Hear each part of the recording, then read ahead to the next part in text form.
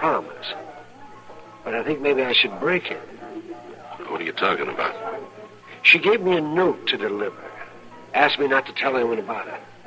It was for Ed Fallon. Fallon? Did you give it to him? Yeah. Just now when I came in. He's standing right down there at the end of the bar. Oh, yeah. You know what was in the note? No, she didn't say. Just that it had something to do with business. That's what she told you, huh? Yeah. Why, you think it was something more? I don't know, Doc. But if Millie wrote a note to Fallon, it could be he's the one. I'll be back.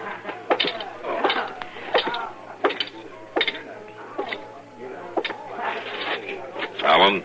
Yeah. Oh, Marshal. What's on your mind?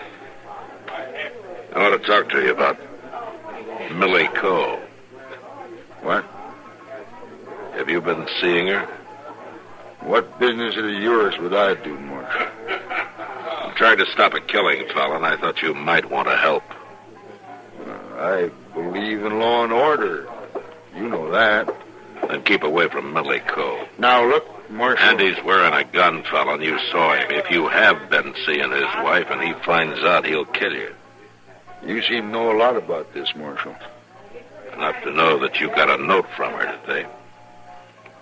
That note had to do with business. Whatever it was, I'm just warning you. Stay away from her.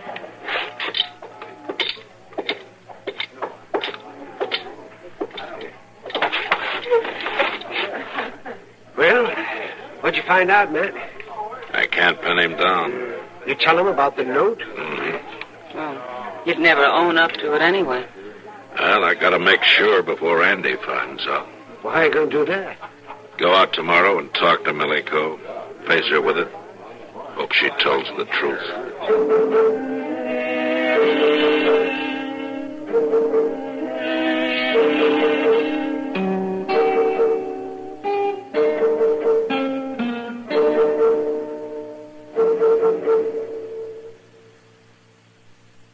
I learned to jump double Dutch today. It's fun. What, Susan, is double Dutch? That's jumping with 2 ropes at a time. Anyone knows that. Uh-huh. Thank you. Susan is one of the lucky ones, one of the healthy, normal children we all give thanks for. She can run and skate and even jump double Dutch. But there are over 250,000 other children in the United States who can't. They have cerebral palsy. They will never take part in active sports, maybe not even walk, but they can be helped. Through therapy and through special training, many cerebral palsied learn to live satisfactory and useful lives. There are 344 local affiliates of United Cerebral Palsy who support the hundreds of programs in hospitals, clinics, and special schools that are so needed. United Cerebral Palsy asks you to help. Contribute to the 53-minute march on cerebral palsy. Do it today.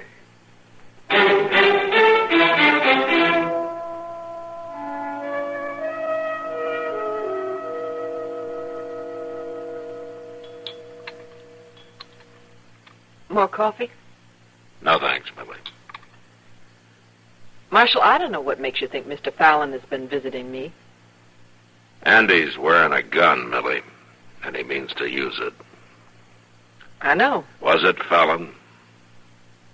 Nobody's been out here except you and Doc Adams. Andy doesn't believe that. Do you? No. Marshal, it's true. What's the matter with you men? Don't you take a woman's word for anything? Andy. Oh. Marshal Dillon. You're about the last man I would have suspected, Marshal. Andy, wait. You stay out of this, Millie. You just keep your hands where they are, Marshal. You're making a mistake, Andy. You've already made yours, and it was a bad one, a real bad one. Now, you listen to me. I'll kill you, Marshal. I swear I will. Andy, it wasn't the Marshal. No? Andy, I think it was Fallon. Fallon? I came out here to prove it if I could. And how are you going to do that? By facing Millie with it, she's a poor liar, Andy. Was it Fallon, Millie? There wasn't anybody out here. You're lying. It was Fallon. Who else would it be? Sure, the whole thing figures out easy. Now, wait a minute, Andy. I know you're trying to stop a shooting, Marshal, but it won't do no good. I'll kill Fallon on sight. Not while I'm around, you won't. You're going to go back to Dodge with me, Andy, and we'll have this out there and without gunplay. Now, let's go. Don't worry, Millie. It's going to be all right.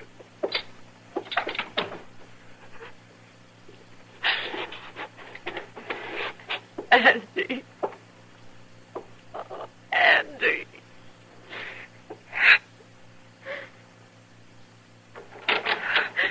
Andy. You. It's me, all right. You surprised? We're both here. Annie and the Marshal. Yeah, I seen them. I've been waiting for them to leave. How long you been here? Long enough to see Andy ride up. He knows it was you. He knows you've been visiting me. The Marshal told him. The Marshal told him. What kind of a lie is that? It's true. You told him, Millie. Nobody else could have. You got me in a fine mess now, hadn't you? I wish I had told him. I wish I had. You're no better than the rest of them. Prettier, that's all. You get out of here. Not quite yet. First, I'm going to teach you a lesson. I'm going to teach you to keep your mouth shut. Get out of here. Like I said, not quite yet.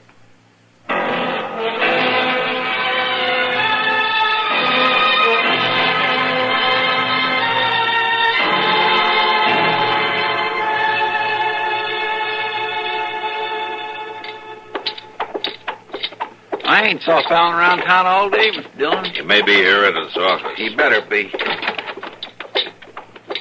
Well, Andy, where you been? I looked everywhere for you. Where's Fallon, Jenkins? I don't know. Take a look out back, Chester. Yes, sir. Maybe you wouldn't mind telling me what's going on here, Marshal. Like Andy said, we're looking for Fallon. Well, Fallon's going to be looking for him. He finds out Andy's been loafing on the job. Fallon's paying Andy too much money as it is. Not for long, he ain't. You're getting $1 a day more than you're worth, Andy. Whose idea was that, Jenkins, to pay him that money? It wasn't mine. I'm only the clerk here. Besides, I don't have no reason for it, do I? But Fallon does, huh? Ain't nobody back there, Mr. Dillon. All right, where is he, Jenkins? You sure you want me to tell you, Marshal? Did he go out to Andy's place? He was looking kind of worried after talking to you last night. And then he is out there. He sure is, and you're looking mighty stupid, son. Running all over the country while Fallon's out there courting your wife, having himself a fine time. Why, you... Come on, Andy, don't waste your time. Let's go.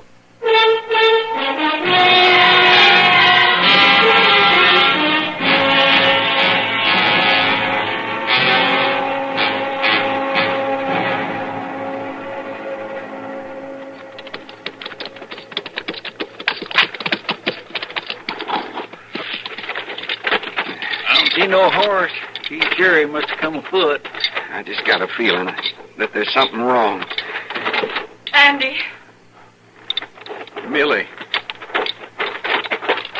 Millie, what happened to you? Andy. Well, what happened? Are you hurt? I'm all right. Fallon. Where's Fallon? He's here. I know it. Now, where is he, Millie? In there. In the house. Fallon. He got shot.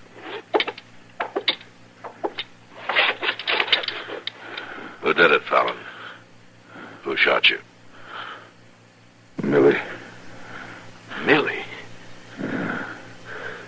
I tried to beat her. She shot me. I ain't doing so good.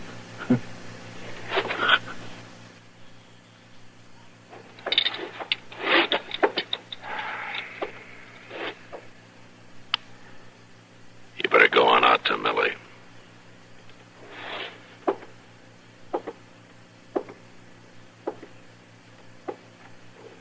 Millie? Millie, I was wrong not trusting you. Why didn't you tell me that first day? I didn't want any trouble, Andy. But I was wrong, too. I'm not telling you. Trouble's all over now. I was going to the river to wash when I heard you ride up. Come on. I'll go with you.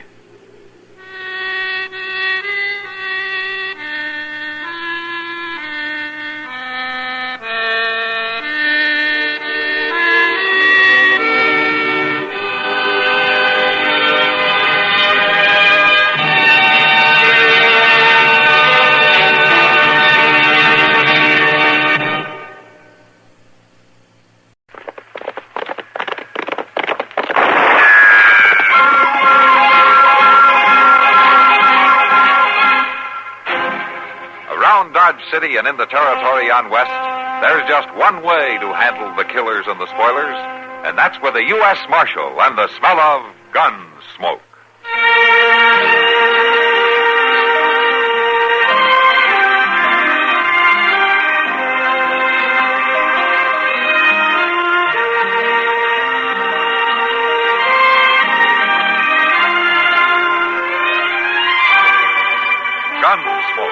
Starring William Conrad, the story of the violence that moved west with young America, and the story of a man who moved with it.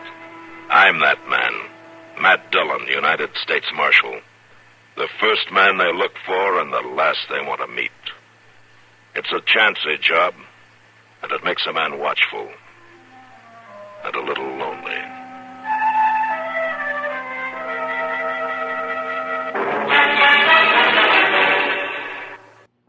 Some people are born pessimists. They go about spreading doom and gloom, often without recourse to established facts. Actually, their fears are groundless. The future in our still growing America is still onward, still upward. Former President Eisenhower's nonpartisan Commission on National Goals has made a complete report, many, many pages long, in which a course to a bright future is roadmapped. You can get a free copy of highlights of the report simply by writing for it. Get a pencil ready, and we'll give you the address. With changes taking place all around the world, many of them profound and sweeping, Americans need more than reassurance of their continued leadership role. They need the blueprint. Right now, for the free booklet, Goals for Americans, send your name and address to Goals, Box 1776, New York 17, New York. That's Goals, Box 1776, New York 17, New York. When you've read this booklet and you've shown it to any local gloom spreaders of your acquaintance, you'll be able to stop the gloom spreading, to replace such an attitude with a justifiable air of confidence.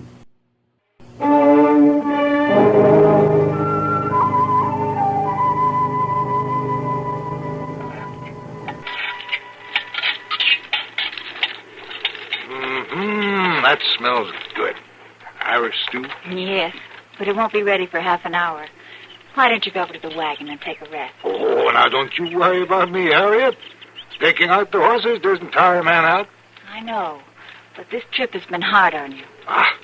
You should have had a real plainsman for a father, not a withering, pallid schoolteacher. I prefer a withering, pallid schoolteacher, if you don't mind. How far is it to Dodge? Oh, another 40 miles, I believe. I'll be glad when we get to Pueblo. I'll feel a lot safer about you. Father? What? Look, there are two men riding up out there. Oh, yes. Yes, I see them. All right, Harriet. Now, you hurry. You get over in the brush there and hide. Do I have to? You stay there, no matter what. Oh. Don't argue now. Hurry. And don't show yourself until I call for you. You promise me now? All right, I promise.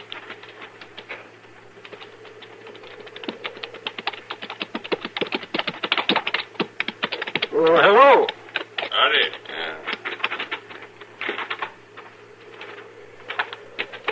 You alone here?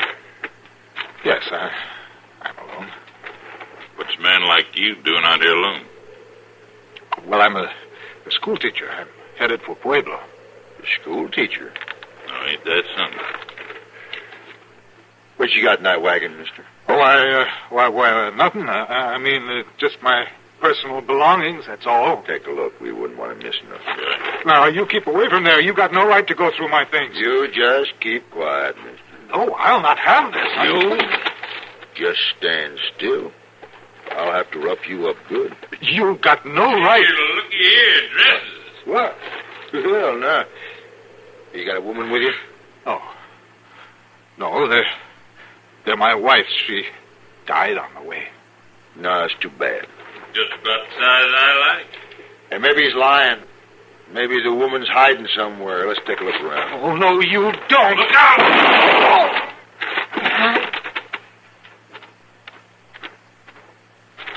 Good thing you shot him. He was trying to cut me. Yeah, coming, all right. We better clear out of here. Yeah. You ain't got nothing we want anyway. Yeah.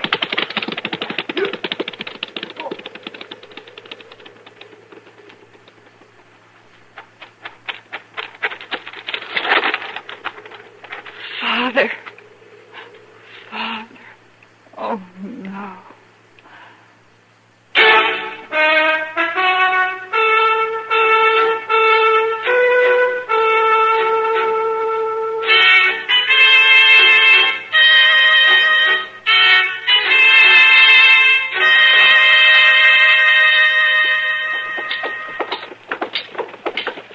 Oh, just wait till you see her, Miss Dillon. She's about the prettiest lady I've ever saw. I don't know why you dragged me along, Chester. There's nothing I can do for the girl. Well, I want you to see her. It ain't every day a lady walks in off the prairie and just ups and collapses in a body's arms. Oh, I sure am glad I was here in the Dodge House when she come in. You say Doc's up there now, huh? Yes, sir. It's that room up the top of the stairs. Why, she was just wore to a frazzle. And, Miss Dillon, you know what? She ain't got no friends here at all. Well, with you working for her, she'll soon know everybody in town, Chester. That's it.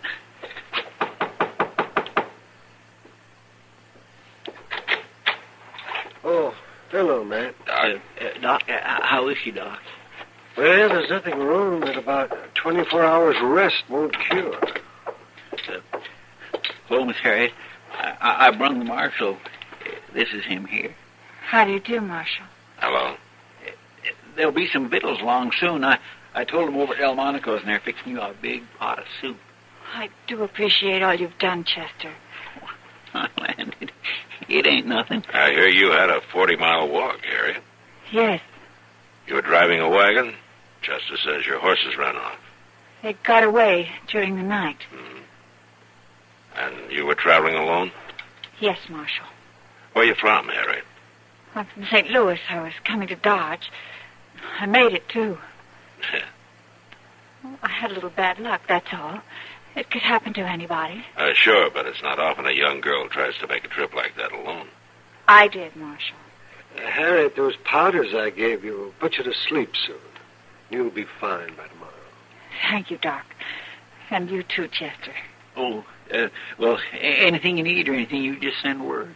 Thank you. Bye, Harriet. Goodbye, Marshal. Doc.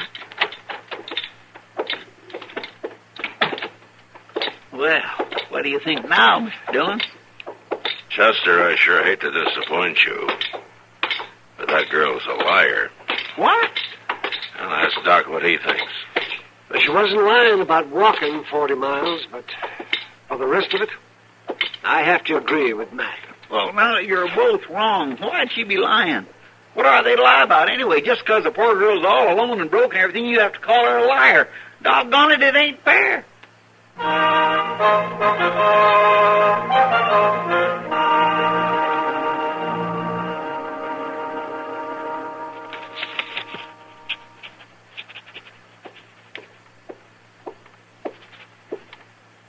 Hello. Hello. Are you Kitty Russell? Yes, They told me you were the owner of this place. that's right. My name's Harriet Horn. I'm looking for a job. Sit down. Thank you. I've heard about you. The Marshal and Chester are friends of mine. Oh, Well, you look pretty good for a girl who arrived yesterday broke and on foot. I bought this just this morning on credit. Well, I'd say you're a good risk. But, Harriet, the Long Branch is no place for a girl like you. You don't think I can handle it? There are other jobs. Maybe I can help you find one. Chester was talking about this place. He said that sooner or later every man in the West comes here. What's that got to do with it? I want the job, Kitty. I've got to have it. You're looking for somebody, is that it? Yes. Well, maybe I know him. I'm looking for a husband, Kitty. All right, Harriet. You can work here. Thank you. But you're going to hate it. You're really going to hate it.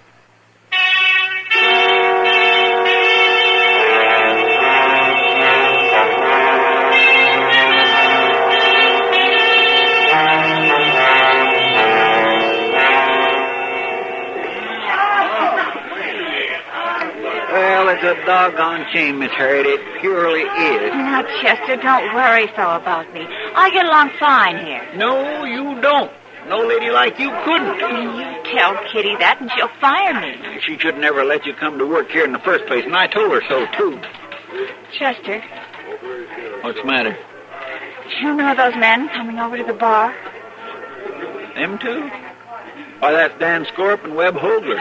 And one's no better than the other, neither. What do you care about them? Huh? Why, I don't. But I've got to talk to them, Chester. What in the world for? I'm supposed to be working here, you know. Well, I'm a customer, too, ain't I? You're a friend, Chester. Now, please excuse me. Well, forevermore. Hello, gentlemen. Huh? Here. Come on, have a drink. Barkeep, bring us a glass here. Hey, you're new here, ain't you? Yes, my name's Harriet. You should come in more often. Well, Never mind here, Harriet. I'm the one who asked you to have a drink. I've only been here a couple of days. I hope you're not just riding through. No, we'll be here while we drift in and out, you know. Good. In and out. This town needs some real men. Well, lady, you're talking about me, ain't you? What do you mean? I'm talking about both of you. Come on now, let's find a table. It's cozier, don't you think? It could be without him. I like both of you. Now, come on. Okay. The Hogler here ain't got no manners at all, Harriet. You can't stand him very long. I'll put money on how long she can stand me. Oh, you men, you're always betting on everything.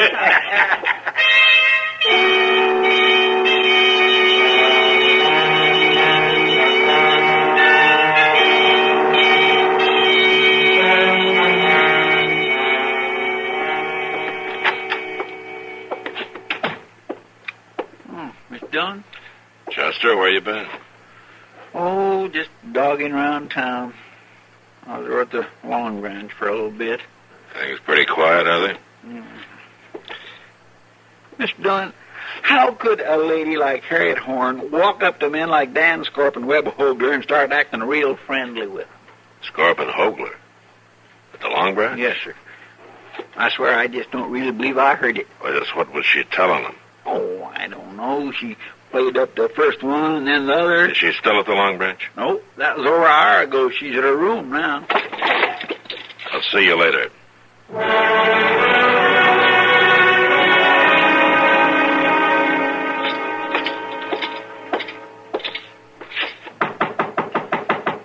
Who is it? Marshal Dillon. Hello, Harriet. What do you want, Marshal? I want to talk to you. Oh, all right, come in. Sit down. No, thank you. Won't take long. What I came here about is Dan Scorp and Webb Hogler. What about them? You're setting them up for a fight, aren't you? What? You want them to kill each other if you can arrange it. You're smart, Marshal. Just smart enough not to have believed you right from the start. Who was traveling with you, Harriet? My father. And they killed him. Oh, I'm sorry. I was hiding and I saw it all. Well, I'll go find them. No, Marshal. They're mine. Harriet, I know how you feel, but those men will get a trial and probably hang. I won't testify. I won't give any evidence. I won't even tell you where it happened. Now, look, Harriet... No, they're mine. They're going to die because of me. I'll be their hangman, not you or anybody else. If I tell them you know, maybe they'll confess. Don't bluff me, Marshal. You know they won't confess. And if you tell them about me, they'll kill me. And you can't put them in jail without my evidence, and you know it. All right, Harriet, you come to me if you change your mind. But in the meantime, remember, this isn't your kind of a game. You can get hurt. Bad.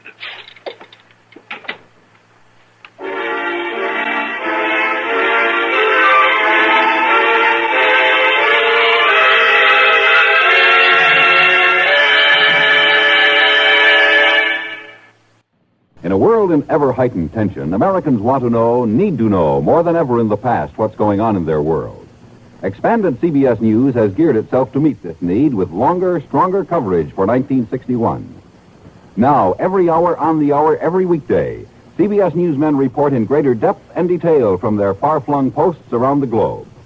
A small army of CBS newsmen is concentrated in areas in Algiers, in the Congo, within fast jet distance of the scenes of any developing news. These men are your on-the-scene links to fastest, fullest, most accurate reporting via CBS News on this station. CBS News bringing you the facts from wherever they emerge, together with this station's own efficient news-gathering services, are your combination for top coverage, first of all news, local, national, and global. You'll do well to make this address your listening post for latest information as well as for diversion. Our pledge, CBS News on this station, first, fairest, fully factual at all times.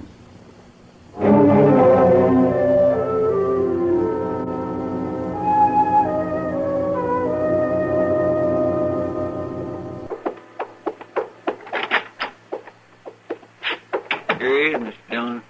What do you want to see me for, Marshal? I'm busy. Some other Scorp? You afraid your partner will move in on Harriet while you're gone? Huh? How do you know so much? I can understand Hogler getting taken in by her. He hasn't had as much experience as you've had. What are you talking about? Harriet's new here, Scorp, but she's smart. Right off, she's getting a couple of men to fight over her. That'll set her up good, won't it? That'll make her talked about, important. Like I say, she's smart. What's your interest, Marshal? I don't like gunfighting, Scorp, even among your kind. You put things mighty straight, don't you? You know I don't like either you or Hogler. I'm trying to stop a fight for the sake of the law, not to save either of you. Well, by golly, Marshal. Man just has to believe you. I'll let Hogler have her. Like you say, he's a younger man than I am. Yeah. Thanks. Yeah. What do you think, Mr. Dillon? Chester, you had a good sleep last night, didn't you? Yes, sir, I did, and a little nap this morning, too. Well, you hang around. Keep an eye on Harriet as best you can without anybody knowing it. From now on. From now on till when? I don't know. But you better get started.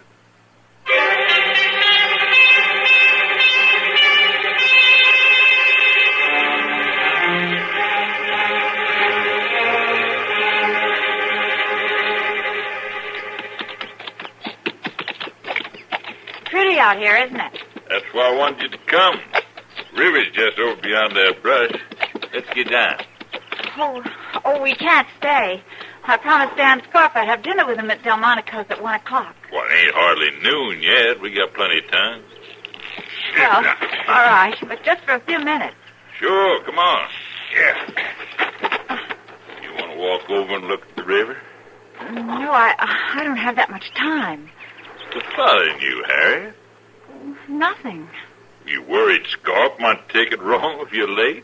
Oh, of course not. I told him we were going for a ride this morning. Sure you did. What do you mean by that? Well, looks like we got company. What? It's Dan Scorp. It sure is. Ken, what are you doing here? Harriet? You aren't jealous because I'm here with Reb, are you? No, I ain't jealous. No reason I should be jealous. Is there, Hogler? None I know of. We've been partners a long time. No gal can bust us up. Not hardly. But I sure don't like being used by a gal, do you? Anybody tries it ought to be taught a lesson. What are you two talking about? Scorp, did you tell everybody we was leaving town? Everybody I run into, I told them you and me was headed for Wyoming territory. Good. And when Harriet turns up missing, they'll think she run off with us of her own free will. Makes sense. She sure put on a good show of liking us. You're not going to kidnap me. You tell her, Hogler. Harriet, do you ever hear the Comancheros? No. They're renegades. We'll run into them when we get down into the Panhandle country. I'm not interested. Oh, that don't matter. They'll take you. White woman fetches a good price. Especially a pretty one. You're crazy, both of you. Now, you get mounted, Harriet. You run out of here and leave me alone, both of you. You ever been whipped by a rope, Harriet? What? If you don't get on that horse, I'll whip you good. And tie you up and dump you. All right, hold up there. Hello, Marshal. What's going on here, Scorp? Nothing, Marshal. And what are you doing with that rope? Kidnapping me. They said they'd sell me to some renegades. Harriet, you sure tickle me. You never know what she's going to do next, do you? Don't listen to them, Marshal. You ready to play it my way, Harriet? Yes, arrest them. What are you talking about? You two killed a man on the prairie about a week ago. What? It was Harriet's father. She was hiding. She saw the whole thing. Get him over here. Don't try it. Hey, you killed him. He didn't even have a chance to draw. He was going for his gun. Now, you drop your gun to the ground, Scorp. No. No, you ain't taking me in, Marshal.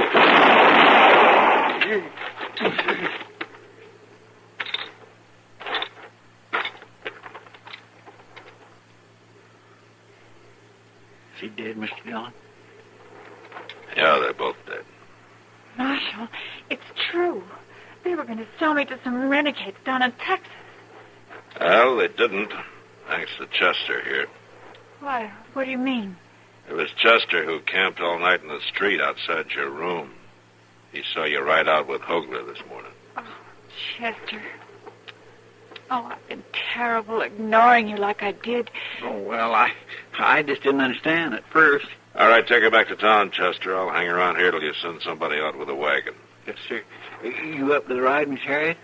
It'll be the best ride I ever had. Well, I'll hurry right back, Mr. Dillon. No, send somebody, Chester. We'll hire this job done, huh?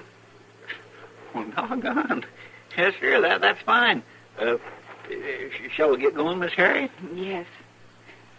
Thank you, Marshal. Sure.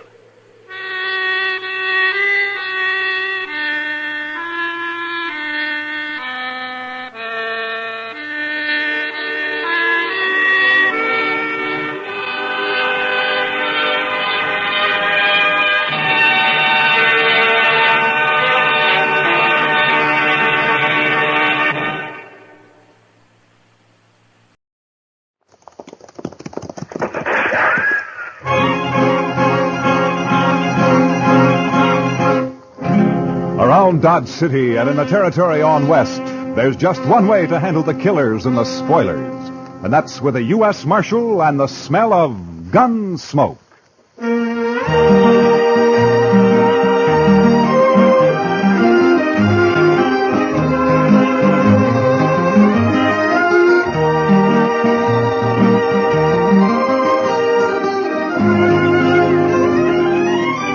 Gunsmoke, starring William Conrad. The story of the violence that moved west with young America. The story of a man who moved with it. Matt Dillon, United States Marshal.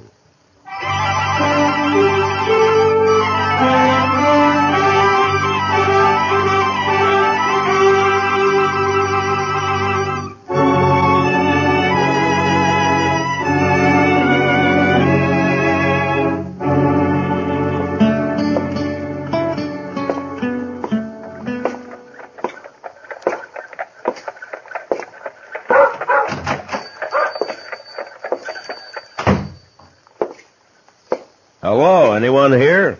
Be right out. I was just in the... Oh, hello, Marshal Dillon. Hello, Ben. How are you? Had shipment come in from St. Louis? They came in on the morning train, Marshal. I was going to send the boy over to tell you. What, have you seen it yet? I haven't had a chance to open it up. Here it is. Oh, good. Well, let's see how it looks. All right. There it is.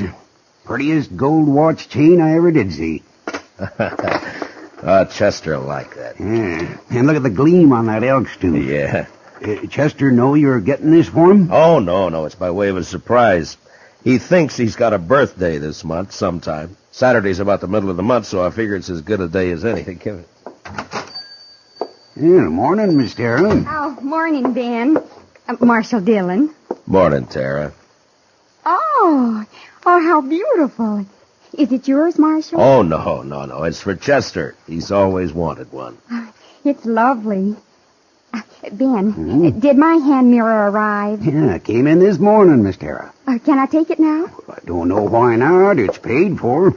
Here. Careful now, Miss Tara. Came all the way from Boston, so don't drop it. Oh, I won't. Don't worry. Thanks, Ben. Goodbye. Goodbye, Marshal Dillon. Goodbye, Terry. That's a mighty pretty girl, Ben. Yes, sir. Yeah. She's blossomed out since I saw her last. Well, what owe you, Ben? Oh, be just about $4, Marshal. $4, huh? Yeah. There we are, $4. Thank you, Marshal. And give Chester my regards. I'll do that, Ben.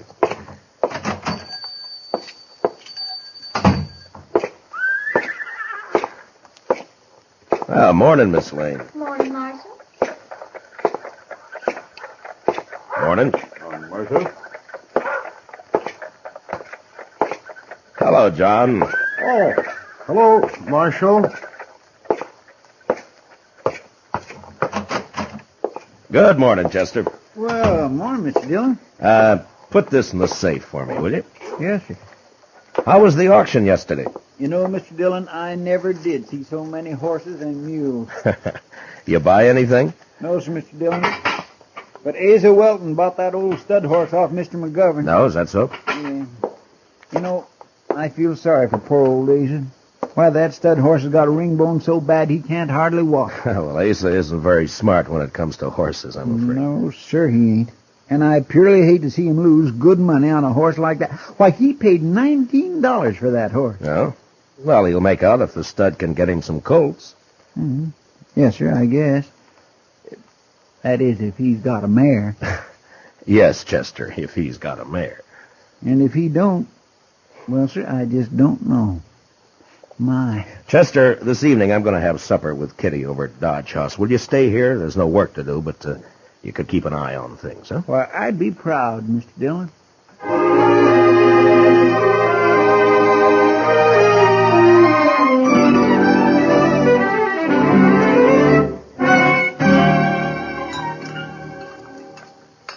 More coffee, Kitty?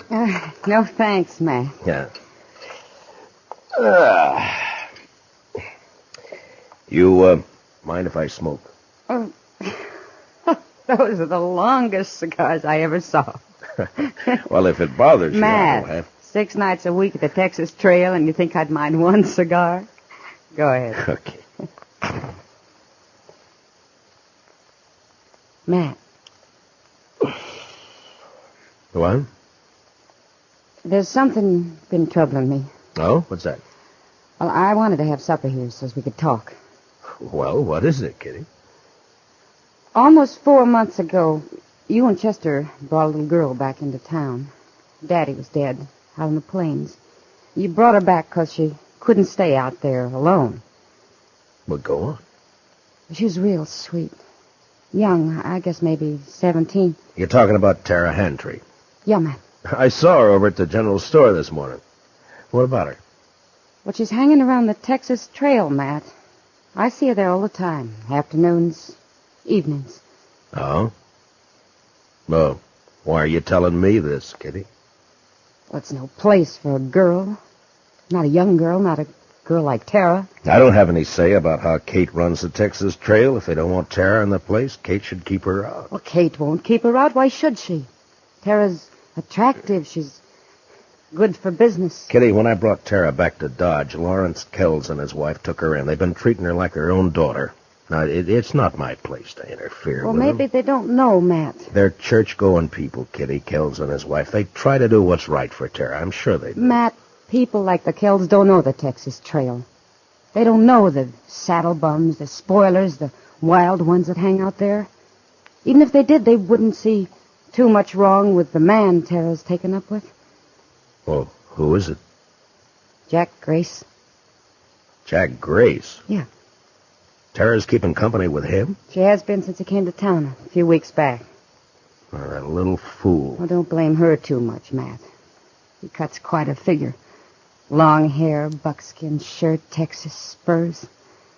She's young, and his stories make for good listening. Yeah. Matt, I've talked with Grace, and there's something wrong with him.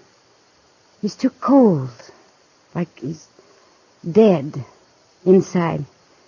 He can charm you with a smile, and he talks just fine, almost like a gentleman. But there's nothing inside him, Matt. He's empty, like a shell. All right. What do you want me to do, Kitty? Thank you, Matt. Talk to the Kells. All right. Tomorrow morning. I promise.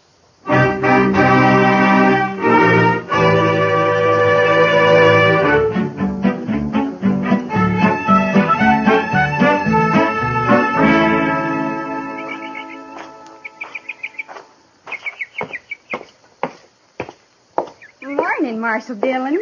Good morning, Tara. We're having some lemonade. Won't you join us? I came looking for Mr. Kells. They're both down at church, getting ready for the social tomorrow night.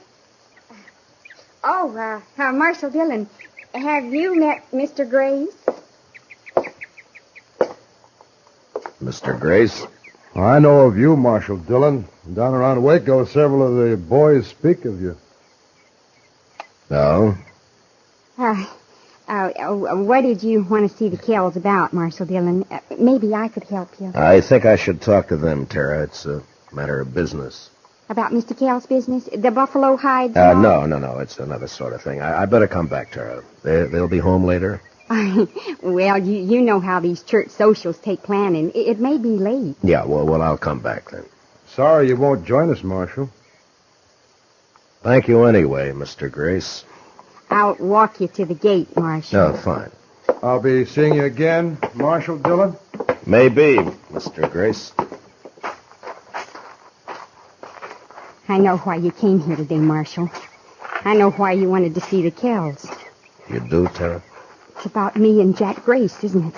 This isn't the time to talk about it, Tara. It's a fine time to talk about it. Now, look, The Tara... busybodies in this town sent you over here.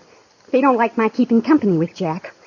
Isn't that right? They're not busybodies, Tara. They're people who are fond of you. Older than you and know more about Jack Grace than you do. Blue-nosed old gossip. Now, Tara, listen to me. No, you listen to me. For as long back as I can remember, Pa and me worked that dried-up old homestead. Alone after Ma died. He killed Pa. Came near to killing me. Look, when I brought you into Dodge, the Kells took you in. They treated you like their own daughter. Mr. Kells is a wealthy man. He's given you everything he can. And I'm grateful to him.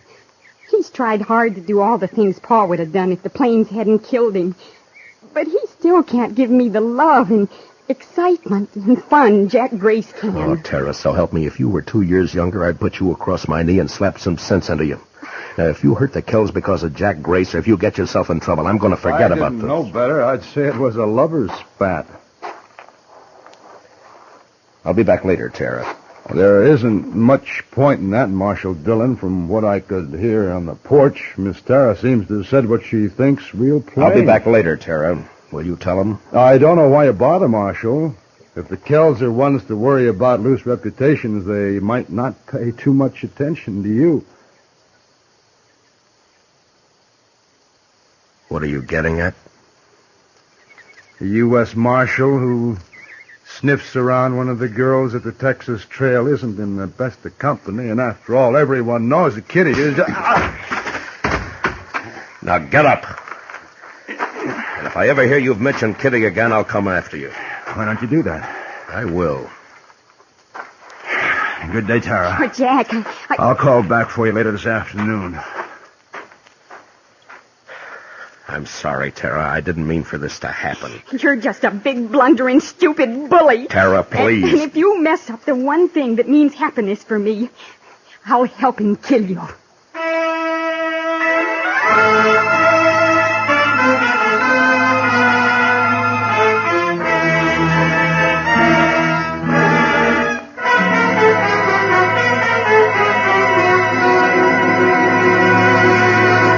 We will return for the second act of Gunsmoke in just a moment. But first, missed reminded? Then mind you don't miss CBS Radio's Mr. Chameleon on the first of his new Friday night broadcasts tonight on most of these same CBS radio stations. Now, the second act of Gunsmoke.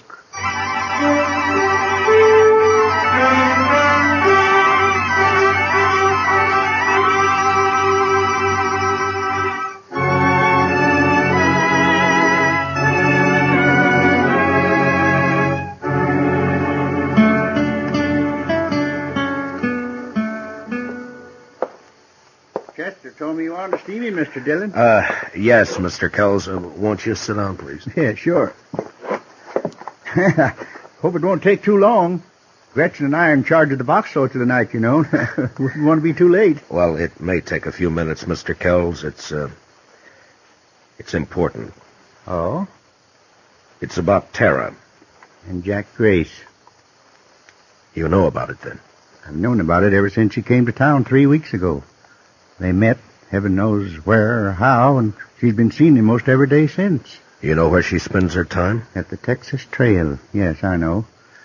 Gretchen and I have tried every way we know, Marshal Dillon. We've both talked with Tara, but she's young and headstrong. I don't know what to do. I think she'd run away with him if we interfered again. Mr. Kells, as Marshal, this is no affair of mine, but as someone who's fond of Tara and... Well, I wish you'd try talking with her again. Well, we'll do everything we can, I promise you that. Perhaps Grace will get tired of her and leave Dodge. Perhaps. Well, anyhow, you know I'll sure try. Yeah. Well, thank you very much for coming over here, Mr. Kells. Sure, Marshal. You're going to be at the social tonight, aren't you? Oh, sure. Chester and I'll be there. Chester'd be real upset to miss it. Good. We'll see you there. Okay, fine.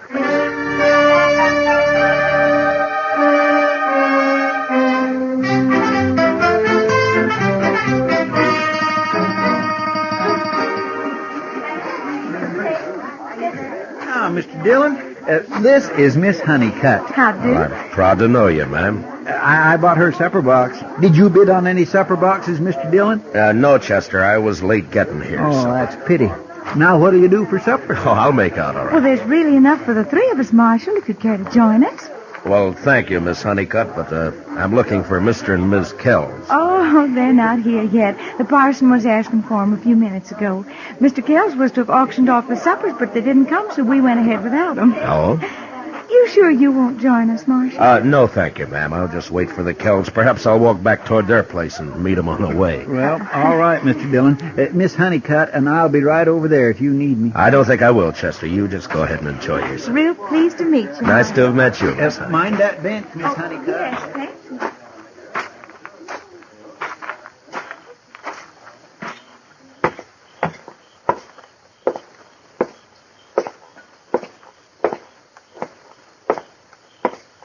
Matt? What? Oh, hello, Kitty. You leaving the party before I get there? No. I was just walking back toward the Kells place. They're not at the social yet, and this might be a good chance to talk to them. Oh, all right if I come with you? Well, sure. I had a talk with Mr. Kells this afternoon. Yeah? Yeah. He knows all about Tara and Grace. Has known for a long time. Well, what's he going to do about it, Matt? He doesn't know what to do. Neither do I, Kitty. Look, Kitty, you're a woman. You know about these things. You don't tell a woman she shouldn't love some man, do you? No.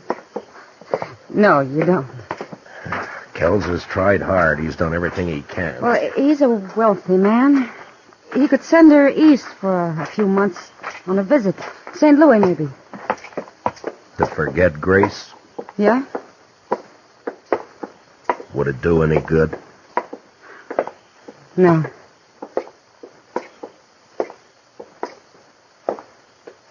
Oh, there's the house. It's dark. Maybe we passed them. No, I don't think so. Here. Oh, thanks. Thanks, Matt.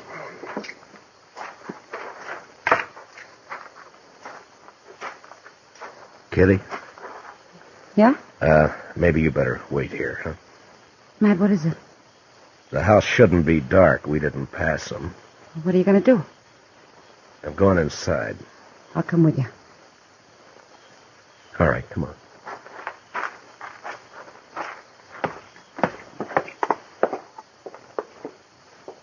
The door's open.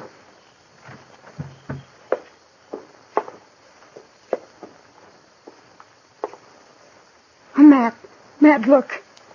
Stay here, Kitty.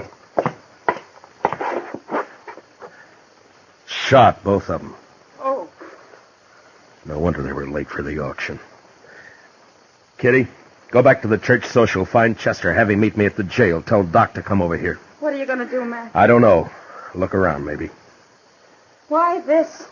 What for? Who knows why people kill, Kitty? Money, maybe. I don't know. But who'd do it, Matt? Who'd kill the Kells? Someone who hated him enough or thought they had something he wanted. Bad. Real bad. Grace? Will you please get Chester and Doc? Yeah.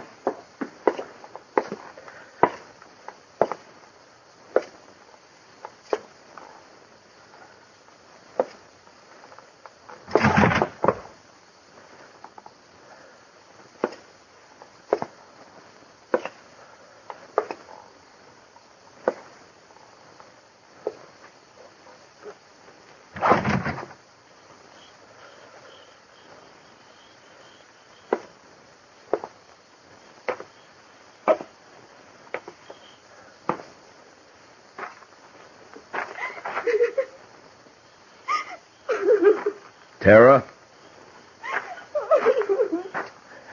Tara, are you all right? It's Matt Dillon, Tara. Are you hurt bad? Who did it, Tara? Do you know? Yes. Yes, I know. Well, who was it? Was it Grace? Oh, Matt. Matt. What happened, Tara? Tara. Mr. Kells was waiting for him when Jack came for me.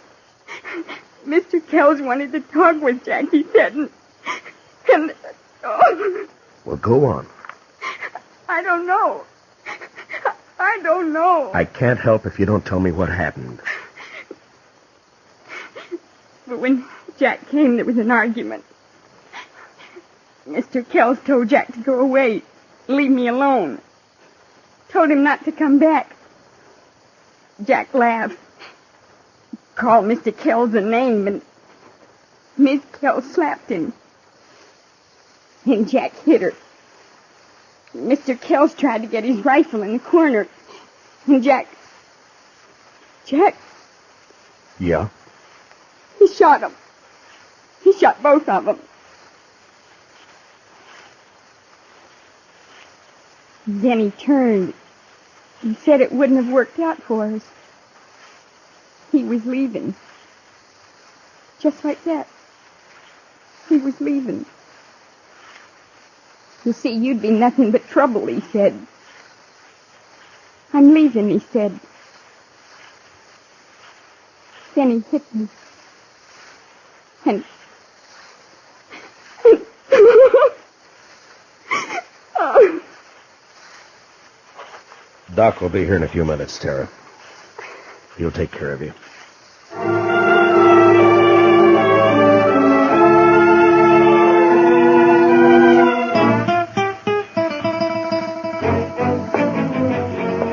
You want me to go with you, Mr. Dillon? No, you stay here. Get me that Winchester, will you? Yes, sir. Here you are. Thank you. How do you figure to trail him at night, Mr. Dillon? I don't. I'm taking a guess, that's all. Do you know where he's going? Like I say, it's a guess. I won't be back to Texas. He's wanted there. Might be Abilene. Ben Thompson would cover for him there. You'll have an hour or more start on him, Mr. Dillon. Yeah, I know, but I figure to take the back country and ride hard. Maybe he'll cut his sign by morning. You'll be riding 3 miles to his 1. I'll take the buckskin. He can last. Yes, sir. Don't you want me to follow you? I should be back by tomorrow night. You stay here and help Kitty and Doc with everything. And take good care of the girl. She needs help. Yes, sir. Good luck, Mr. Dillon.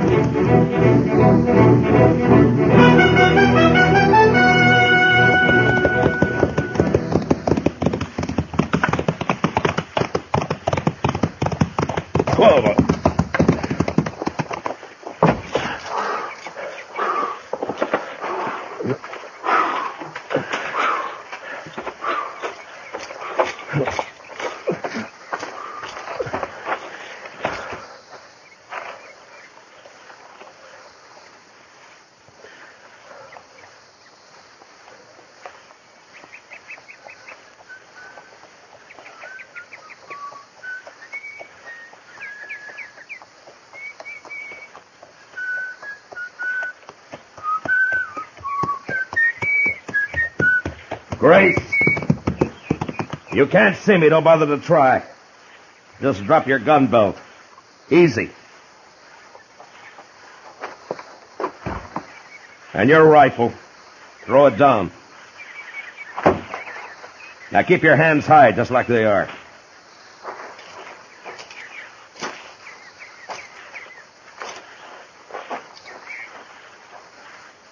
You travel fast, Dillon. I didn't waste time getting to here. I know this country better than you, Grace. Roads aren't always straight. Even so, that buckskin of yours must be quite a piece of horse. He is. We'll be starting back right quick, but meanwhile you just sit tall right where you are. Arms will get tired. Taking me back to jail in Dodge. Well, what do you expect? You murdered 2 people just last night, tried a third. I just hit Tara down. I don't know as I tried to kill her. You must have known I'd come after you. I figured maybe you'd start tracking me toward Texas. I didn't give you credit to think of my head in Grabbling. I guess the joke's on me. Yeah, I guess it is. You know, I don't understand what goes on inside you, Grace. There's no point in my getting riled. You got me cold, Deck. Someone told me earlier you were just a shell, that you were empty inside. But by heaven, you are. You're crazy, Grace. Just mean, pure crazy. It's you doing that talking, Marshal. Please yourself. In a way, it's all Tara's fault, I suppose. Well, it wouldn't have worked out anyway, like I told her. All right if I light up? Marshal? All right, but watch your moves. My makings are in my boot. Don't, Grace!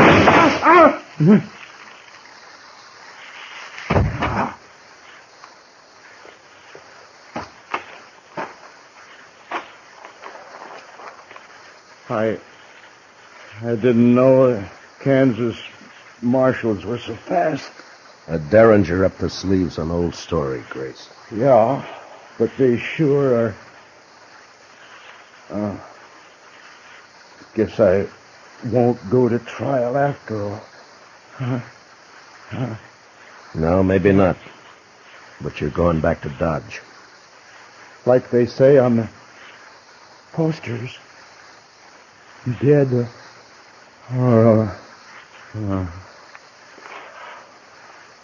Yeah. Dead or alive.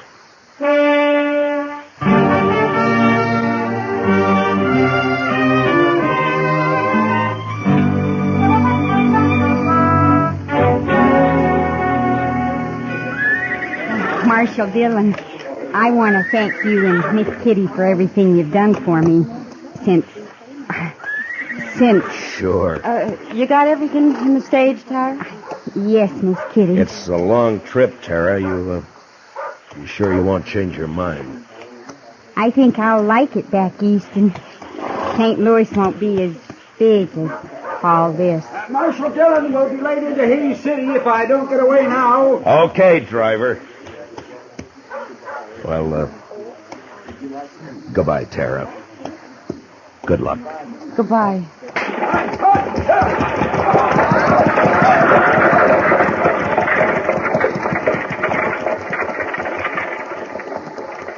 Well, Matt, she's gone. Yeah.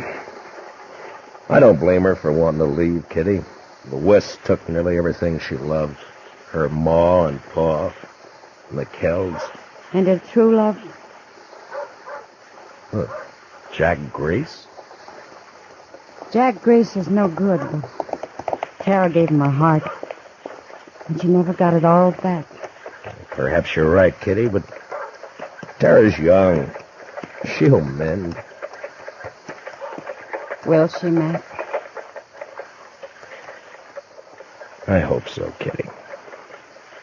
I truly do.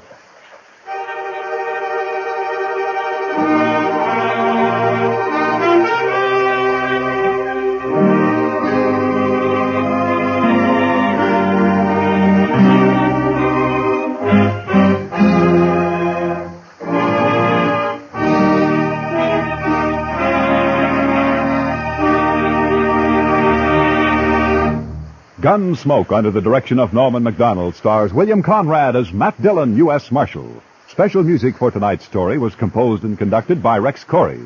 Featured in the cast were Sammy Hill as Tara and John Daner as Jack Grace, with Ralph Moody, Joe Duval, and Vivi Janis, Parley Bear as Chester, and Georgia Ellis as Kitty. Gunsmoke is heard by our troops overseas through the facilities of the Armed Forces Radio Service. Join us again next week as Matt Dillon, U.S. Marshal, fights to bring law and order out of the wild violence of the West in Gunsmoke.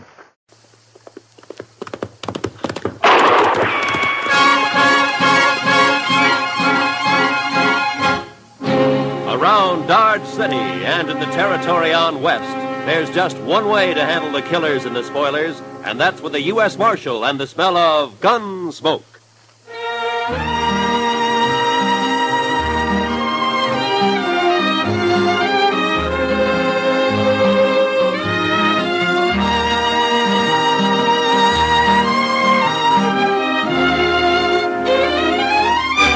Gunsmoke, starring William Conrad. The transcribed story of the violence that moved west with young America. The story of a man who moved with it. Matt Dillon, United States Marshal.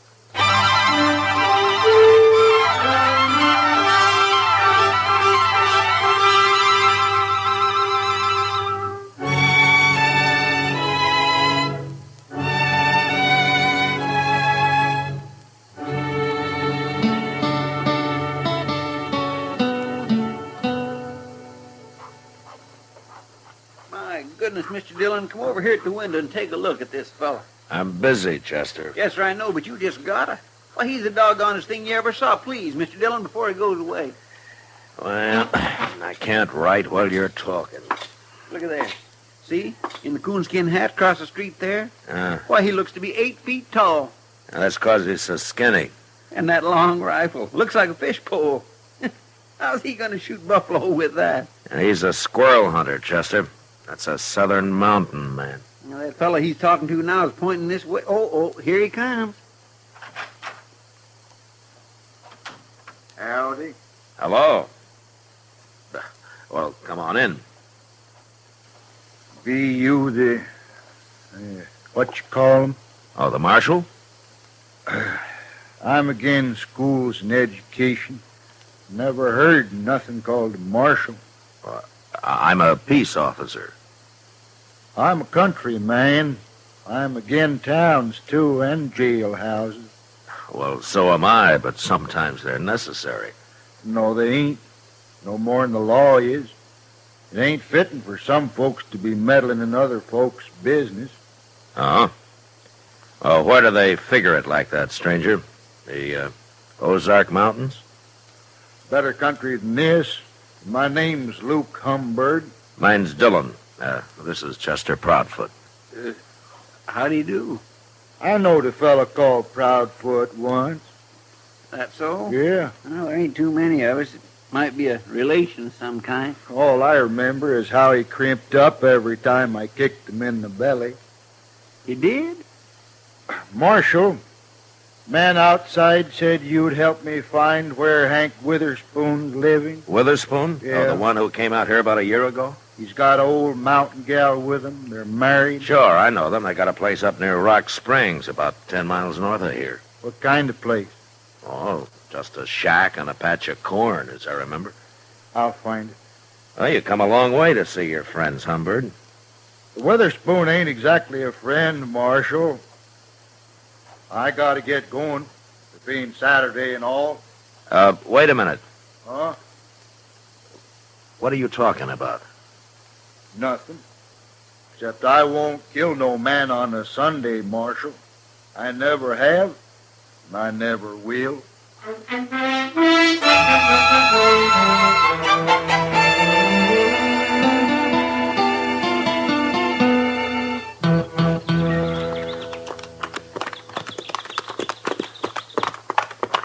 You think Humbird meant what he said, Mr. Dillon? He's too mountain simple to lie, Chester. Yes, sir. Hey, look, there's Miss Witherspoon now, out in the corn patch. Yeah, I guess it'd be polite to stop and say hello to her first. Come on.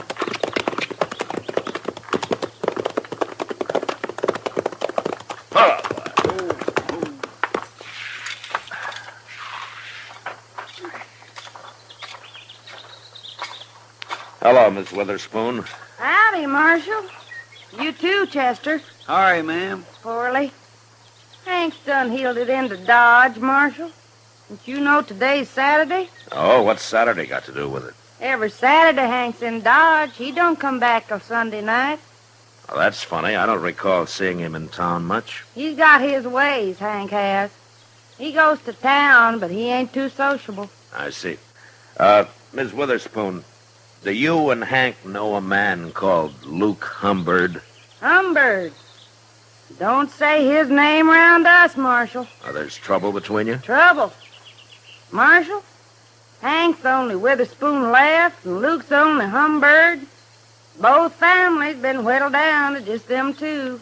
Oh, a feud, huh? Their grandpa started it. Now there's only one man left on each side. Well, don't you think it's gone far enough? Hank or Humbird. Either one of them could call it off, only they're both too muley for that. Well, didn't Hank come out here to, get away from it? Course not.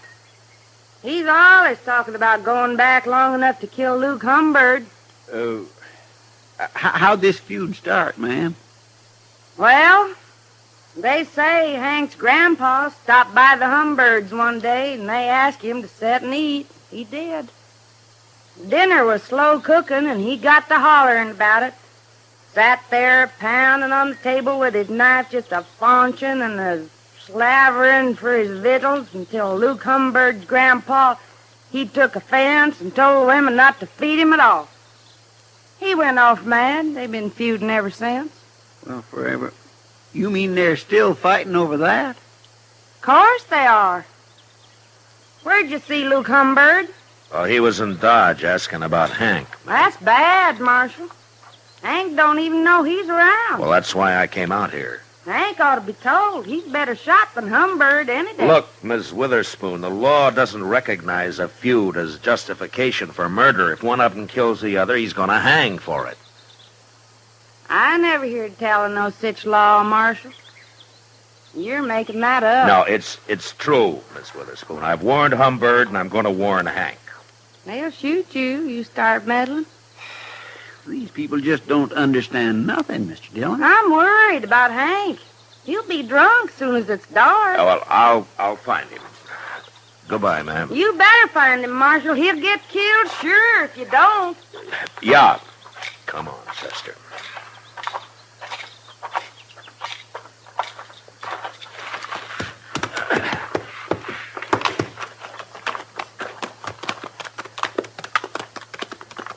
Are hill people all like that, Mr. Dillon? They're mighty independent, Chester. They're mighty crazy, if you ask me. Why, it's like they don't even hear what you're saying. Well, I guess anything to do with the law's a new experience for them. Now, look over there, Chester. Huh? By that little bluff over to your right there. Well, how'd he get out here? Well, let's go ask him.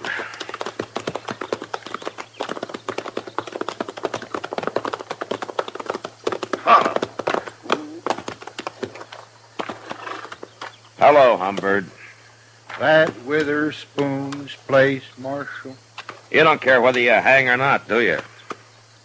Shooting a Witherspoon? For shooting anybody. Marshal, you're getting downright contrary. Humbird, why don't you take that squirrel rifle and go on back home? 'Cause it ain't no squirrel rifle, that's why. This here is a human rifle, Marshal. Oh, there's no use even talking to him, Mr. Dillon. Where's your horse, Humbird? How did you get out here, anyway? I come afoot. I don't need no horse to travel by. You mean you walked all the way from the Ozarks? 'Tain't far. When they's Witherspoon a-waiting at the end of it. Maybe I ought to just throw you in jail for a while. Well, then nobody get killed, Marshal. At least not till I got out again. But you're being awful meddlesome. I gotta get closer to that house. So long. Now, don't worry. I don't aim to shoot his old lady. Mr. Dillon? Yeah. Maybe it'd be better if you just let them shoot each other and have done with it. Don't tempt me, Chester. Well, let's go find Witherspoon.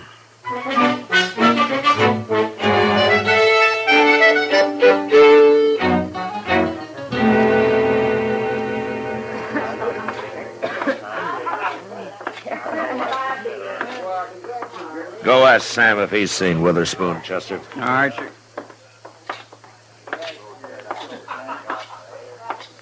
Hello, Matt. How are you, Kitty? Well, things have been pretty quiet around here for Saturday night. Well, I'm not complaining about it. The Santa Fe agent told me there's a big Texas herd due to be shipped out of here in a couple of days. Well, those boys will liven things up for you. For you, too, I expect. Where you been, Matt? It's pretty near midnight. Kitty, I've been trying to stop a feud. A feud? Yeah. What kind of feud? An old one. There's only one man left on each side. It's been a long time since I've heard of a feud around Dodge. Well, this one kind of got transplanted from the Ozarks. Oh. Say, don't tell me that crazy Hank Witherspoon's mixed up in it. I've been trying to find him all evening. Do you know where he hides out? I bet you $1 he's right out back, Matt. What? Regular as clockwork. Every Saturday night he comes in carrying a long rifle and buys a bottle of corn from Sam and takes it out back and drinks it. All alone, as far as I know. He just sits there, looking at the moon and drinking his whiskey. Never causes any trouble, eh? Oh, no wonder I never see him around. Mr. Dillon? Yeah, I know, Chester. Kitty just told me. Go see if he's there. Bring him in, will you? Yes, sir. Who's he feuding with, Matt? Fellow by the name of Luke Humbird. I never heard of him. He just arrived today. On foot. On foot? Yeah, he's all legs, Kitty. A real traveling man. Well, if he's anything like as weird as Hank Witherspoon, you've got a problem on your hands. Yeah, I know. Well, here he is, Mr. Dillon. I made him leave his rifle outside. Hello, Hank. What do you want with me, Marshal? I don't like it all cooped up in here. Hank, Luke Humbird is looking for you. Birds and the Witherspoons been looking for each other nigh on to 40 years, Marshal. They most all got found. How drunk are you, Hank? Marshal, my old woman won't allow no drinking on the place, so I gotta come into town every Saturday. Hank Witherspoon? It's Humbird, Mr. Dillon. I got you caught like a bear up a tree, Hank. But...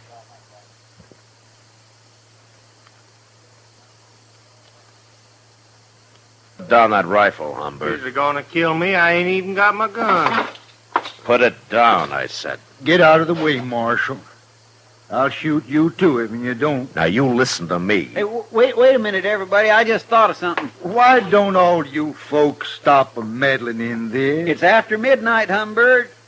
What? It's Sunday. Sunday? Oh, no. Yeah, he's right, Humbird. Well, of all the gall-blamed luck. Now I'll have to put off killing you, Hank. I won't shoot a man on Sunday. Even a Witherspoon. Well, of course you won't. Hey, Luke, you sure travel a long ways. Well, I got tired waiting for you to come back home. I was figuring coming back this summer for a spell. Alone. I know. I seen your old lady scratching around in that corn patch.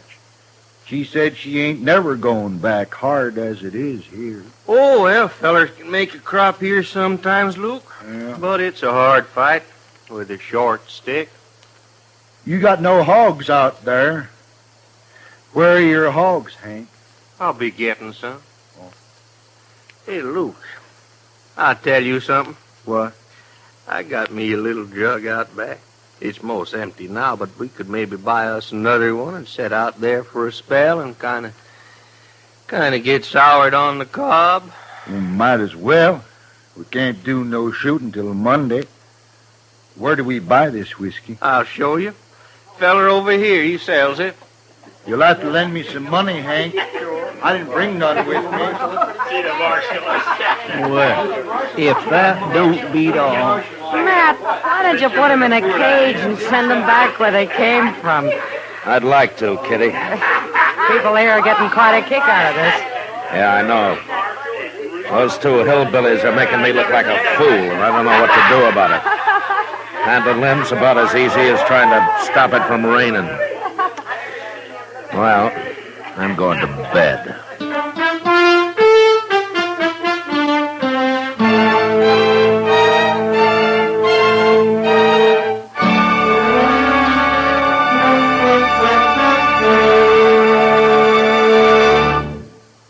We will return for the second act of Gunsmoke in just a moment. But first, Listen, Young Lovers is the title of Monday night's drama on Suspense on CBS Radio, starring Robert Wagner and Mona Freeman. Don't miss Suspense and one of its greatest productions, Listen, Young Lovers, on most of the Stars Address stations Monday night. Now, the second act of Gunsmoke.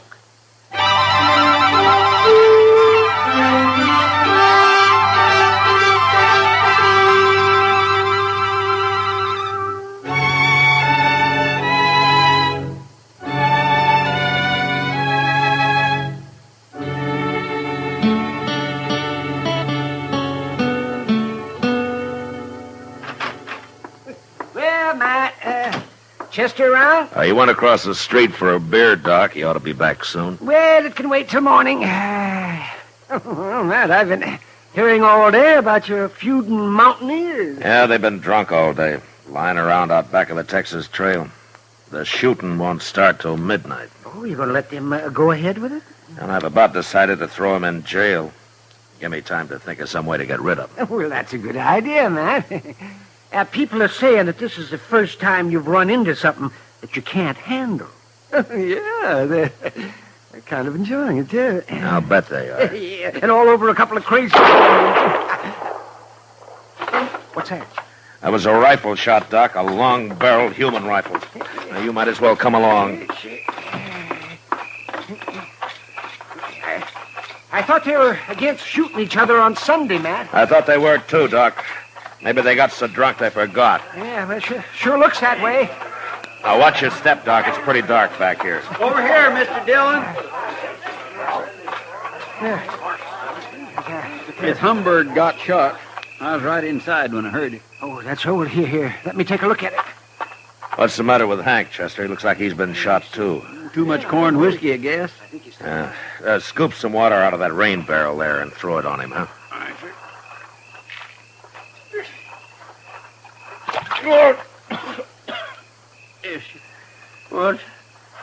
What's that you're doing now, Luke? Give him some more, Chester. Okay. Oh! Hey, now, stop that, I tell you. You're making me all wet. Say, Matt, this man over here is still alive. Let's get him over to my office. Give Doc a hand there, a couple of you men, huh? Luke, huh? Where at's my rifle? I got your rifle right here, Hank. Did you shoot him, Hank? Well, sure. I was aiming to, I guess. How could you shoot him if you were passed out? Well, I don't know, Marshal. We got pretty drunk. I thought neither of you'd shoot a man on Sunday. Well, no, of course not. Why did you, then? You mean it's still Sunday? Hank, I don't believe you did this. Marshal, you quit messing around. I'll shoot you next. Chester. Yes, sir. Throw him in jail. I'm going to take a look around. Jail? I ain't going to jail. Come on, get moving, Hank. No. Come on, I'll poke this rifle right through. Quit that. Well, then start walking. If you put me in jail, I'll just bust right out again. Oh, no, you won't. Not if I have to break your leg to keep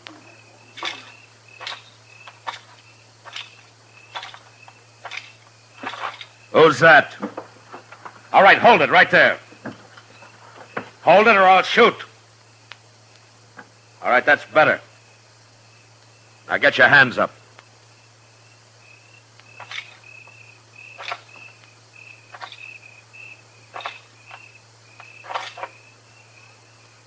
Well, I'll be... I ain't armed, Marshal.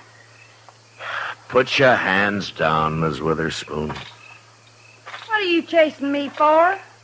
I'm a woman, Marshal. Come along, ma'am. I'll put you in the same cell with your husband.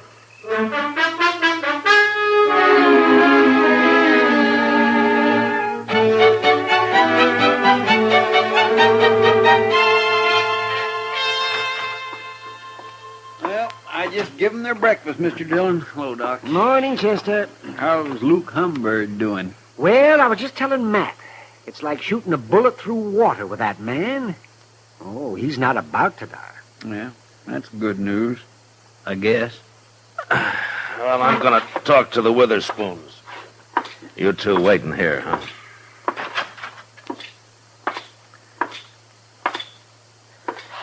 Morning, Hank.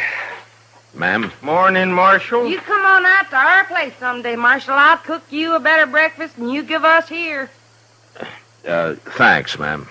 But it might be a long time before you go home. I've been trying to explain things to Hank, Marshal. Oh? He's still arguing he shot Luke Humbird. But even he don't believe it. You're admitting that you did? Of course I did. You know it. Hank is too drunk. Humbird's all right. He's going to live. But you'll still have to stand trial for attempted murder, Miss Witherspoon. Judge ain't gonna do nothing to a woman. What'd you go do it for anyways? Feuding is a man's job. I got to thinking, that's why. Worrying. About what? About you being too drunk to fight come Monday. And when I seen you laying around out back there, I knowed I was right, so I took your rifle and shot him. Don't you know if you'd killed Humbird and I hadn't caught you, Hank would hang for this? You're still saying that, Marshal. Oh, don't pay him no mind, woman. Hey, Marshal, when you gonna let me out of here? So you can go shoot Luke Humbird? No, you're staying here, Hank. You can't keep him locked up, Marshal. Yes, I can. No. It's all a mistake. I didn't have to shoot Luke at all. What? Well, the reason they got so drunk was they were celebrating. Celebrating what? They decided to call the feud off, Marshal. Both of them at the same time. Luke Humbird's gonna come out, go to work for Hank, and he's gonna live on the place. They got it all figured out. They's too drunk to tell me.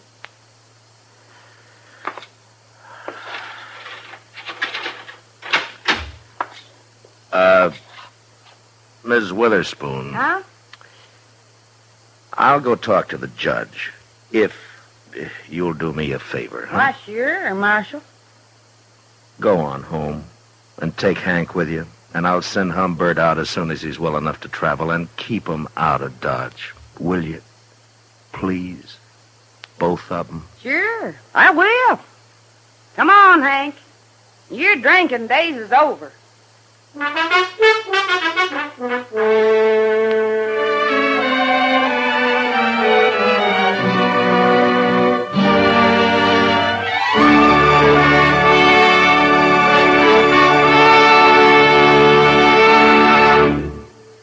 Gunsmoke, transcribed under the direction of Norman MacDonald, stars William Conrad as Matt Dillon, U.S. Marshal. Tonight's story was specially written for Gunsmoke by John Meston, with music composed and conducted by Rex Corey.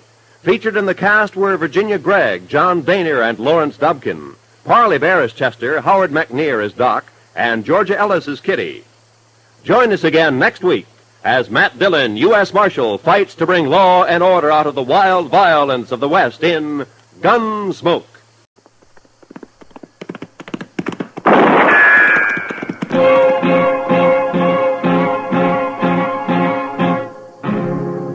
Gunsmoke. Brought to you by L&M, the modern cigarette that lets you get full, exciting flavor through the modern miracle of the pure white miracle tip. Live modern. Smoke L&M.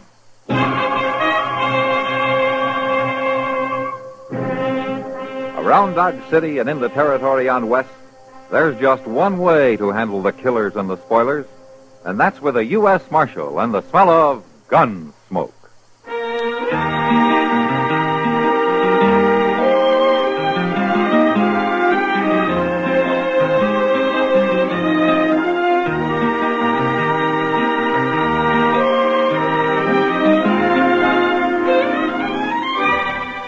Gunsmoke, starring William Conrad.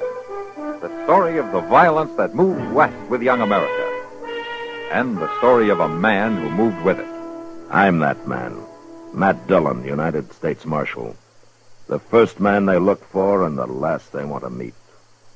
It's a chancy job, and it makes a man watchful. and a little lonely.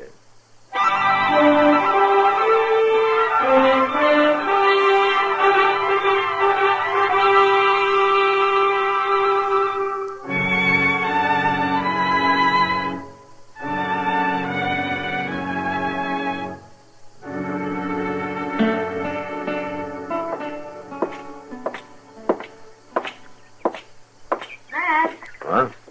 Wait a minute. Hello, Kitty. Is the Long Branch on fire or something? Oh, of course not. What do you mean? I can't figure anything else that'd get you up this early in the morning. Twice a year, Matt. Today's one of the days. You going to breakfast? Yeah, you want to join me? Thank you, sir. Where do we go? Delmonico's? That's the only place open before 10 o'clock. Are the mornings always like this, Matt? What? Oh, so crisp and clear. Oh, yeah, most always. The best part of the day, as a matter of fact. It's peaceful. I guess that's the feeling. That's the only time of day Dodge is peaceful. That little shaver's in a big hurry about something. That's Hank Marvel's kid, Beanie, they call him. Well, he stopped at the jail, Matt. Yeah, wait a minute, Kitty. Yeah. Hey, Beanie! What's the matter, Beanie? You gotta come out to the ranch, Marshal. Right away. It's my pop. He's been shot. Been shot? Well, how bad is he? He's dead.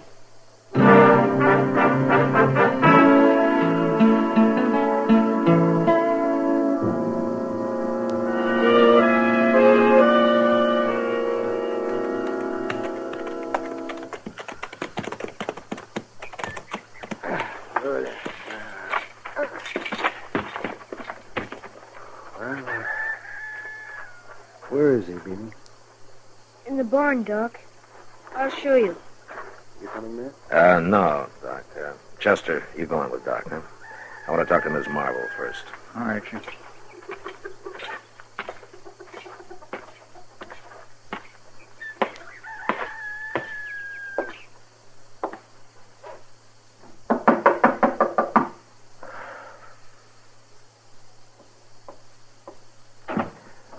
Miss Marvel? Come in, Marshal. Thank you, ma'am. I'm sure sorry to hear about this. Just a few hours ago, Hank was sitting there eating his breakfast. Now he's dead. Where did it happen, Miss Marvel? Down by the creek. He was laying there on the ground, shot to death. And Beanie and me got him into the buckboard and brung him back. Do you have any idea how he was shot? No, Marshal, no idea at all. Hank didn't have no enemies. He got along with everybody. When did it happen? Right after he left home? Half hour, maybe. Him and Beanie left together. I was going to make soap today, and I just got the kettle set up out there in the yard when Beanie come riding back half out of his wits. Was Beanie with him at the time? No. Hank left him at the pumpkin patch and went on alone. We raised some pumpkins along the slope below the edge of the bluff. That's Hank's favorite kind of pie pumpkin. He always said...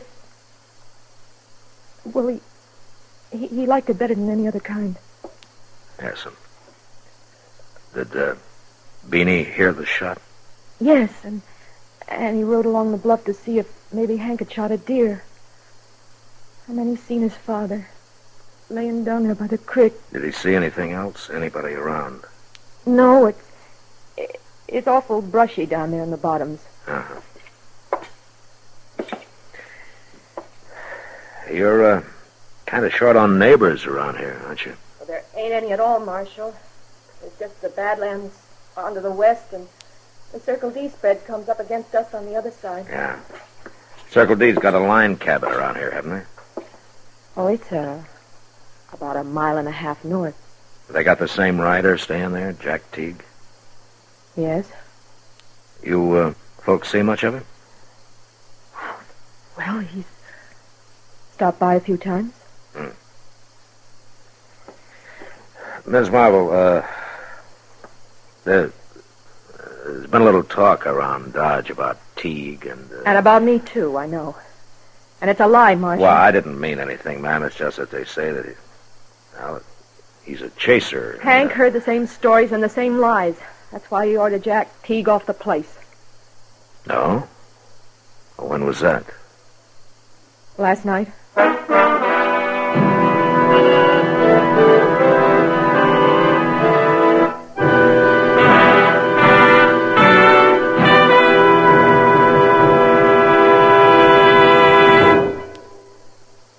Free yourself of old-fashioned ideas. Why don't you live modern? Live modern. Live modern. Free up. Freshen up your taste. Smoke an L&M. Live modern. Smoke modern. Smoke L&M. Enjoy full, exciting flavor through L&M's Pure White Miracle Tip. L&M draws easier. Tastes richer. Smokes cleaner. That's why today more people are changing to L&M than to any other cigarette. So free up. Freshen up your taste. Live modern. Change to L&M. Make today your big red letter day and start to live the modern way. Live modern. Smoke an L&M. It's America's fastest growing cigarette.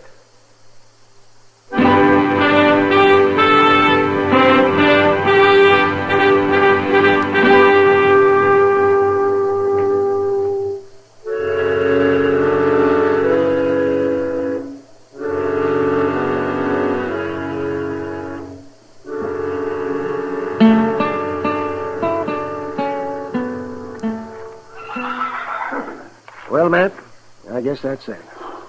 The bullet caught him in the back, right on the shoulder blade.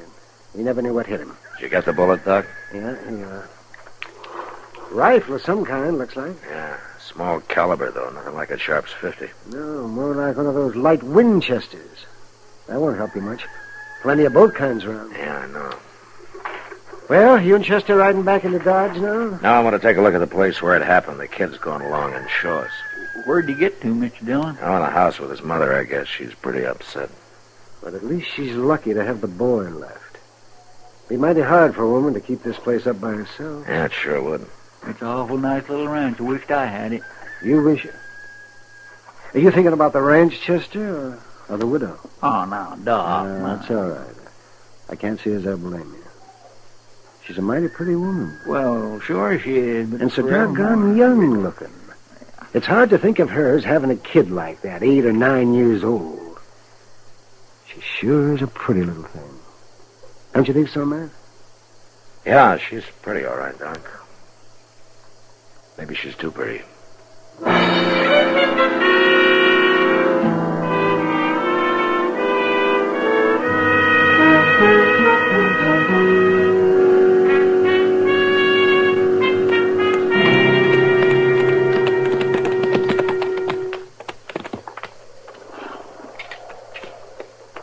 There's where he was, Marshal. Laying right there in the trail. All right, Beanie. Let's take a look, Chester. Sure.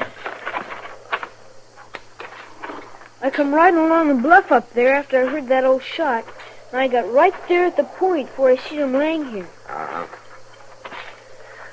Your mother was right. There's plenty of brush in here. There's cover enough for a tribe of Comanches. You think maybe it was Comanches? Oh, well, no, Beanie. I was just saying that. There sure ain't much to go on, Mr. Dillon. Nothing. With all this brush for men to hide in without being seen. To hide in, yeah, but getting away after it'd be a different story. Uh-huh. Anybody up there on the edge of that bluff ought to be able to see a man moving down here, whether he was afoot or horseback. Yeah, lots of open spaces he'd have to cross. Yeah. Beanie, you were up there on the edge of the bluff, huh? Well, yes, sir, I was. But I didn't see nobody. Nobody at all, Marshal. Uh-huh. Were you there last night when your pa ordered Jack Teague off the place? Yes, sir. It was quite a ruckus, I imagine. It sure was. Pa was mad and he got Mama crying. And Mr. Teague was awful mad, too, when he left. I imagine a boy your age might be a little scared of a fellow like Teague, huh? Yes, sir. Mom was scared of him, too, Marshal. She told Pa he was a bad man to cross. Yeah. I want you to tell me something, Beanie. From up there on the bluff, who did you see riding away? I see Mr. Teague.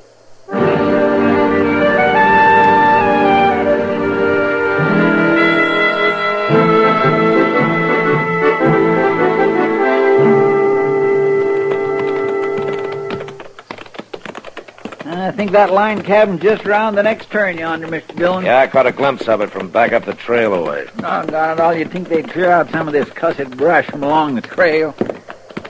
I bet there'd be some good hunting along these bottoms, though, when the deer start drifting down from the north. Well, maybe we'll give it a try in the next couple of weeks or so. Yeah, I'll get my old Springfield out and clean it up some. Pull up, Chester. Huh? There's the cabin. Yeah. Let's go on foot from here.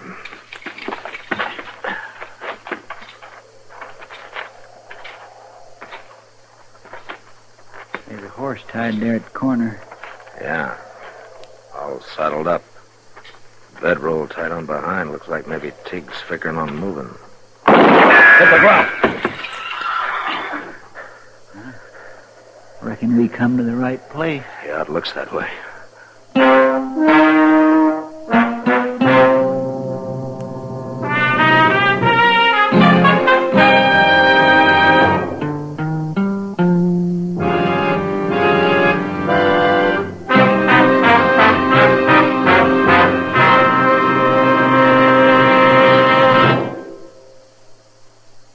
Free yourself of old-fashioned ideas.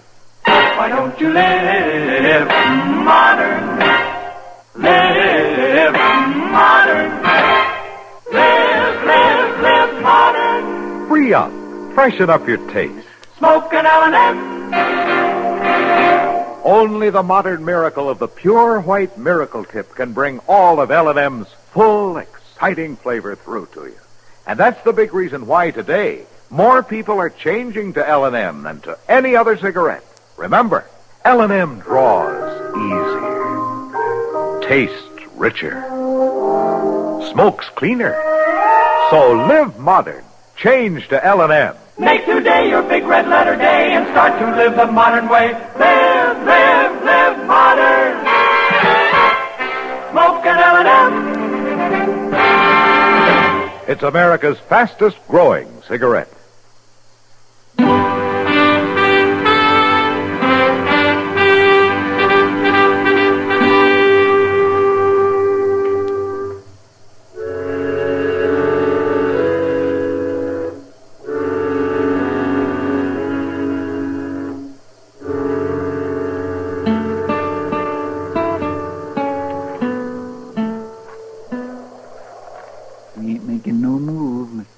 Still there, though. That cabin ain't much protection. Just built out of shake sidings. Yeah. Maybe we ought to show him that, Chester. Might convince him.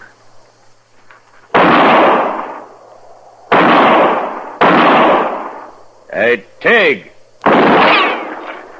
He don't act very convinced, does he? Don't be a fool, Tig. Those walls won't even slow down a bullet. Now come out with your hands up. All right, then. Oh, hold it. Marshal, hold it. I give up. All right, come on out, then. That last bullet must have breathed on him.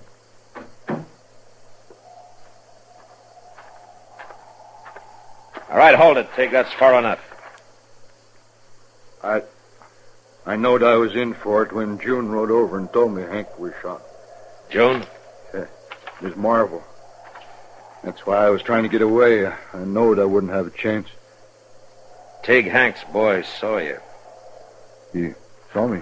He saw me what? Right away, right after his dad was shot. Well, that's a lie. I weren't even near them bottoms this morning. You got a rifle here? Sure. I got a Sharps 50, and it's been fired, too. I tried for a deer this morning. Hank Marvel wasn't killed with a Sharps. You got a small bore here, a light Winchester, maybe? Of course not. That's a woman's gun, Marshal.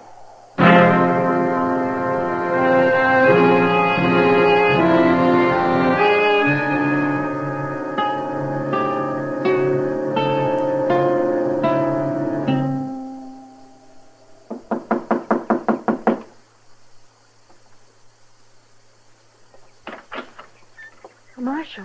Miss Marvel? Oh, I wasn't expecting you back so soon. Was something I had to check on, ma'am. Oh, won't you come in? No, thanks. Got a couple of questions, that's all. Have you talked to Mr. Teague? I arrested him. What? Chester took him into Dodge. Is Beanie here, Miss Marvel? Oh, no, he went out along the bluff where he stacked them pumpkins. Raccoons are always getting into them. They come out sometimes just before dark. Why do you want to see Beanie, Marshal? I just want to talk to him, that's all. Well, if it's something I can tell you... There's one thing you can probably tell me. What kind of a rifle did your husband own? Well, the only one he ever used was the Sharp's 50. Uh-huh. Is that the only one he owned? No, there's a light Winchester out in the barn, but... Marshal, if you've arrested Mr. Teague, why are you asking all these questions? You know how to use a rifle, Miss Marvel? Of course I do. Hank taught me. You figured anybody living out here on the prairie ought to know how to shoot. Uh-huh. All right, I won't take any more of your time now, Miss Marvel. Goodbye.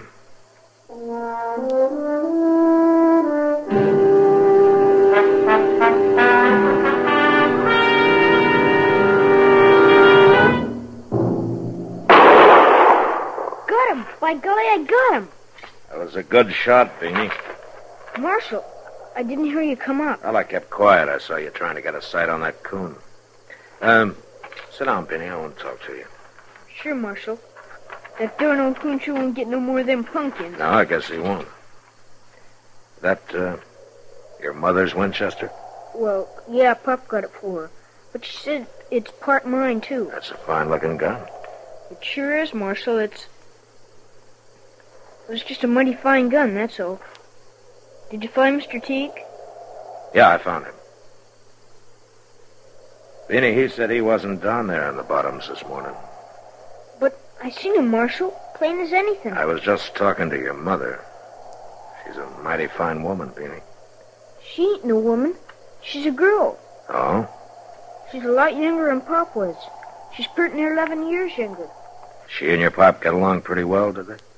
Well, he made her cry sometimes. Like last night, after Mr. Teague left. And again this morning, too. What happened this morning? Same thing. He was jawing at her about Mr. Teague. She was going to make soap, and mostly I help her when she does. Them kettles is real heavy. But this morning he wouldn't let me. Is that so? He made me come here to the pumpkin patch. Said a little work would be good for her. Help get her feet back on the ground. I don't like it, Marshal. When he makes Mama cry, I get all funny inside. I see. Beanie, I guess you'd do just about anything for your mother, wouldn't you? Sure I would. Beanie Teague wasn't down there this morning. Well, sure he was. You didn't see him. You know that, and I know it. Now, why did you say you did? I hate him, Marshal. And you kept saying I must have seen somebody, so finally I said it was him. Why do you hate him? Because if it hadn't been for him, it wouldn't have happened. Pop wouldn't have made her cry if Mr. Teague hadn't have come around. With Pop gone, he'd have kept coming back, and he'd have kept bothering her. So I said it was him I seen. Ma and me don't need nobody like him coming around. You really didn't see anybody this morning, did you? No, sir. You shot your father yourself, didn't you? Yes, sir. I didn't go to do it, sir. It was just all of a sudden. Them pumpkins could have waited, Marshal. Them soap kettles is so heavy. Yeah, I guess they are, Beanie.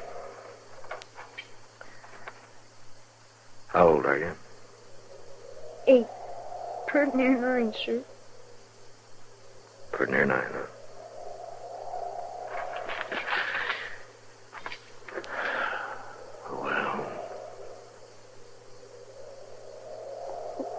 What do you figure will happen, Marshal? Beanie, I wish I knew.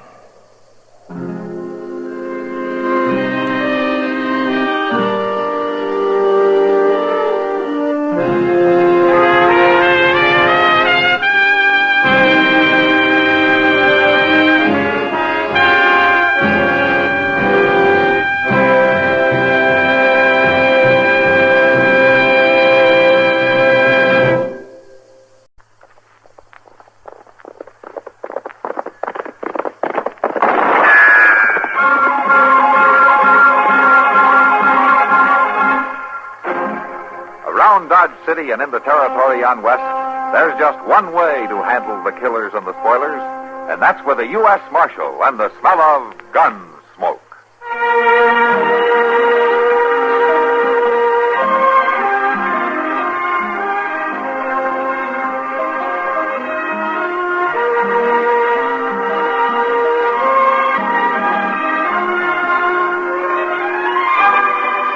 Gunsmoke, starring William Conrad. The story of the violence that moved west with young America. And the story of a man who moved with it. I'm that man. Matt Dillon, United States Marshal. The first man they look for and the last they want to meet. It's a chancy job, and it makes a man watchful. And a little lonely.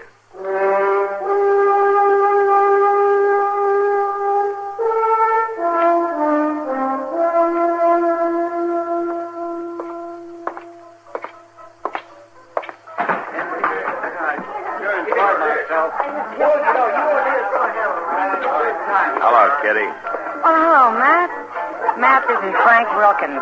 Emmett Wilkins' son. How are you, Frank? I've known your pa for a long time. I'm glad to meet you, Marshal. Frank's come back here to live, Matt. That's fine. I know your pa will be pleased. Oh, yes, sir. I can sing louder, bite harder, and tell more lies than any man in this territory. Who's that? I heard him say his name's Bull Hogan. Yeah, it seems he's a buffalo hunter. He just sold a load of hides and can't wait to get rid of his money. Looks like his friend there's kind of anxious to help him. Yeah. I got $50. It says Bull is right. Hey, bartender, I told you I want a bottle of the best. This stuff ain't got the strength of pop. Now, you fetch me a drink that'll scratch going down and thump when it hits bottom. Now, hop to it. Bartender, when Bull says hop, you hop. Yeah. Hey, you! You put that gun back in your holster and you leave it there. Who are you? I'm the marshal here. Yeah? Bull, look what's spoiling our party. Oh, we don't mean no harm, Marshal. Have a drink. You're gonna pay for this damage, understand? Well, sure I am. I've been out in the prairie 6 months, Marshal. I aim to have some fun tonight, that's all. All right, go ahead. But leave a little of the town standing for the people who live here, will you? Well, it's going to cramp my style some, but I'll try. Okay, you do that.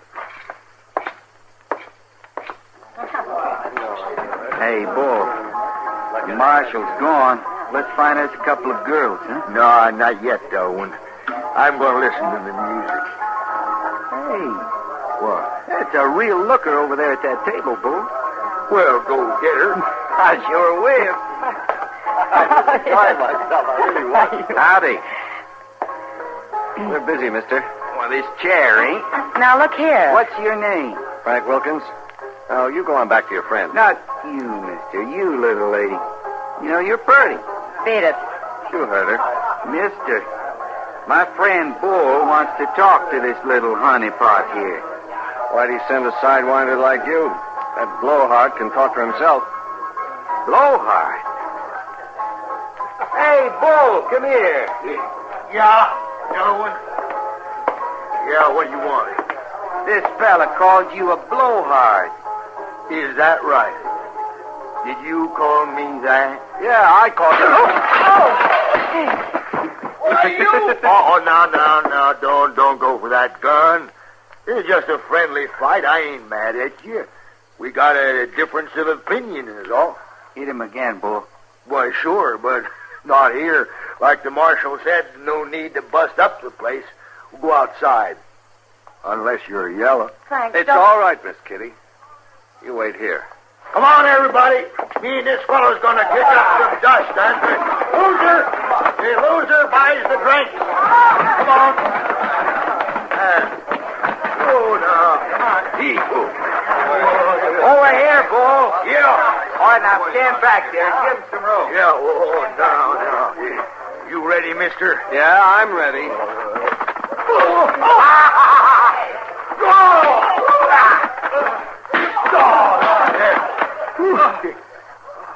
Well, come on, fella. Get up. He can't.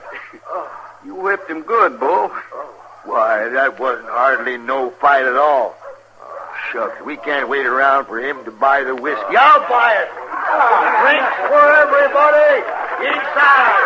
Everybody inside now. Hey, gentlemen, come on here. Dump some water on that fella. Sure, Bull.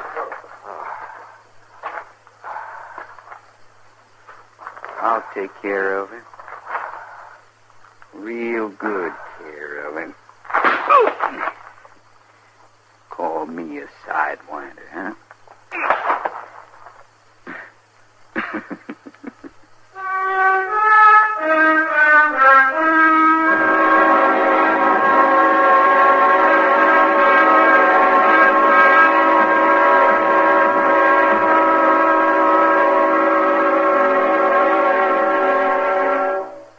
Now, just listen a minute, if you will. I've got a little story to tell you. Well, it's not so little. It's sort of a tall tale. It's about a Navy hero. Alfred Bullrod Stormalong was his name. Oh, he was a legend, he was. Where he was born doesn't matter, but he was first heard of in Boston Harbor. That was when he signed on as a member of the crew of a ship called the Lady of the Sea. Now, old Stormalong stood 30 feet tall and had muscles in his arms big as powder kegs. And when the good captain got a look at him, he said to the rest of the crew, "Here's an able-bodied seaman for you." Then he entered Alfred Bullrod's name in the log as Stormalong, A.B.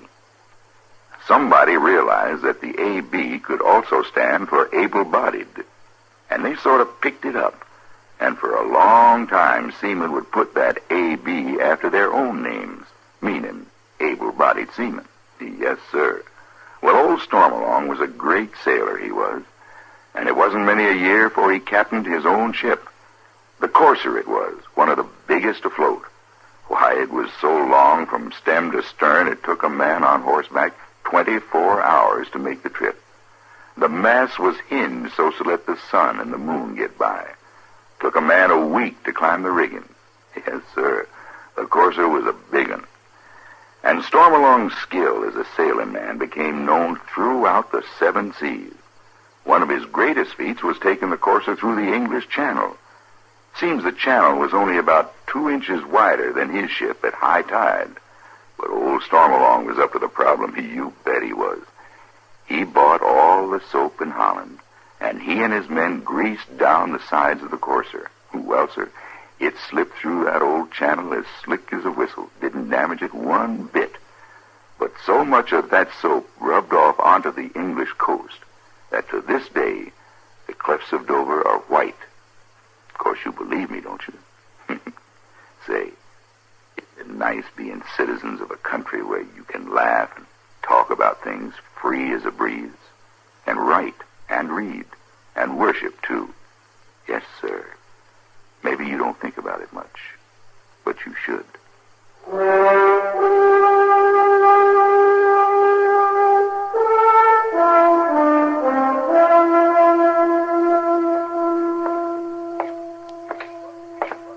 Mr. Dillon! What? Mr. Dillon! Mr. Dillon, I've been looking all over for you. Well, you found me, Chester. What is it? Frank Wilkins. He's dead. He's what? Dead. Well, I was sitting with him just a few minutes ago. Yes, sir, but he's dead now. Well, what happened? Well, they told me he got into a fist fight with some buffalo hunter over at the Long Branch. Bull Hogan? Yes, sir, that's the name. He went outside, and that man plain beat Frank to death with his fist.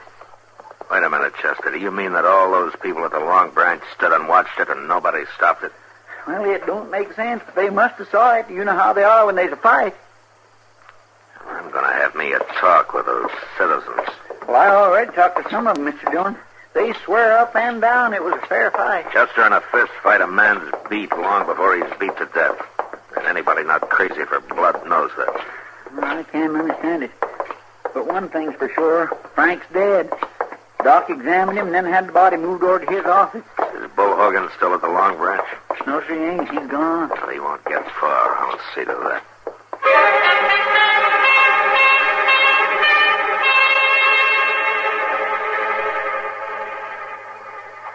Delwyn? That you? Yeah, it's me, Bull. got your horse hid in them trees. You better get going. Delwyn, I come into Dodge City to have me a good time. It ain't no fun sneaking out here to the edge of town, hiding in the dark. Ain't having me no fun at all. Well, it's better than being hung, ain't it? You killed that man. Well, I didn't mean to. That don't make no difference. He's dead. You're stronger than you think you are. I never seen a man hit so hard. I can swing faster and hit harder than any other man in this territory. Keep your voice down, Bull. Being strong won't do you no good at the end of a rope. Well, it was a fair fight. That don't matter. They aimed to hang you, Bull. You didn't see how they was all looking at you, cold-like. Why, if I hadn't have made you leave that saloon when I did, they'd have closed in on you then and there. I'm the only friend you got, Bull. Delwyn, you ought to tell them that I didn't mean to do it. That wouldn't do no good. Not now. Your only chance is to get out of town till they cool off. Now, come on. Lucky I remembered seeing that old sod hut upriver on my way in. It's a good place to hide. You reckon I can find it? You go just like I told you, and you find it. I don't want no thanks for this, Bull. I'm risking my neck to help you, but that's what friends are for. Stay here in town and see how the wind blows. Tomorrow I'll ride out and let you know. Bring some grub and a bottle, huh? Sure. Now get going. I ain't never run away from nothing before in my whole life. You ain't running away, Bull. You're being smart. I ain't never tried that before, neither. I hope it works.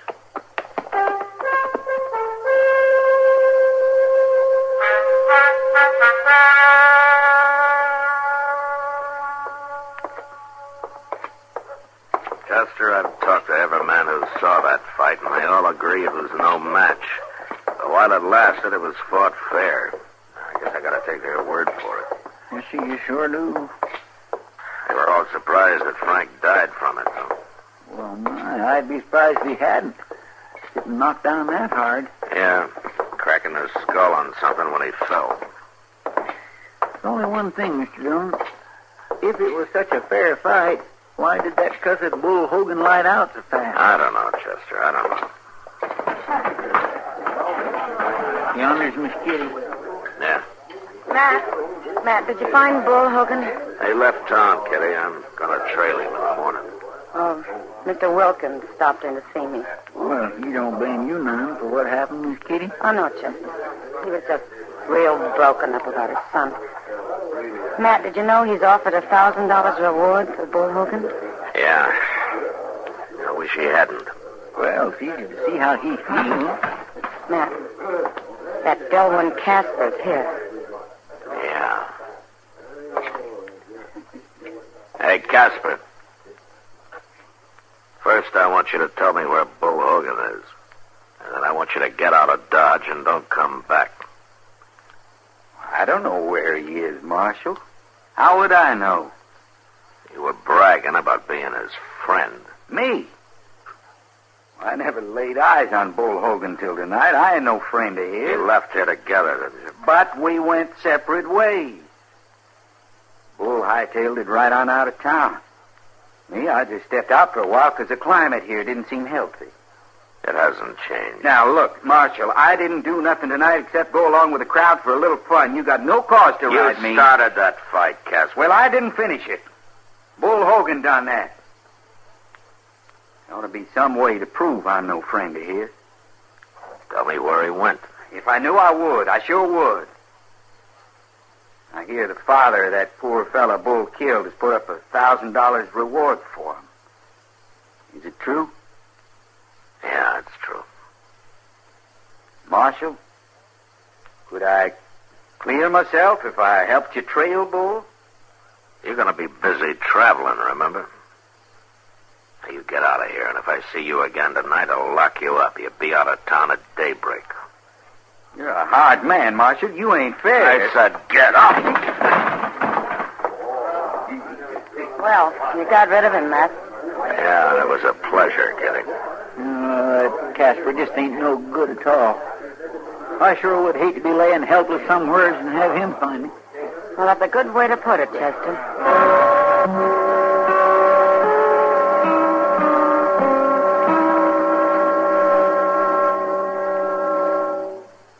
The States Army, a gallant record of peacetime service. 1904, commercial business is transacted by radio for the first time through the United States Army Signal Corps station in Alaska.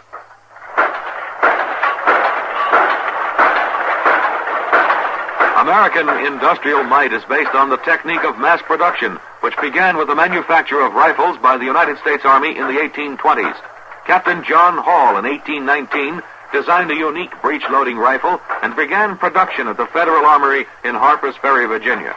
Captain Hall then designed and built machinery to mass-produce the rifle with all parts interchangeable, a revolutionary advance in manufacturing technology. The United States Army, a gallant record of peacetime service.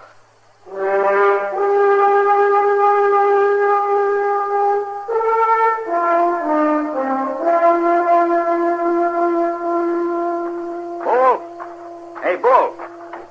Is that you, Delaware? You got here early. Yeah. I see you found the hut. There's nothing to it. You gave me real good directions, Delwyn. What's the news? It don't look good for you, Bull. They got a $1,000 reward out. No, it was a fair fight. It ain't like I done murder. They think you did. It's the same thing. Did you bring me something to eat? No. I thought about it. I decided not to waste the money. No, what do you mean, waste it? What's that gun for? No, Delwyn, you said you was my only friend. I guess I was lying.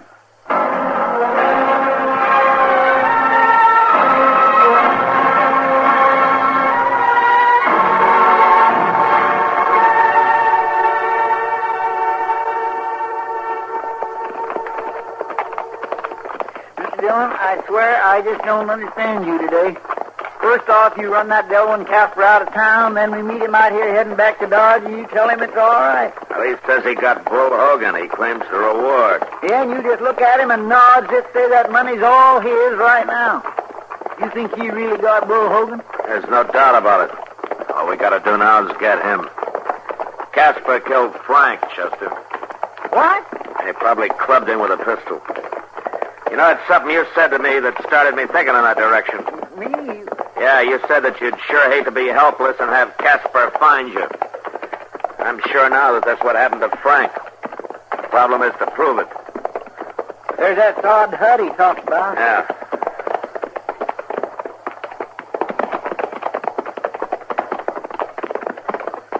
My goodness, there's Bull, too.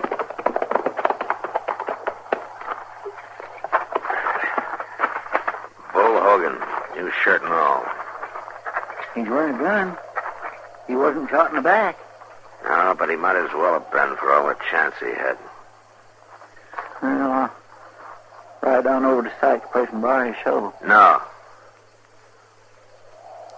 Chester, borrow a wagon instead. We're going to take him back to Dodge.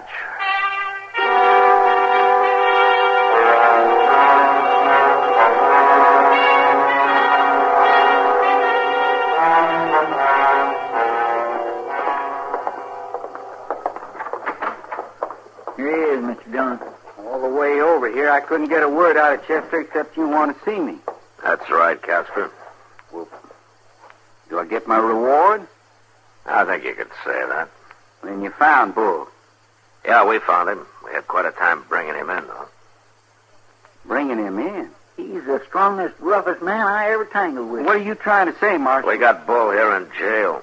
Doc gave him a powder to put him to sleep. He's in the first cell. Go see for yourself.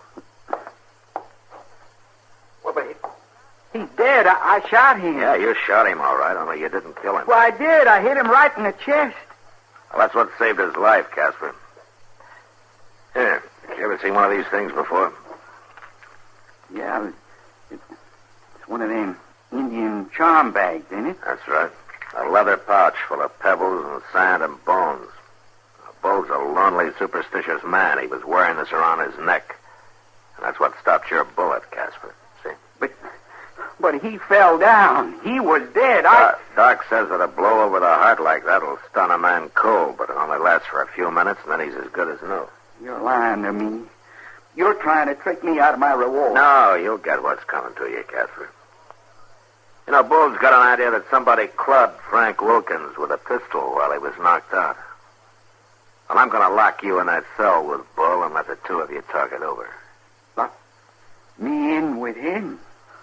Well, now, you can't do that. Oh, why not? Neither one of you will have a gun. You'll just talk. What could happen to you?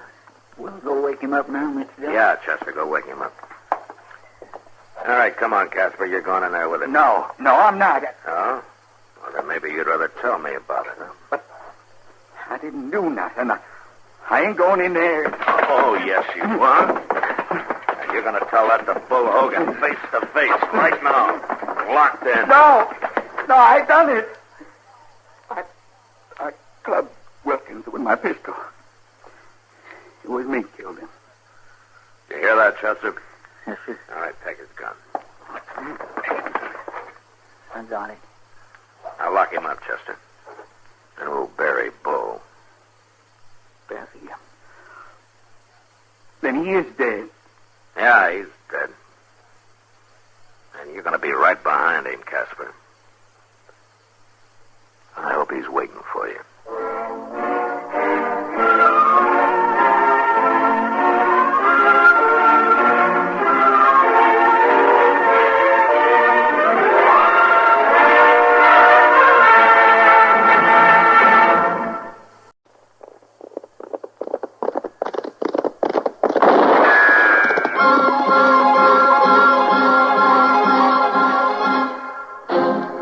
Around Dodge City and in the territory on West, there's just one way to handle the killers and the spoilers, and that's with a U.S. Marshal and the smell of Gunsmoke.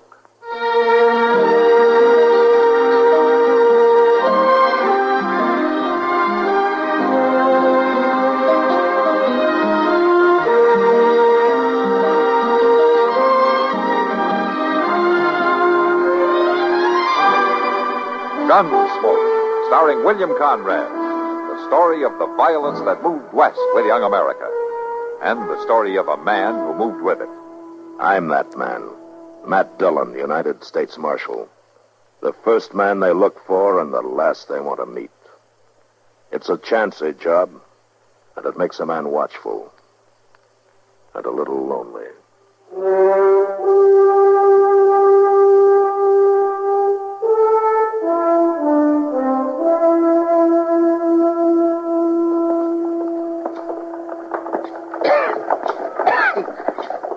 Well, Mr. Dillon, there ought to be some way to lay the dust along the plaza here. That old man Briscoe waters it down once a week, Chester. Sure, and there's mud up your knees for 2 days and dust all the rest of the time. And I guess that's the price of civilization. What is? Dust. What's civilization got to do with dust? Well, Dodge is growing, Chester. More people coming west all the time. Yeah. Maybe we ought to move on west ourselves. Oh, where to? Oh, I don't know. Colorado Territory, maybe. Hey, look at there. What? Oh, that sign there in that store there. Laughing gas show tonight.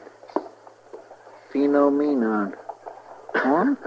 That's phenomenon, Chester.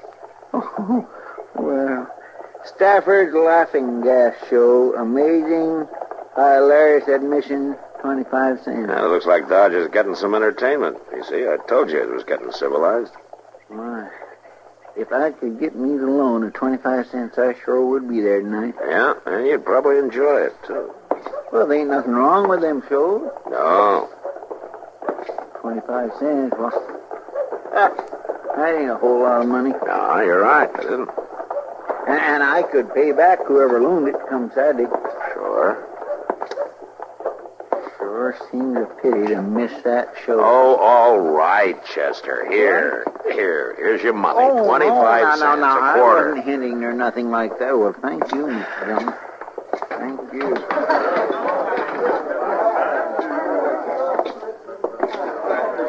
Well, hello, Matt. Chester. Chitty and I began to think you weren't coming. Huh? Sit down. Thank you. Sam, bring over another pitcher of beer, will you? Right away, Miss Kitty. It's nice to know the law's on its appointed rounds, even if it means friends are kept waiting. Now, is Doc mad because he had to buy the first pitcher of beer? He's told Sam to put it on your bill. You know I believe it. Here you are, Miss Kitty. Thanks, Sam. Say, Doc, you know what we just seen down the street? A circus? No. A sign saying there's going to be a laughing gas show here tonight. That's the same thing. Now, Doc, there's nothing wrong with a laughing gas show. A bunch of darn fools getting up and showing off in front of a bunch of darn fools. I ain't never been to one. I met Mr. and Mrs. Stafford earlier today. They're the people that put the show on. Yeah, they seem real nice. There's no reason why they shouldn't be. Mrs. Stafford's a pretty little thing. Hey, see, Doc? Oh, pretty or not. I don't want to talk about it. What is it that bothers you, Doc? Have you ever been to a laughing gas show? No. Did you ever take gas yourself? Why, did you? Yes, in medical school. It's nitrous oxide, an anesthetic, and it's also an intoxicant. Well, Miss Kitty, you going to be at the show? I don't think so, Chester. How about you, Mr. Jones? I guess I might as well, Chester. You'll make life miserable for me if I don't. Good. I just can't hardly wait.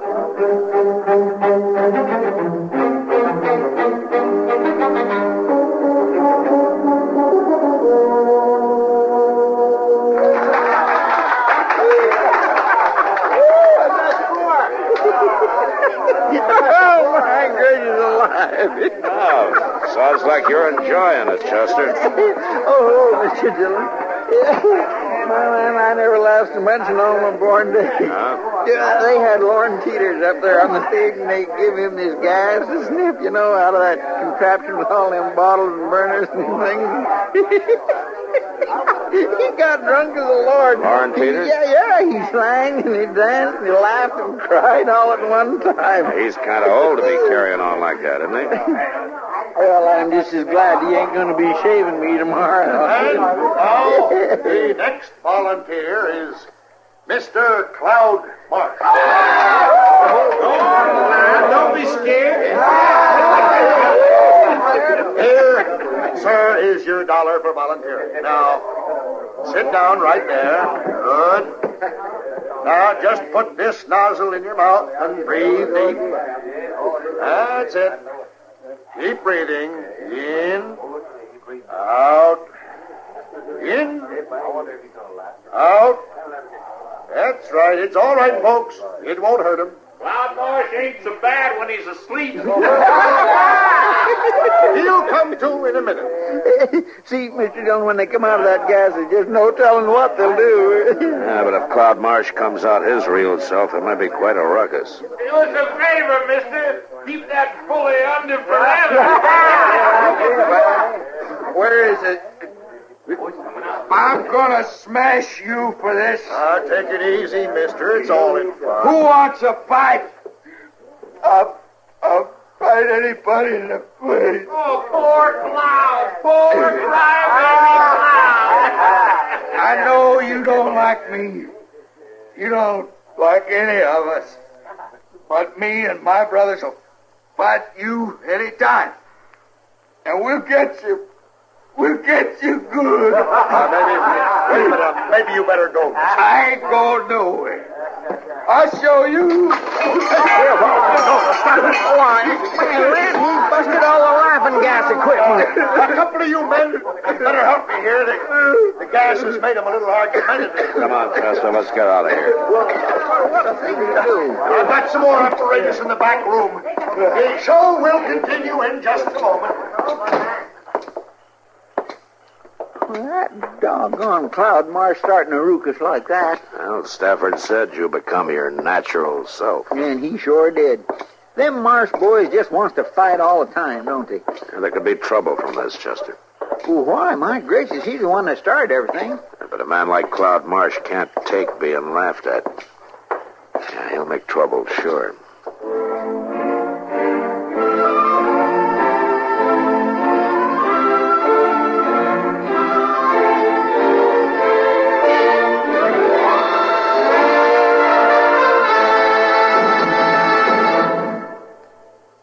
One. See what comes after one.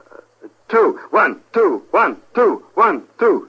Hi, you know who this is? This is old Fulford, and I got a simple exercise for them what simply cannot keep in shape, you know. It is called the toe toucher.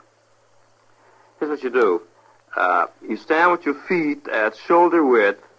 I mean, don't put your feet on your shoulders because it's impossible. It's not worth the time you're going to waste, you know. Just stand with your feet at shoulder width and your hands over your head, see? Like it was a stick up. Now, keep your knees straight and bend down and touch your left toe with your right hand. Now, your right toe with your left hand. And now, back to hands over your head. This is a stick-up, remember? Whew. Well, that's all there is to it. Of course, I don't care if I never do it again. Some of you guys may have a little trouble with this exercise, especially you individuals who cannot see your toes when you look down. But a few weeks of exercises like this, and one called pushing yourself away from the groaning board, or the table, as the plebeian folks say. And you'll not only see your toes, you may even see your knees. And they're kind of pretty, ain't they? All it takes is, 15 minutes a day. So don't wait, unwait. Get the slogan? I want to tell you something, boy. Madison Avenue lost a great mind when I went in the Army. So get your service pamphlet on physical fitness today. Move it. 1, 2, 1, 2, 1, 2, 1, 2.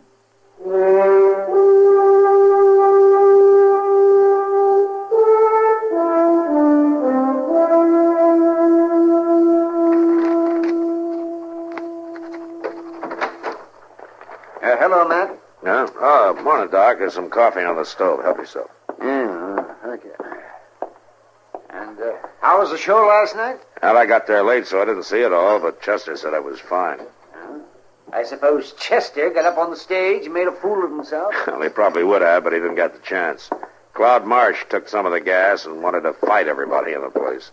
Then he started crying and busted up all the equipment. It's a good thing those ornery brothers of his were down at the Long Branch instead of at the show. They'd have busted up the whole store. Yeah. You know, Matt, nitrous oxide's a dangerous thing to mess with. Too much can be fatal. I remember this boy at medical school who took this... Hey, Doc. Doc, I've been looking all over for you. Yeah? What's the matter, Chester? It's Mr. Stafford. He's been hurt bad. What? Oh. Well, Miss Stafford didn't say. Just that he got beat up and she needed Doc down at the store right quick. Take me a minute to run up and get my bag, and I'll meet you out in front. All right, Doc. Where'd it happen, Chester? When? Oh, I don't know, but it couldn't have been too long ago. Miss Stafford said her husband was out back of the store with a wagon, and she heard a ruckus and run out, and she seen all three of them running off. All three who? Yeah, Cloud Marsh and them two brothers of his. He just ought to be tarred and feathered, Mr. Dillon. All of them should. Yeah. What in the world was they after beating Mr. Stafford near to death? Well, I told you last night that some men can't stand being laughed at. Come on, Matt. Let's go. Chester, you better come along, too.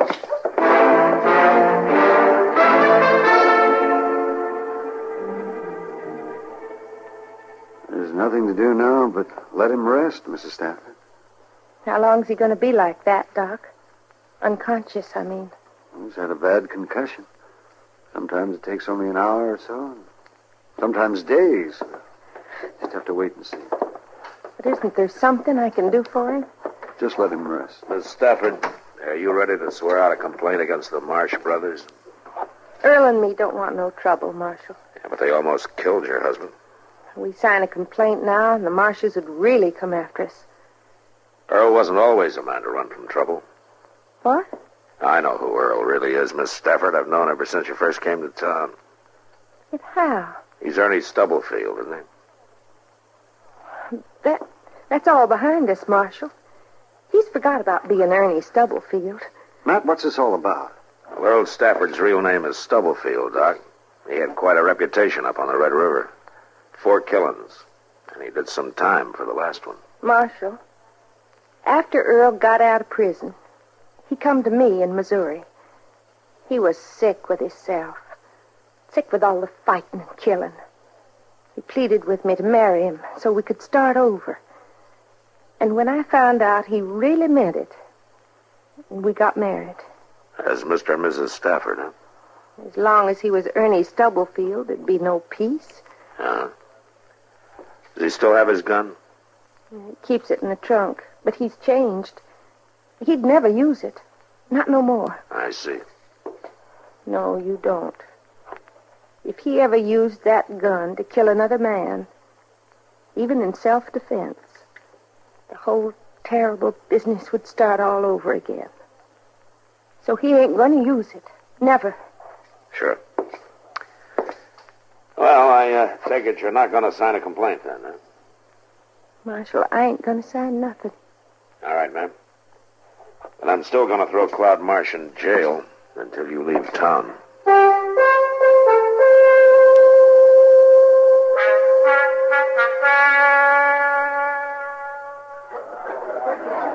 But I tell you, I was right there in Pottawatomie County, and I seen it. Look, Andrew, them Marsh boys, they don't like that kind of talk. Well, John Brown come down the creek and murdered all 5 settlers. Now, you ask Watt over there. He ought to know.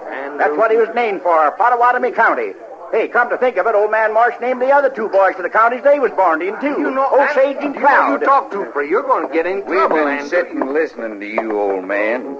You sure feel your liquor, don't you? Well, I didn't mean nothing against you and your brothers, Cloud. No, you didn't mean nothing, but you do like to drink, don't you? Well, just 1 or 2 to get started in the morning. I don't figure 1 or 2's enough for old man.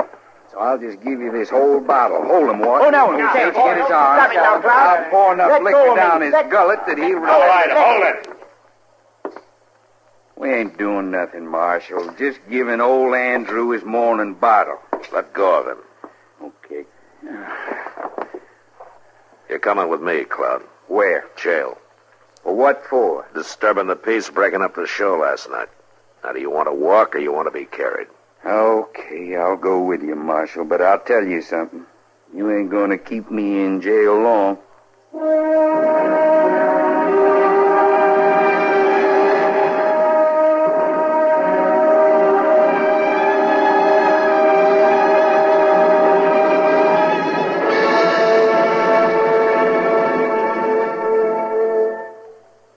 Myron J. Bennett again with another little-known item of American military history.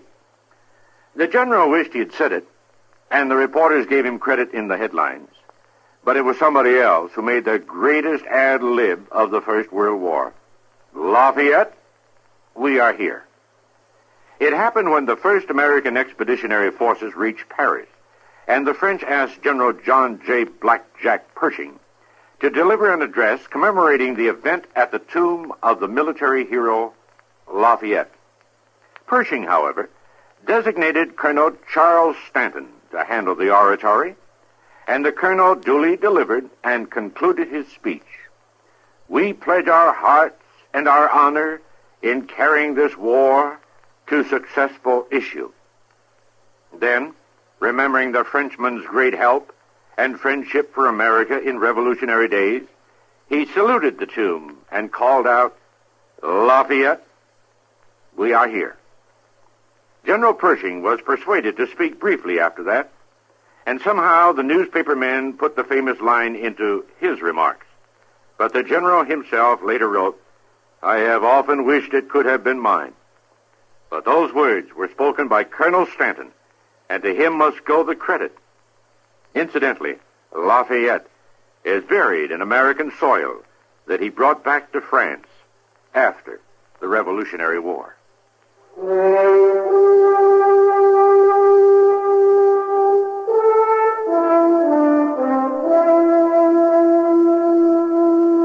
Cloud Marsh was right. He didn't stay in jail long. Within an hour, Watt and Osage walked into the office with a writ from Judge Bent. They paid his bail, and I had to turn him loose. There was nothing I could do. I had hoped to hold him in jail till the Staffords got out of town, but since I couldn't, I told Chester to keep an eye on him. Well, nothing happened all that day, and that evening I was sitting over coffee with Doc and Kitty at Delmonico.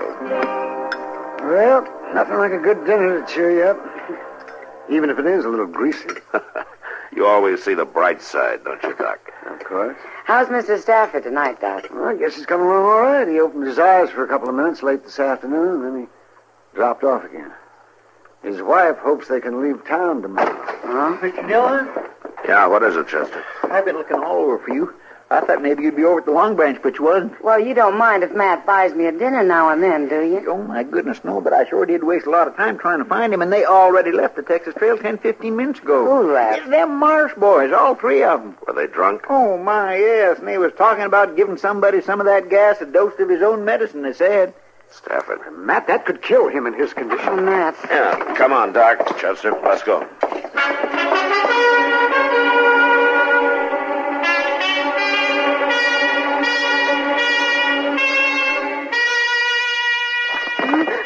Yesterday, I put on a show for you. Now you're going to put on a show for us, Mrs. Stafford. Please.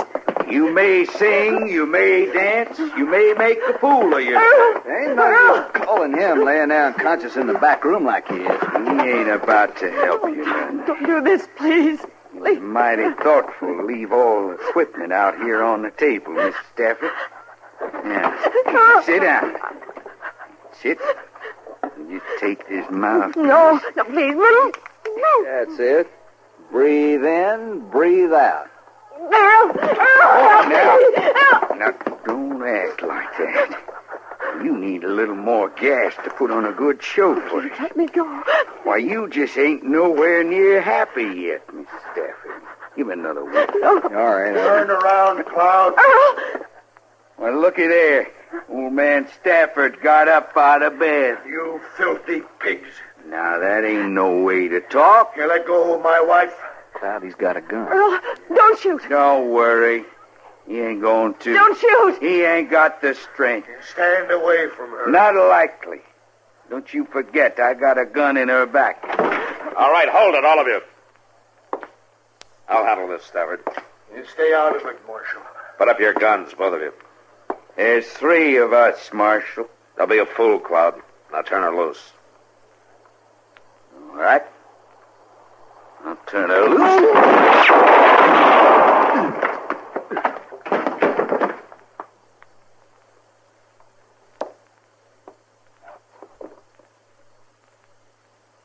He's dead, man. Cloud's dead. Earl, you killed him. No, he didn't, Miss Stafford. It was my bullet that got him. Is that true? You shot him? Yeah, that's true. Your aim was off, Stafford. Afraid of hitting your wife, I guess. All right, you two. Watt, Osage. You find your horses and you get out of town. Now, you keep on riding. Yeah.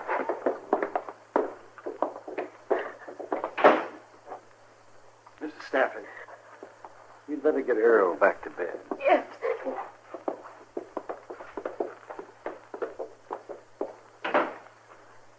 My, Mr. Dillon, did you see the look on Miss Stafford's face when she found out Earl missed Cloud, that he didn't kill him? I'd admire to have a picture of that. Yeah. That was a nice thing you did, Matt. What thing? What do you mean, Doc? Chester, Matt's bullet hit Cloud Marsh in the hand. The shot that killed him came from the other direction. You were aiming for his gun hand, Matt, and you know it. It was Earl Stafford that killed Cloud Marsh. Well, I'll be doggone. Yes, sir. It's a mighty nice thing you did. For both of them.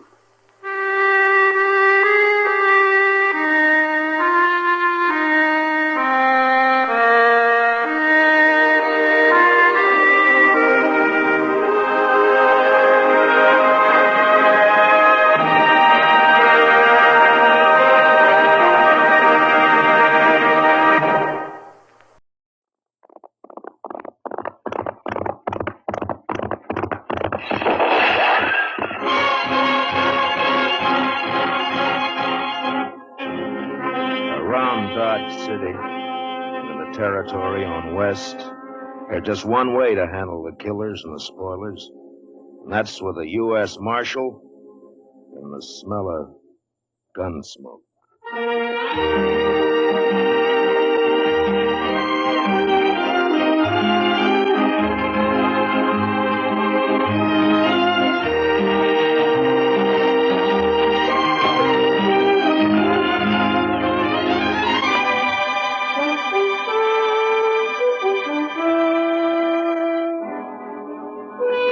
Gunsmoke, the story of the violence that moved west with young America.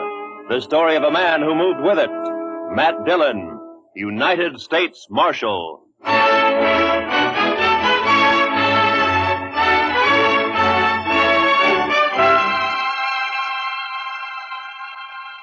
Wanted for murder. Wanted for murder. Clay Richards. Clay Richards.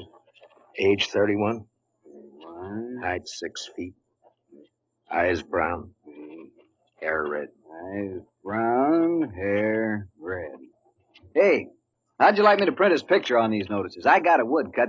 Well, let me show you. Ernie! Yep. Fetch your Marshal a copy of that front page. Interviewing Clay's wife yesterday, I noticed a tintype on the mantel, their wedding photograph. So, first thing you know, I snitched it. It's very thoughtful. Yeah, I'll take it, Ernie. Here. And then I propped it up in front of me and carved me this woodcut.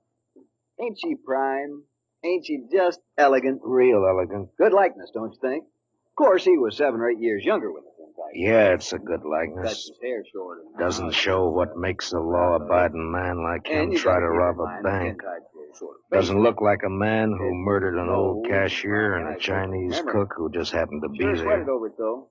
But it's a good likeness. Yes, sir, it is. A picture like this sure dresses up the front page, don't it? Yeah, it's a little masterpiece, Mr. Hightower, a notable contribution to the culture of Dodge City. Well, thank you, Marshal. Does fetch the eye, don't it? I'm printing an extra 500 copies of the weekly, and I bet I sell them all. Too bad the cashier's shot went wild. If he'd managed to kill Clay or even wing him, why, I bet I could sell 1,000 extra copies. We must be thankful for the blessings we do receive, Mr. Hightower. Oh, I am, Marshal, I am. Why, just before it happened yesterday afternoon, I didn't know what I was going to fill my columns with, and then, like manna from heaven, 2 murders and a bank robbery. Attempted bank robbery, Mr. Hightower. He turned and ran before he got his hands on so much as $1. Yes. Still, as you say, like manna. Dillon, I'm talking business. What is it, Chester? Well, it can wait, I guess, Mr. Dillon. Yeah, print Clay's picture on those notices, Mr. Hightower. Oh, where were we? Eyes brown, hair red. Oh, yes. Also known as Red, Bricktop, and Sorrel. He didn't answer to no other nicknames, did he? No, that's what they called him. All right, then in big letters, $400 reward. Dead or alive. And at the bottom, apply Matt Dillon, Marshal, Dodge City. Print 200 copies. How soon can I send Chester over for him? This afternoon. Good morning, Mr. Hightower. Chester.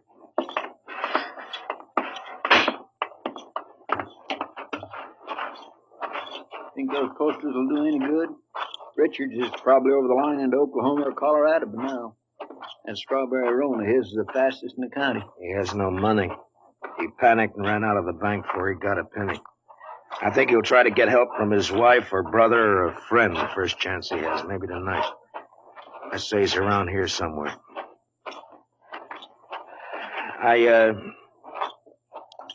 I'm sorry I turned on you like that, Chester. Why, that's all right, Mr. Dillon. Out all night with a posse, no sleep, man's bound to get touchy. No, it's not that.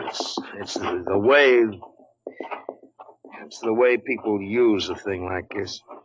The men riding posse last night, they enjoyed it as though they were hunting fox or possum. Hightower back there, he acts like it was a birthday treat, specially gotten up for him. Everybody finds a way to use it. What was it you wanted to tell me? Oh, I got a kid, a little boy, locked up in the cell. He run away from home back in Cottonwood. Ed Slade turned him over to me when he come through on the stagecoach just now. Kid about 12 years old. Whose is he? Widow woman. Miss Bonnie, she runs a boarding house in Cottonwood. Ed says kid's always running away a little wild, I guess. He flagged Ed for a ride on the road halfway between there and here. Soon as Ed seen him stand there with his bundle on his shoulder, he knowed what he was up to. So he told the kid he'd help him and then turn him over to us when he got here. All right, we'll send a telegram to the mother to come fetch you. Well, come on in, Chester, and shut the door. Mr. Dillon? You're letting in every horse fly in Kansas. Mr. Dillon, I think you better cancel the order for them notices. What? The Dutchman's coming up the street, and he's leading a strawberry roan, and Clay Richards is draped across his back. like a sack of wheat across the saddle. Last time I saw him, 2 days ago, he was standing at the bar laughing his head off. A sack of wheat across the saddle. And followed by half the saloon bums and loafers in town. All right, Chester, make him keep back. All right, now stand back, you fellas. Come on now, back. Stand back. Ziegler? How'd it happen, Ziegler? My goat, my old billy goat, he pushes open the fence last night and runs away. Forget your goat. What about Clay? Yeah, I tell you. This morning I go to look for a goat. I walk here, there. Near the river, I see Clay. He sits there. I say, hello, Clay. Wie geht's? You dirty Dutchman. You no good dog. Clay was your best friend. He helped you buy your farm, so you kill him for your All right, all of you. Keep back, everybody. Clay? Me? No, my brother, he was like... We was in the war together. Peter, listen. You killed him for the war. Not so. I killed nobody. Not since Gettysburg. Clay is dead already when I find him. I don't even own a pistol. Ziegler, inside, quick. Yeah. Chester, give me a hand with Clay. All right, all of you. Listen. Shut up! I will not tolerate a disturbance. You know me. I got him, Chester. Take his leg.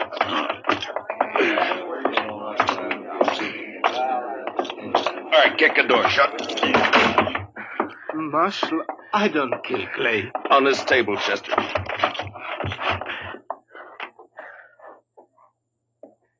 What'd you do with Clay's gun? His holster's empty. Gun? Clay's? I ain't got it. I don't even own one. Chester, see if it slipped out. His holster was empty coming up the street. First thing I noticed. Maybe it's over on the... Another customer? Why, that's 3 in less than a day. Oh, bountiful harvest. My fees this month will keep me in luxury. In luxury! Doc, I want to have an inquest as soon as possible. Well, as soon as I finish the autopsy, shouldn't take long with the practice I've had this week, huh? No. Late afternoon all right with you? I'll take him up to my office right now. No, thank you, Chester. I can carry him all by myself here. You just open the door there like a good fella and... Marshal, tell the city fathers I'd like to make a deal when the corpses are as famous as this one. Back in 53 in San Francisco, a fellow I knew earned a fortune exhibiting the head of Joaquin Murrieta. Tell them if they'll let me keep the remains, I'll do the autopsies for nothing. Shut the door, Chester. Ziegler, where is it you met Clay on the river? By the fort.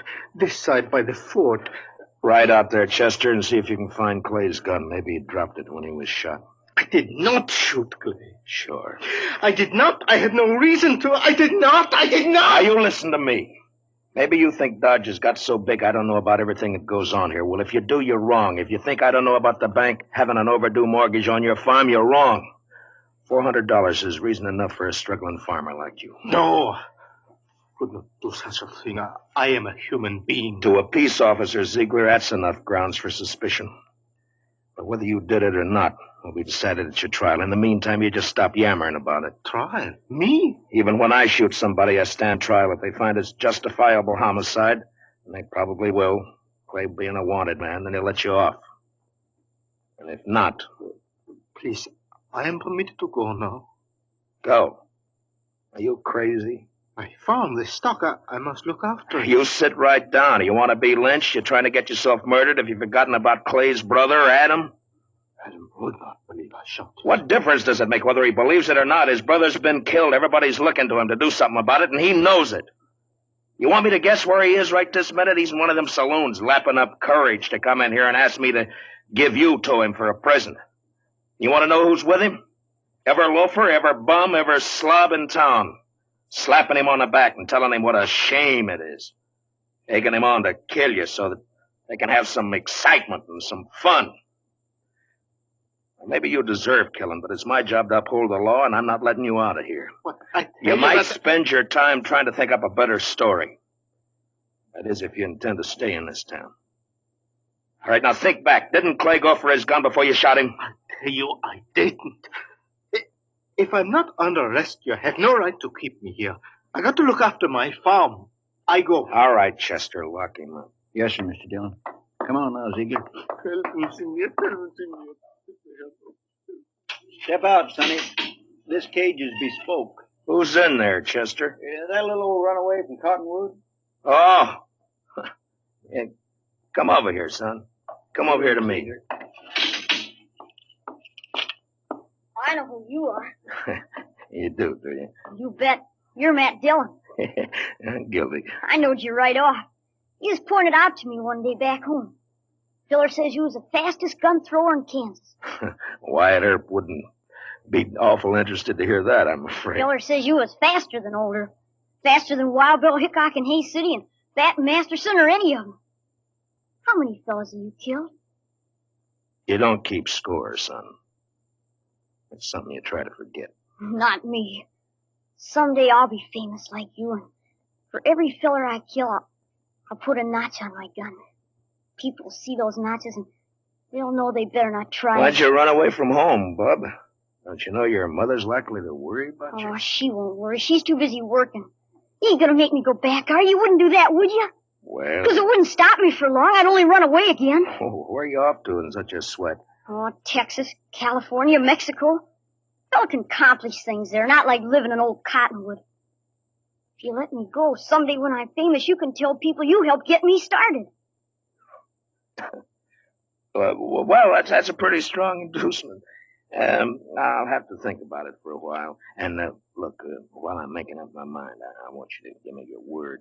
Word of a man who'll be famous someday that he won't try to run away from me. Otherwise, I'll have to have Chester lock you up again. Oh, I'll shake on that. Good. Chester, I want you to go look for Clay's gun. Yes, Mr. Dillon. And on the way, stop off and send that telegram. You know? Hmm? Oh, that telegram. Yes, Mr. Dillon. Where's Ziegler? Right. It's all right, Chester. Go ahead. Yes, sir, Mr. Dillon. Where's that murdering dog? Oh, there you are. You Not a single step further, Adam. I want him, Dillon. He murdered Clay, shot him down without giving him a chance. How do you know? Because Clay wouldn't have let anyone catch him off guard except a friend. Friend. Now, Dillon, give me that Dutchman. Try to take it. Just like that? It's like that. And it's true what the fellas say. You made a deal with the Dutchman to give him the reward and protect him if he'd kill Clay for you. That was the deal, was it? Yeah. The fellas say why I'd make such a deal? Dillon, it ain't no longer a secret around town that you and Francie want each other. But Clay was in the way. You had him killed so you could get his wife. Do you deny it? No. It'll serve as well as any other crazy story to work you up. You think you're safe behind that star, don't you? Well, Clay had friends, lots of them. I'm coming back with them friends, and we'll get the Dutchman and you and anyone else who tries to stop us. All right, Adam. I'll be waiting. Yeah. You wait.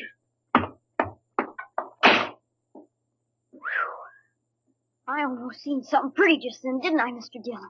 Yeah, almost. About another pint of whiskey ought to do it.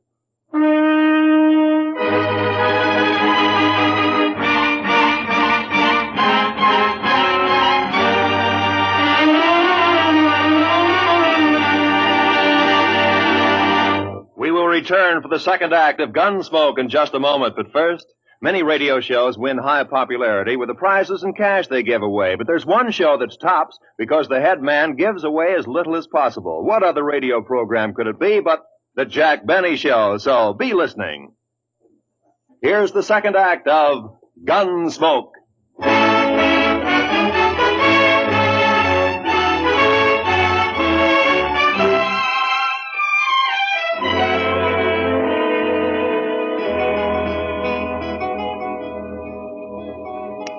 Son?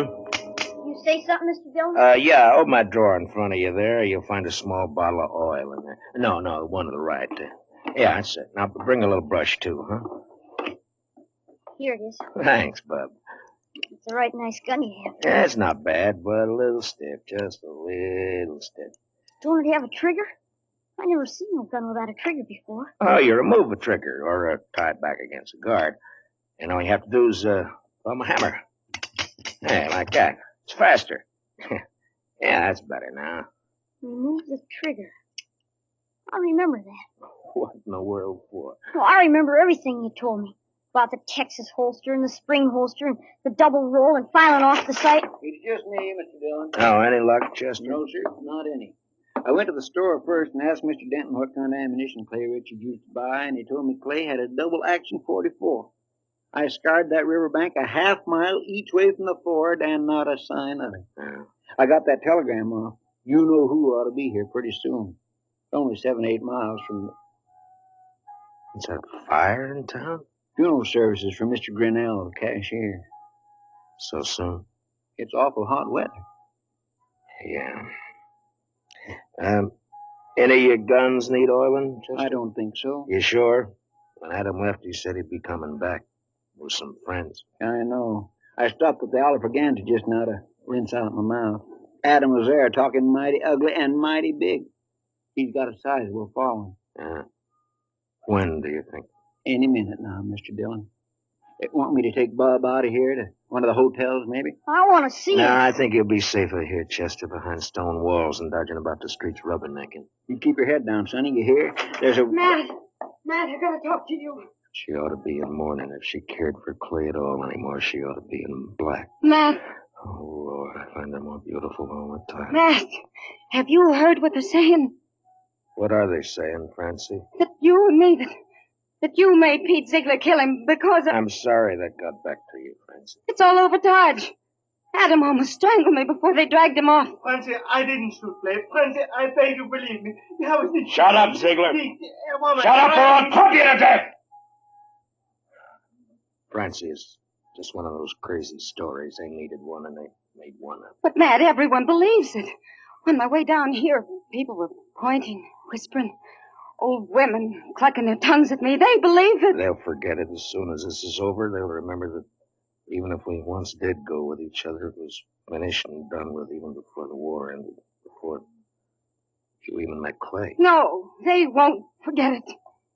For the rest of my life, as long as I stay here. Hold it a minute, Francie. Yeah, Doc, what is it? Oh, am I interrupted? What is it, Doc? Our Topsy's finished. I examined his liver and lights his... This is Mrs. Richards, Doc. Oh, I beg your pardon, ma'am. I'm sure I meant no disrespect for the departed. Well, Clay was shot all right, but from the nature of the wound and the coagulation of the blood, I'd say it happened sometime yesterday. I'd say the cashier's bullet didn't go wild after all. how could a dead man gallop away? Well, the wound wasn't what killed Clay. The ball hit the rib case and bounced off. 22 caliber it was.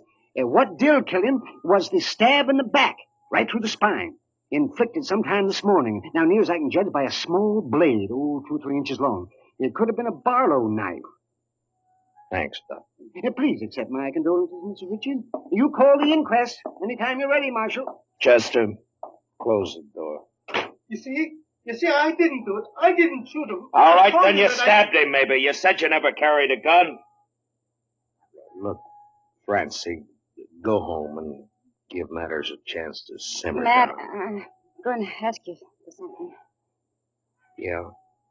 Turn Pete Ziegler out into the street. What? Francie, they're itching to get their hands on him. Let him have him. It'll prove that story's a lie, that you didn't make a deal with him. Please, Matt, I have to live here. Clear me, I have to live here. Matt? Matt.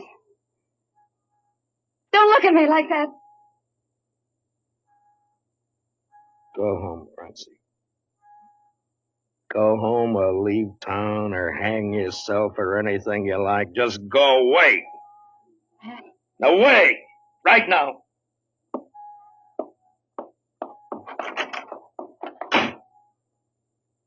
I bought me a bottle at the Alfregans, Mr. Dillon. Would you care for a drink? No. Guess the funeral's over. There'll be others. Funny. No, I missed that bell. Awful quiet, ain't it? It's just what? Just about on schedule.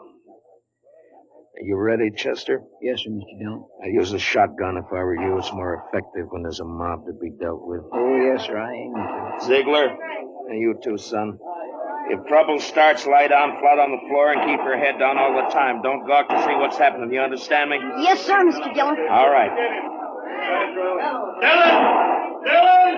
Come on, Dillon! Come on! Chester, I want you to stand here in the doorway after I go out, where you can cover the back door and me at the same time. Yes, sir, Mr. Dillon. All right, Chester. Open the door. Come on now.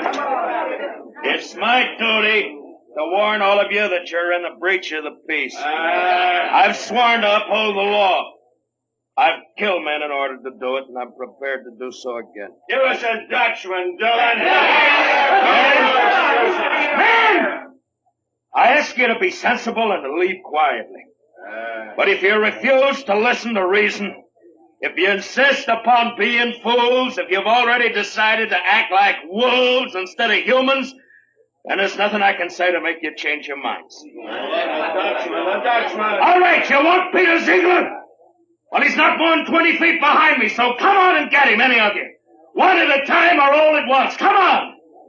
Which one of you wants to die first? You? You, Adam? Well, what do you say, Adam? You let him here. Don't let this star on my coat stop you. Come on. There, I'm not wearing it now. Well, come on, draw, Adam, draw.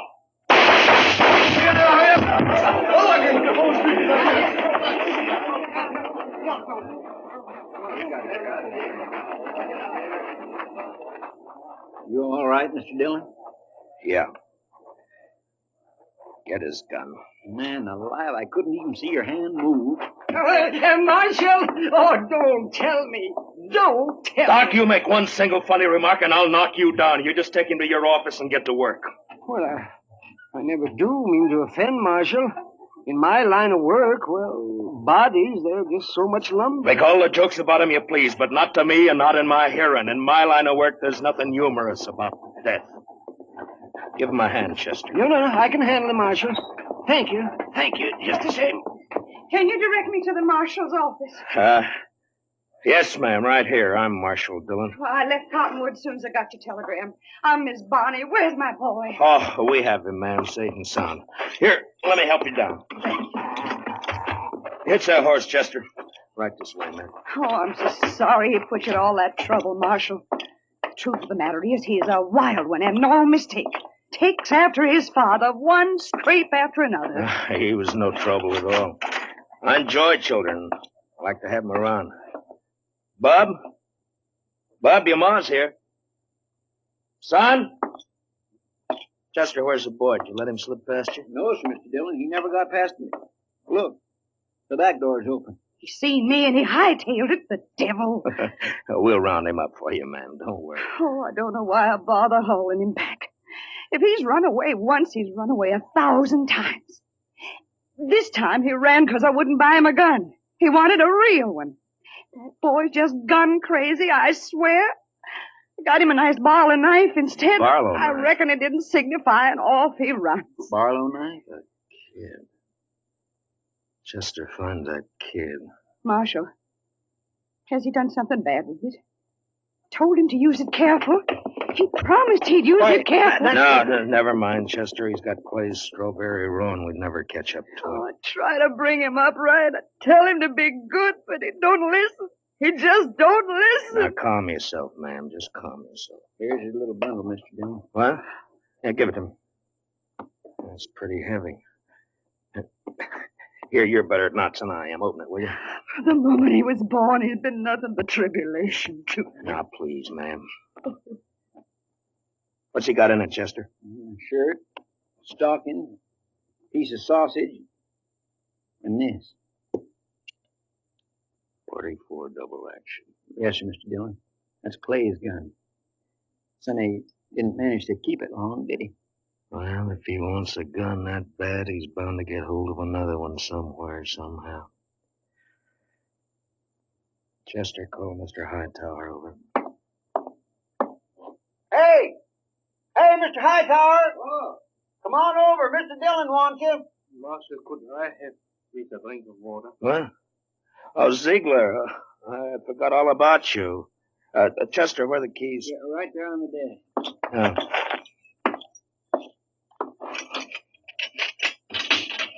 There we are. It'll be safe for you to go home now. I can go back by the farm. Yeah, that's right. I'll send for you for the trial. Oh, danke schön. Danke schön. Watch where you're going, you dumb... Excuse me. Yes, Marshal. Mr. Hightower, it appears that we can do business after all. Get some paper and a pencil. I want some notices printed. Fire away. Wanted for murder. Wanted for murder. What's the boy's name? Bonnie. William Bonnie. William Bonnie. William Bonnie. Age 12. Height about 5 feet. Hair light, eyes blue. I don't suppose he's known by any other name. I know. Everybody just called him Billy. Or the Kid. Also known as Billy. The Kid.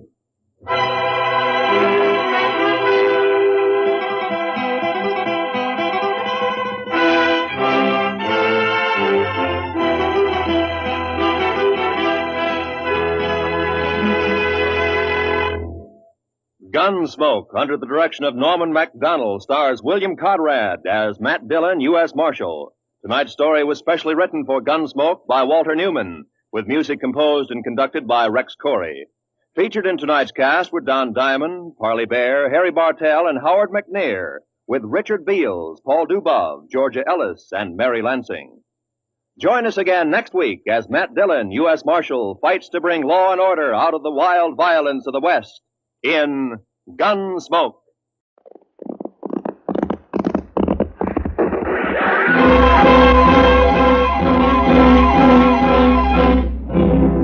Around Dodge City and in the territory on west, there's just one way to handle the killers and the spoilers, and that's with a U.S. Marshal and the smell of gun smoke.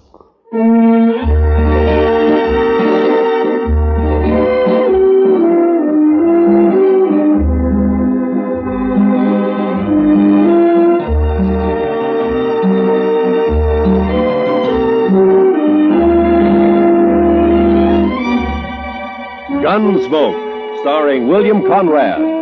The story of the violence that moved west with young America. The story of a man who moved with it. Matt Dillon, United States Marshal.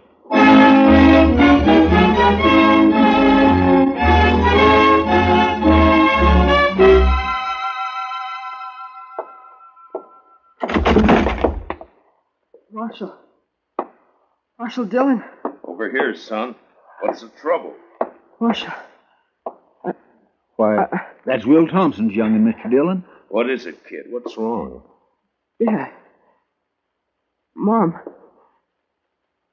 They burned our house. Got the fences. 4 of them. My sister. They rode in and shot. He's been shot. Hold that lamp down here, Chester. Yes, sir, Mr. Dillon. Here, blood all over the back of his shirt. Will Thompson, he's a homesteader, isn't he? That's right. Came to Dodge City about 3 months ago. Took up a section over on Mulberry Creek. Mr. Dillon, you want me to go get the doctor? No. Boy doesn't need a doctor now.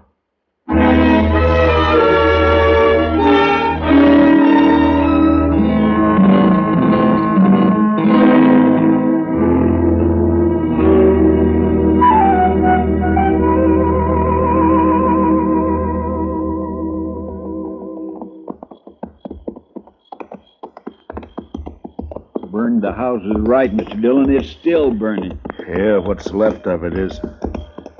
Watch yourself now, Chester. Yes, sir. No sign of life, though. Whoever did it's probably long gone by now. No reason to hang around. Now, let's tie up here and look around on foot. Bring up your carbine, Chester. I got it, Mr. Dillon. Yeah, they even fired the corn crib. Now, why would anybody want it? What's there? What is it? It's a dog. Shot. A dog? When they even shoot the dogs, it's a... You see something? Yes, sir. It's Will Thompson. I think it's Will. What do you mean you think it's Will? Scalped. We was Indians, Mr. Dillon. They couldn't have been Indians. Only tribe reported in 20 miles is the Kiowas, and they wouldn't do anything like this. They've been peaceful for years. Yeah, I don't know, but... Come on. Let's find out what happened to the rest of the family. Yeah. Besides Will and the boy who rode into town, there's Miss Thompson and a daughter. Girl about 17, pretty as a picture. There's something lying over there by that cottonwood. Yeah, I see.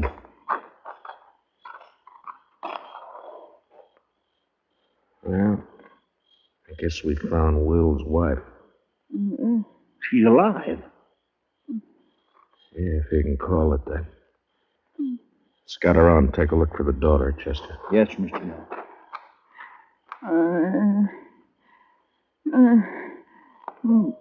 It's all right, Miss Thompson. It's all right. It's all right. Mary. My daughter. They took her and dragged her away. Easy, man. Easy now. I tried to stop them. I held on to one of them. He kicked me loose. And his spur came off. It's here somewhere. It's on the ground somewhere. On the ground. Yeah, I see it. My daughter. I took her away. My baby. There now. My baby. There now. It's all right. We'll find her, ma'am. We'll find her and then...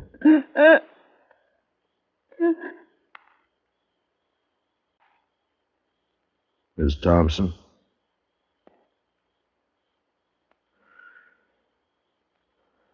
Well, you're better off, ma'am.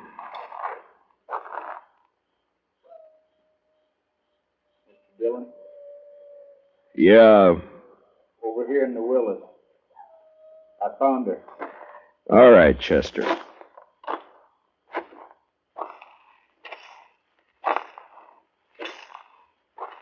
Pretty as a picture. Seen her in Dodge. Walking down Front Street. Pretty as a picture. Yeah.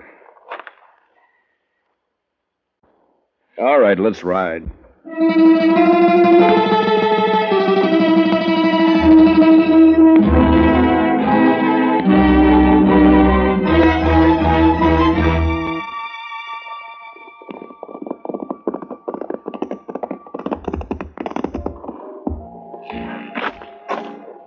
We'll look in the Long Branch first, then if Jaliscoe Pete's not there, we'll try the other saloons. I bet his boss is here. He's here every night. Yeah, I know. Follow me in, Chester. Just keep him off my back. I'll take care of the rest of it. Yes, sir. Good luck, Mr. Dillon. Yeah, thanks.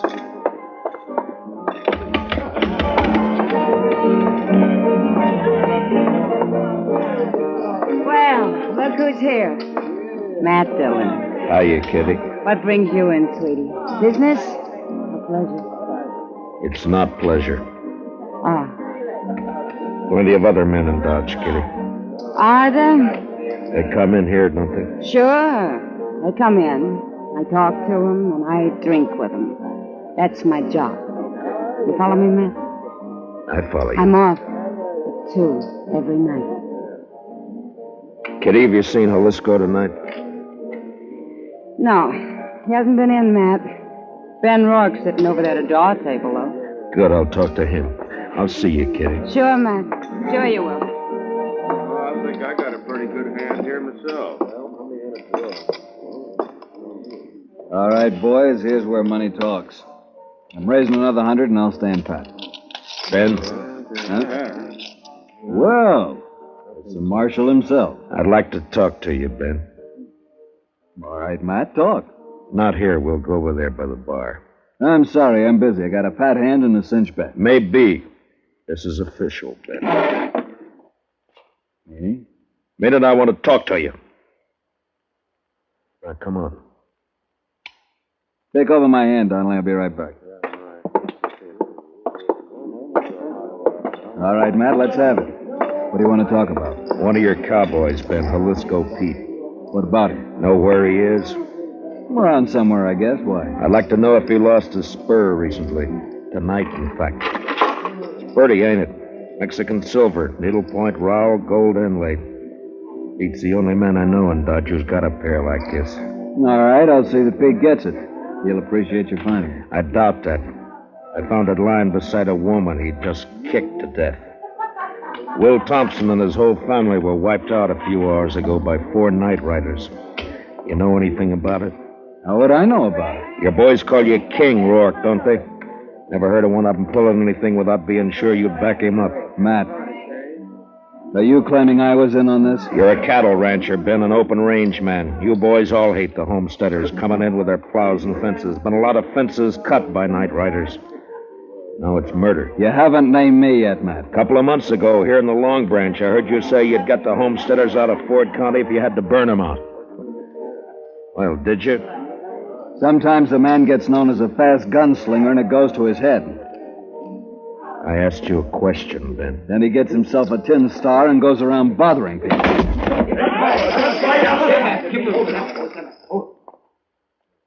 Ben, if you're figuring to draw on me, don't. Why not, Matt? I've seen you in action. You're not fast enough. Now, I asked you a question. And maybe I don't feel like... What's going on in here? Nothing. Oh, there you are, Marshal. How are you, Colonel? Marshal, what's this I hear about an Indian uprising? There's been none that I've heard about. Whole family massacre, the way I hear it, sir. Murdered and scalped. Scalped? 2 of them were. So it was Indians. What game are you playing, Matt? Indians don't cut fences, Ben. That's a cattleman's trick. Scalping, too? Could have been an afterthought. It wasn't an Indian who lost that spur. Well, we'll soon find out about it. I'm riding into the Kiowa country with Troop C tonight. I hope you won't do that, Colonel Blake. You know the Kiowas. They're peaceable enough when you let them alone, but if you push them, they'll fight. True enough, Marshal. We can't let them get away with it. The Indians weren't responsible, Colonel. I got evidence to the contrary. Give me 24 hours and I'll prove it. Well, I certainly don't relish stirring up a tribal war, but... Just 24 hours. Well, all right. Ben, if you know where Jaliscoe is, you better turn him in. It'll save trouble. When any of my boys need discipline, I take care of it. Not this time. Other people are involved. Homesteaders. Squatting on a measly 320 acres apiece. Ruining the whole country. They got rights, Ben. Who says so? I do.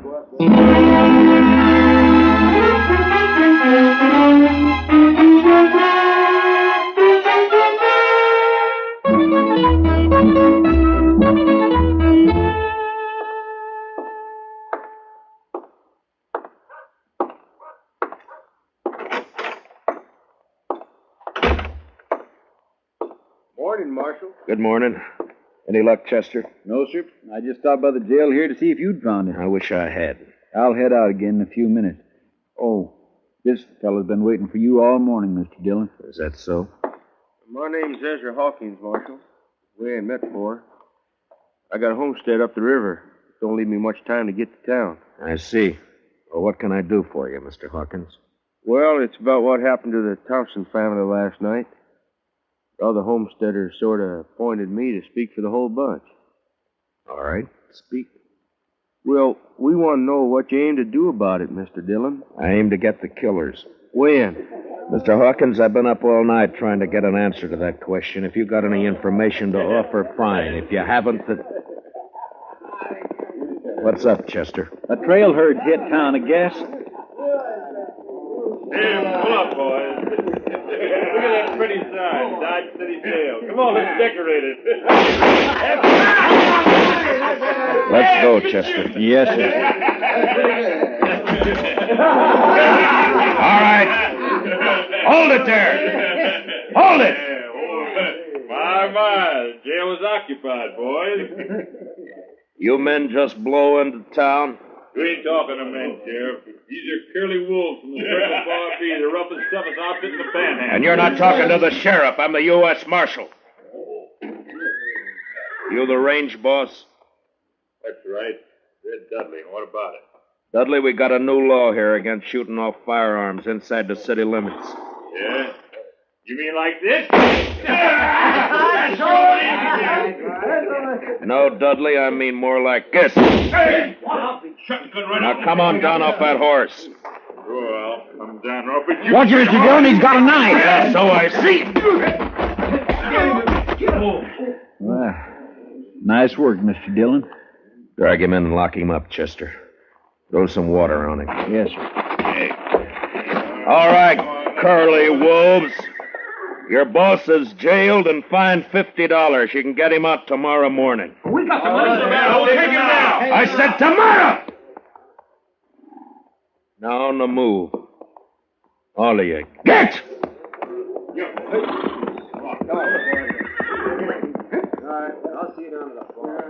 You handle things right fine, Marshal, once you get started. Thanks, Hawkins. Only trouble is some of us homesteaders are getting kind of impatient. The cattle ranch has been treating us pretty bad for too long. The boys are all meeting at my place today. I reckon I can hold them back till tonight. You know what I mean, Marshal. Yeah. I saw it happen in Abilene. Dirty and bloody. I'd hate to see it happen here. Sure, I know what you mean. Range war. Well,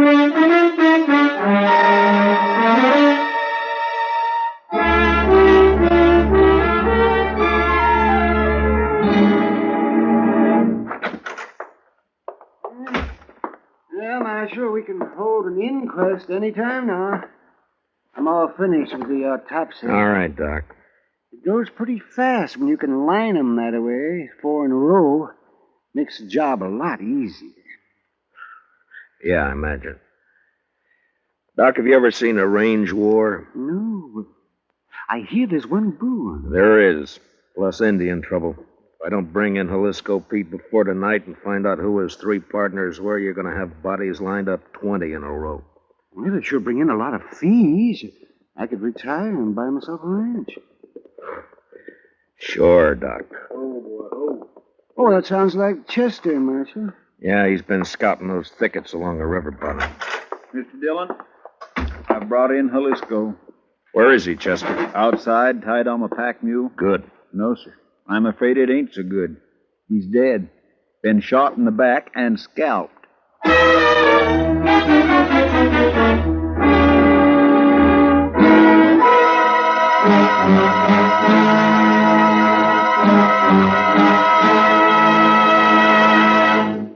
We will return for the second act of Gunsmoke in just a moment, but first, CBS Radio, in cooperation with Time magazine, makes available to you, free of charge, a valuable convention handbook, packed with facts and sidelights about American national political conventions. This convention handbook, containing a convention map and box score of interesting pictures and a complete history of this old American custom, will be yours if you send a postcard with your name and address to Time, CBS, Chicago 90, Illinois. That's Time, CBS, Chicago 90, Illinois. And now, with William Conrad starred as Matt Dillon, here's the second act of Gunsmoke.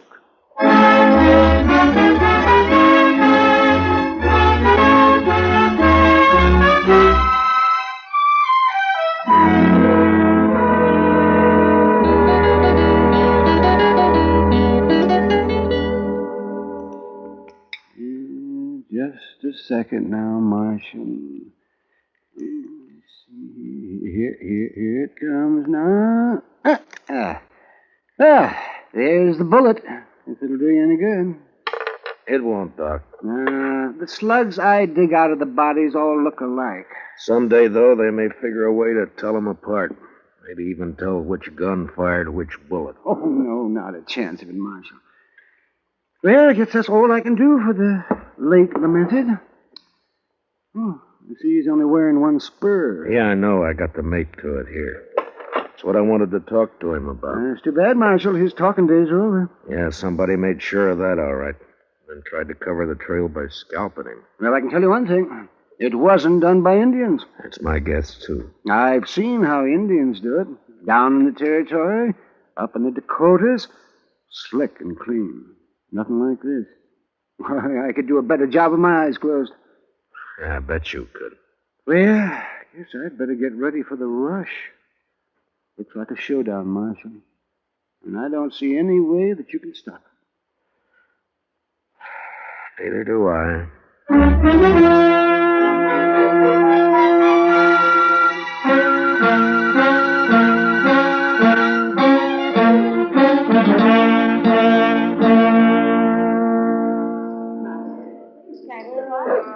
Matt, over here, Matt. Oh, hiya, Kitty. Business again, Matt?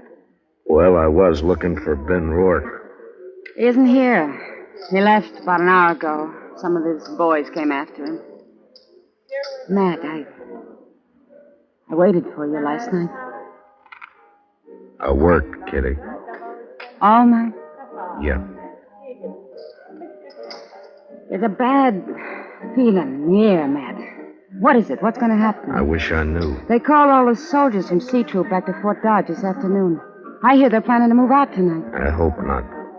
Been a lot of homesteaders in here drinking today. That's unusual for them. What's going to happen, Matt? The bloodiest mess you've ever seen. And I don't know any way of stopping it. If I'd only found Jaliscoe Pete before they killed him, now I got nothing to go on. Jaliscoe came in here last night, late, after you'd gone. What? Well, why didn't you let me know? There wasn't time, Matt. He heard he was wanted and he left right away. His friends with him. Friends? What friends? I'd never seen him before. I think Pete had known him in the Pecos country. They're all pretty drunk. How many were with him, Kitty? 3, I guess. One of them was named Red Dudley. Red Dudley? And one called himself Tulsa Jim. They kept talking about the Circle Bar B brand. It might be. They could have ridden in last night ahead of the herd to look up Pete, and then they... Oh, Marshal, say you better come on outside here if you want to stop a lynching. Coming, Doc. Be careful, Matt. Be careful. What is it, Doc? Ben Rourke and some of the cattle ranchers. They caught themselves an Indian, and they're going to string him up. I doubt it. Let us stay clear of this, Matt. We know what we're doing. I hope so, Ben. Who have you got here? One of the murdering skunks who wiped out the Thompsons. Any objections? I might work up some, Ben. What's your name, fella? He won't talk to you. Hasn't opened his mouth. Look, fella, as an Indian, you're a ward of the government. I'm a U.S. Marshal. I represent the government. I'm here to protect you. Now, what's your name? Pete Doxwa. Work hard. Good man, no kill. What makes them think you did? Say kill people, no kill. He pleads not guilty, Ben. Sure he does. And maybe he can explain why we caught him 2 miles from my ranch house. Is that reservation? What was he doing there? Go on, ask him. Mr. Rourke? Maybe I can tell you what he was doing. What? Ezra Hawkins. One side, if you don't mind. Let me through here, please. Let him stand. Thank you. We got tired of waiting, Marshal. We come on into town. Maybe that was a mistake, Hawkins. Maybe. You have to play it the way you see it. Look, mister, let's have it. What's this all about? I'm a homesteader, Mr. Rourke. Well, I accept your apology. Weren't no apology. I just wanted you to know who those 100 men across the street were. They all got guns. 100, huh? Well, there's 30 of us, so the odds aren't bad. What's on your mind? This Indian's been working for us, Mr. Rourke. Tracking down fence cutters. Maybe that's why you caught him within 2 miles of your house. Got the nerve to come out and say what you mean, homesteader? You bet I have, fence cutter. All right, hold it. Now, you're covered, Ben, and you too, Hawkins. This play's gone far enough. Not giving a man a chance to draw, Matt? Not this time, Ben. All right, Katoxa, climb off that horse and get over here behind me. Move slow and stay out of the line of fire. You men, if either side makes a move, Ben and Hawkins will be the first to get it. You understand? Doc, take us into your office. Oh, sure, right away. Well, Matt, what's the next step? You can't keep us here with our hands in the air forever. I don't intend to. I got one of the murderers locked up in jail. I want you two to come along and listen to his statement, but leave the questions to me, all right? That's just fine with me, Marshal. It's your show, Matt. Good. Come on.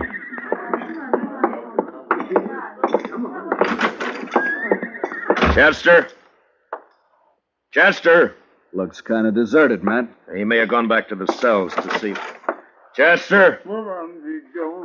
Ben, Hawkins. What's the matter, Matt? Here, I'll get that gag off of him. You cut the ropes, Ben. Right. All right, Chester, here we go. Easy now. There. What happened, Chester?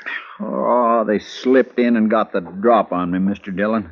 Took Red Dudley with them. There was two of them, not more than 20 minutes ago. Who were they? Did you know them? Nope. Circle Bar B-boys, I think. They slugged me and thought I was out, but I heard them talking. They were all in with Pete on the Thompson killing. Yeah, I know. And they killed Pete, too.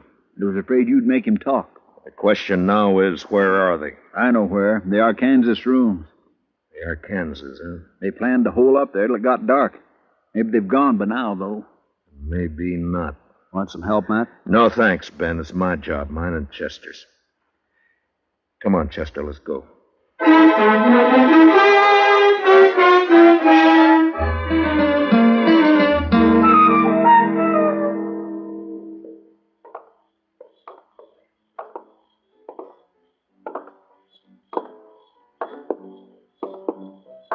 The room and house is all dark, Mr. Dillon. That doesn't mean a thing.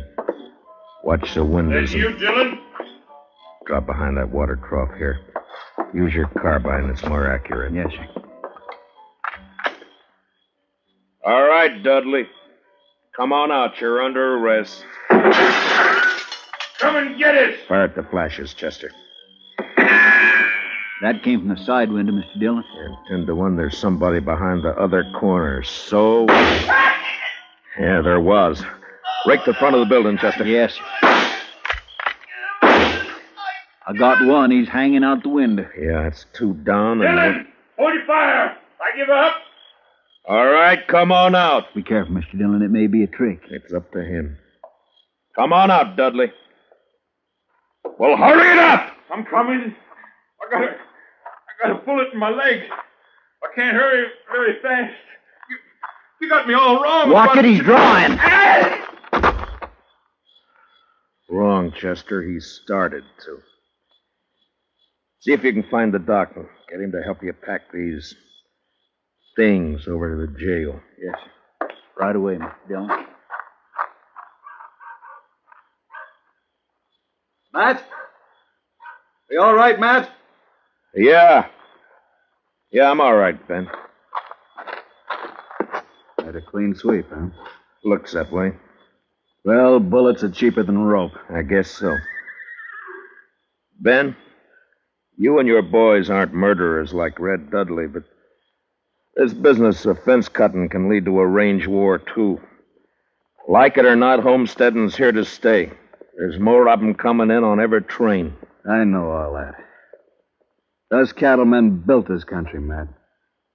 A few more years, now they'll have us fenced out of it. Times change, Ben. There's range still left out west, New Mexico, Arizona. Yes, I know. Some of us have been thinking about it. Matt, they'll fence you out, too, you know. Yeah, I guess they will. Well, when that time comes, I'll move on. If I'm still around. Farms and families. Next thing they'll do is set up courts and bring the law in here.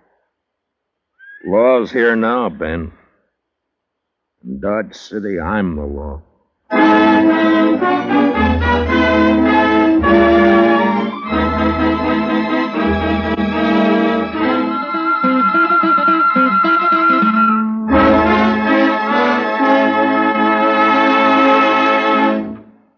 Gunsmoke, under the direction of Norman MacDonald, stars William Conrad as Matt Dillon, U.S. Marshal. Tonight's story was especially written for Gunsmoke by Les Crutchfield, with music composed and conducted by Rex Corey. Featured in tonight's cast were Harry Bartell, Lou Krugman, and Georgia Ellis, with Jack Crucian, Barney Phillips, Vivi Janis, and Johnny McGovern. Parley Bear is Chester, and Howard McNear is Doc. Join us again next week as Matt Dillon, U.S. Marshal, fights to bring law and order out of the wild violence of the West in Gunsmoke.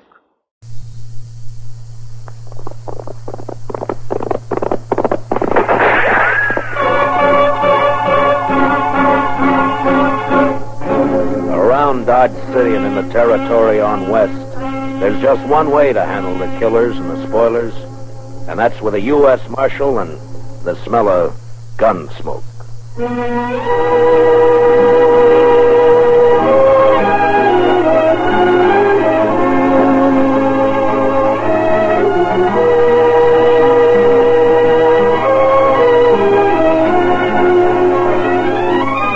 Gunsmoke, starring William Conrad. The story of the violence that moved west with young America. The story of a man who moved with it. Matt Dillon, United States Marshal.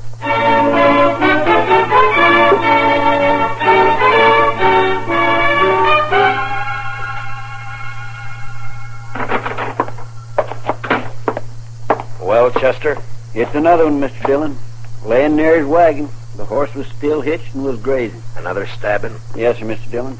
2 buffalo hunters found him early this morning on the road leading out to Cimarron Crossing. We just brought him back. Who was he? His name was Jones. Les Jones. Been in town a couple of days buying supplies, food. Where'd he come from? Well, some of the boys told me he's got a little farm on up the Arkansas piece. Got a wife, too. Pretty little thing, they tell me. Yeah.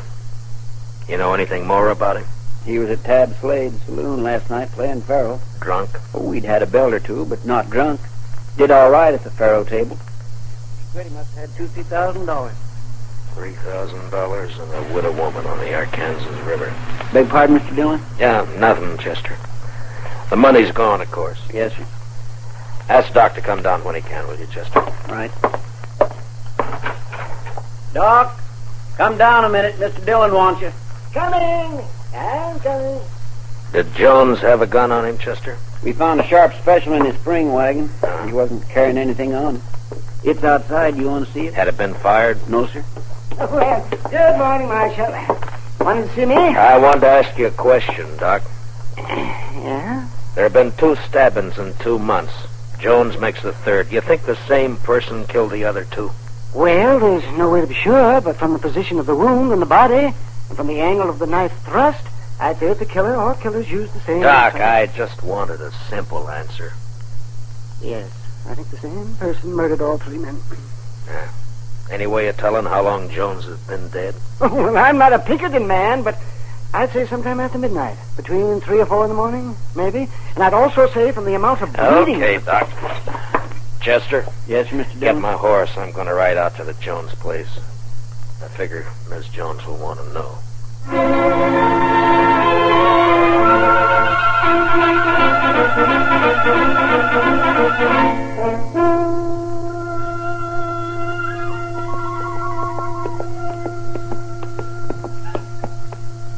Hello, mister. Howdy, Bub.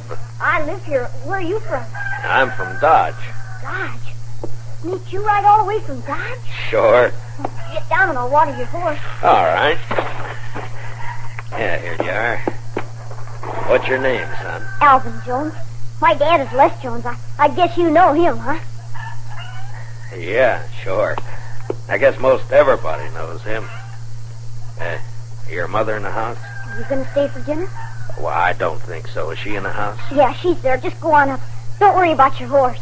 Thank you.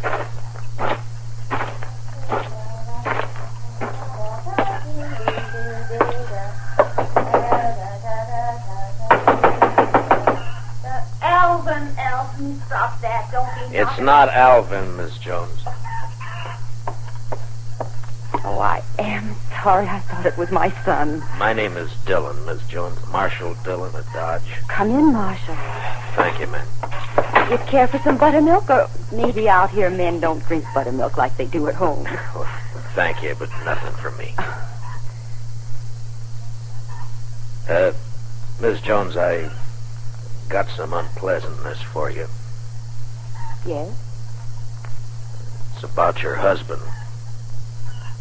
He's in trouble? I left Dodge 4 hours ago. I thought I should be the one to tell you.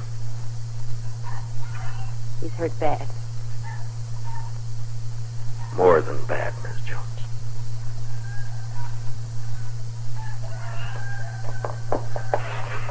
I pulled the saddle off your horse, mister. Makes he's a good one. Well, thank you, son. Alvin, this is Marshal Dillon from Dodge. The Marshal? Alvin, your pa won't be home for a while, the Marshal said. Well, not for how long? Well, not for how long, Ma? Not for quite a time, son, so you'll have to run things a while longer. Snakes, I can take care of them all, right? Sure you can, Alvin. Would you stay to eat? No, thank you, ma'am. I gotta get back to Dodge. Miss Jones, could I Yes, Mr. Dillon. talk to the boy, Miss Jones? Explain it so he won't be bitter. Too many gunfighters got their start from a killing like this. I'll try, Mr. Dillon. I'll try. Good afternoon, ma'am.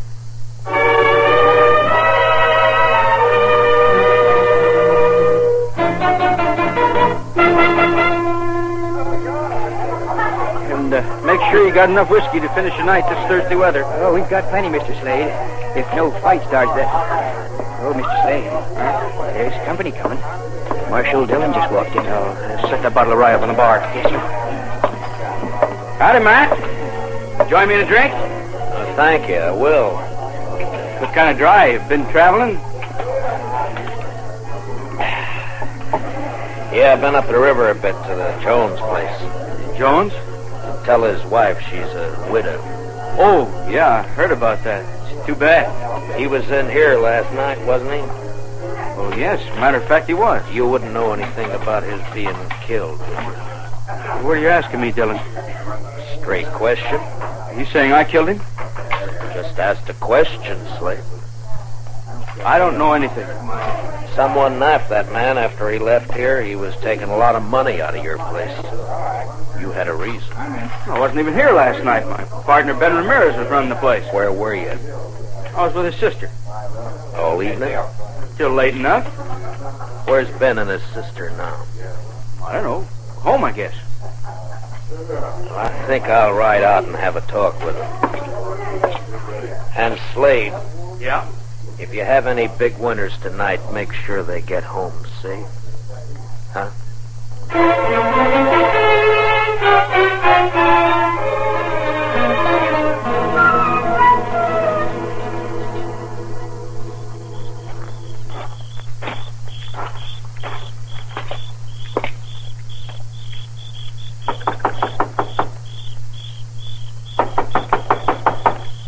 There's no one there. Huh? You look very foolish. You cannot see me?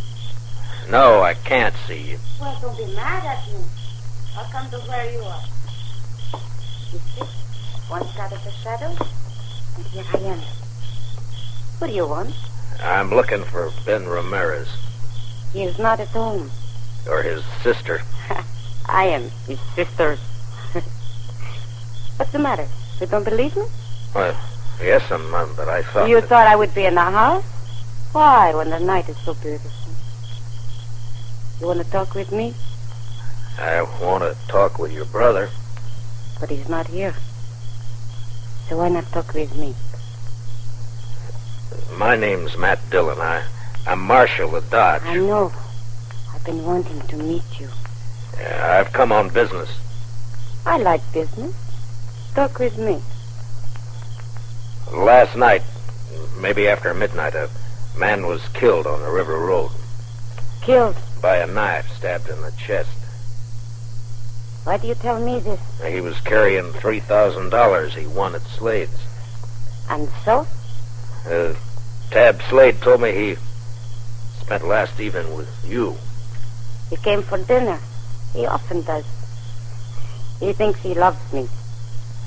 Your brother, was he here?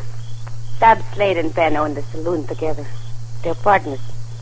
They think at least one should be there all the time. Ben went down after we ate. Did Slade, was he here long? Yes. He's my fiancé. So it's all right. Isn't it, Marshal? Well, that's your business, Miss Ramirez. My name is Evelita. You could call me Eve. When do you expect your brother? I don't know what my brother does. He may be home soon. He may be late. I don't know. I seen you when I've been in town, Matt Dillon. Yeah? I don't ride in often. Slade's such a fool. He and my brother don't like me to come to town. Well, Dodge is rough, Miss Ramirez. Always he has to protect me. Men are such fools. But Matt Dillon is not so. Are you? You wouldn't keep me out of town? Well, that's not my affair, Miss Ramirez. It'd be for your brother and Tab Slade to say. Tab Slade thinks we will marry. But we won't. Because I don't love him. I don't love anybody. But I could. Maybe. Miss Ramirez. Don't you find me attractive?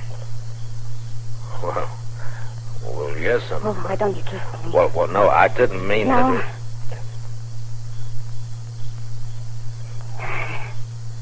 Dillon, I've got a gun pointed at the back of your head. Ben, I want to... Fooling with another man's fiancé isn't smart, Dillon. Ben, please.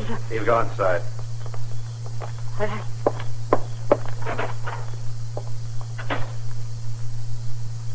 Aren't you going to say anything, Dillon?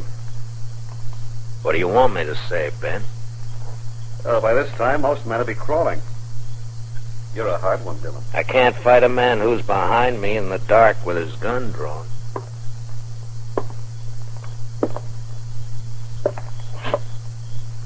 There, is that better? You can see me now.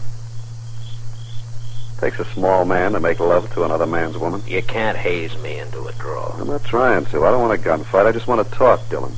Well, you're calling it. I saw Slade just a few minutes after you left this place.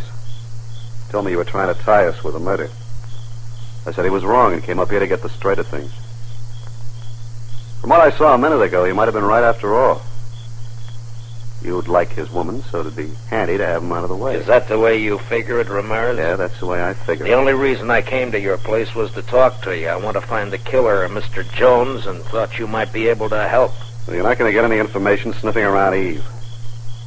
What's your plan, Ramirez? Now, to give you some advice, Marshal. Tab Slade's been a good friend of me, and I'll help him protect anything that's his. Eve's his, so stay away. You're not going to find a killer while you're saying pretty things. Are you through? All right, then listen to me. You say Slade had nothing to do with those killings. I won't say he did because I don't know, but I'm going to find out who did it, and if it was Slade, I'll get him. Now, do I ride back to town? Yeah, ride back to Dodge, Marshal, and between here and where your horse is tied, don't so much as twitch a finger. I don't know whether you're a fool or a brave man, Ramirez, but just let me give you one bit of advice. Don't tie to the wrong brand. It's easy to do. Just walk away, Marshal. Your horse. And walk easy.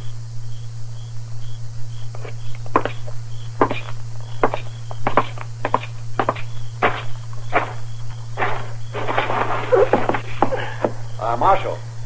Yeah? If you find out who killed Jones, let me know. I'll do that, Ben. I sure will.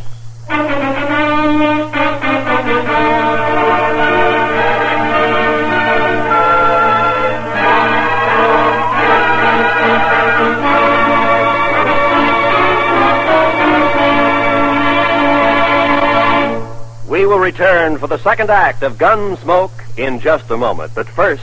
Hello, I'm Kathy Lewis, the girl who plays Jane on My Friend Irma. Irma, tie this string around your finger to remind you that starting Sunday, we go on the air at 9:30 p.m. instead of 6 p.m. Eastern Daylight Savings Time. All right, Jane. Good girl. Now, what's that string to remind you of? To buy some more string? That's My Friend Irma, whom you can now hear on Sundays, 9:30 p.m. Eastern Daylight Savings Time. Remember, My Friend Irma is now heard at a new later time on Sundays. Check your local schedules. Now, the second act of Gunsmoke.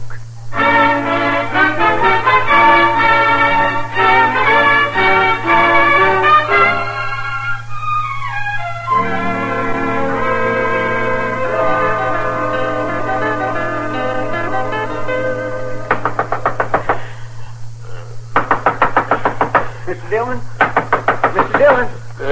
What? Who is it? It's Chester, Mr. Dillon. Oh, Chester? Wait a minute. What time is it? Almost 4 in the morning, Mr. Dillon. 4? Yes, sir. I'm sorry to have to wake you, but you better get dressed and come right away. They've got Tab Slade. Slade? Who's got Slade? Some of the ranchers, they're going to lynch him right in front of his saloon. Well, go and try and hold him for a minute. I'll be right along. Yes, sir.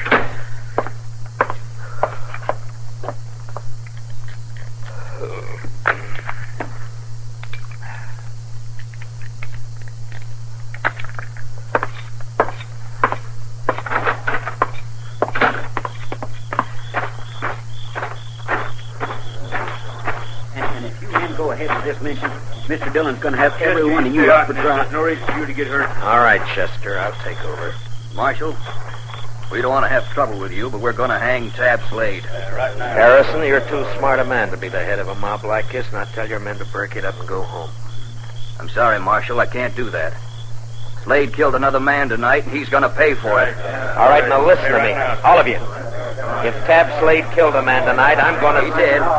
If you can prove Tab Slade killed a man tonight, I'll take him to jail and hold him there for trial. Marshal, Tab ain't going to be alive to stand trial. Do you know Slade killed anybody? If one of these men lays a hand on Tab Slade, I'll start shooting. There'll be a lot of men dead. How about you, Marshal? Might be you can get hurt, too. That's right, John. You could kill me, all right. But which of you is going to shoot first? And die first? Huh? Well, which one? Chester? Yes, sir. Go pull Slade off that horse, cut the ropes, and take a gag out of his mouth. Yes, sir, Mr. Dillon. And you men, don't anybody make a mistake. Don't you move a shadow. All right, just a minute. All right, Slade, get down off there. All right, Chester. Give me a chance. Now you and Slade walk back to the far side of the street, slow. Yes, I tried to tell him I had nothing to do. The rest of you just stand where you are, looking right here at me. First man so much as moves his eyes will be in real trouble. We're across the street, Mr. Dillon. Good, Chester. Now walk Slade down to the jail and put him in a cell for safekeeping.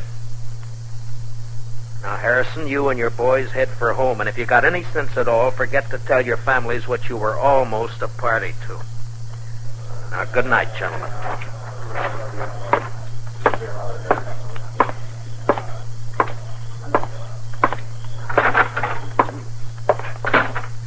Chester, what happened tonight? A man named Olson, a rancher, was at Slade's place. Gambling? Yes, sir, and he did pretty fair. He left around midnight and was found about 2 hours later. He'd been stabbed. His money was gone. You talk with him? Yes, sir. He just mumbled about having tried to be friendly. He said that several times, Mr. Dillon. Just being friendly. Then he said, I fired a couple of times. I think it hit. You mean he hit whoever stabbed him? I think that's what he meant. He say anything else? Nothing. Well, there's not much help in just that. He can't tell us any more. I'll talk with Slade and I'll bring him out. Huh? Yes, sir. Mr. Dillon wants you, Slade. Matt, you gotta believe me. I don't know anything about the killing, this one or any of the others. I don't have to believe anything, Slade. I'll find out for But I myself. didn't do it, Matt. Why is everybody sure you did? Why are they so sure that they're trying to lynch you? Does a lynch mob have to be sure of anything? Slade, before you came here to Dodge, you were a gunfighter. You had a bad reputation. You were in with the Kansas Raiders, Sure, that's too. right. The Raiders were killers and thieves. Some were. Now, when a man with your background goes straight, he's always suspect. Matt, I didn't have anything to do with the killing. What about this partner of yours, this Ramirez? I met him in Kansas. Him and his sister. We joined up and came out here. Thought we'd make good a team. Where's Ramirez now? I don't know. Matt, please listen to me. You're You going to got marry believe his me. sister? No. Yeah, Matt, I don't know. Why isn't Ramirez around now that you're in trouble? Please, maybe he doesn't know. I don't know. He'd know by now. The news is all over Dodge. Chester? Yes, sir, Mr. Dillon? Put Slade back in his cell, then load your shotgun and keep a close watch on him. Well, where are you going, Mr. Dillon? I'm going to take a ride out to the Ramirez place. I want to have a talk with Mr. Ben Ramirez and his sister, Eve.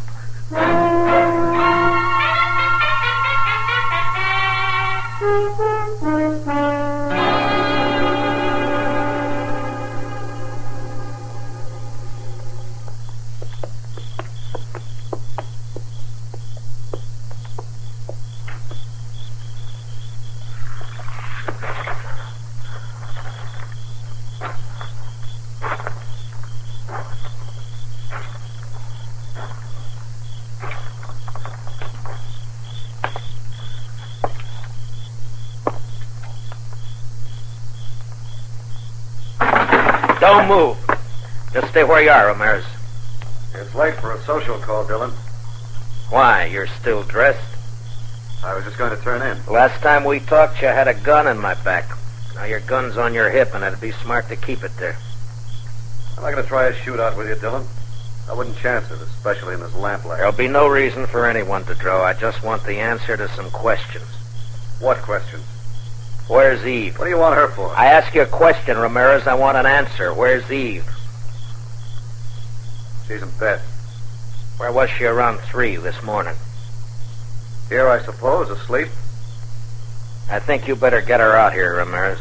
What's so important about Eve? A man was killed this morning, and I think she might have done it. You know what you're saying? Yeah, I know. You're calling my sister a murderer. That's right. And if you're going for your gun, Ramirez, make sure you're ready to die. I told you before, I'm not a fool. But if I can trick you, I'll kill you. Don't try, Ramirez. Why do you say my sister killed a man? No hand around these parts would stop for anyone on the road at night. Not unless it was someone they knew or someone they didn't have to fear, like a woman. Like your sister. You don't know anything, Dillon. You're guessing wrong. I didn't know when I got here, but now I'm sure. What do you mean? The man who died tonight shot at and hit the person who stabbed him. There's no blood on you, but there's blood on the floor over there by the door. Blood that could have come from a gunshot wound. That doesn't prove anything. And there's blood on the table by you there. It's not blood, it's just a shadow from the lamp.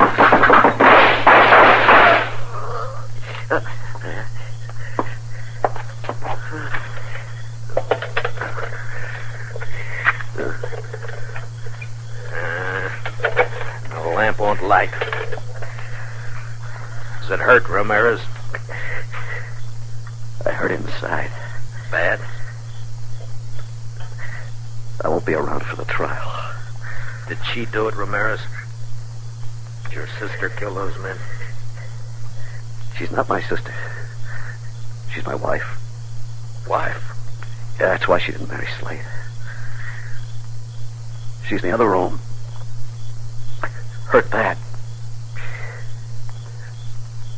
Get a doctor for her. Ramirez? She's no good. But I loved her. She's got a horse.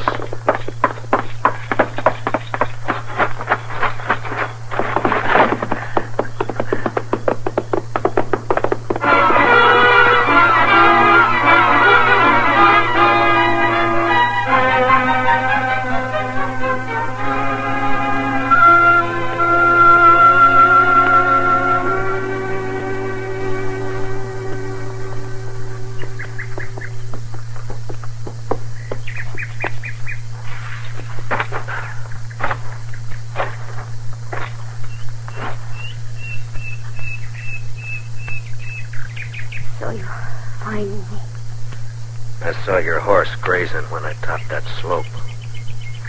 Matt, what are you going to do with me? Take you back to Dodge. Have you up for trial. There's no point. I wouldn't live long on horseback. I've bled too much already. Yeah. Is there anything I can do to make you more comfortable? No. Nothing. Eve, can you tell me why? Why you killed 4 men? For a very simple reason. I wanted the money they had. I wanted it very much. Matt, I've been thinking about my husband. Is he dead, Matt? Did you kill him? He went for his gun, Eve. I killed him. He was kind to me. I tried to love him, but I couldn't. I didn't love anything but money. Maybe, Matt, I could have loved. Now I'm sorry for everything. Matt? Yeah? It's very lonely. Would you do something for me? Sure. Would you hold my hand? Good. That's good. Very good. I'll just rest here a minute longer. Then perhaps I can...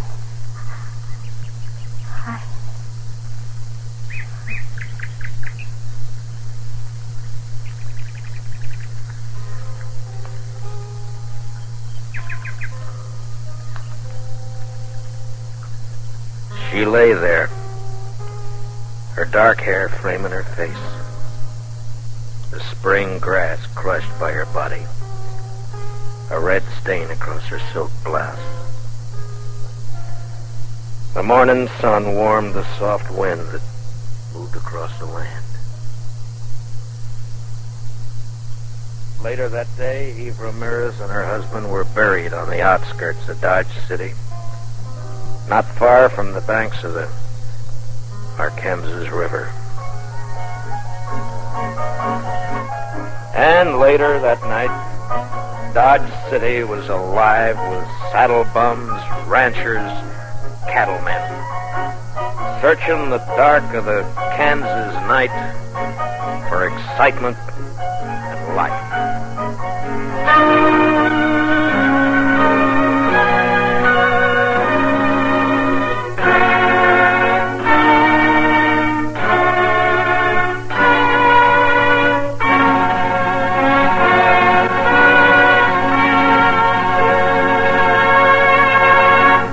Gunsmoke, under the direction of Norman MacDonald, stars William Conrad as Matt Dillon, U.S. Marshal. Special music for tonight's story was composed and conducted by Rex Corey. Featured in our cast were Georgia Ellis, Hy Averback, and Jack Crucian, with Richard Beals, Ann Morrison, and Herb Ellis. Parley Bear as Chester, and Howard McNear as Doc. Join us again next week as Matt Dillon, U.S. Marshal, fights to bring law and order out of the wild violence of the West in Gunsmoke.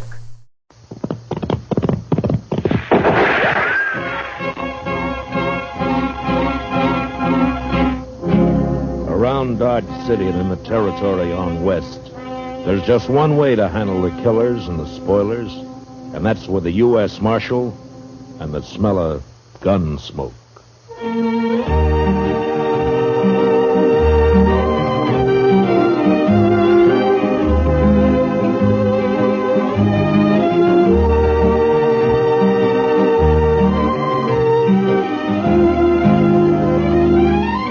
Gunsmoke, starring William Conrad. The story of the violence that moved west with young America. The story of a man who moved with it. Matt Dillon, United States Marshal.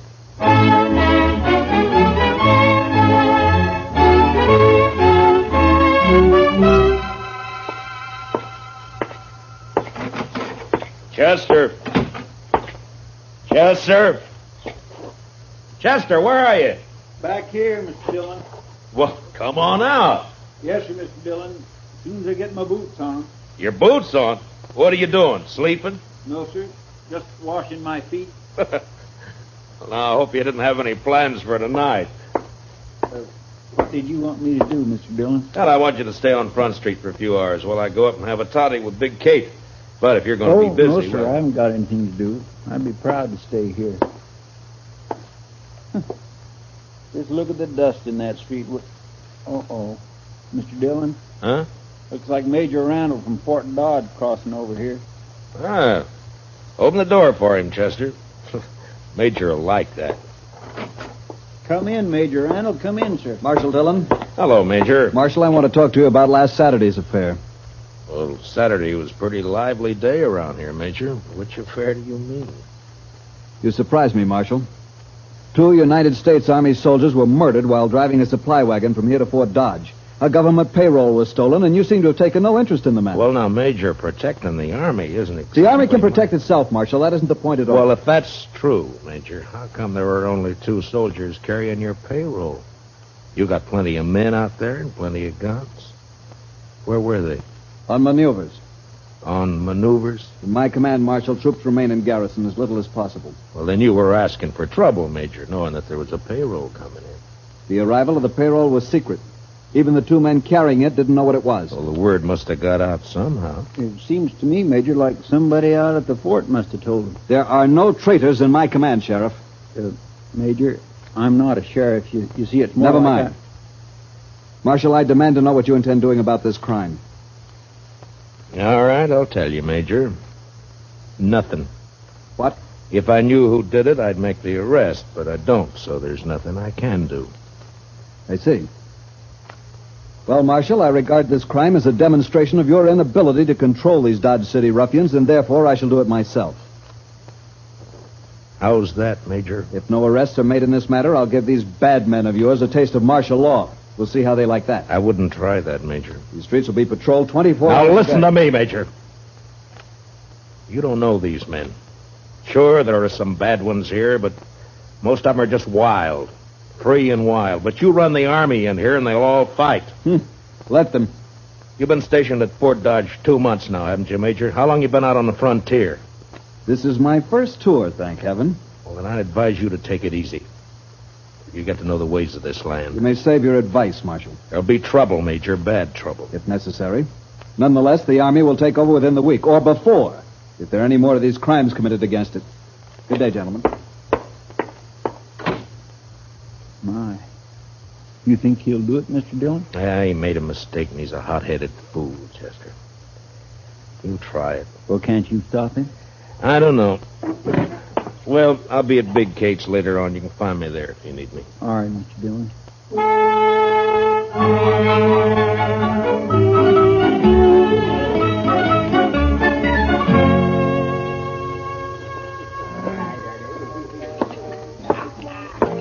Hey, Marshal, come here.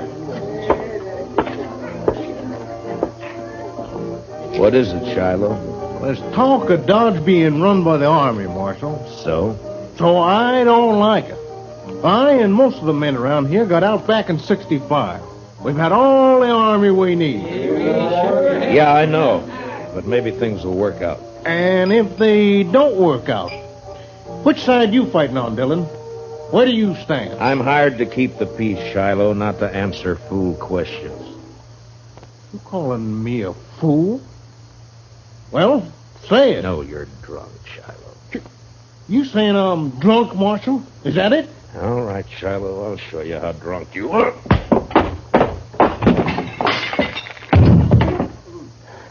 Now, when he comes around, tell him I took his gun.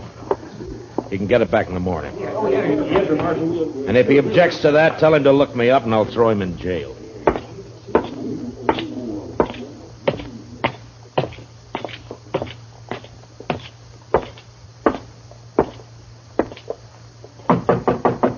Who is it? It's Matt, Kate. Well, come on in.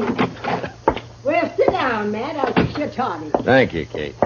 You could thank me best by buying a drink at the bar downstairs once in a while. Well, why should I? Get better whiskey for free up here. At least you're honest. Well, what's in the wind, Marshal Dillon? Or did you just come up here because you're tired of sitting with your back to a wall? You're right, Kate. It's the only place in Dodge where I can relax. That's probably just because you don't consider me worth killing. How old am I, Matt? Oh, what? You heard me. Well, I never thought much about it, Kate. You sure didn't. What are you getting at, anyway? Just that if I was 20 years younger, you probably wouldn't come here at all. No? And why? Here's your toddy. Forget it. Anything you say, Kate.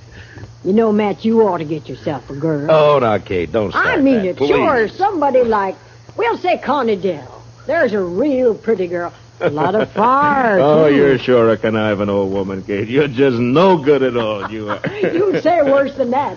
I told Connie she'd come up and have a drink with us the next time you showed. All right, Kate, if it pleases you. It does. Connie! Now, there's fresh cigars in that box by your chair, Matt. Well, now. Had them brought in by the Santa Fe Railroad all the way from St. Louis. Evening, Miss Kate. Oh, come on in, Connie. I've corralled the marshal for you. Sit down, honey. I'll fix you a drink. Don't let her talk bother you, Connie. Well, I did ask to meet you, Marshal. No? Why? Why'd you want to meet me? Maybe just to see if you're really as cold and cruel as you seem downstairs. And? I can't tell yet. But I don't think you are. Yeah, a profession like mine leaves its mark on a man. There's always trouble of some kind, isn't there? Most always. Like this army business now. Yeah. Will it be bad, Marshal? It could be. Well, I'll figure it this way, Matt. The Major's in trouble, and he's trying to cover it up by threatening to take over Dodge. Well, any more difficulties, and he will do it. Blasted greenwood. Say, Connie, your corporal been in? He left a while ago. Well, what's he say? How'd the soldiers feel about all this? Well, I don't think they want to mix it with all these gunmen and buffalo hunters and the like. Yeah. The Major will wish he were back on maneuvers if it starts. Maneuvers? So that's where they've all been. No wonder it's been so quiet. But that corporal of yours, Connie, how come he didn't go out? He's not my corporal, Miss Kate. He's just a lonely kid. All right. Seems like he spends more time here than at the fort. How's he manage that? Oh, they made him a clerk, a sort of bookkeeper. This time's pretty much his own. Uh-huh. Well, he's lucky. He's got a good, safe job, too. Suppose it is. Well, I'd better get back. Now that we've met, Marshal, you might stop and buy me a drink next time you're here. I'm afraid not, Connie. No? You're too distracting. I might get careless and shot at. I take that as a compliment, Marshal. It is. Good night, Marshal. Thanks, Miss Kate. Don't you mention it, honey. Well, Matt? You said her name's Connie Dell, Kate. Where's she from? I never ask the girls anything. Yeah, maybe, but you always find out. Now, come on, tell me. Hayes City, last. Uh-huh. What's the name of this corporal who's been sniffing around? Bowers, Corporal Bowers. Oh, here, let me sweeten that toddy for you. All right. You put me in mind of a man I knew back in Wichita. Yeah? He was the slipperiest, side-windingest, stubbornest man I ever saw.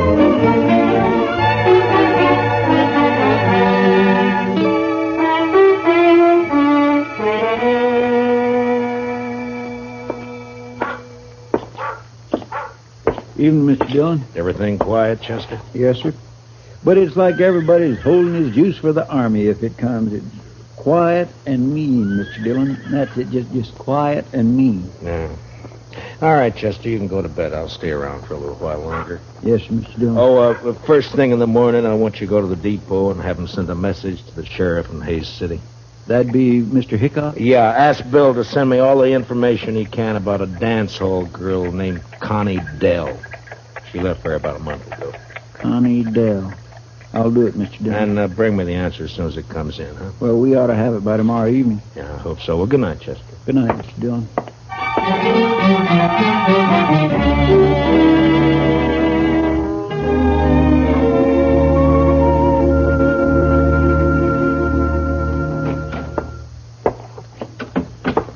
I got it from car down at the railroad depot, Mr. Dillon. It come in at 7 o'clock. Oh, good. Let me see it, Chester. Here. Connie Dell worked Golden Horn Bar here. Left about a month ago. A stranger called Billy Grounds. Nothing against girl, but believe Grounds a wild one. Has anybody shot you yet? Regards, Hickok.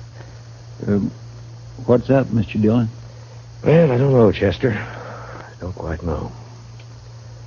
Look, you go over and ask Big Kate if she's heard anything about this Billy Grounds. All right, Mr. Dillon. Marshal? Huh?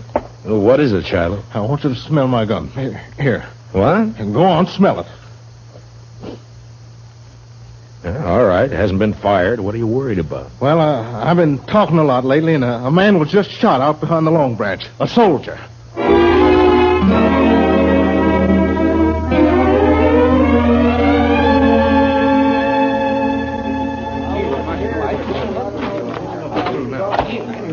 Any witnesses to this?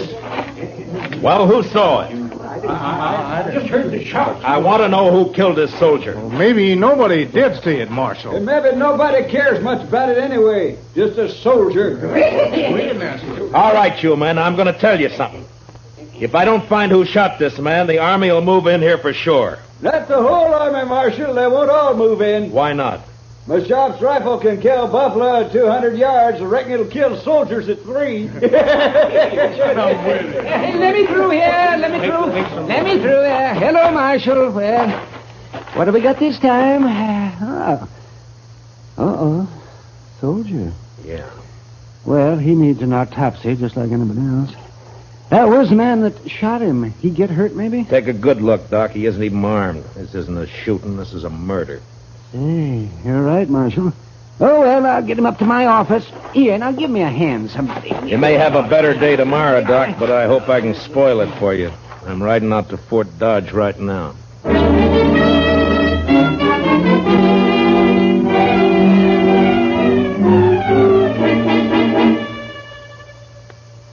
Well, Marshal, what brings you here? Trouble, Major. What sort of trouble? Murder? A soldier? Yeah. Who? I don't know, some private. Why haven't I been informed of this? It just happened about an hour ago. In Dodge City, of course. In Dodge City. Have you arrested the murderer? Nobody saw it happen. I see.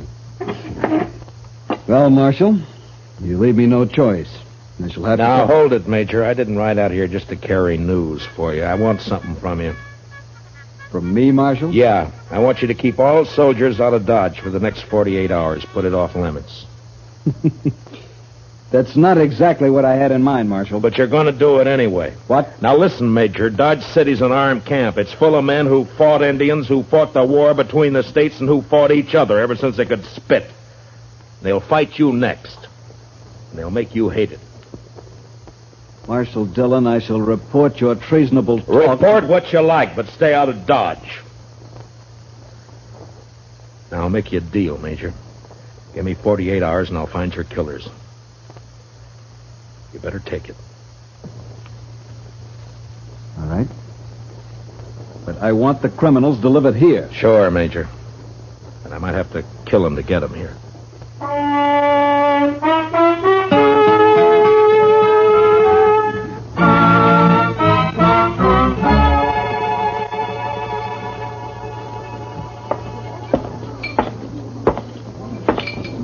Hello, Doc.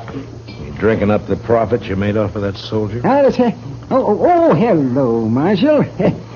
The boy's name was Bone, according to the letter I found on him. Uh-huh.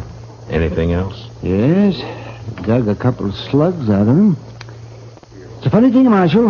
I haven't happened on lead like that since 65. What do you mean, Doc? Well, I'd swear that boy was shot with a cavalry pistol. I'll see you later, Doc. And mind you can't prove it. Not exactly, but I would swear.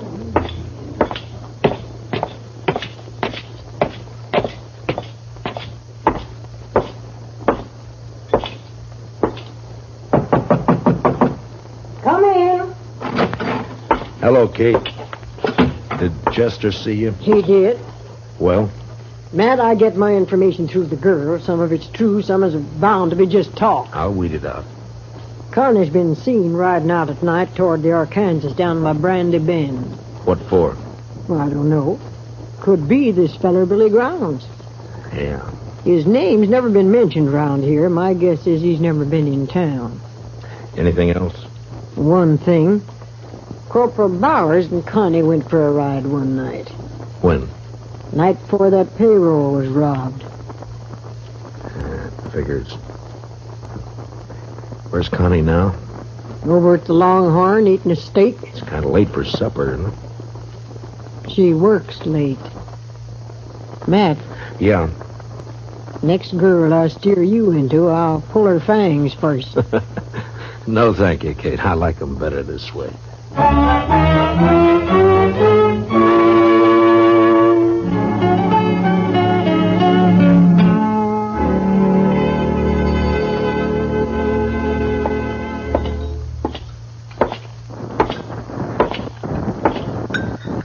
Good evening, Connie.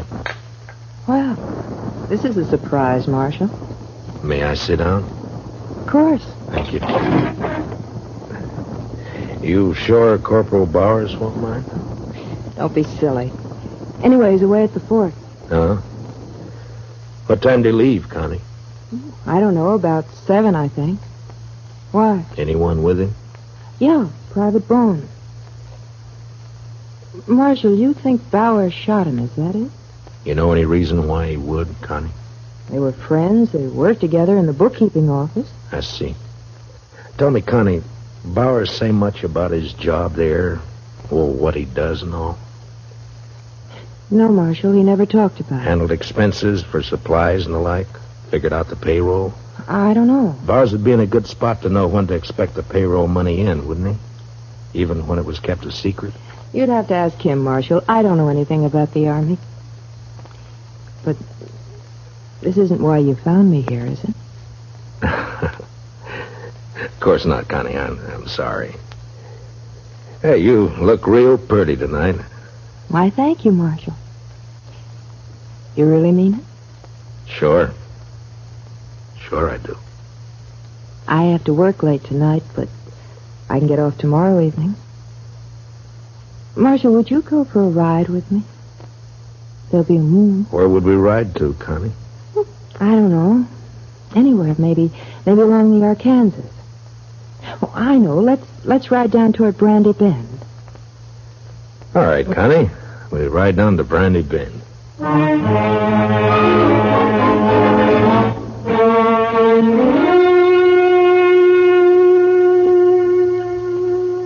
You're all dressed up, Mr. Dillon. Are you going somewhere? Yeah, after supper I am, Chester. Got me an engagement. Going riding with Connie Dell in the moonlight along the river. Is she a nice girl, Mr. Dillon? All girls are nice, Chester. Some fall in with bad company, that's all. Yes, sir. Mr. Dillon? Yeah? Who'd this one fall in with? Me? Oh, now, Mr. Dillon, that's not so. Then who'd you think, Chester? Well, come on, tell me. Billy Grounds? You don't give me much credit for romance, Chester. No, sir. Well, don't look so worried about it. I was thinking, would you like me to follow you tonight? Indian style? Thanks, Chester, but it wouldn't help. You see, I'm riding into an ambush. It'll be over fast. Real fast. Well, all right, Mr. Dillon, if that's the way you want it. That's the way it's got to be. And as soon as I leave, I want you to ride out to Fort Dodge and see the major. Yes, sir.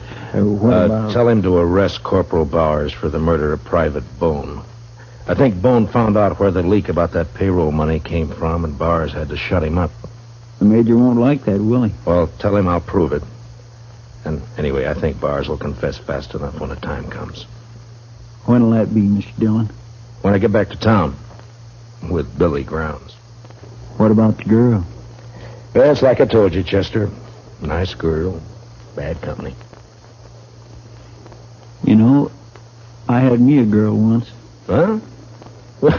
Well, you never told me about that, Chester. What happened? It was over in Abilene. I gave her my money to go to St. Louis and buy some wedding clothes. She wanted that. So? Well, I don't know, Mr. Dillon. I guess she just liked it there in St. Louis. I'm going down the street, Chester. You better get started for the fort soon. Yes, sir, Mr. Dillon.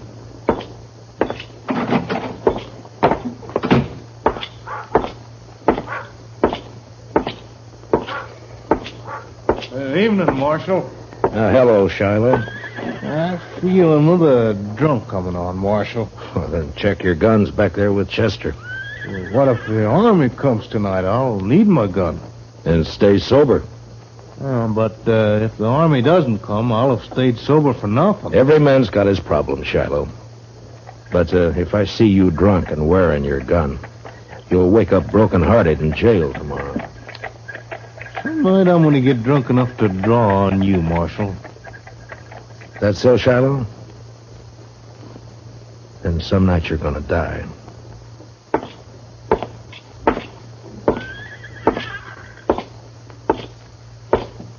Marshal? Oh, hello, Connie. I got off a little early. Shall we go now? Anytime. I keep my horse at the National. I'll meet you at the edge of town. Oh? You ashamed to be seen with me? Well, no, Marshal. But, well, you know how people talk. Sure, Connie. I'll wait for you just down the trail. I'll hurry.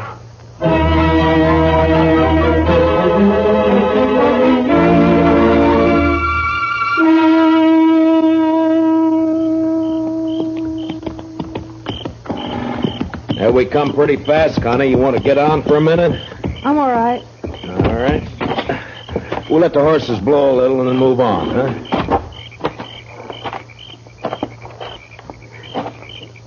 You nervous, Connie? No. Why? Well, then sit down, relax. All right. This better? Yeah. Sure is a nice night. Yeah, it's beautiful. You're not even looking at it, Connie. Is something on your mind? No, of course not. Why should there be? I don't know. You tell me. It's nothing, Marshal, really. Connie, let me ask you something. You ever see a man killed? What? Why'd you say that? Well, did you? Yes. Once in the saloon. Huh. Tell me, do you have a fair chance? Yeah, he even drew first. Then you never saw a man shot in the back? Or ambushed? What do you mean, Marshal? I think it sort of goes against your grain, Connie, the idea of a man being killed without a fair chance. I get it, Marshal. All right. Go ahead. Down by the river near Brandy Bend, Billy Grounds is waiting to shoot me in the back. Then why did you come, Marshal? It's my job. I suppose you know about everything. I think so. What are you going to do? Connie, unless I made a mistake about you, I think you're going to let me have a fair chance at him. Somehow. Why should I? What does it mean to me? I don't know, Connie. I don't know. But you think about it. You think about it all the way to Brandy Bend. Now, come on, let's ride.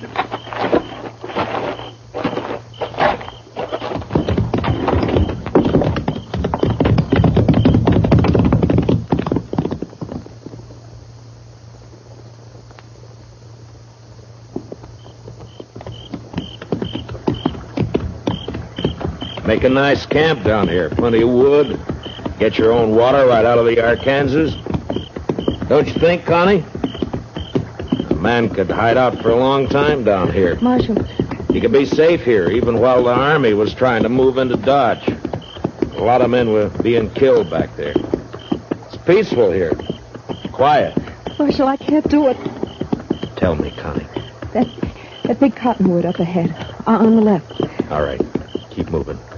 When we get there, I'm going to ride fast. I'll hang onto the offside of my horse for cover. When I start, you turn around. Get back out of gunfire. Yeah, it sure is pretty down here, Connie. You know, maybe someday we can come down and go fishing, huh? That river's full of catfish. Did you ever eat a catfish dinner? Oh, they can be mighty good when they're small enough. Back, Connie.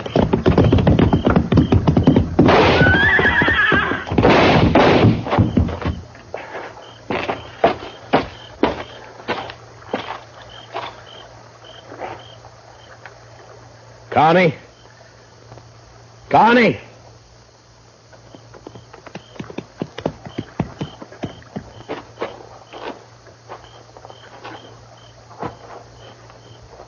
Yeah, he's dead, Connie. I'm all right, Marshal. I'm sorry about this, Connie. I'm sorry I had to do it. He killed your horse. I'll show you where his is. And the money. Then you can take me back to Dodge. Jail. All right, Connie. But you won't be in jail for long. You have my word. Not for long. Let's go, Marshal.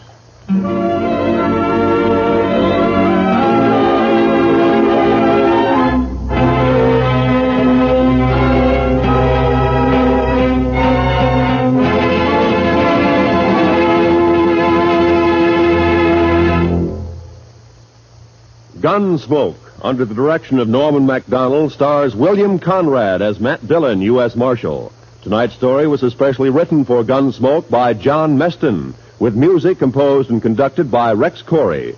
Featured in tonight's cast were Michael Ann Barrett and Jeanette Nolan, with Harry Bartell and Don Diamond. Parley Bear is Chester, and Howard McNear is Doc. Join us again next week as Matt Dillon, U.S. Marshal, fights to bring law and order out of the wild violence of the West in Gunsmoke.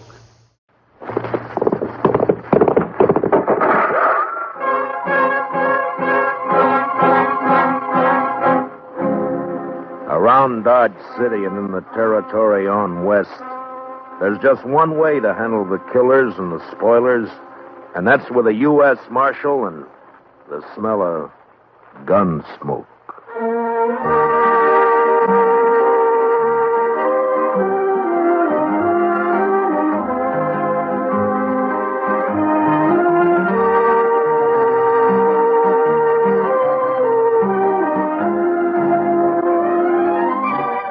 Gunsmoke, starring William Conrad. The story of violence that moved west with young America. The story of a man who moved with it. Matt Dillon, United States Marshal.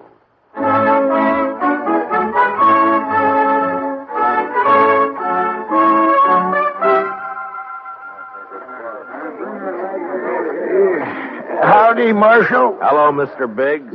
Can I give you a hand? No. This is the last batch here. Hey, wait till the flies get to these buffalo hides in the morning and be enough vultures overhead to keep the place from shade for a week. Yeah. You know, you'll sure have your hands full by tomorrow night. It looks that way. When these boys turn them hides into cash, they'll bite the corks out of every bottle in town. And some of them look mean enough sober. Yeah. Well, you better bed down and get some sleep, Mr. Biggs. Where are your boys? I don't know. Jeff had some trouble with a dry axle up near Pony Rock, and Boaz stopped to help him fix it, but they shouldn't be this long behind me. Well, if I see him, I'll tell him where to find you. You can tell Jeff, but Boaz ain't even going to hear you. Why? What's the matter with him? Oh, he's riding higher than an eagle. You know that white buffalo you've been hearing about? The albino? Mm-hmm. Well, it's just Indian talk. Oh, you think so, huh? Well, if it is, Boaz sure shot himself a mighty scared buffalo. White as borax.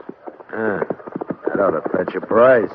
Hey, anybody seen Marshal Dillon? Over here, Chester. You better saddle up, Mr. Dillon. What's the matter, Chester? Indian trouble. 2 men dead and a couple of wagons burned up out there. I found this. A war rattle made out of buffalo toes. Arapaho. Well, they haven't been making any trouble. Well, these did. I was topping a hill when I saw the wagons go up in fire. It was Indians, all right. I saw one ride off. That's funny. I never heard of Arapahoes attacking at night. How far out, Chester? 10 mile, maybe, toward Pawnee Rock. Pawnee Rock? Marshal, my sons was coming from there. Easy, Mr. Griggs. Lots of wagons in the territory. Marshal, I didn't see another wagon between here and Pawnee except the ones we had, but the Indians killed my boys. There's only one way to make sure, Mr. Biggs. Saddle up and ride over to my office. I'll be with you as soon as I can get my horse.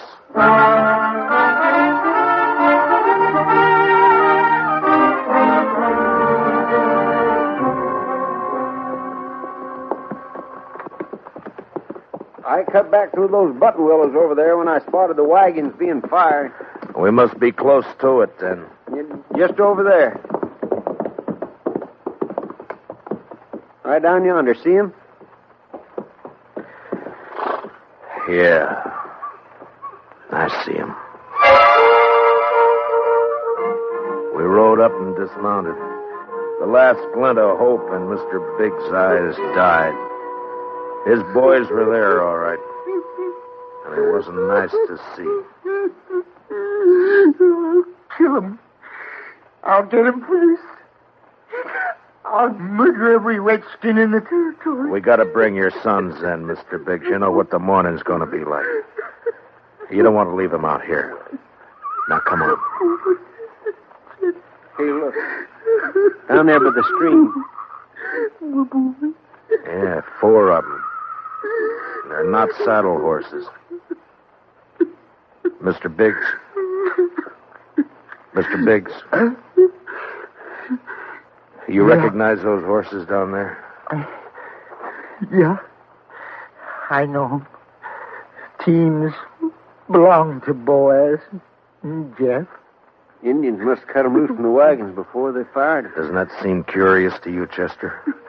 In what way, Mr. Dillon? Why didn't they take the horses with them? Yeah. What are you thinking, Marshal? No burned hides in those wagons. So they stole them. Yeah, they stole them. But Boaz and Jeff both have their rifles there beside them, and the horses are left behind, too. Horses and guns are the first things Indians would go for. What are you looking for, Mr. Dillon? Those buffalo hides weren't carried off without wagons. Yeah, here. Marks the 2 other wagons here, and they're fresh. I didn't see any other wagons, only these. Well, they'd finished and gone before you got here, Chester. Well, yeah, but I'd have caught up to any wagons on the trail to Dodge. Did you go by regular trail? Well, no, I figured the Indian I saw wasn't alone. I didn't want to get bushwhacked further on. You didn't see any Indian, Chester. But, Mr. Dillon, just as plain No Indian would leave guns and horses. This job was done by white men. It didn't take anything that could be recognized or identified. You mean somebody's in Dodge by now? With the hides my boys worked and sweated to get? I'm afraid so, Mr. Biggs. There'd be more than 300 buffalo hunters there by morning. It could be any of them. We'll find the right ones. Oh, how? The albino. Whoever killed your sons will have that white buffalo hide.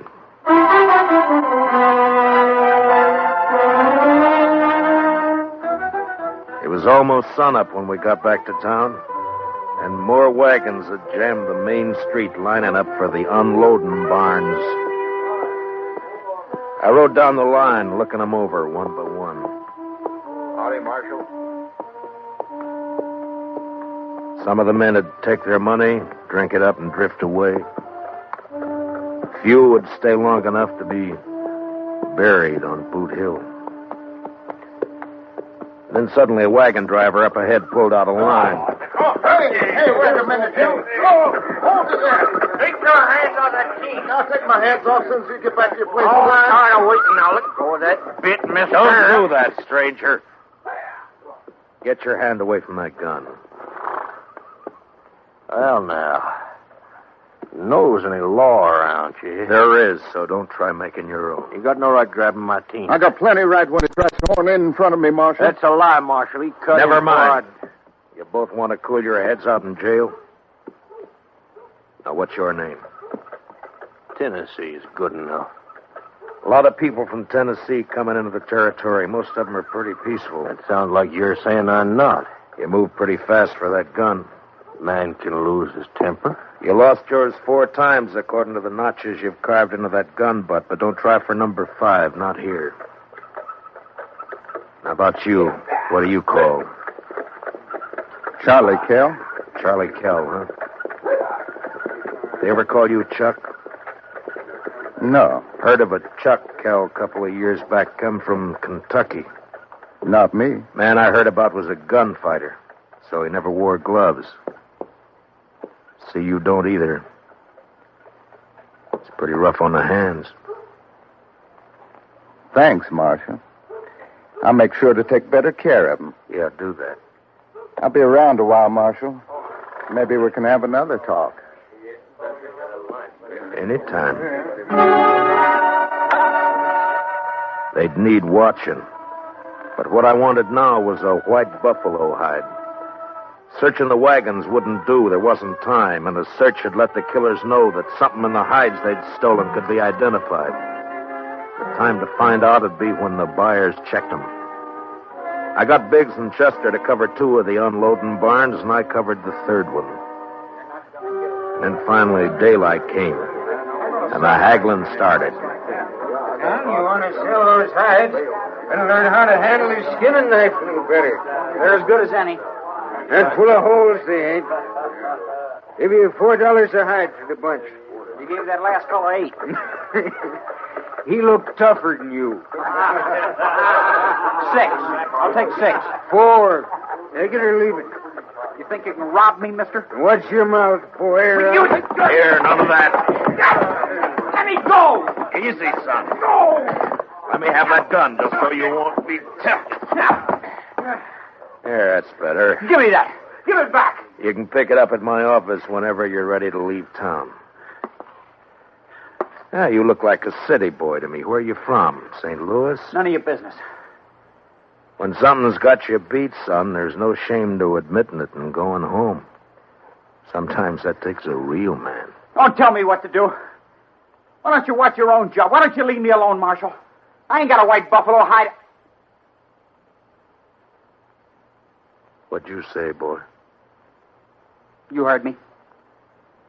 What do you know about a white buffalo hide? What everybody else knows. That you're looking for one. Everybody in town knows it. How? Because the old man whose sons were bushwhacked all liquored up over at the other barn, shooting off his mouth.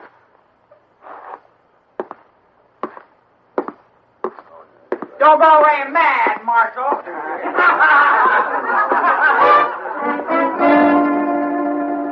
Mr. Biggs wasn't at the barn where I'd left him.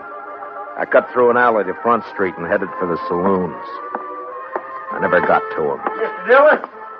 Mr. Dillon? What's the matter, Chester? Old man Biggs. Where is he? I'm looking for him. Well, he was over by the barn I was watching, drunk, going through the wagon. Yeah, I know about that. I was trying to get him to go back to his own barn, but all of a sudden, he took off. Or where? I don't know, but there was one wagon he was watching in particular.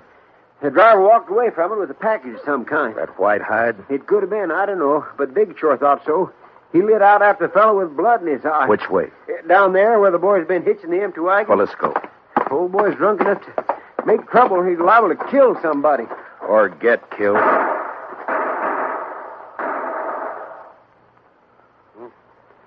Too late, Mr. Dillon. Yeah. It came from there behind that row of wagons. You stay here, Chester. Be careful, Mr. Dillon.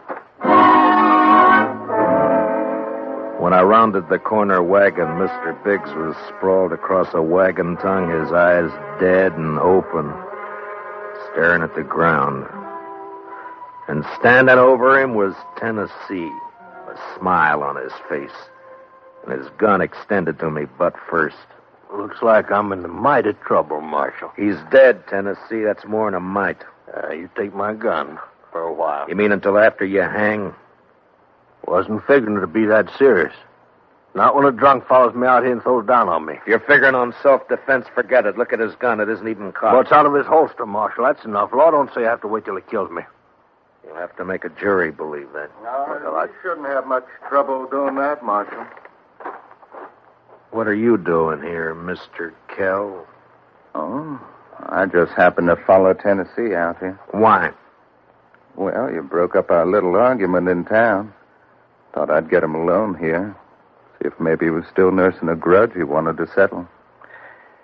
But the old man beat me to it.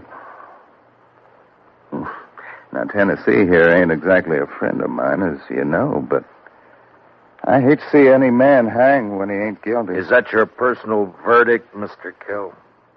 That's right, Marshal. The old man threw down on him, and Tennessee had to kill him in self-defense. Chester, Yes, sir, Mr. Dillon? which one of them had the package? This one. This is the fellow the old man was after. All right, Tennessee, where is it? I don't know anything about a package. Look in the wagon, Chester.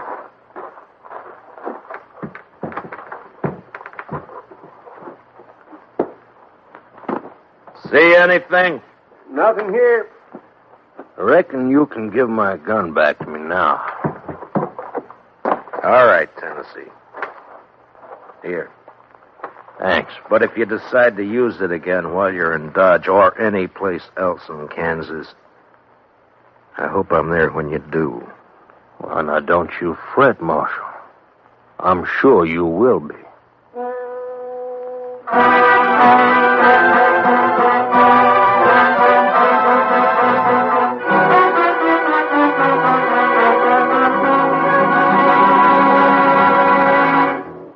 We will return for the second act of Gunsmoke in just a moment. But first, action, excitement, thrills. That's Gangbusters. Gangbusters helps to fight crime by fearlessly naming the criminals. Listen for it later this evening on CBS Radio. Now, the second act of Gunsmoke.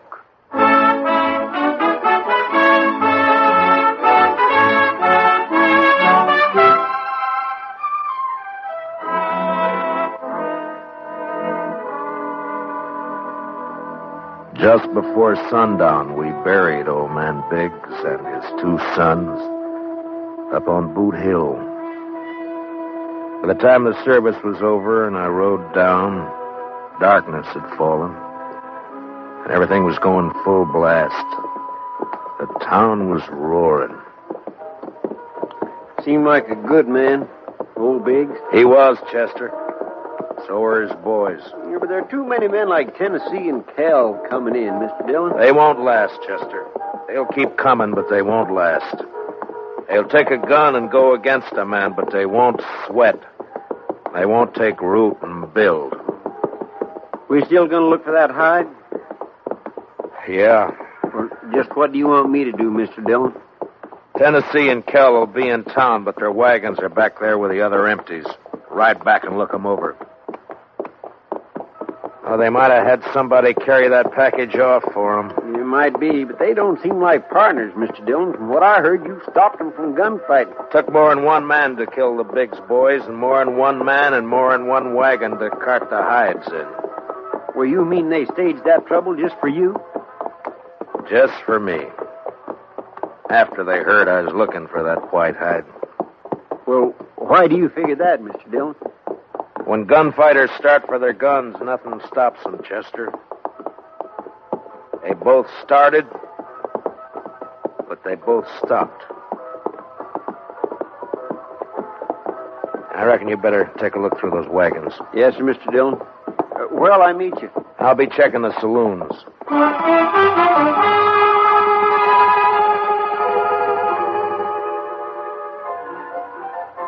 One by one, I made the stops. The Long Branch, the Alafraganza, the Texas Trail.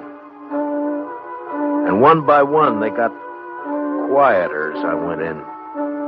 As though each place was holding its breath, waiting for something to happen. The last place was a Mexican hangout. A long, dark walk.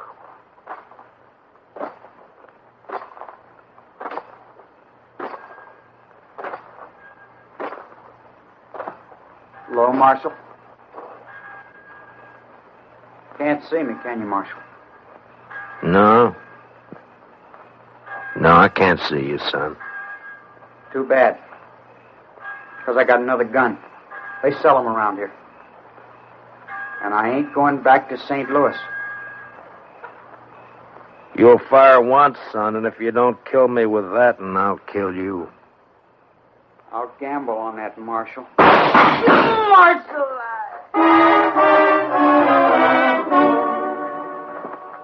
He lurched from the shadows into the street, staggered, and fell.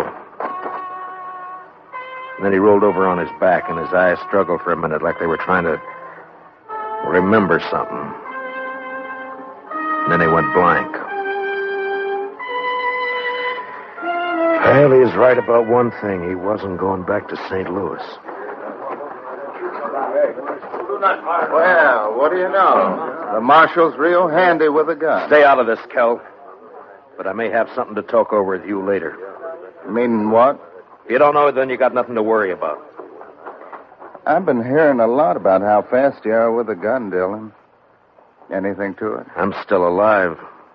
Yeah. This your hobby, shooting kids? He was old enough to try to kill me. I don't like it, Marshal. That's too bad, Mr. Kell. The Chuck Kell I heard about would have loved it.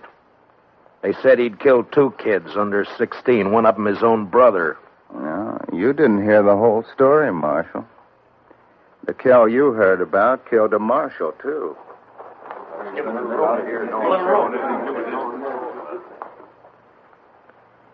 You made the bid, Mr. Kell. And you got a gun. Use it or I'll take it away from you. Come and get it. Anytime. Here it is.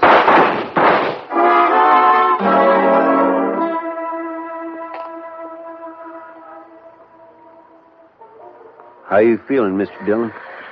I'm all right, Chester. Doc fixed your head. Wasn't much he could do for Kell, though. I hit him. If you didn't, he sure died for nothing. He was fast, all right. Boys say you made him look like a sleepy burro. Never even cleared his holster. And my head says different. You didn't get that from Kell. What do you mean? Tennessee was up the street with a rifle. He creased you. Huh? Where is he now? I don't know, Mr. Dillon. He rode out of town before I could stop him. I was the only one who saw him. I was coming up street to find you. All right. Let's get out of here. Did you find anything in the wagons? No, sir. But I found Tennessee's wife. Wife? That's right, Mr. Dillon.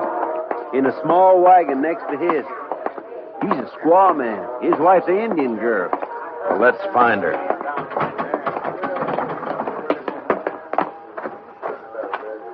All right, Chester. Which way? Edge of town, Mr. Dillon. Well, let's go.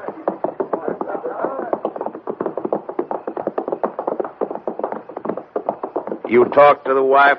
Yes, sir. Found out Tennessee and Kell were friends, all right. They left her here night before last and arranged to meet her here today. She said they were driving empty wagons when they left her. Ask her what tribe she belonged to? Didn't have to ask, Mr. Dillon. I could tell by her beads. She's an Arapaho.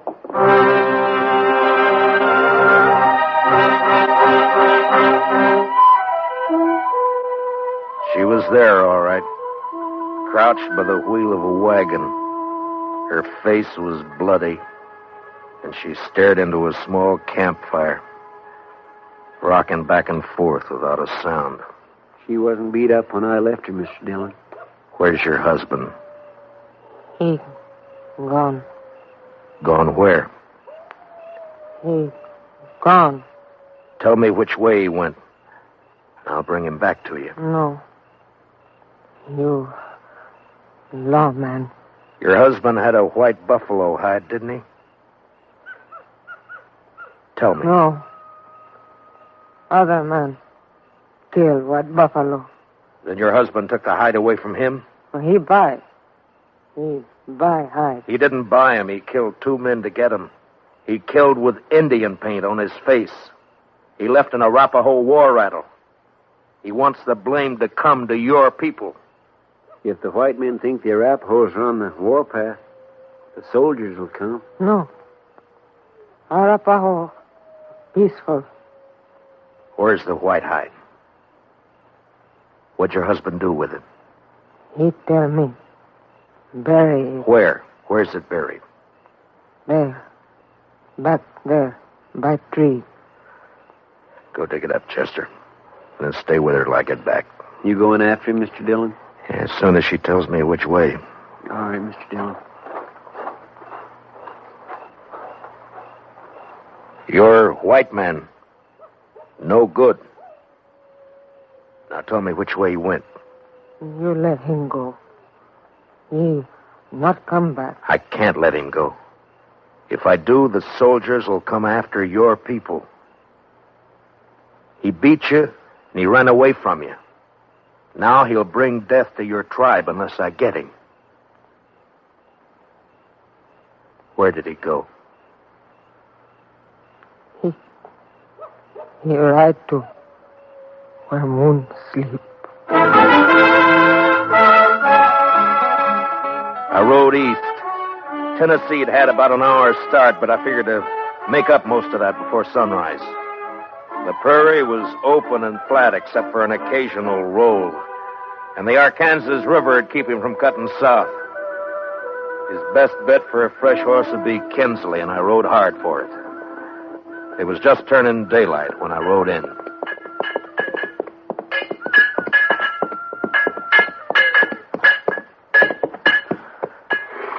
Well, howdy, Marshal.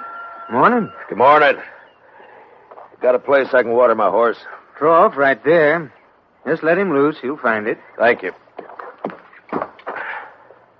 Looks like you come a long way. Dodge. Another fella here just a few minutes ago been riding hard, too. He come from up Pawnee way, though. Tall, dark, riding a vinegar roan? Yeah, that's right. You get a fresh horse here? Had to send my boy out the corral to get one for him. He'll be back soon. You mean he's still here in town? Yeah. Asked about breakfast, so I sent him over to the Widow Hilliard's place. Right over there, across the road. Thank you.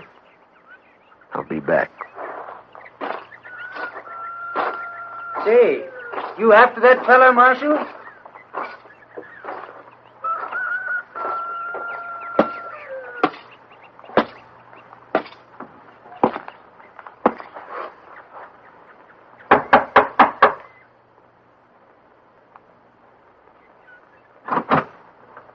Yes? Understand you're serving breakfast, ma'am. Why, sure thing, Marshal. Dillon!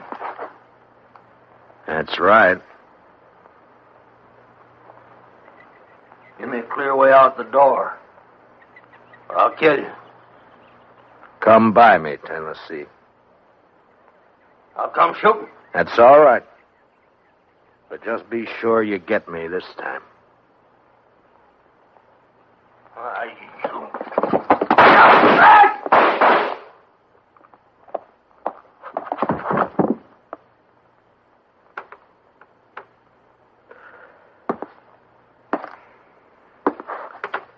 You hurt, ma'am?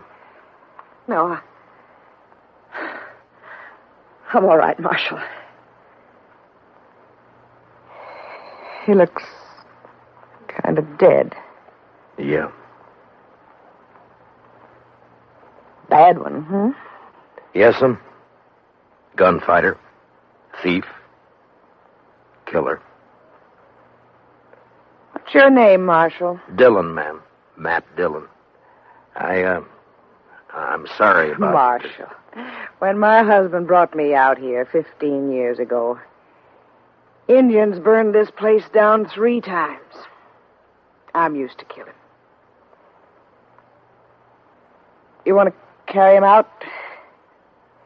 I'll go fix you that breakfast.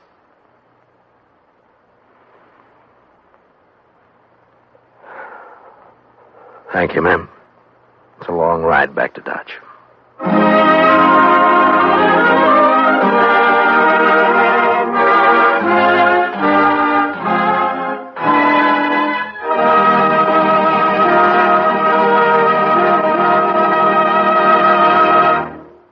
Gunsmoke, transcribed under the direction of Norman MacDonald, stars William Conrad as Matt Dillon, U.S. Marshal. Tonight's story was specially written for Gunsmoke by Joel Murcott, with music composed and conducted by Rex Corey. Featured in tonight's cast were Stan Waxman, John Daner, and Larry Dobkin, with Sam Edwards, Julian Baeff, Tom Holland, and Mary Lansing. Parley Bayer is Chester. Join us again next week as Matt Dillon, U.S. Marshal, fights to bring law and order out of the wild violence of the West in Gunsmoke.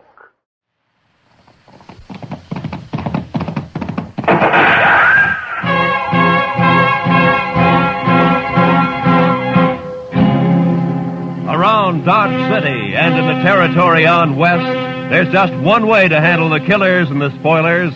That's with a U.S. Marshal and the smell of Gunsmoke.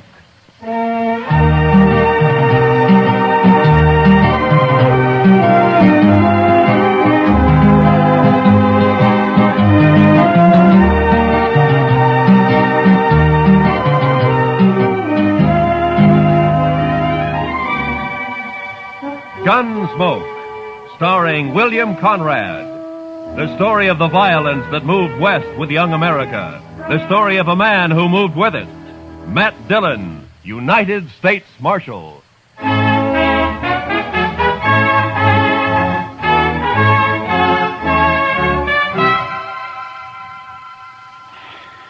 Sure is hot today, Mr. Dillon. Yeah. Used to get hotter in Sweetwater, though. Texas? Yes, sir. But I wasn't there very long. No. What'd you do there, Chester? Oh, I was a salesman, Mr. Dillon. Salesman? Well, what'd you sell? Lightning rods. Lightning? Oh. Well, now, they're good things to have, Mr. Dillon. Why, I had a line of lightning now rods don't explain it to me, Chester. Too hot. Well, I'll go get us some beer. Maybe that'll help. I don't think I want any beer, Chester. Well, then, why don't you just go take a siesta, Mr. Dillon? I'll stay here in the office. Why don't you just leave me alone, huh? All right, Mr. Dillon.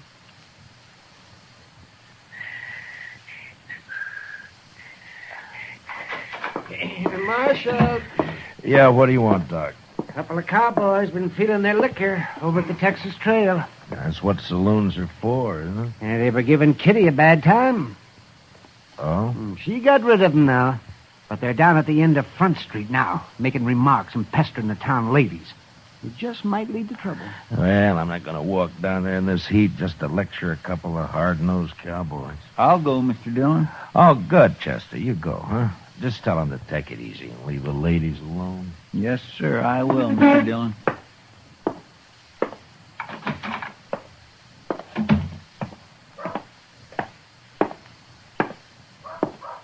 Hey, lady, you ever been to Texas? Real men down there. Not like these short grass Kansas. All right, boys. Now, that's enough. Who's this? The preacher, maybe. Boys, Marshal Dillon sent me down here. And we're going to send you right back, fella. Mr. Dillon said you can have all the fun you like, but to leave the ladies alone. That's the whole dang trouble with these Dodge ladies. They've been left alone too long. Yeah, what they need is a couple of big-handed Texas men. Look, now, why don't you go over there to the Alfaganza? I'll buy you both a beer. You will, huh? Well, that's mighty thoughty of you, mister. We just don't want any trouble, that's all. Sure we don't. And I got an idea how we won't have any. Wait till I get on my horse here. Stay with our friend a minute, Trevor. Hey, mister, I'll make a bet. What kind of bet? What do you mean? Any kind. You name it. Come on. Well, but I don't. I got him! He spilled his gun, Trevor. Pick it up and grab your horse. Get this rope off of me. Maybe it'll wear off, mister. You're going for a ride. Drag him, Tobo, drag him. Let's go.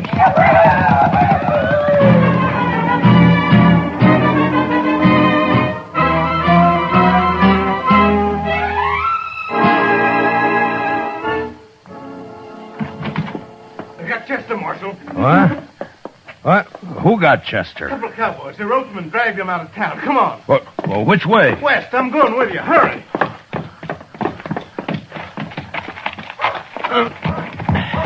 Come on.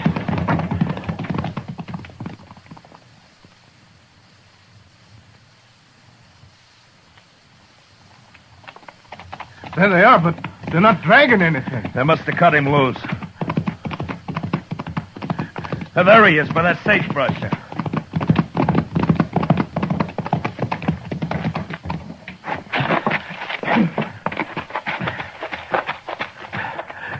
Chester.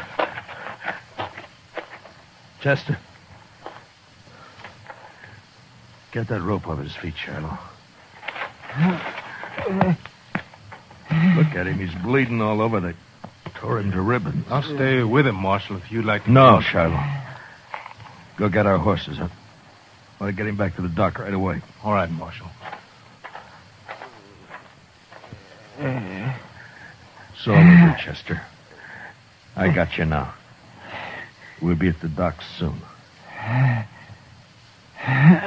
Easy, Chester. Easy, fella. Easy now.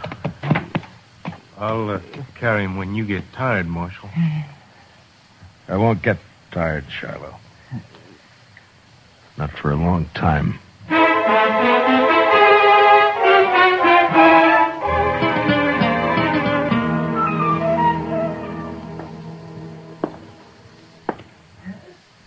Well, Doc? Yeah, he's in bad shape, Marshal. The worst is something's bothering his breathing. I don't know what it is. We'll just have to wait and see if it goes away. If he lives the next few days, he'll pull through. Oh, Doc. I know. But I'll stay right here with him. Why did I have to send him? Why didn't I go? Oh, and I don't blame yourself, I Marshal. told him to go, didn't I? Yes, but... Doc, can I talk to him? No, Marshal, no. Not for a while. All right, then.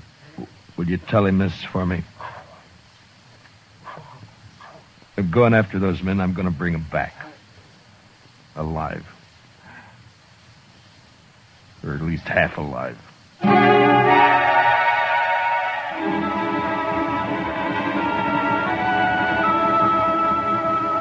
In the street outside, waves of heat move back and forth, making things seem unreal.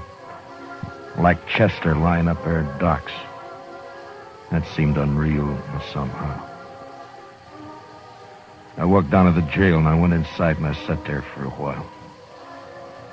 And then all at once I got up and unbuckled my guns and I hung them on a peg behind the desk. And I went over to the Texas Trail. I'm over here, Matt. Sit down. Matt, I heard about Chester. How is he?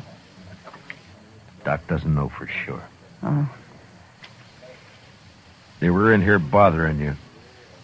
Who were they, Kitty? I never saw him before. One was a kind of weasel-faced man named Trevitt. And the other? Big man. Real brute. Named Stobo, I think. I see. What outfit, they say?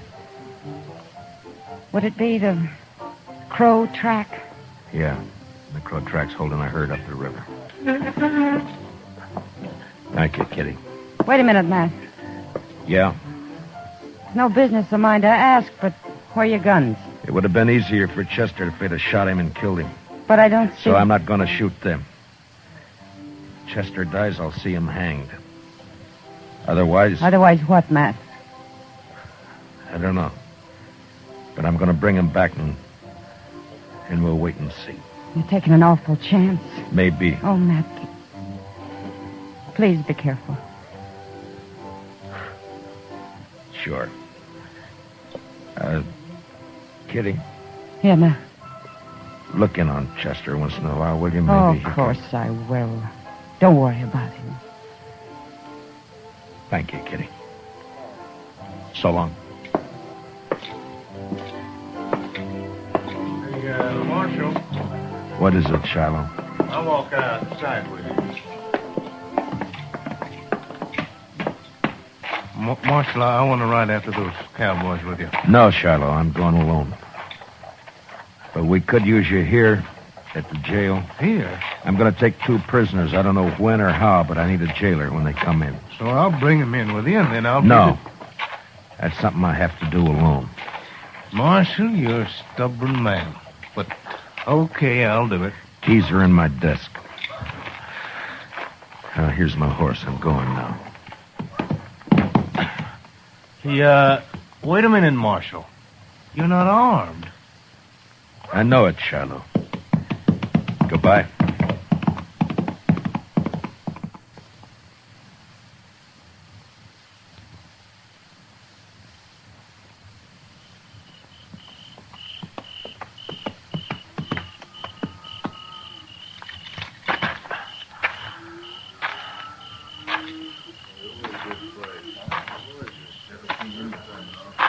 Who's the trail boss here? Where is he? Here I am, and I don't need any rider. Maybe not, but you got 2 riders I need. How's that?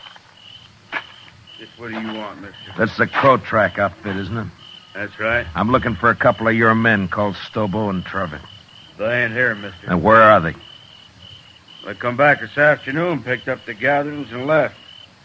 Didn't even wait to get paid off. I'm telling you this just because they're no good, and I'm glad they're gone. Which way'd they go? I wouldn't tell you if I knew, mister. I didn't think you would. Who are you, anyway? I'm a U.S. Marshal out of Dodge. That's so? Well, I don't know what you want them for, and I don't care, but how you going to take them, Marshal? Put salt on her tail? You ought to at least take a club if you're going after that Stobo. He's mean, he's big. Besides being a Texan. We've hung Texans up here before, mister.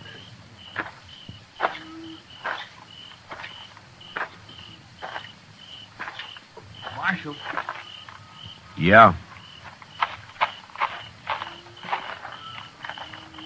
I heard Stobo and Trevitt say they were heading west, following the Arkansas. Where are you from, son? Texas, near Waco. And what are you sniveling around informing on these men for? That Stobo kicked me, knocked me down and kicked me.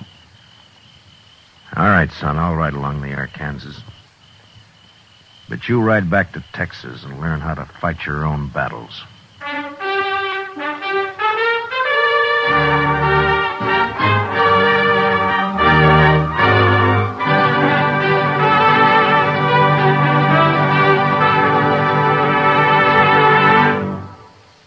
We will return for the second act of Gunsmoke in just a moment. But first, the conventions start next Monday when the Republican Party takes over Chicago.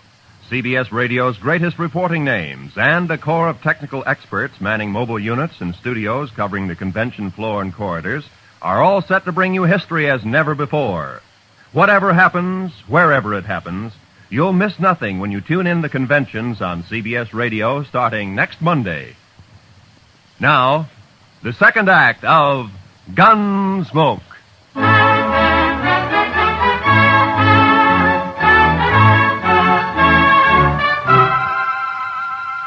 I cut straight down to the Arkansas and followed it west. I rode close to the water where I could use the sound of it for only my cover. After an hour or 2, I spotted a hobbled horse alone.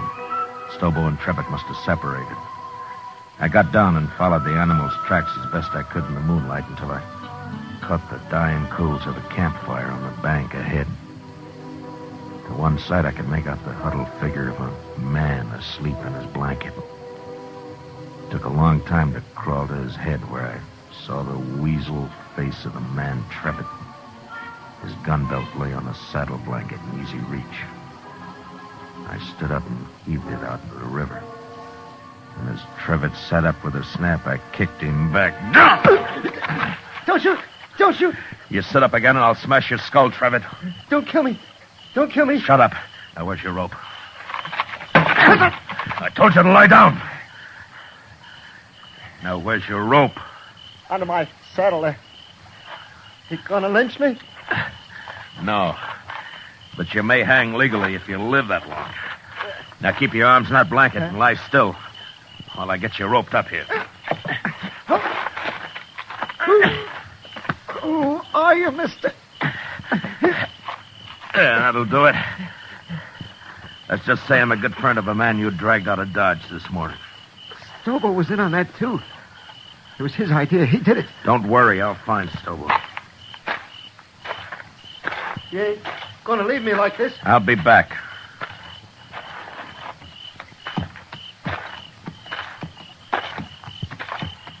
You ain't even carrying a gun. Too bad for you, I'm not. Now, Trevor, I'm going to throw you across my horse and tie you on. He'll take you into Dodge right to the jail. When you get there, tell Shiloh who you are if you can still talk. And he'll give you a nice, clean cell. You're the marshal. I'll be back when I find Stobo. You can't do it, Marshal. I'll die on that, son. Ride like that across a horse. No, listen. Stobo's about a mile upriver. We had a row and I left him. See, I told you, Marshal. Let me go now. Trevor, how would you like to go to Dodge behind my horse with a rope around your heels? No, don't, Marshal. Don't kill me. I'll pack you on now.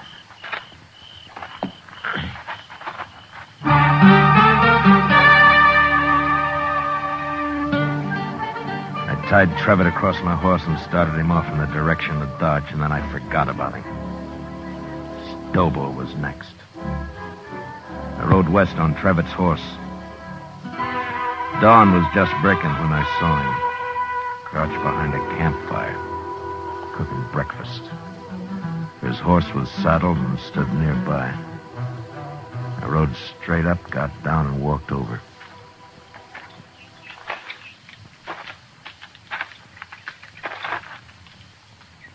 You lost, stranger? No. I'm not lost. Stobo. No tricks, mister. I don't see a gun, but no tricks. Relax, Stobo. I'm unarmed. Who are you? Matt Dillon. I'm a U.S. Marshal out of Dodge. You're a long way from Dodge, Marshal. Stobo, you and your pal had some fun with a friend of mine yesterday. You hurt him bad. Maybe you killed him. You rode out here without a gun to tell me that? You're the craziest marshal I ever saw. I'm going to shoot you, Marshal, and bury you in the river. What do you think of that? I expected you would. Huh? But unless you want it on your conscience that you refused to feed a man on the trail, you better give me a piece of that pork first. You're about the coolest man I ever saw, Marshal. Do I eat? Sure you do. Sure. You just stand right there across the fire and don't move. I have to shoot you before you've been fed. I know. It's too bad I only got one dish for your last meal, Marshal. A man can keep sassy on meat alone, Stobo. Yeah, he sure can. Well, looks about done. At least this here piece says you can't... All right, I got your gun, Stobo, so don't try anything. You burn me! You burn me! Just a few coals. It won't hurt you. Now shut up and get on your horse. I'll kill you for this, Marshal. You can't hurt me like that. On your horse! Come on now. Get up there. Now, you just sit there, Stobo. I'm going to throw a noose around your neck, so keep your hands down. There now. Now, you ride toward Dodge. And you do anything I don't like, and I'll jerk you off your horse and drag you the rest of the way.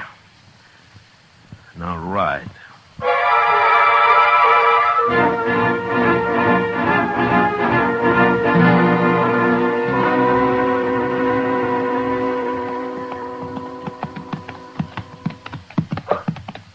The jail's on the left. You see it? I see it. All right, pull it. Shiloh! Shiloh! Well, hello, Marshal. This other one? Yeah. Trevor, get here. More dead than alive, but he's here. It was rough, Marshal. Real rough. Yeah. Shiloh, how about Chester? Tell me. Doc ain't sure yet, but he's alive. Lock Stobo up. I'm going over to Doc's. All right, you get down. And walk straight, or I'll shoot you through both knees.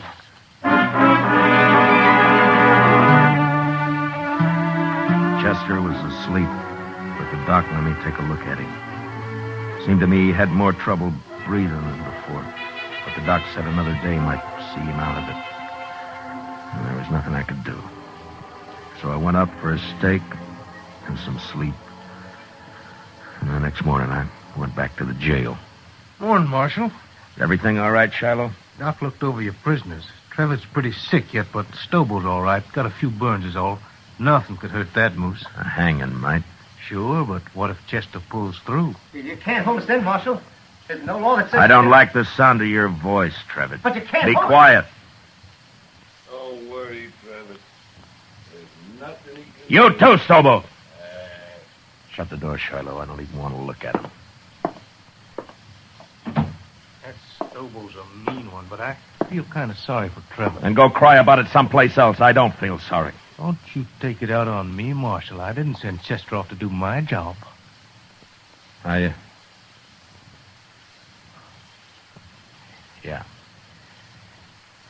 Yeah, you're right. I'm sorry. Go get some breakfast, huh, Shiloh? I'll wait here now. I'll be back later.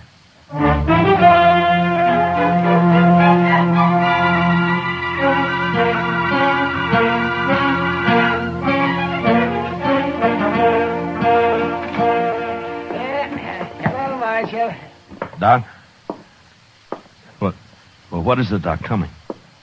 Chester, he's going to be all right.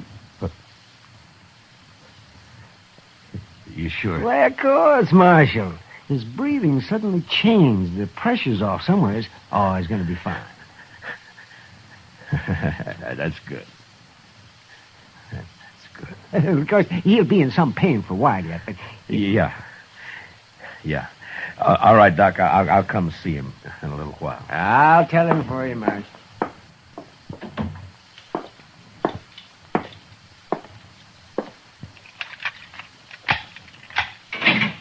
All right, come on, Trevor. Where to? Come on, I said. What's up, Marshal? I'll be back for you, Stobo. Now get going. Come on.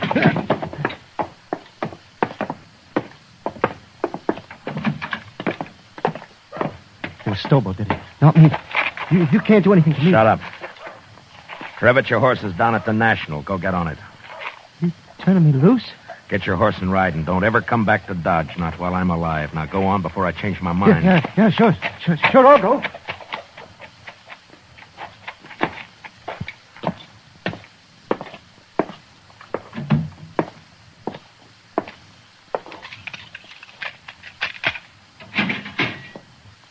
You're next, Stobo. What you do with Trevitt? Put a knife in him? I turned him loose. Now come on, get out of that cell. Am I free, too? You will be in a little while. So the doc, Marshal. Chester's... Hey, where you going with Stobo? Gonna shoot me in the back, probably. That right, Marshal? I'm gonna do what I should have done 3 days ago when I sent Chester after you. Bring him outside, Shiloh. Let's go, Stobo. Slow and easy.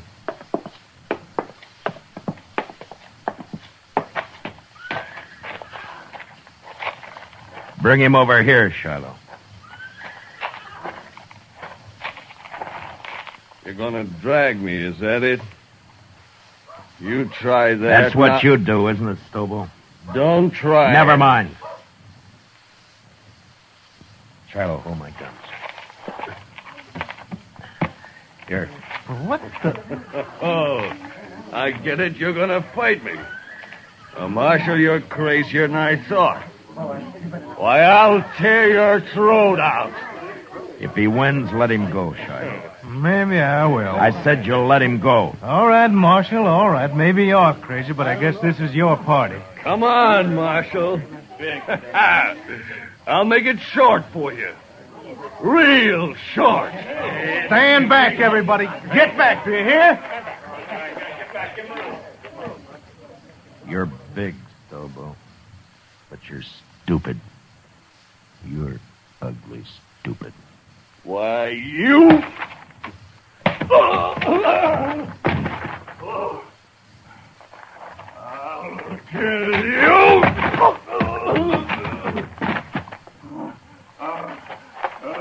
kill you!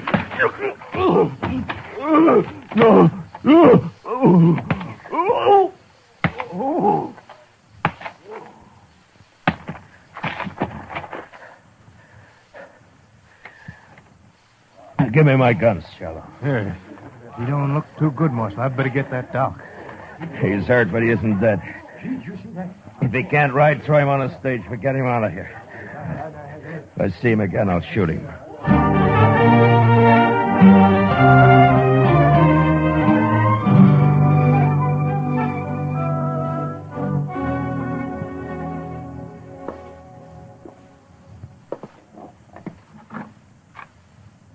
Chester? Can I come in? Yes, sir, Mr. Dillon. My, what happened to you?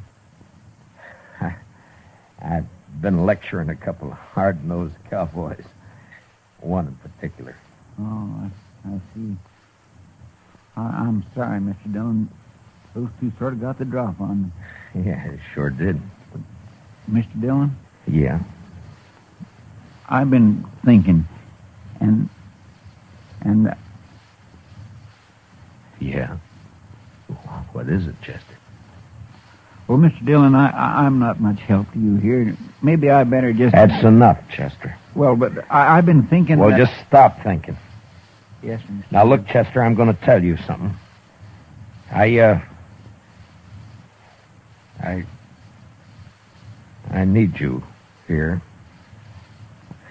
You see, you're the only man in Dodge I can really trust.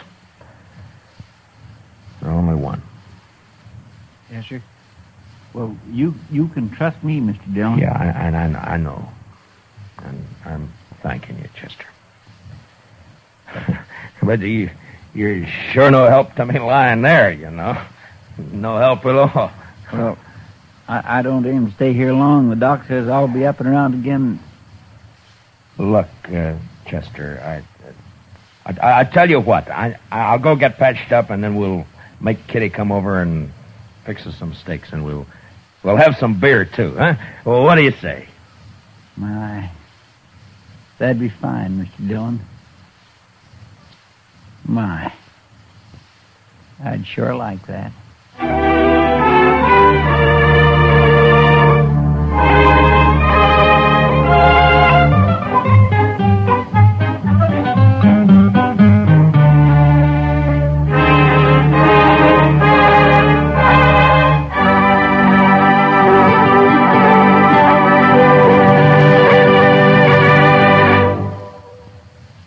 Gunsmoke, transcribed under the direction of Norman MacDonald, stars William Conrad as Matt Dillon, U.S. Marshal. Tonight's story was especially written for Gunsmoke by John Meston, with music composed and conducted by Rex Corey. Featured in tonight's cast were Paul Dubov, Lou Krugman, and Georgia Ellis, with Don Diamond, Gil Stratton, and Jack Crucian. Parley Bear is Chester, and Howard McNear is Doc. Join us again next week as Matt Dillon, U.S. Marshal, fights to bring law and order out of the wild violence of the West in Gunsmoke.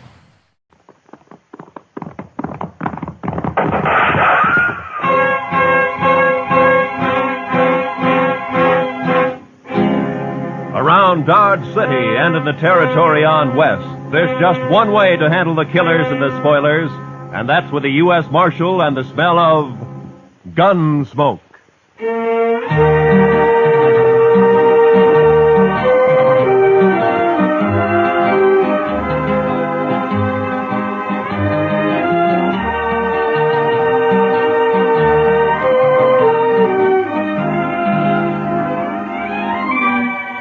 Gunsmoke, starring William Conrad. The story of the violence that moved west with young America. The story of a man who moved with it.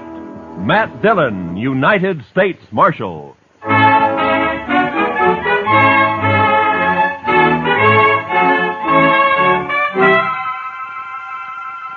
It had been some time since we'd had any real trouble. Anything more than throwing a few juiced-up cowboys in jail to sober up for a few hours. And I liked it peaceful for a change, and I hoped it would stay that way. Well, that morning I'd gone to take a few catfish out of the Arkansas. When I got back to the office, I found a note from Chester saying he's at the Alafraganza having a beer.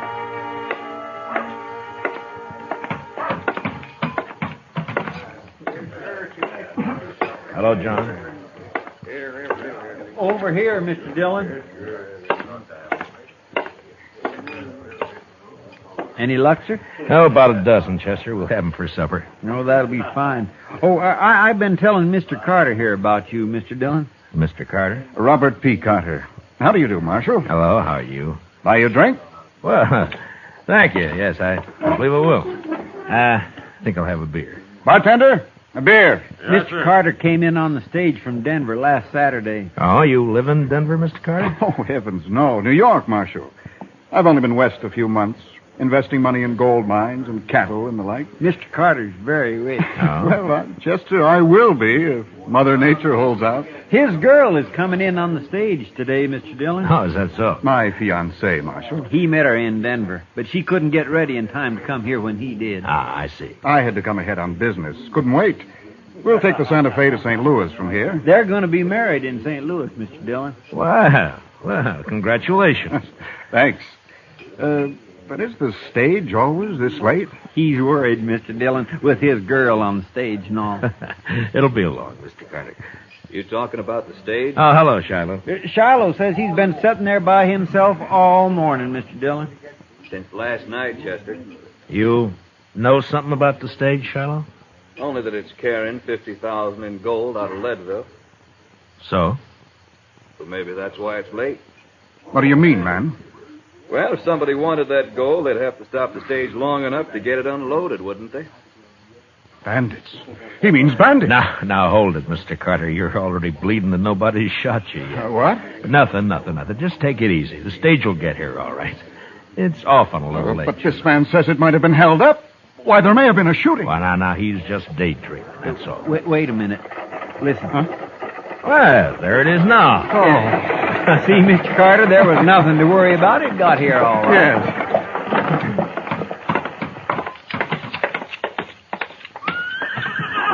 Marshal! Hey, Marshal, come here. What is it, Jim? Got held up, Marshal. What? Lost 50,000 in gold. Where'd this happen? About 20 miles back near Cottonwood Draw, but... Anybody shot? Now, they shot and fired. They tricked it. But Jane! Marshal... Where's Jane? What? Driver! Where's the girl who was on this stage? What's happened to her? That's what I started to tell you, Marshal. There's a tree across the road. We got down to move it. This rider got the drop on us. He's all alone. Never mind all that. Where's the girl? He took the gold, took the girl, too. What? He took Jane? You mean to tell me you let him take Jane? Well, now, mister, there wasn't much choice. He held a shotgun on us, and they're gone before we could do a thing. Oh, but this is impossible. Now, take it easy, Mr. Carter. We'll find them. You'll find them? You were out fishing when it happened. What kind of law is there around here anyway? Easy, Mr. Carter. I took one of the team after Marshal, but I couldn't get near him. He had an extra saddle horse with him. Put her on that. I see. But I don't think he planned on kidnapping that girl. Way it was, he just looked at her and told her to come along. Did you recognize him, Jim? No, his horses are both sorrels. By heaven, Marshal, you'd better get her back here at once, or I'll take this up with Washington. I'll see you disgraceful. Shut up, Carter. Chester, go get our horses and a couple of rifles. I'll get a few more details from Jim here. Well, don't you want a posse, Mr. No, Dillon? there'd be too much shooting around that girl. Now, hurry, will you? Yes, sir, I'll hurry, Mr. Dillon. Mark my words. You'd better have Jane back here by nightfall, Marshal. You care to ride along, Mr. Carter? No, I'm not equipped for that sort of thing. I'll take care of matters at this end. Yeah.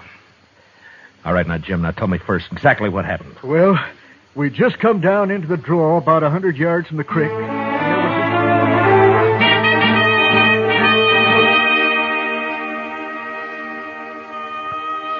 The blood-red sun was drooping over the edge of the prairie when Chester and I reached Cottonwood Draw. We rode hard until night fell, and then we had to stop and wait for daylight. But with morning, we drew a heavy rain that washed out every track. We rode on anyway. For the next 3 days, we scouted a big piece of that country. But it was hopeless. Finally, we headed back to Dodge, empty-handed.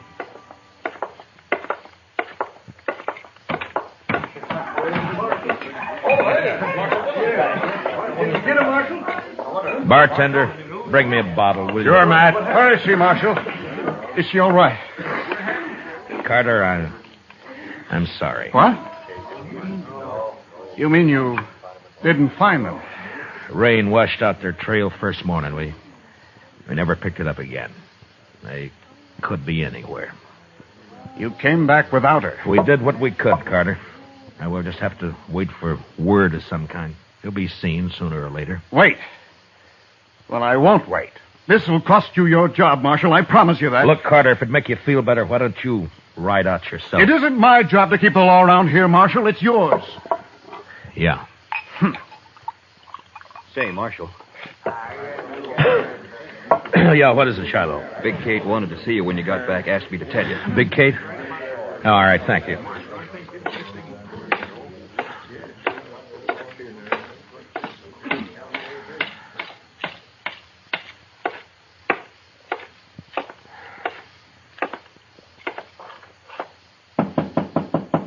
Come in.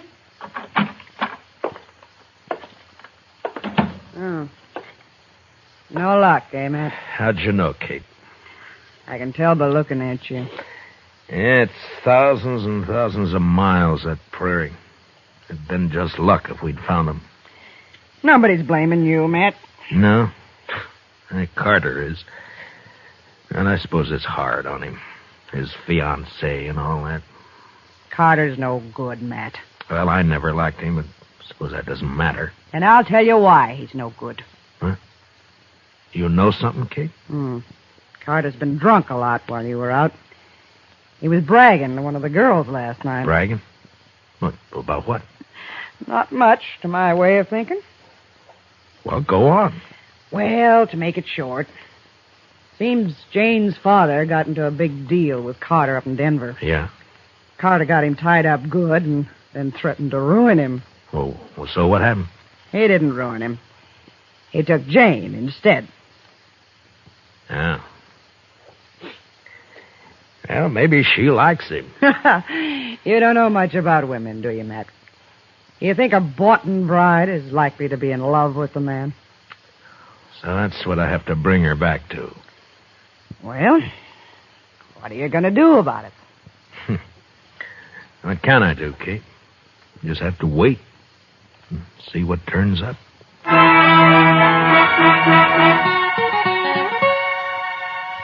I waited a week. Carter was drunk the whole time, telling everybody how he was going to fix me good. But not doing much about it, except stay out of my way. And things were fairly quiet. Chester and I spent most of our time in the office. Well, he sure fooled me, Mr. Dillon. Now, Carter? Yes, sir. He seemed like such a nice fella. And so rich. He's rich, all right. But poor in spirit. You've been going to church again, Chester. Yes, sir, Mr. Dillon, last Sunday. Oh, last Sunday. Didn't it rain last Sunday? Oh, I like church, Mr. Dillon. But I sure do hate to get all dressed up. You the marshal? Yeah, I am. Here you've been looking for a man and a woman. You know anything, mister? My name's Chad Brown. Just rode in from Satana. Yeah? There was a man and a woman about 80 miles back on the trail. What color horses were they on? Well, as soon as they saw me, they rode off, so I didn't get very close. But both horses were the same color. I guess maybe sore. Yeah. Are you willing to ride back with me, Mr. Brown? I don't know, Marshal. I've got an awful thirst. That woman's out there against her will. I'll go. I'll get our horses. No, Chester. Be better if you wait here this time. We'll be back in a few days. With luck. Let's go, Mr. Brown.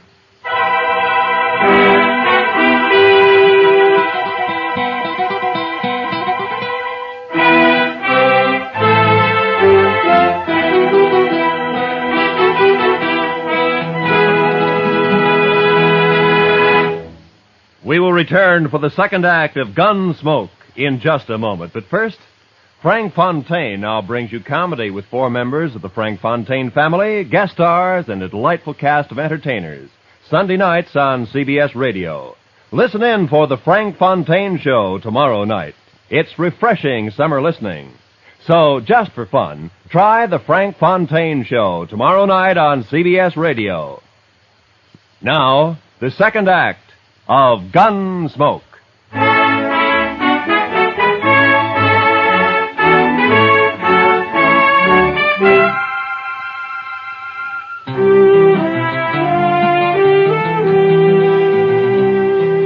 Chad Brown and I covered the 80 miles in a day and a half. The Outlaws' trail headed south for a few miles and then turned northeast, back in the general direction of Dodge. It was hot and still. On the horizon, there were occasional flashes of heat lightning. And then in the distance, we saw the long, low cloud of yellow dust that spelled cattle. A Texas herd trailing north. The kidnappers' tracks led straight into it, and an hour later we pulled up not far from the swing of the herd. A line of longhorns stretched for several miles across our trail. We watched them, looking for a lag to ride through. All of a sudden, a rider came hallooing down on us.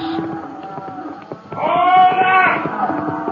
Hold up there!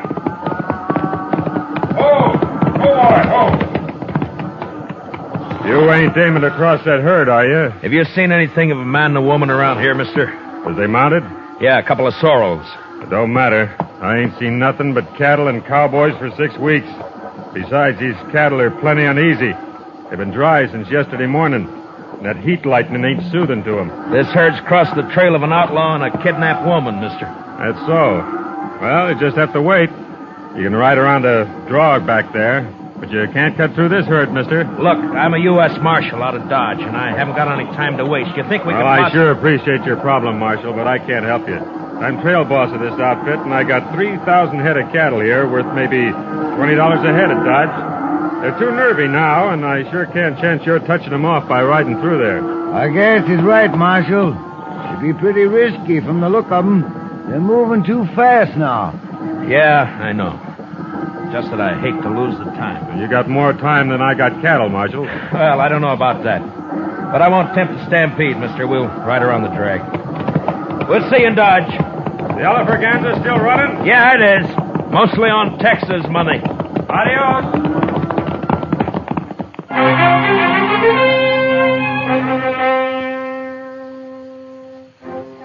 We rode down along the herd and back up the other side, about a 4-mile detour. But we picked up the trail again and followed it till dark. Next morning, we found the outlaw still headed straight for Dodge, and all we could figure was that he must be new to the country and just plain lost. Naturally, he'd want to avoid asking questions of anybody. By noon, we were in sight of town, and during the last hour, neither Brown nor I said a word. Finally, we rode up Front Street and got down at the jail.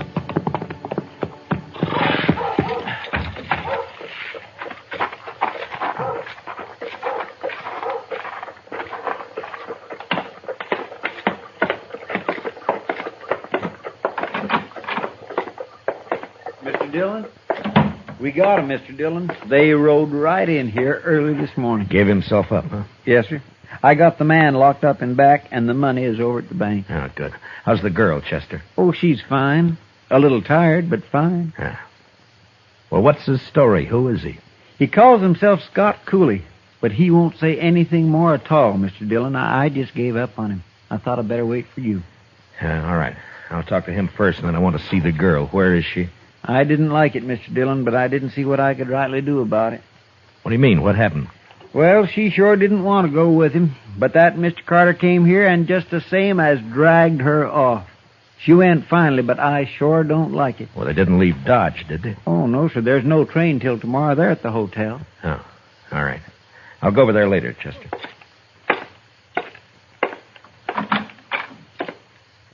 Yeah, so you're Scott Cooley, huh? You're new around here, aren't you?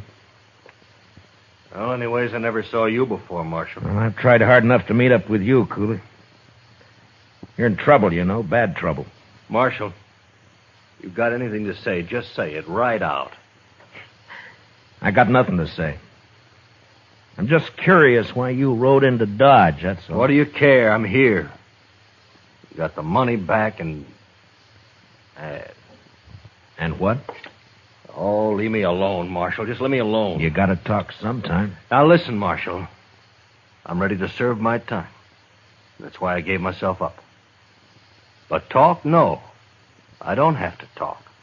Not for you. Not for anybody else. Mm-hmm. All right, Cooley, have it your way. Marshal. Yeah? Marshal, you going to see Jane? Yeah? Why? What are you going to see her about? Find out what happened? Yeah. Marshal, I don't suppose you'd let me out of here just long enough to kill Carter. Yeah, you mean the girl told you about it? I wouldn't care if I hang for it. It'd be worth it to kill him. Mm-hmm. Tell me something. What makes you think what you did's any better? What? You wouldn't understand, Marshal. But you do what you can for her, will you? Anything else you want to tell me? No, that's all.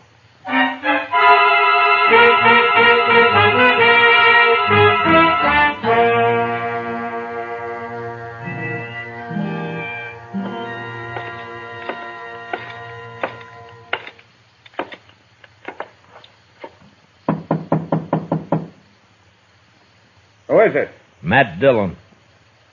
What do you want? Open the door, Carter. I want to talk to the girl. Some other time, Marshal. You want me to kick the door open?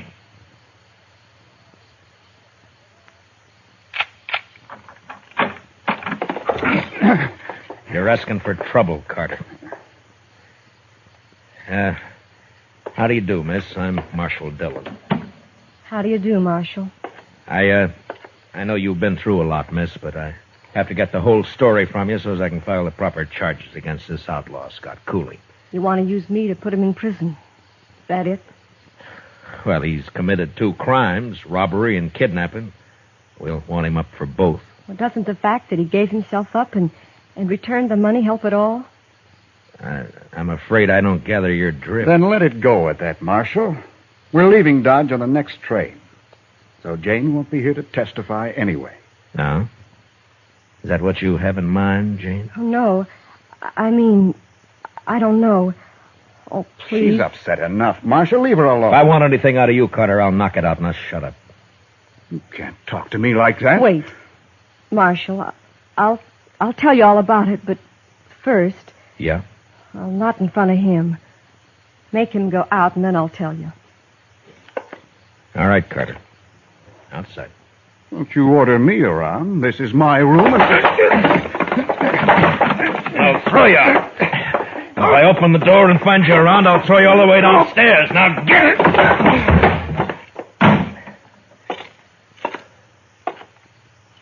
All right, now. Jane, you can talk. Can I trust you, Marshal? Really trust you? Well, that's up to you. But I'll tell you this. I know about Carter. About you and Carter, that is. Then you know how I hate him. Yeah? But right now I'm curious about this kidnapping. What happened? Why did Cooley give himself up? Because we decided we couldn't live being hunted down the rest of our lives. Ah. So you were in on it with him, huh? No, Marshal. The first time I ever saw Scott Cooley was when he held up the stage. I'd like to believe that. Well, it's very simple, Marshal. I love Scott Cooley. What? I love him. Oh, now look, Jane, girls like you just don't go around falling in love with outlaws. Don't they, Marshal? No, they don't. I did. Then Either you're crazy or you're lying to me. And if you weren't a woman, I'd throw you in jail right along with him. I'm a woman, Marshal, but I've no objection to going to jail with Scott. No, then you admit you're his accomplice. No. I suppose it's hard for you to understand, Marshal. It is. Well, I'll try to make it simple. You see, Scott doesn't know why he took me with him when he held up the stage. He's never done anything like that before. It just seemed perfectly natural to him. He saw something he wanted and he took it. That's all. I'm afraid the court will look at it somewhat differently. Well, I suppose he'll go to prison for the holdup, but not for kidnapping. Why not? Because I'll testify that I went with him of my own free will. I almost wish you two hadn't ridden back to Dodge. Marshal. Yeah. You said you know about Bob Carter and me. Yeah? Well, Scott's been wild and he's done wrong, but he's never done anything really evil. Well, maybe you're better off with Cooley. If he straightens out. You know I am. Don't you, Marshal? It's no business of mine. I'm a peace officer, not a matchmaker. My job's to keep Cooley under arrest and get him up for trial, and that's all. Now, what you do is your own business. You can testify any way you like. I can't stop that. Oh, please. Marshal, help me. There's no one else who can. Yeah, who is it? It's Carter. Open this door.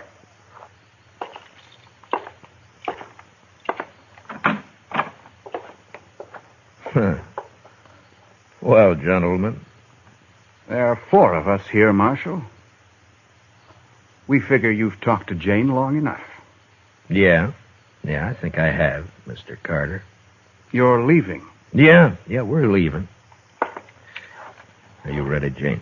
Oh, thank you, Marshal. Yes, I'm ready. Jane isn't going with you. I've just put her under arrest. Under arrest? I arrest anybody I think needs arresting, Mr. Carter, and I'm not in the habit of explaining why. There's a law about that, You're Marshal. in Dodge, Mr. Carter. Come along, Jane. You can't do this, Dillon. We won't stand for it. Ah, you're a fool, Carter. I know these 3 bums you got with you, and they don't want to draw on me any more than you do.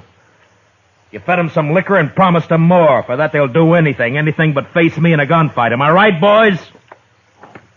Huh?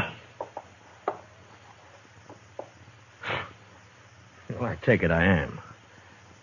All right, now get out of my way. You go first, Jane. You stay here, Jane. Take your hands off her, Mr.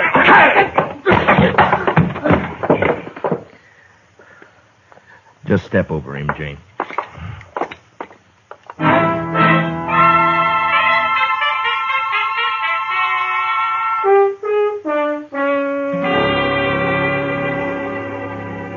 Mr. Dillon, I don't like to say anything. Well, then don't, Chester. But I can't help it, Mr. Dillon. This is the first time you've ever jailed a woman, and I just don't like it.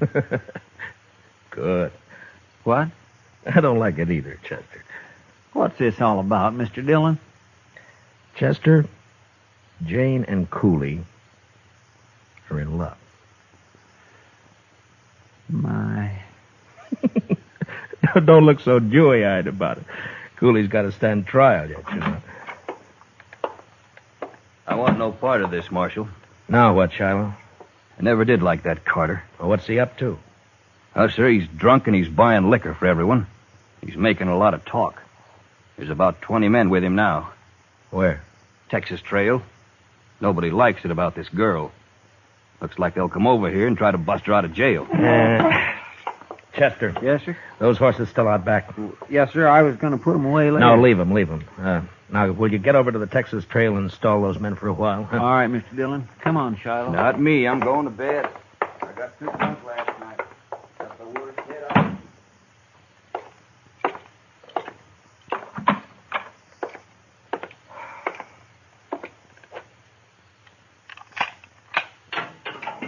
Cooley? Hmm? Come on up. What is this, Just Marshal? hurry it up, will you?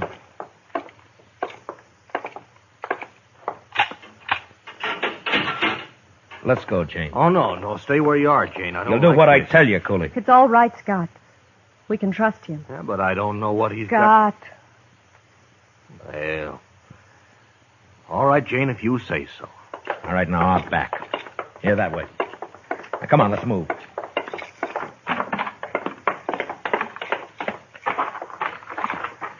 All right, you take the gray horse, Jane. He's gentle enough. But hurry, will you? Come here. Come on, boy. Where are we going, Marshal? We're going to Hayes City. Cooley's going to stand trial there. Yeah, They got the money back, Scott. They can't do much to you. I know. But there's that kidnapping, too. I won't testify. That's all. Jane, you're going to have to testify. You'll be in contempt of court if you refuse. Then I'll lie. Anyway, I did go of my own free will. After a while, anyway. That's perjury. But you don't have to do that either. There's an easier way. How? Well, before I deposit Cooley in the Hayes City jail, we might just make a little stop. What do you mean, Marshal? Stop where? We're going to stop at the preacher's. You know, a married woman can't testify against her husband. Scott. Scott. Come on, honey, let's ride.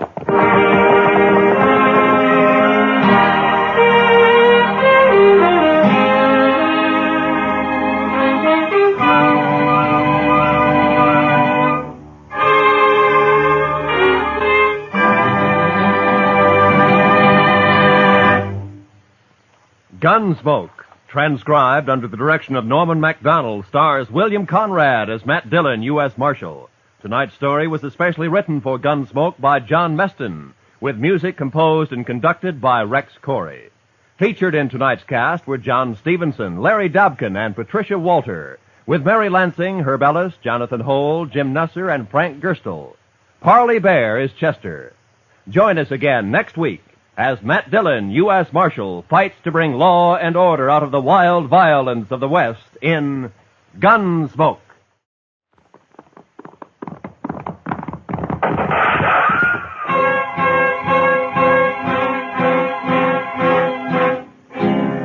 Around Dodge City and in the territory on West, there's just one way to handle the killers and the spoilers, and that's with the U.S. Marshal and the smell of Gunsmoke.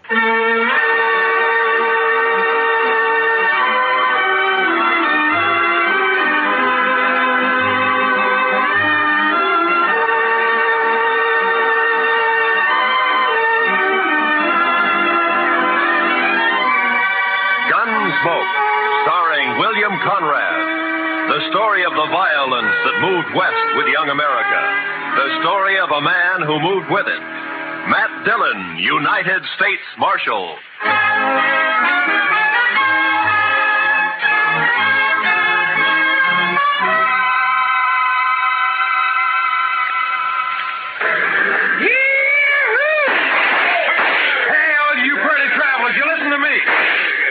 You gotta get welcome to Dodge City proper like.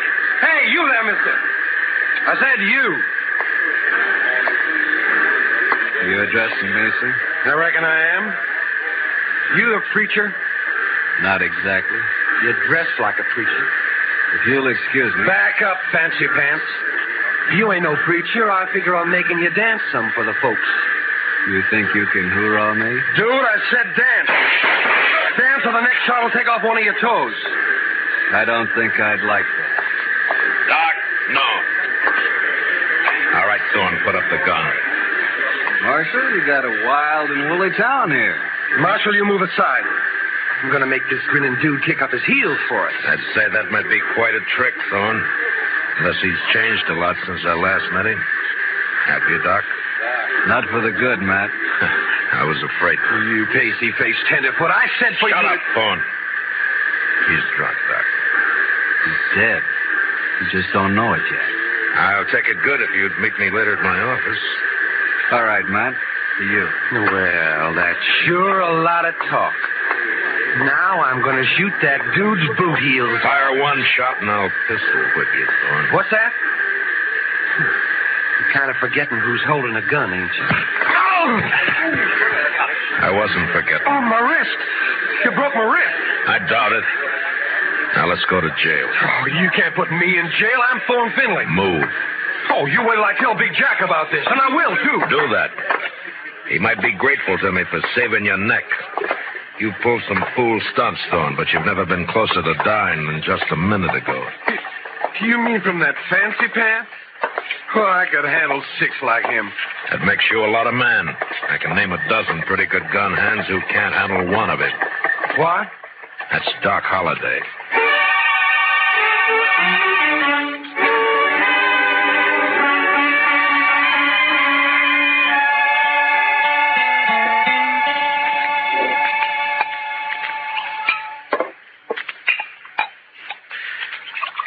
There you are. Salute, Matt. Salute, Doc.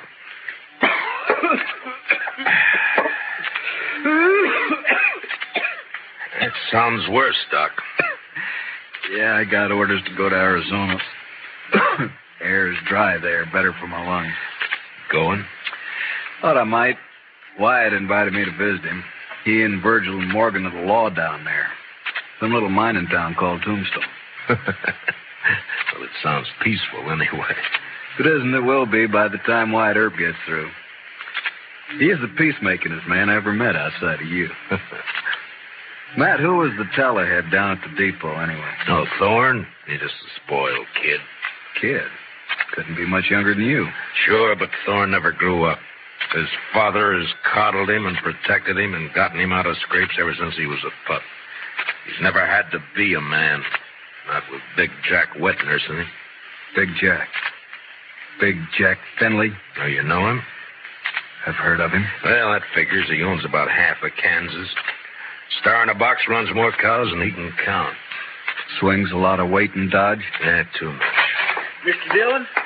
Mr. Dillon, somebody said that Doc Holliday had come into town today and he... Oh, excuse me. It's all right, Chester. Why'd you shake hands with him? Don't mind if I shake with my left hand. It's a kind of habit. Yeah, I know. Mr. Dillon has the same habit. He would. How about dinner tonight, Matt? Sure. How long will you be in Dodge? Not long. Just till I finish a chore. Oh? That chore have anything to do with Big Jack Finley? Might say so. Gonna kill him.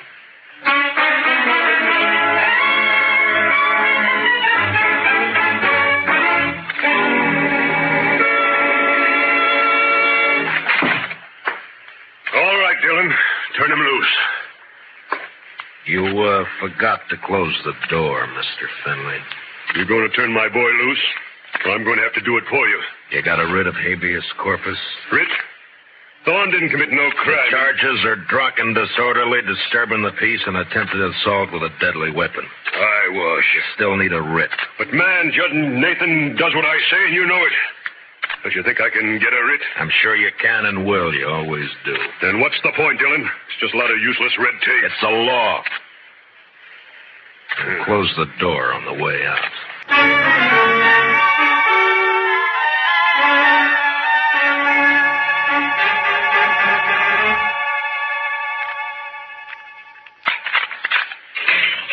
All right, Thorne. Didn't I tell you Big Jack would get me out? When are you going to learn you can't Save the speech. The law can't touch a Finley. You ought to get smart, Marshal. Like you? Sure, like me. Hi, Big Jack. You okay, son? Fine. Anything else, Mr. Finley? Why, yes. My boy here is a little boisterous sometimes, I know. High-spirited, you understand? Uh-huh. So? So, I want to put a stop to all this nonsense of yours, arresting him every time he kicks up his heels a bit. Now, go on. Well, I'm offering you a job. Let's say, protecting my interests. $200 a month. And no work, naturally. I see we understand each other perfectly. No work, of course. All I have to do is just shut my eyes whenever Junior here breaks the law, huh? I said we understand each other. There's no need to elaborate on it, Dillon. There's a big need. Only how do I explain to a person like you that some men don't wear a price tag? Huh? How do I explain how I feel about a so-called respectable citizen making the law his private doormat? Hey, you're nothing but the stupid gunman I've always thought you were. I understand you took the part of Doc Holliday against my son. I kept Thorne from committing suicide, yeah. You sided with a notorious killer against an important citizen of this community. Now I'm telling you, Dillon, Holliday, I don't want him in Dodge tomorrow. Doc may be a gunfighter, but he's clear with the law, Finley, and a better man than your son will ever be. What? Why, That hurts, doesn't it? I'm serving notice, Marshal. You run that killer out of Dodge City, or I'll do it myself.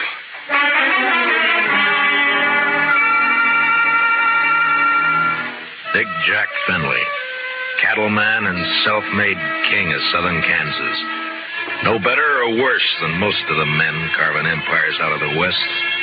Until love for his son blinded him to the fact that Thorne Finley had gone bad. And from here on, I knew the war was on between Big Jack and me. So Big Jack Finley's going to run me out of town, huh? No, unless I do it first. Oh? I do something naughty, Matt? Well, you threatened a man's life.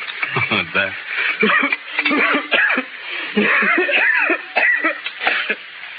And just between friends, man. Anything else, Doc? Not murder. Murder? I can give him an even break. With you, that's still murder. Don't you think you better tell me about it? Mm-hmm. What if I don't tell you? Now, then my job's to warn Finley and try to protect him. You're a tough man to be friends with, Matt. It applies to you, too, doesn't it? Guess maybe it does at that. Didn't realize how I put you on the spot by spouting off my good intentions. Sorry. Forget it. You want to talk to me? All right. Remember a girl named Ruth Davis? Mm-hmm. Died in a riding accident a few months ago. Always wondered if it wasn't suicide. She lost her brother 2 weeks before that. No accident. No suicide. You sure? Sure. You know, Ruth and her brother ran the ranch alone. Mm-hmm. A man started pestering Ruth, and she hated him. Her brother kicked the man off the ranch. This fella dry-gulched Ruth's brother, made it look like a robbery. You have any proof of this? Yeah. Ruth was afraid to go to the law, so she sent a letter to me. Here, read it yourself. She says the man was Finley and says she expects him to try and shut her up for good. Well, that doesn't mean it's Big Jack. I went to see Ruth's folks. They had her belongings. Among them, I found this. Watch chain. Engraved JF on the clasp. Jack Finley. You see why I've got to kill him, Matt? He forced Ruth's horse over that cliff, sure. But do you still think she died accidental? No. But who's responsible is something for a court to decide. Court? With Finley's money and influence, he wouldn't spend 5 days in jail even if he was convicted, which he wouldn't be. He doesn't own the court. Maybe not, but it's still the most powerful man in the state against a dead girl whose only friend is Doc Holliday. How do you think a judge will decide? Doc, I'm going to ask you a favor. Make it one I can give. I got an idea, but you must let me handle it my way. Give the law a chance. All right, Matt, I can wait. Thank you. I'll keep this letter and chain for a while. All right, but if the law fails, I'll brace Big Jack Finley when he walks out of the courthouse. And you'll be bracing 2 men, Doc. Finley and me.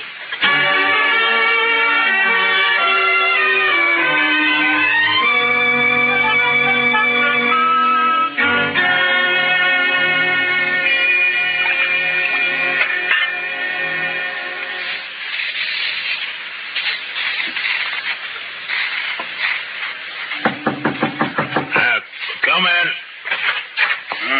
Morning, Marshal. Looks like it'll be a fine day. Well, you're up kind of early just to bring me a weather report, aren't you, Judge Nathan? Huh? Oh, well, I want to see you. Go right ahead. You mind if I finish shaving? No, please do.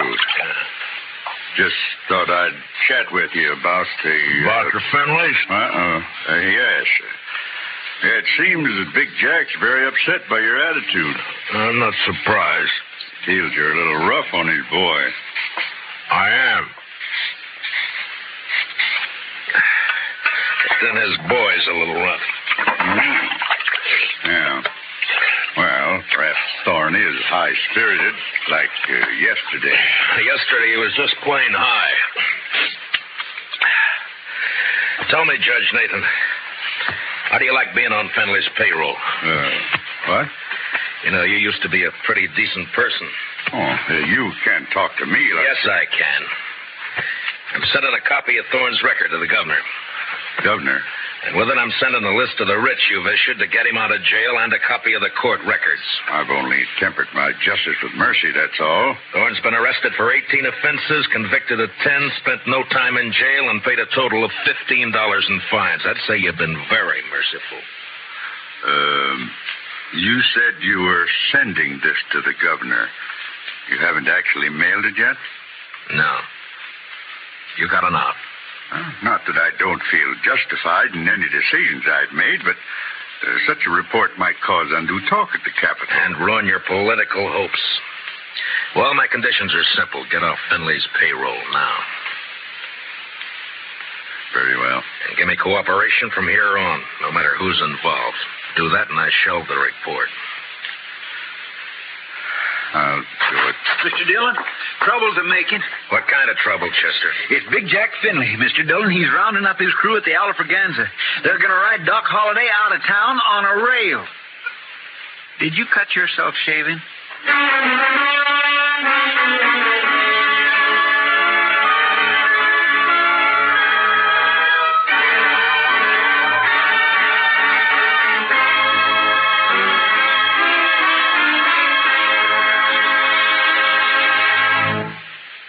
We will return for the second act of Gunsmoke in just a moment. But first, don't forget, starting Monday, CBS Radio's tremendous news staff will start bringing you the complete coverage of the Democratic Convention in Chicago. As you found during the Republican Convention, CBS Radio never misses. So, starting Monday, stay with CBS Radio all day and evening for the Democratic Convention. Now, the second act of Gunsmoke.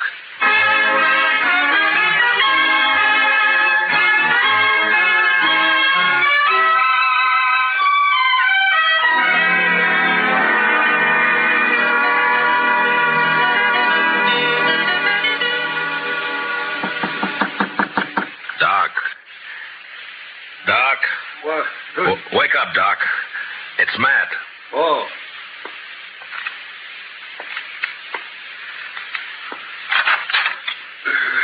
What's up? Trouble. Lots of trouble.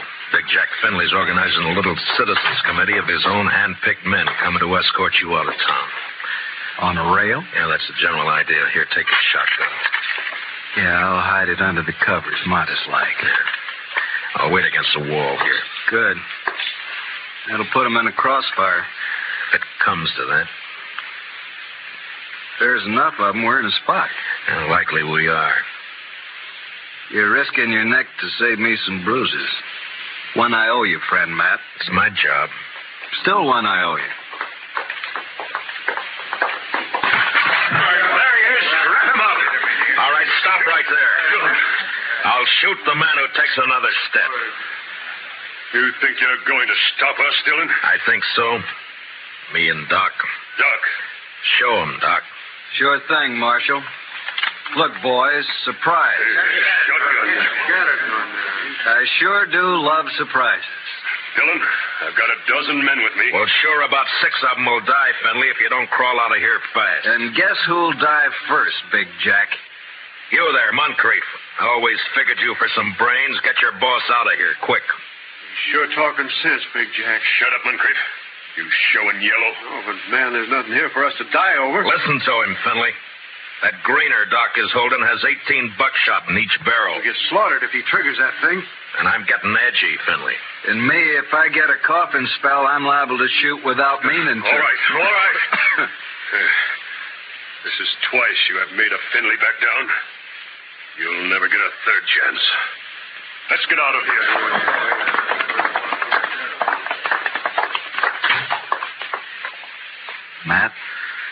When you going to arrest him?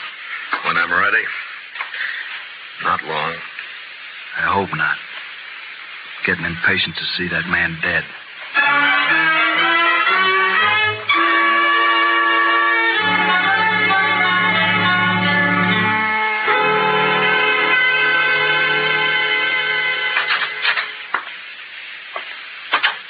I got your message, Marshal.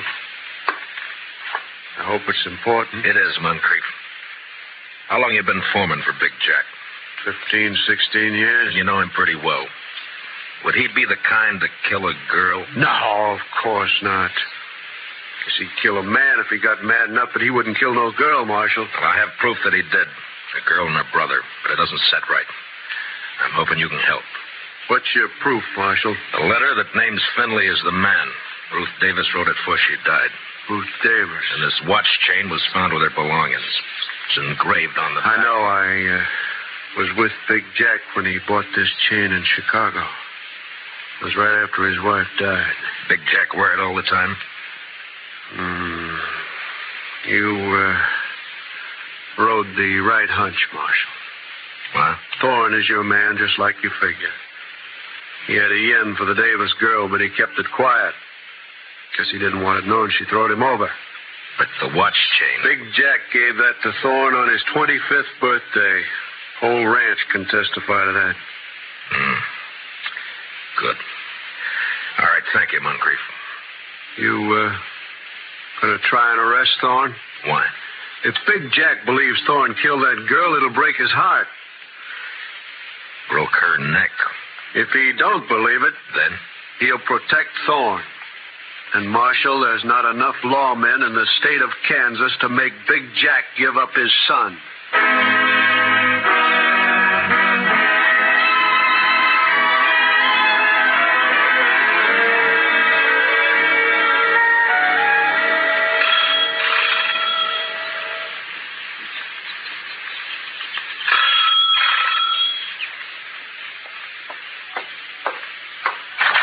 Yeah, what it... Oh, it's you, Marshal. And, John Holliday. Doc, this is Judge Nathan. Holliday? Oh, yes, I've heard of you. I've heard of you, too, Judge. Wonder which has heard the worst. What's that? Why, Judge, I'm here on business. Oh, of course. Come in, won't you? In my study here, so we won't be disturbed. Now, what is it, Marshal? I want you to swear out a warrant for Thorne Finley's arrest. Charge, murder.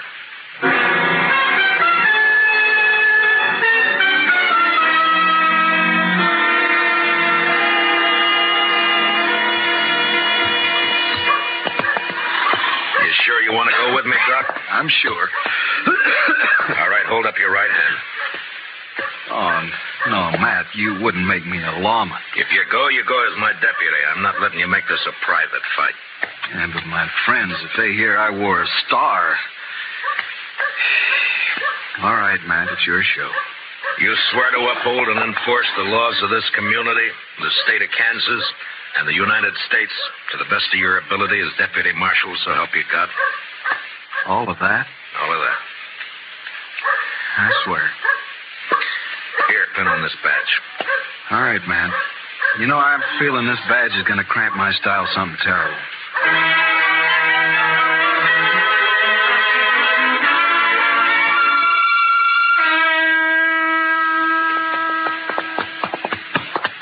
Better breathe our horses going up through this pass. We still got a good ride ahead. How far? Oh, about 10 miles. What do you think, Matt? Will they fight? Well...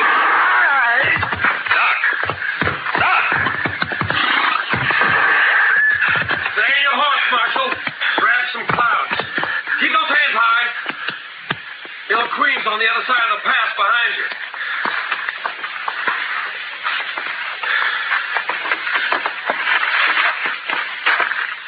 That's being smart, Dillon. Queen will drop you if you touch her gun butt. You're handy at this bushwhacking, aren't you, Thorne? If Doc... He's all right. My slug seems to have bounced off his thick skull. Good. Yeah, let's pull your teeth. Better you do it. With your left hand, reach down and across slow.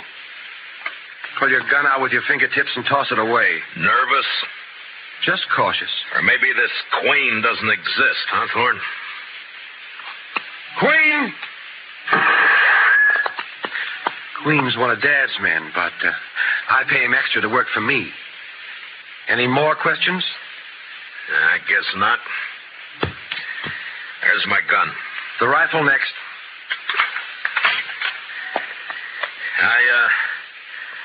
I got a penknife in my pants pocket. You know why Holiday came to Dodge? Yeah. Yeah, I guess you do. You wouldn't be riding with him. Well, he's not going to tell any stories to my dad or anyone else. You can't kill us, you stupid... Not planning on killing you. And what have you got planned? Queen's kind of a magician. He's going to make Holiday just disappear. Folks won't care much about one of his kind. I would. I'd care so much I'd hang you for it. No, with Holiday gone, it's your word against mine. And you won't be able to prove a thing, Dillon. You sure of that? I'm sure. Otherwise, I'd take care of you along with Holiday. Now get on and start walking back to town. It's like I told you. Law can't touch a Finley.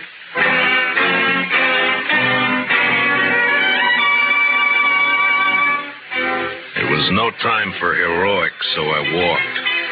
When I reached a turn, I cut back through the rocks, but it was too late. They were gone. And with them, the horses, guns, and Doc Holiday. 2 miles up the road, I found my horse turned loose. And with a mind full of cold hate, I raced on to the Star in a box. On the front porch of the ranch house was one of Big Jack's men. Hold it right there. Out of my way, mister. I'm in no mood to shake hands. Where you heading, lawman? You don't hear well.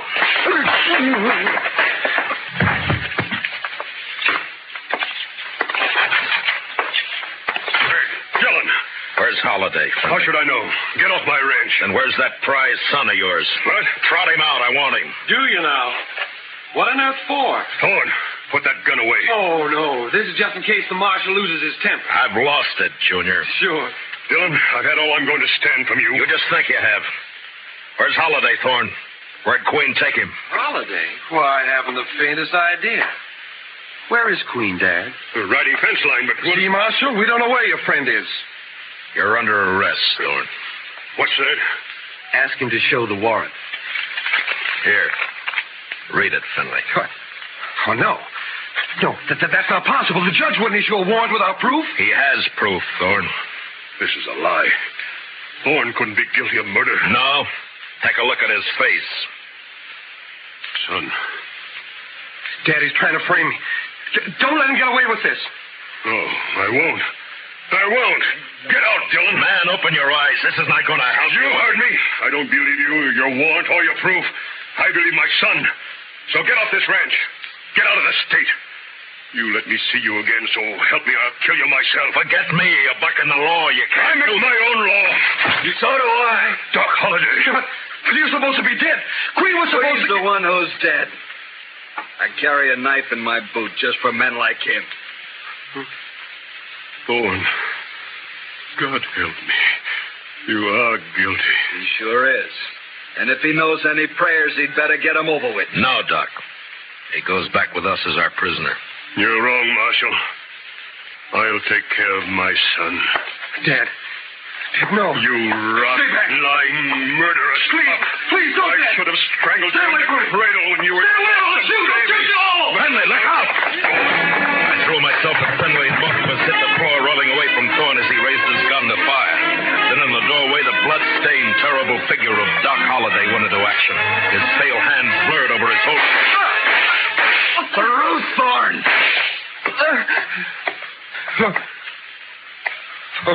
Ruth?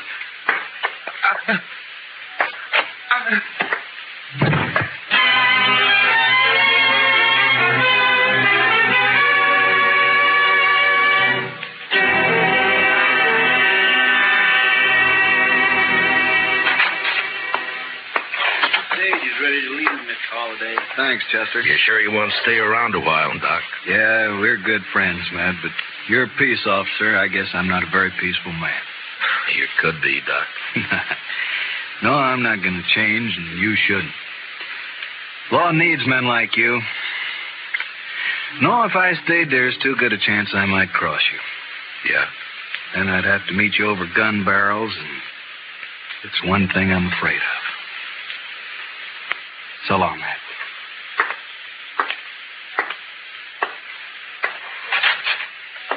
Good luck, Doc.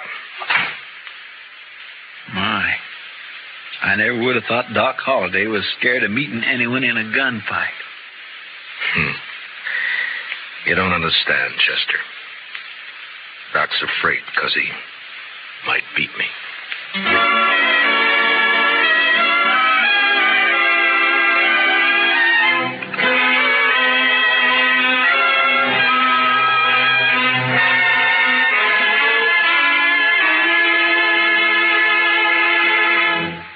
Gunsmoke, under the direction of Norman MacDonald, stars William Conrad as Matt Dillon, U.S. Marshal. Tonight's story was specially written for Gunsmoke by Herb Purdom, with music composed and conducted by Rex Corey. Featured in our cast were Harry Bartell as Doc Holliday, with Lee Millar, Nestor Paiva, Ralph Moody, and Tom Tully. Parley Bear is Chester. Join us again next week as Matt Dillon, U.S. Marshal, fights to bring law and order out of the wild violence of the West in Gunsmoke.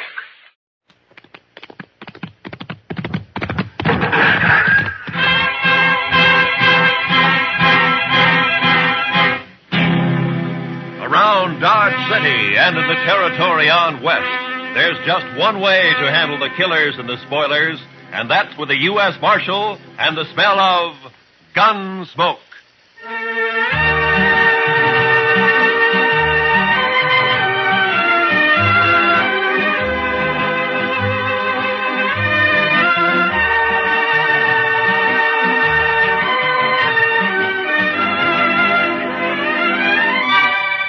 Gunsmoke, starring William Conrad.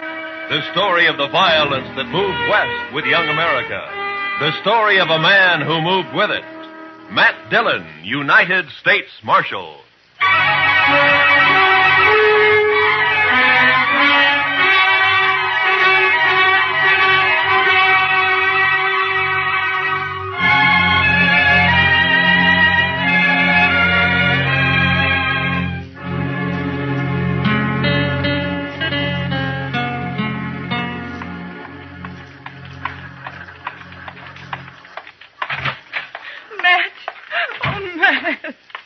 Jeannie, what's the matter? Good morning, Miss Wells. Good morning, Chester. Matt, I've got to talk to you. Sure. Chester? You folks will have to excuse me. I can't be puttering around the office all day. I'll be in the back if you want me. Yeah? Matt, he's here in Dodge City. I just saw him. He came in on the morning train. You mean Ed Beaudry? Yes. It's been 4 years, Matt. I'd begun to hope he'd forget. Hope he wouldn't find us. From what you've told me, Beaudry doesn't sound like a man who ever forgets. He's come here looking for Bert. To kill him, he swore he would. Matt, what are we going to do? I don't know. What's Bert think about it? He doesn't know yet. He's busy at the blacksmith shop. Matt, you've got to help us. You're the only real friend we have out here. It might make it easier if I weren't, Jeannie. I'm supposed to maintain law and order in Dodge. That's my job. Doesn't leave much leeway to mix in on personal quarrels. Well, there's no quarrel. It's just that Ed Beaudry's a hot-tempered fool. Bert never did anything to him. He married you, didn't he? A woman has a right to change her mind, Matt. Maybe Beaudry doesn't think so. Matt, you promised me once in Louisville. Yeah. Yeah, I know. All right, Jeannie, go on home and don't say anything to Bert. I'll talk to Beaudry. Thank you. I'll never forget it. Goodbye, Matt.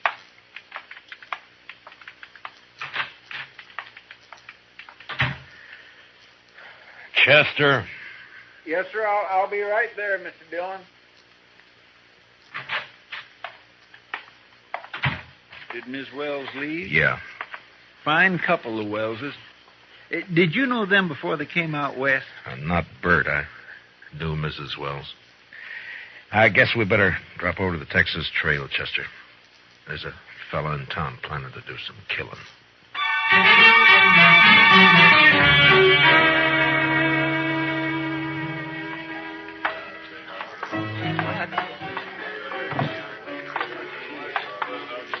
Matt, been a long time. Hiya, Kitty. Hello, Chester. Miss Kitty?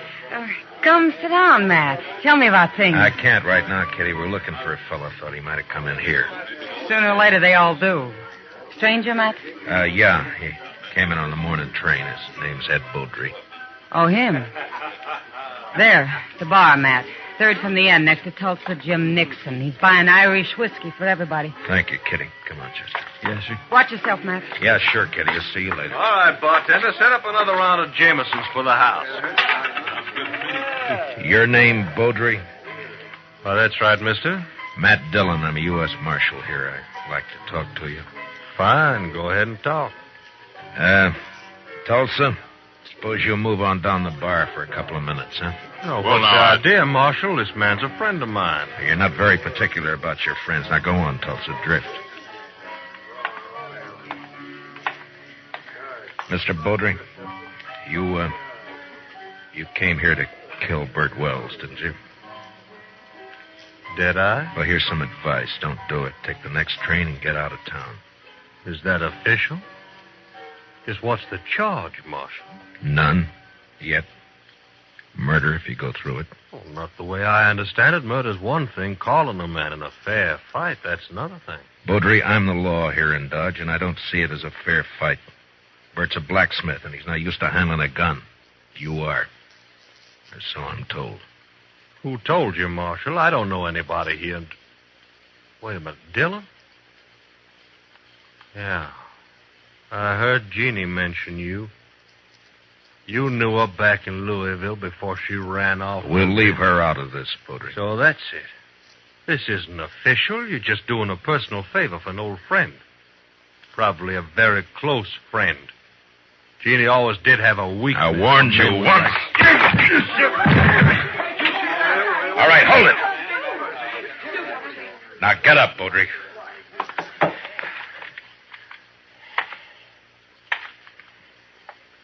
That was a mistake, Dillon.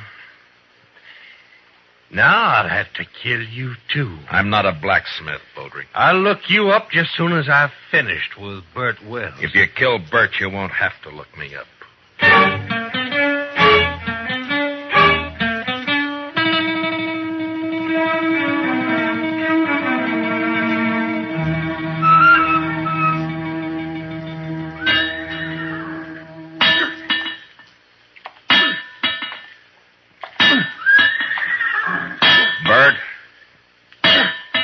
Bert. Huh? Oh, Matt. I didn't see you come in. I wanted to talk to you, Bert. About what, Matt? Ed Beaudry's in town. Beaudry? Well, it was bound to happen sometime. Has he been bothering Jeannie? No, she just happened to see him get off the train this morning. She came and told me. She shouldn't have done it, Matt. It's not your problem. Maybe it is, Bert. I'm the law in Dodge, and the law doesn't like the idea of personal grudges ended up in a killing. What do you aim to do? Prevent it if I can. Well, I wish you luck.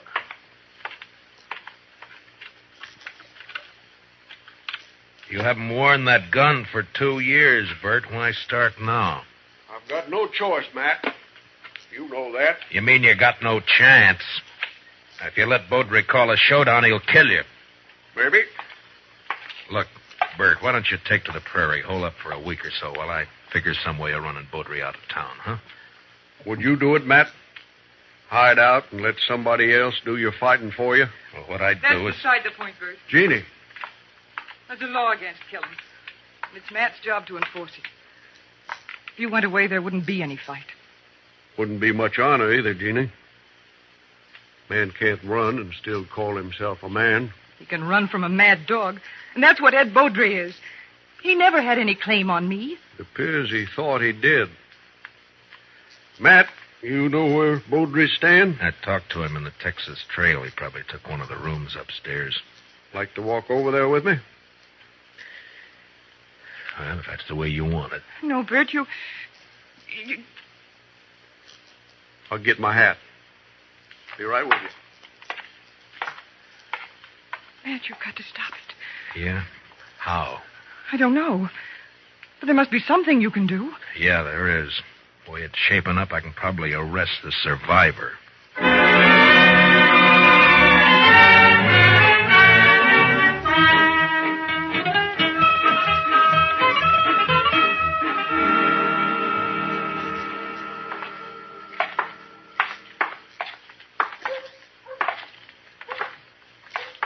There's still time to turn back, Bert. Afraid not, Matt. I should have had it out with Beaudry back there in Kentucky 5 years ago. Jeannie wanted to run away and avoid trouble, and she was so beautiful it was hard to argue with her. Yeah, I know. Be hard on her if anything happened to you. Life's always hard on a woman, I guess. Worse out here on the prairie. Look out for her, Matt, in case I... Well, I mean if anything... Mr. Dillon? Huh? Oh, what is it, Chester? Beaudry left the saloon a little while ago. Went over to the livery stable to hire a horse. Oh? I think he's riding out to your place, Mr. Wells. He's been doing a lot of talking.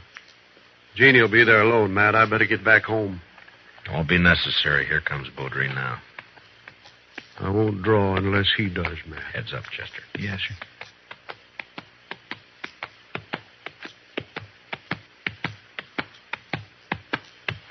Oh, boy. Oh. Just riding out to call on you, Wells. I decided you'd had plenty of time to look me up. No reason to, Beaudry.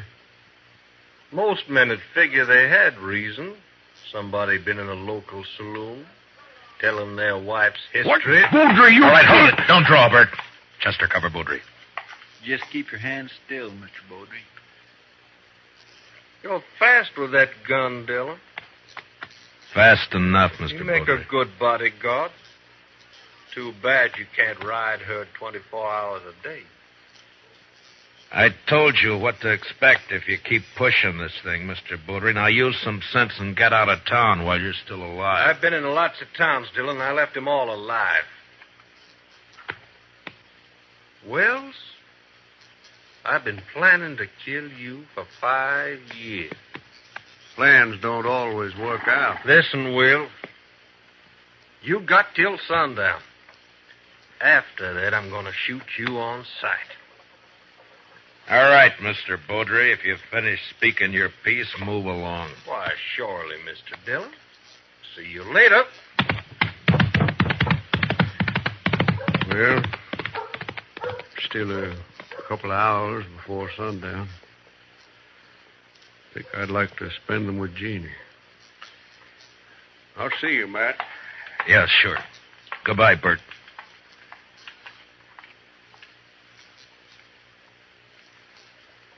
I declare I just can't see any way of stopping it, Mr. Dillon. I can't either. I'd sure hate to be in Bert Wells' shoes. I'd hate worse to be in Beaudry's. He'll never submit to arrest. Chester, I'm going to have to kill him.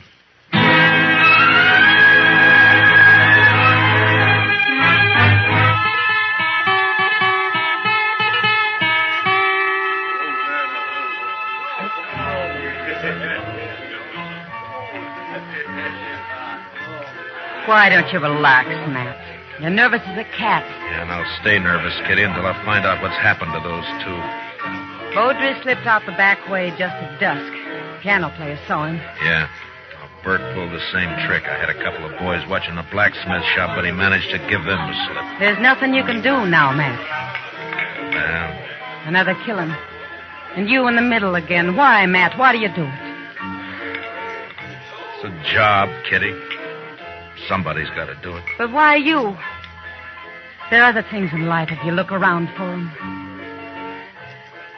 Well, maybe I will someday. Will you look my way, Matt? Well, Matt, I brought my kit. I'm all prepared. Where are the victims? No victims yet, Doc. You're jumping the gun. Well, I understand it's going to be a real showdown. The boys at the bar are offering 2-1 on Baudry. That's about the odds I figure if the shooting really starts. Oh, it'll start all right. Oh, there's not a thing in the world can stop it. Chester, what are you doing in here? I told you to watch that street. Yes, sir, I know you did. The fight's as likely to start out there as any place else. No, sir, Mr. Dillon. I guess there's not going to be any fight. What? They just found Baudry lying in an alley down the block. Matt. Somebody sneaked up behind him with a hammer. He's sure dead.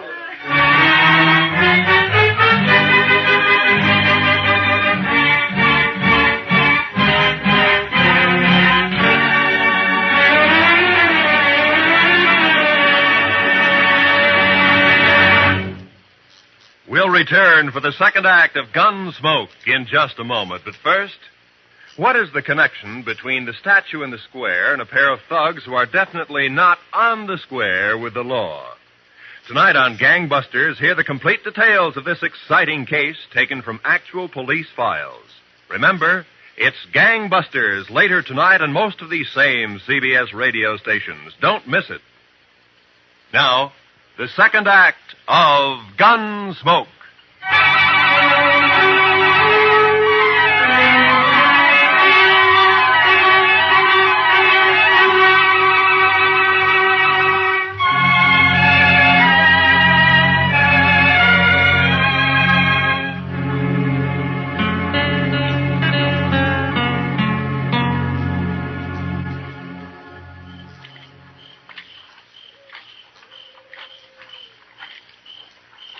No light showing around the house, Mr. Dillon. No. Nor the shop either. He might have skipped out. Well, what about his wife, though? I don't know, Chester. I can't figure any of this. It's not like Bert to pull a sneaking trick like that. Hold it. Don't move. He's there by the tree, Chester. Yes, sir. Bert? Who is it? Who's that? Matt. Chester's with me. You better put away the gun. All right, Matt. I thought it was somebody else. Who, Bert? Well, you know who. Baudry, of course. Guess I better take your gun. Official, Matt? Official? Well, I got no quarrel with the law. Here.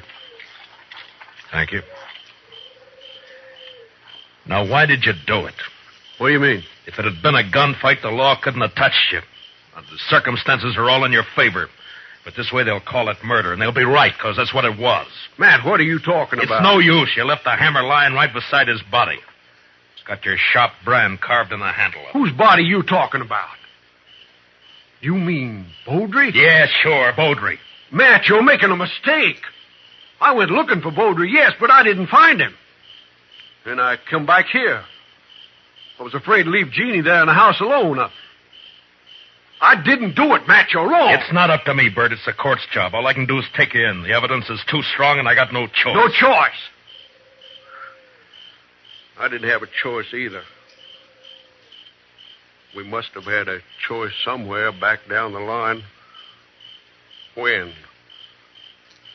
Where was it we could have stopped and turned back? I'm a marshal, not a philosopher. Now, let's go. What about Jeannie? I got to tell her. Chester will take care of it. Be better if you do it, Matt. You're a friend. That'd make it easy. I'd rather not if you don't mind. Now, come on, let's go.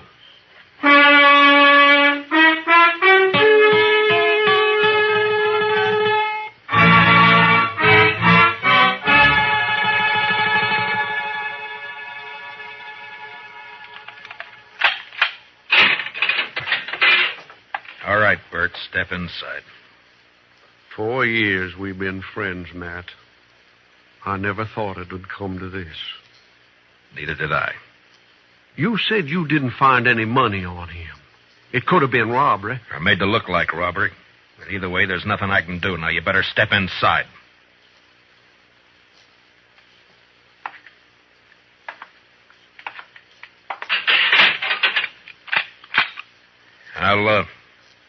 I'll bring you some blankets and tobacco. If you want anything else, let me know. Wish I knew how Jeannie was taking it.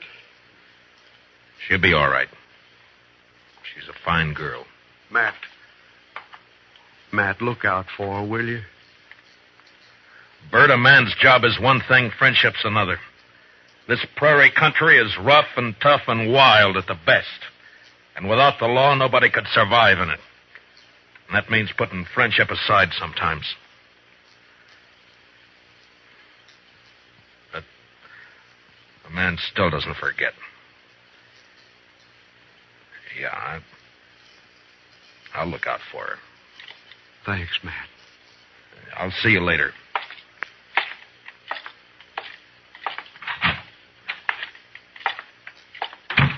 Well, you get your prisoner tucked in safely, Matt? What about Beaudry? He's dead. Absolutely dead. Like I never saw anybody any deader. Blacksmith hammer makes a mighty fine weapon. Yeah, at least for sneaking up behind. I can't figure Bert doing that. It's not like him. Sometimes a man changes under pressure, Doc.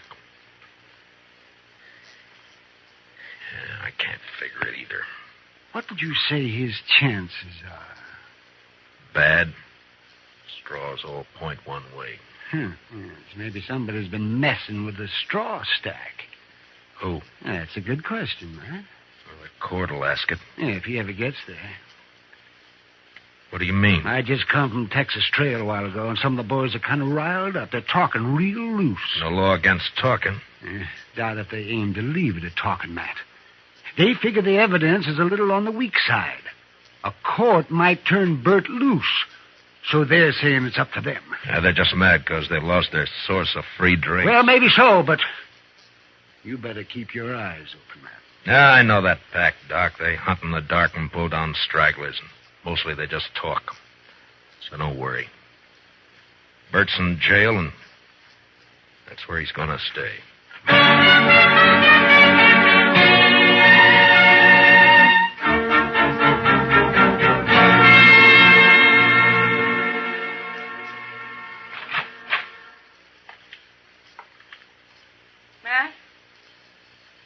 Matt, are you here?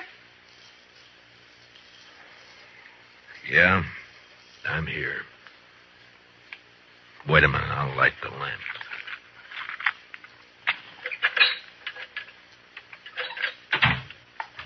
What were you doing sitting here in the dark?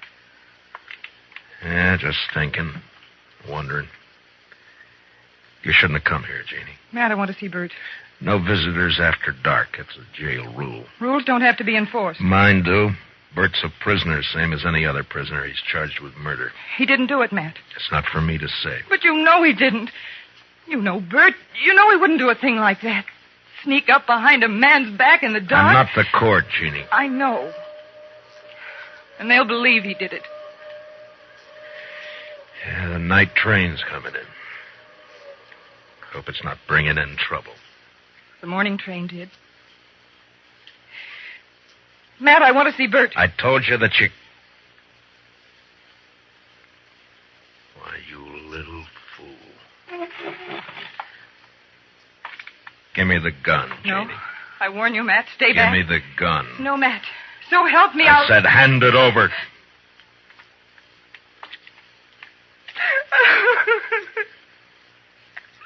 You knew I wouldn't shoot. Yeah. Now, what did you hope to gain by that? I don't know. Get Bert out. Maybe I don't know. None of this is his fault. Something's got to be done. Matt, you've got to help me. Mr. Dillon? Yeah, what is it, Chester? I just come from the Texas Trail. I think there's going to be some trouble. Trouble? The bunch that hangs out around there are doing a lot of drinking and talking up the idea of coming over here to the jail. Oh, no. Well, maybe we ought to go over there and do some talking ourselves. Jeannie, I think the best thing for you to do is to go back home and stay there till morning. Now, don't worry about this. Nothing's going to happen. Oh, but, Matt, you can't handle that crowd alone. I've been handling things alone for a long time.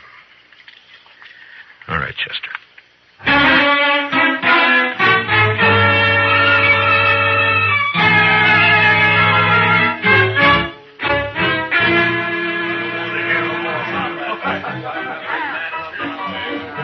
Tulsa Jim Nixon's the one who's been egging him on, Mr. Dillon. Over there at the end of the bar. Yeah, he struck up an acquaintance with Beaudry when he first got off the train. Guess he figures he's an old partner by now. Well, come on. Yes, sir. Matt, wait. Later, Kitty, I got some business with the boys at the bar. That's what I mean. Tulsa Jim's been buying them drinks for the last 2 hours. They're in a real nasty mood. So? So be careful, Matt. That's all. Just be careful. Kitty, I'm the carefulest man you know. Sure. We got the law here in Dodge. Supposedly.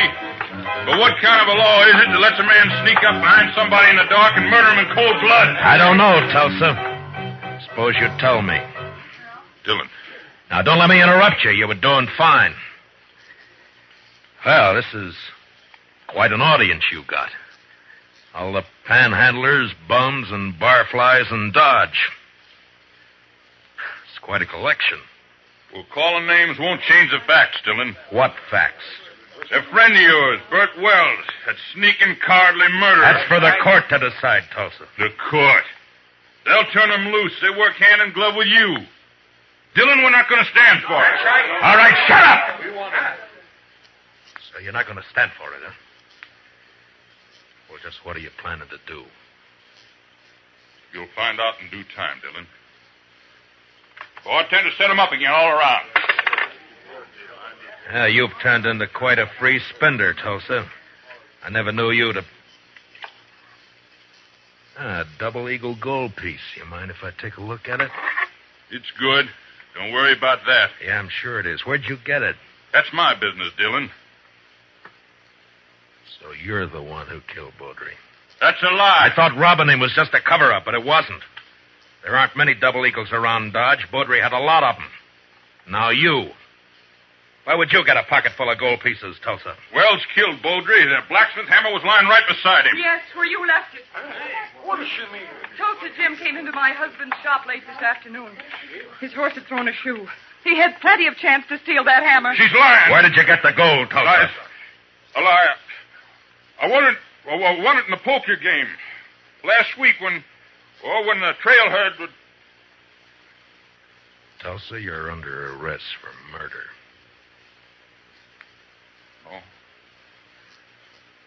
No, you'll never take me. All right, Doc. You better get up an inquest. Confound it, Matt.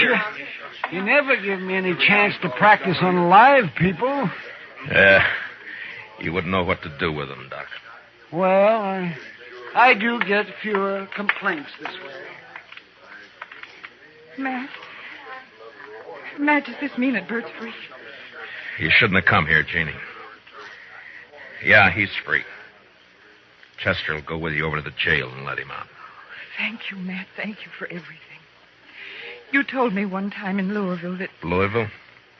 That was a long time ago and a long way off. So, goodbye, Jeannie. Goodbye, Matt.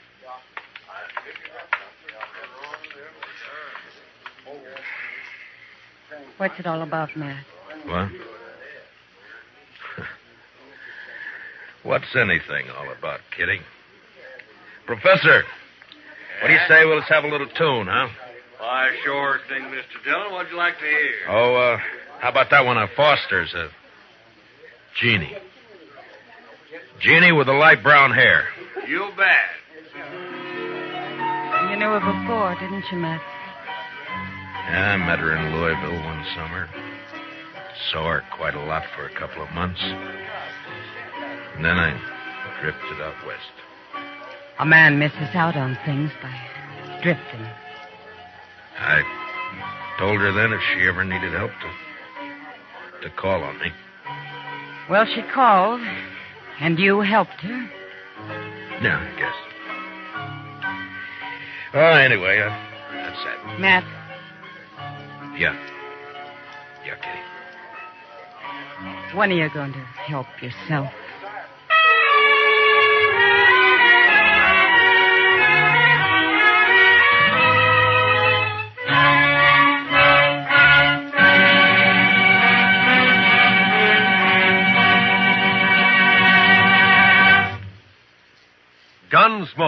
under the direction of Norman MacDonald, stars William Conrad as Matt Dillon, U.S. Marshal.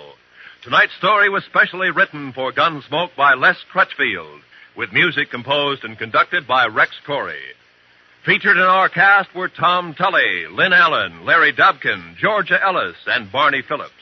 Parley Bear as Chester, and Howard McNear as Doc. Join us again next week as Matt Dillon, U.S. Marshal, fights to bring law and order out of the wild violence of the West in Gunsmoke.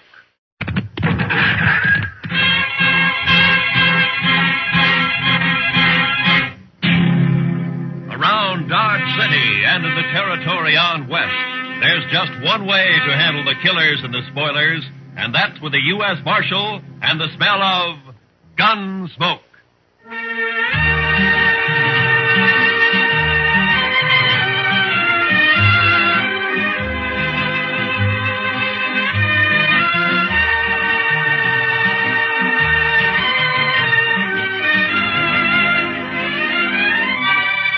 Gunsmoke, starring William Conrad.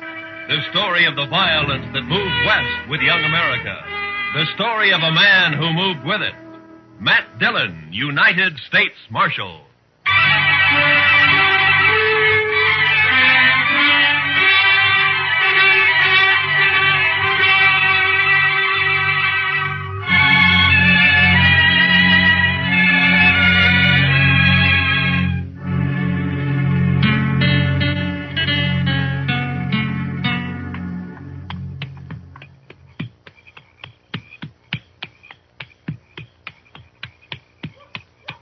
Oh, boy.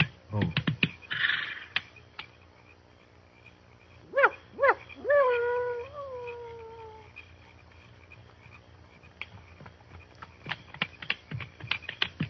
Wild Hog? Wild Hog, that's you? Wild Hog, you there? Who are you? Put that spear down. Listen, Wild Hog and me are friends, big friends. You'll make much noise. You're Cheyenne, ain't you? You must be with Wild Hog. What name, you white man? I'm Ord Spicer. Ord Spicer, you hear? You bother me and you'll be in big trouble with Wild Hog. No trouble. Tell these other redskins to put their spears down. I need more room. Come, white man. Are you with Wild Hog or ain't you? Much talk, come. All right. Any tricks, I'll shoot you first.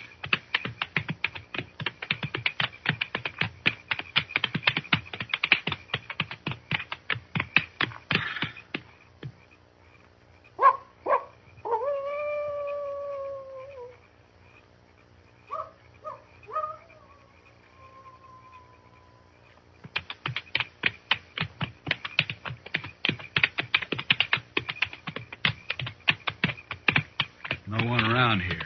Where is he? Horse here, you walk. Blasted, why can't he ride out like anybody else? I want to be in Dodge tonight. Come.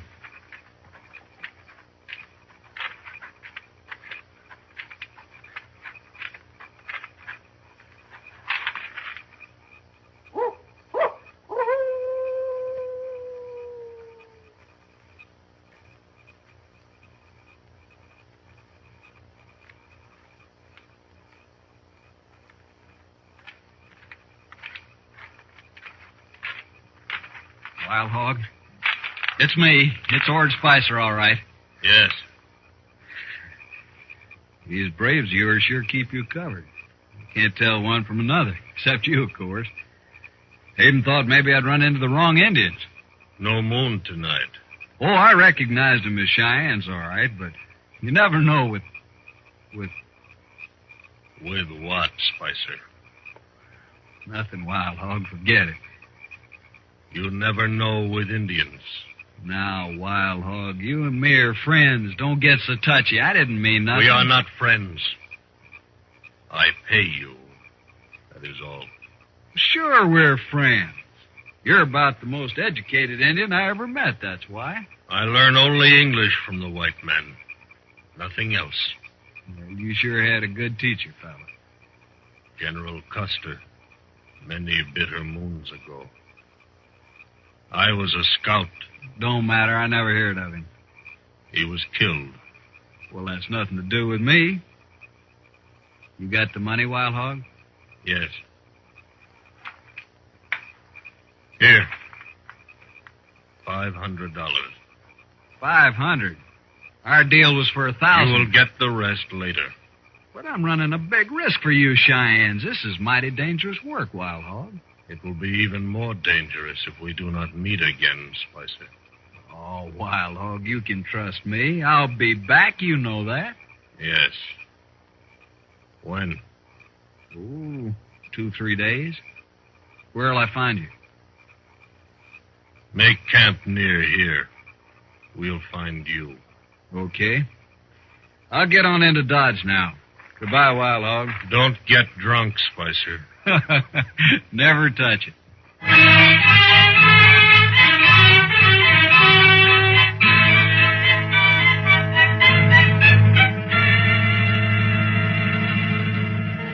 Hey, bartender, set out another bottle of whiskey for me and my friend. What'd you say you're called, stranger? Ord Spicer, friend. Mm-hmm. Here, let me fill your glass. Some town you got here, Dodge. You're sure easy with your money, Spicer. Nothing's too good for my friend. Say, what name you go by anyway? You got a lot of money, Spicer. Sure, I got money. I'll have more soon. You must have hit it rich, huh? Sure, I hit it rich. Easy money, friend. Easy money. How'd you do it, Spicer, anyway? Friend, I live like a gambler. My life's chicken one day and feathers the next. Right now, it's all chicken. Yeah, but how'd you do it? You made out real good, Spicer. Brains and guts, friend. Brains and guts. That's all it takes. I know, but how? You don't get money like that robbing old Indians. What's that? Huh? What'd you say about Indians? Oh, it's just a way of saying it back home. Don't get on the prod about it. Maybe you talk too much. Maybe you ask too many questions. Hey, what's the matter with you anyway? Maybe you know too much. Look, Spicer, you're hiding something. Don't trouble yourself. I ain't interested in you or your money or your liquor. I don't like that. You don't have to.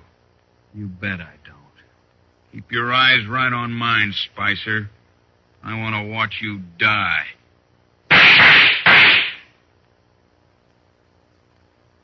Spicer.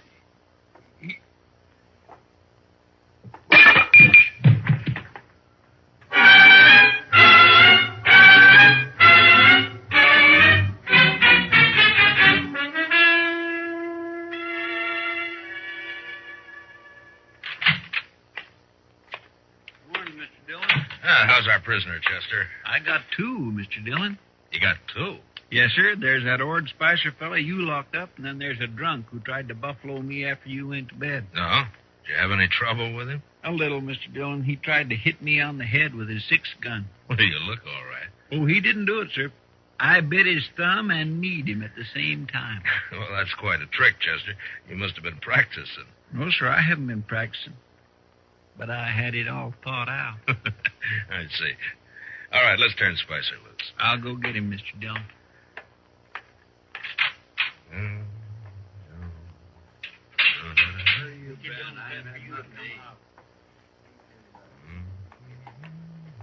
About time. Where's my gun, Marshal? There it is, Spicer. And, don't use it around here anymore. You can't bother a man for self-defense. I just want you to stay out of Dodge. 1 kill at your limit here, even in self-defense. I ain't afraid of you, Marshal. Besides, this is a poor town anyways. You can have it.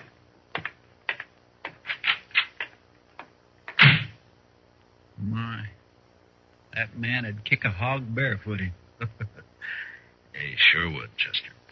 There's something real bad about him. Yeah, I don't know what it is, Chester, and I hope I don't have to find out. Well, you'll go away. Fellows like that gotta keep moving. Seems like nobody wants him. Now, don't feel sorry for him, Chester. He got that way all by himself. Yes, sir. I mean, no, sir.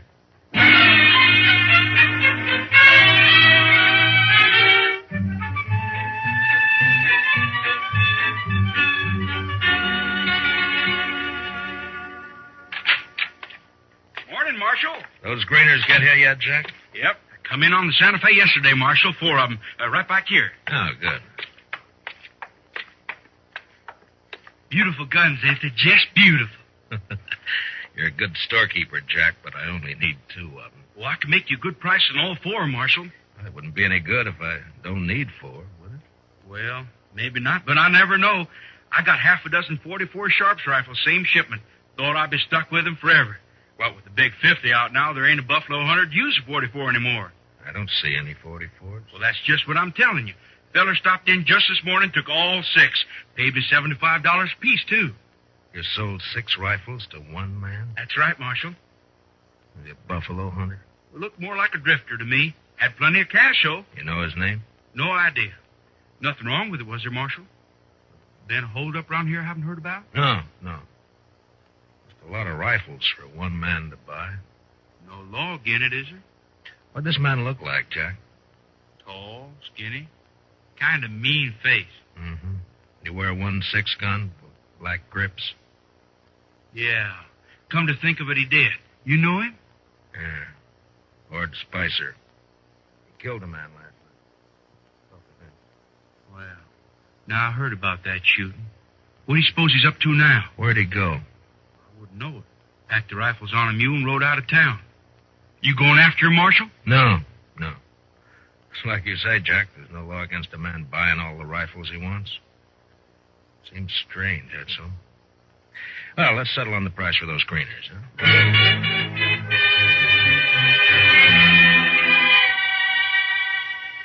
Next day, Chester and I took the new greeners and rode out for a prairie chicken. We had a sackful within an hour, and we headed back to town, arguing on the way as to whether we'd bake the birds whole or just cut the breasts off and broil them.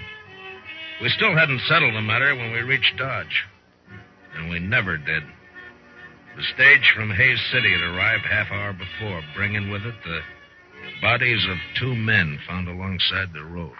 They were just laying there, Marshal, about 5 miles back. Both shot dead, but I thought I'd better bring them in anyway. Did you recognize them, Pete? No, Marshal, I didn't. The doc says they're a couple of riders from the T-Bar outfit. Yeah. He got them up in his office now. You bring in their horses? No sign of a horse, but there was an awful lot of tracks around. All right. I'll go see if Doc's found anything. Hang around, Pete, will you? I may want some more information from you. Okay if I do my waiting at the Alfraganza, Marshal? Yeah, sure.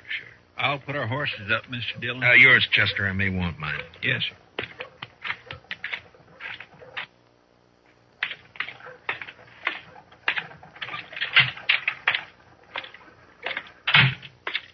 Oh, hello, Marshal.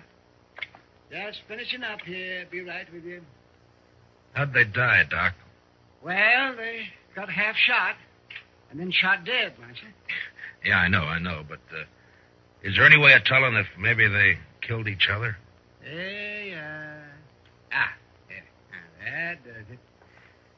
No, there is, Marshal, but I'd be mighty surprised if they did. Now, what do you mean, Doc? Well, they were cowboys, Marshal. Cowboys just don't generally carry buffalo guns. Here, take a look. What? I dug some of these out of each of them. Those are slugs from a Sharps rifle, Marshal. Yeah, sure are. Mm-hmm. That one's the best I found right there. Mm-hmm. What caliber did you say this is, Doc? Oh, I'd guess 44. 44 Sharps. Mm-hmm. Not many 44s in use around here since the big 50 came out. I know a man with 6 of them, Doc.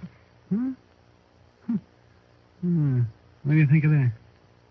I'll let you know when I get back. So long, Doc.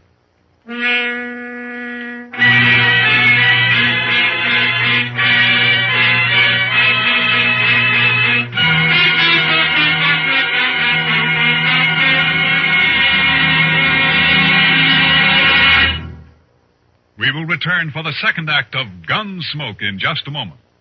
But first, behind the famous creaking door to Inner Sanctum tomorrow evening, there lies one of the most hair-raising tales to date. Meet Raymond, your host, on Inner Sanctum tomorrow night on most of these same CBS radio stations. Now, the second act of Gunsmoke.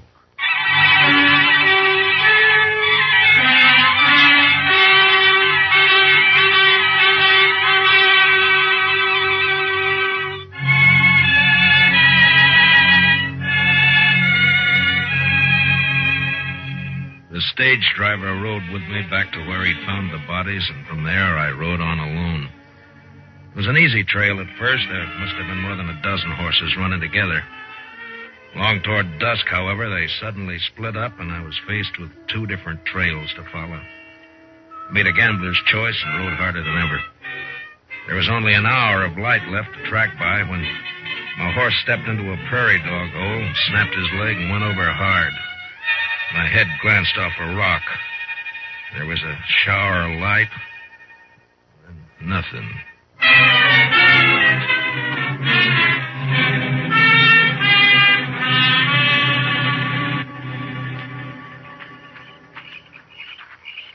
That's him, all right. That's Dillon.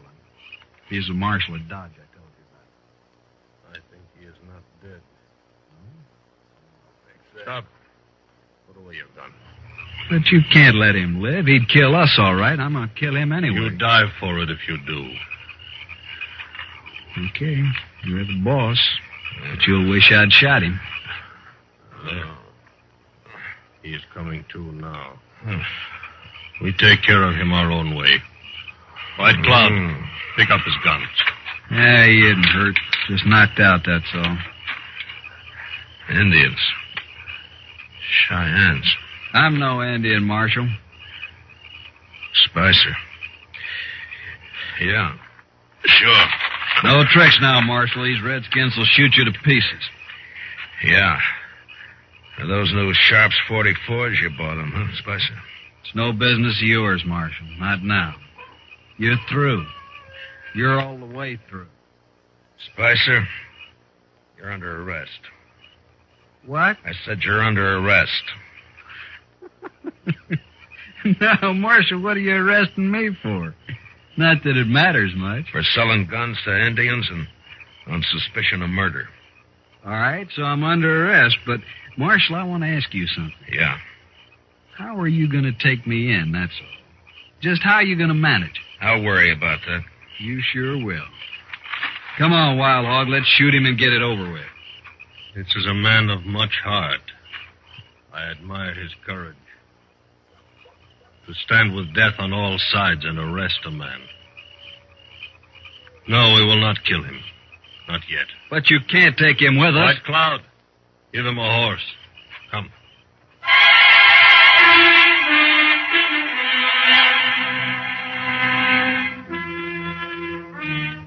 They gave me a horse, all right, with the T-Bar brand on it.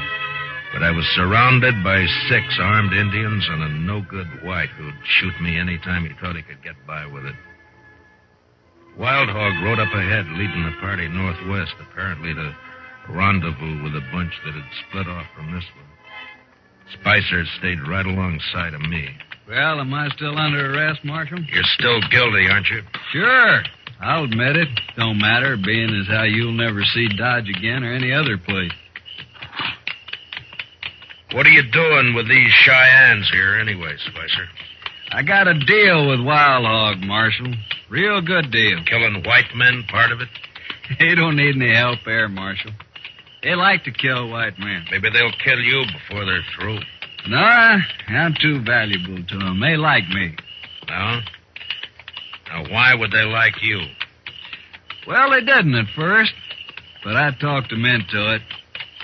Talked Wild Hog into it. He's a smart fella, that Indian. Saw right away what I could do for him. Like buying those rifles. What else did you do for him? Well, I stopped those 2 riders with the horses. Told them I was sick. Got them off guard. Those Cheyennes were on before they could move. It was real easy.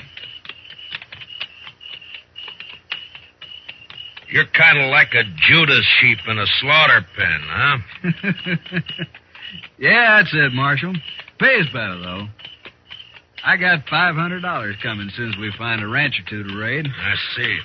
Pretty good deal, huh?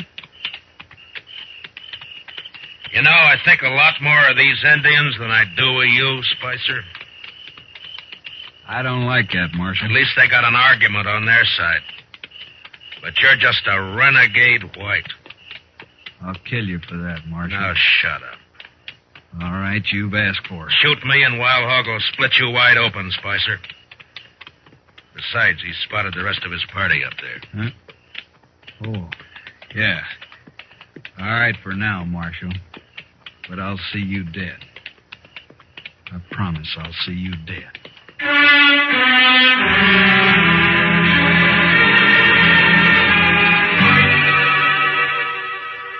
I was still alive 2 days later when we crossed the Smoky Hill River about 100 miles northwest of Dodge. There were 15 Cheyennes in the party. And day and night, 2 of them, by turns, never took their eyes off of me. They seemed anxious for an excuse to cut my throat. I had to watch every movement I made. It looked pretty hopeless. Wild Hog was smart, and he took no chances.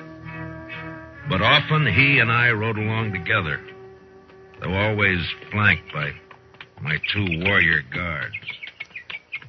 Country is greener already. Better every mile. Why have you been raiding so far south, Wild Hog, if you like this land better? We are northern Cheyenne, Marshal, from the Bighorn Mountains. The Army took us south to a reservation in the Oklahoma Territory. Oh, so that's it. You jumped your reservation, huh? Why should we live in a hot, flat land that has no game? But the Army will be after you again. You've broken the law. Whose law? Ours or yours? All right, Wild Hog. But the Indian has a law against murder. You've broken that twice that I know of. Cheyenne does not speak of it as murder to kill his enemy. Those cowboys weren't your enemy, Wild Hog. They weren't fighting you. The Army drove us from our home in the mountains. The Army took our horses from us. We are going back home now on other horses, that's all. That doesn't explain your killing. Those men were peaceful. Marshal, if I could, I would kill every white man in the country. But I cannot. The Indian nations cannot. The red man has always fled before the white man. Those cowboys weren't chasing you? We needed their horses. They didn't even have a chance to fight. You tricked them. Is it only the white man who is allowed to trick his enemy? I was young once, Marshal, but I have seen too much trickery and lies and destruction and broken promises. I'll admit that's happened, Wild Hog. But you know, not every man is a liar and a killer.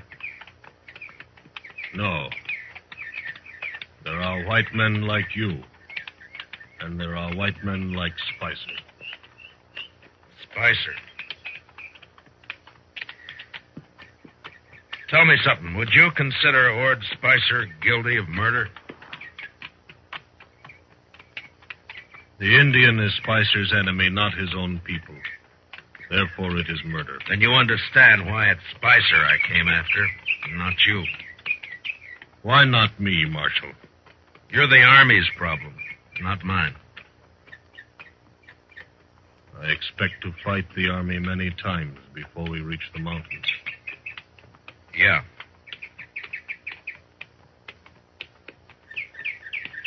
What are your plans for me, Wild Hog? I have been thinking. Yeah? I do not know yet. Well, what about Spicer? Spicer works for me. Why should I think about him? Then you're not as smart as I figured. All right, Marshal. I do not trust Spicer. He is a traitor to his own people and only for money. I have rifles now and enough horses. I do not need Spicer. You're going to kill him? Why not? He is only another white man. You said yourself you can't kill all the white men. If you were free, Marshal, you would take him back and let other white men kill him. What difference how he dies? Makes a difference to me, Wild Hog. I'm a lawman. I may have to kill you, too. You're a hard man to be friends with.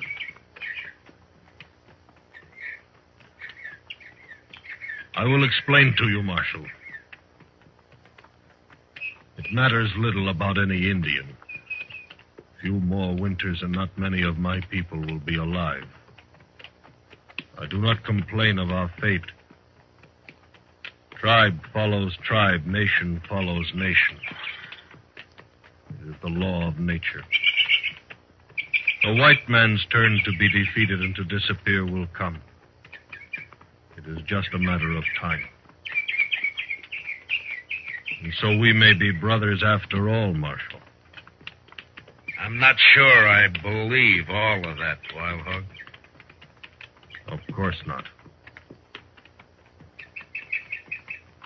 Still, I recognize you as a warrior among your people, as I am a warrior among mine.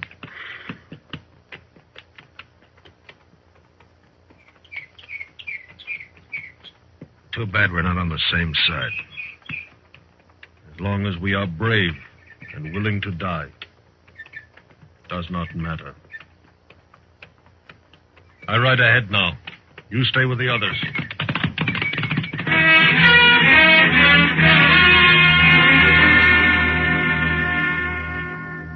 That night, we reached the North Fork of the Solomon River and camped with the shadow of low hills not many miles ahead.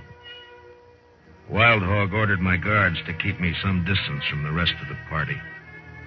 So I pulled up some buffalo grass and bedded down on it early. I watched the stars until sleep came.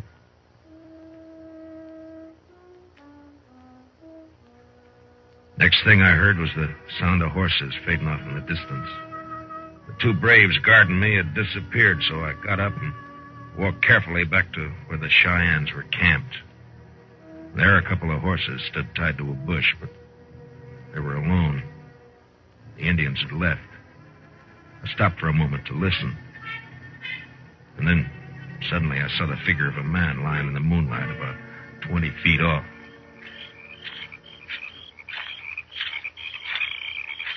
Spicer? Spicer? Yeah, there's no blood on you. You're all right. Come on a minute, man. Come on. Yeah. My hair. You've been knocked out, that's all. Now, come on, sit up. It's you, Marshal. What happened? Where are they? Where's Wild Hog? They've gone. Gone? Gone where? Here, let me... Where'd they go? They've been headed for the Bighorn Mountains. Less chance of running into the army if they travel at night. But they couldn't leave me. Not here. Not now. Looks like they did. Some brave clubbed you and they rode off, that's all. But I gotta go with them. You're still groggy, Spicer. You're still under arrest. Remember? You can't take me in, Marshal. Wild Hog will be back. He won't let you. Why do you think he left you here, Spicer? We're friends. Big friends, me and Wild Hog. You got no friends. You don't belong in anybody's camp. But I'm taking you back to Dodge anyway. That murdering redskin. He's a better man than you, Spicer. He's brave and he's willing to die.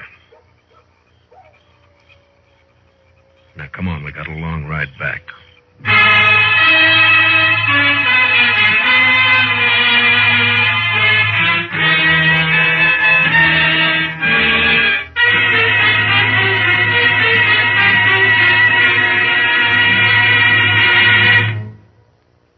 Gunsmoke, under the direction of Norman Macdonald, stars William Conrad as Matt Dillon, U.S. Marshal. Tonight's story was specially written for Gunsmoke by John Meston, with music composed and conducted by Rex Corey. Featured in tonight's cast were Harry Bartell, Larry Dobkin, Herb Vigran, and Jack Crucian. Parley Bayer is Chester, and Howard McNear is Dark. Join us again next week as Matt Dillon, U.S. Marshal, fights to bring law and order out of the wild violence of the West in Gunsmoke.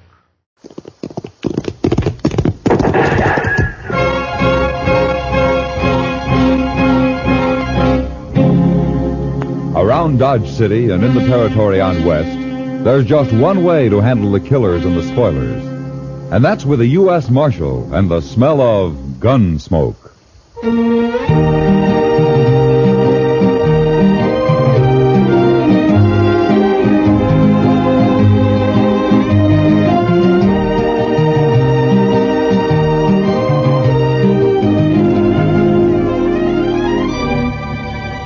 Gunsmoke, starring William Conrad.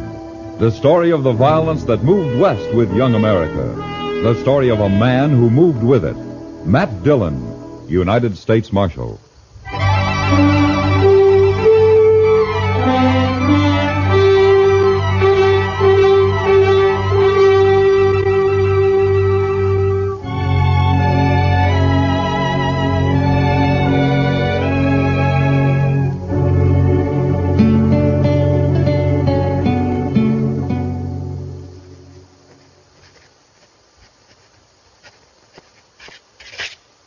There. Report's finished, Mr. Dillon. Good. You better go on home now, Chester. It's getting late. Yes, sir. Oh, what about these new Dodgers? I'll just leave them there. I'll look them over. What's the matter, Mr. Dillon? We got company at the back door.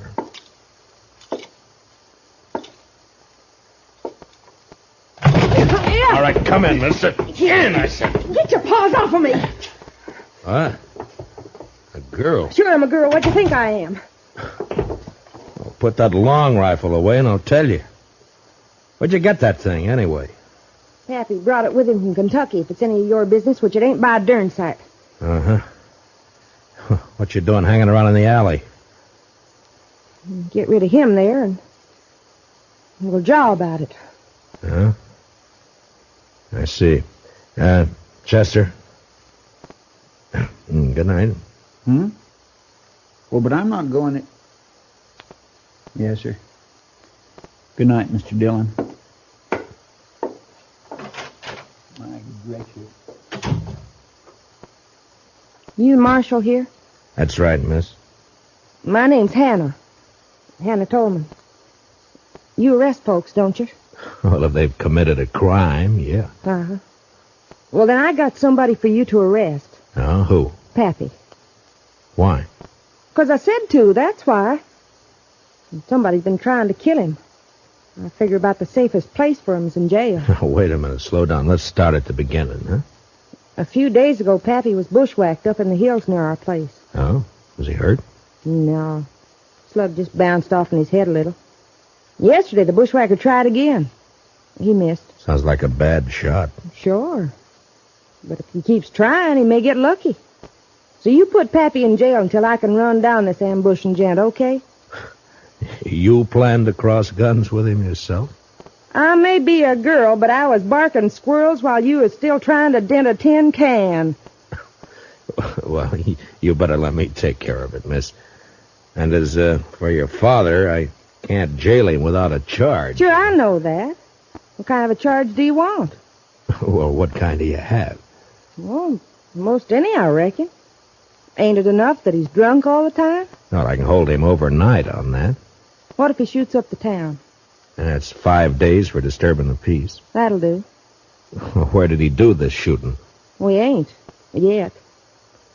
He's down at the Alfreganza slopping up booze with that other old buzzard Jingle Bob. Oh, the swamper? Yeah, that's the one.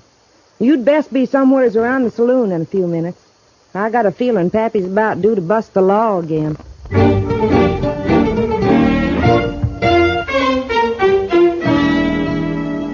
Her story didn't make much sense, but there was something about the mountain girl's gleaming black eyes and the set of her pretty but stubborn face that made me go to the Alfreganza. At the bar, I ordered a glass of rye and watched two bewhiskered old-timers trying to outlie each other over a rapidly emptying bottle. Yes, Jingle Bob. You just wait and see. Jed Tolman's gonna have the biggest darn horse ranch in Kansas come spring. Sure you are, absolutely. And me, why, I reckon I'll just buy up this here saloon. Oh, you're lying. Well, sure I am. Ain't you? What's my money was spending, ain't it? How many times I gotta tell you I'm getting rich? Pappy, are you drunk? If I ain't, I've been wasting a sight of time.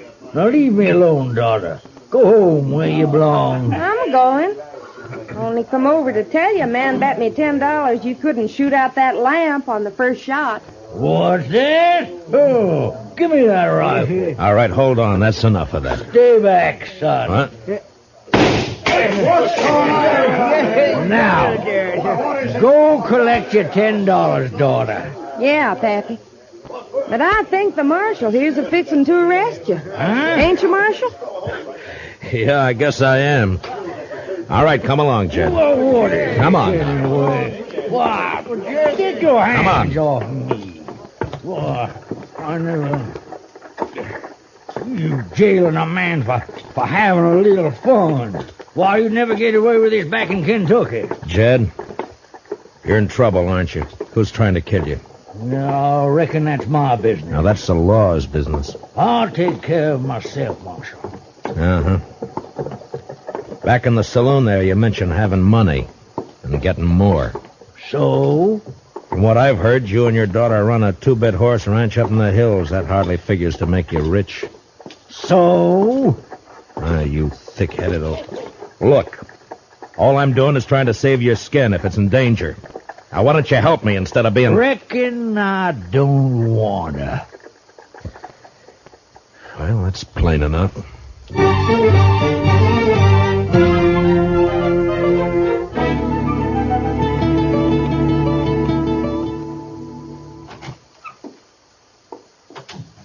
Morning, Chester.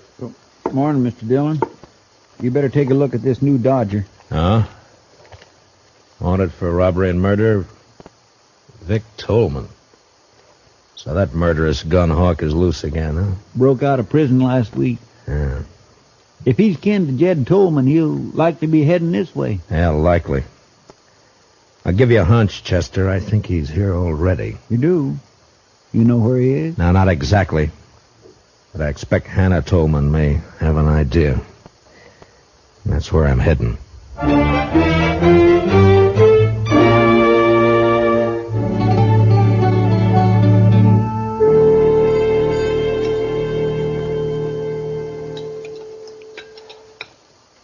Now, that's what I like to see. A man-sized appetite.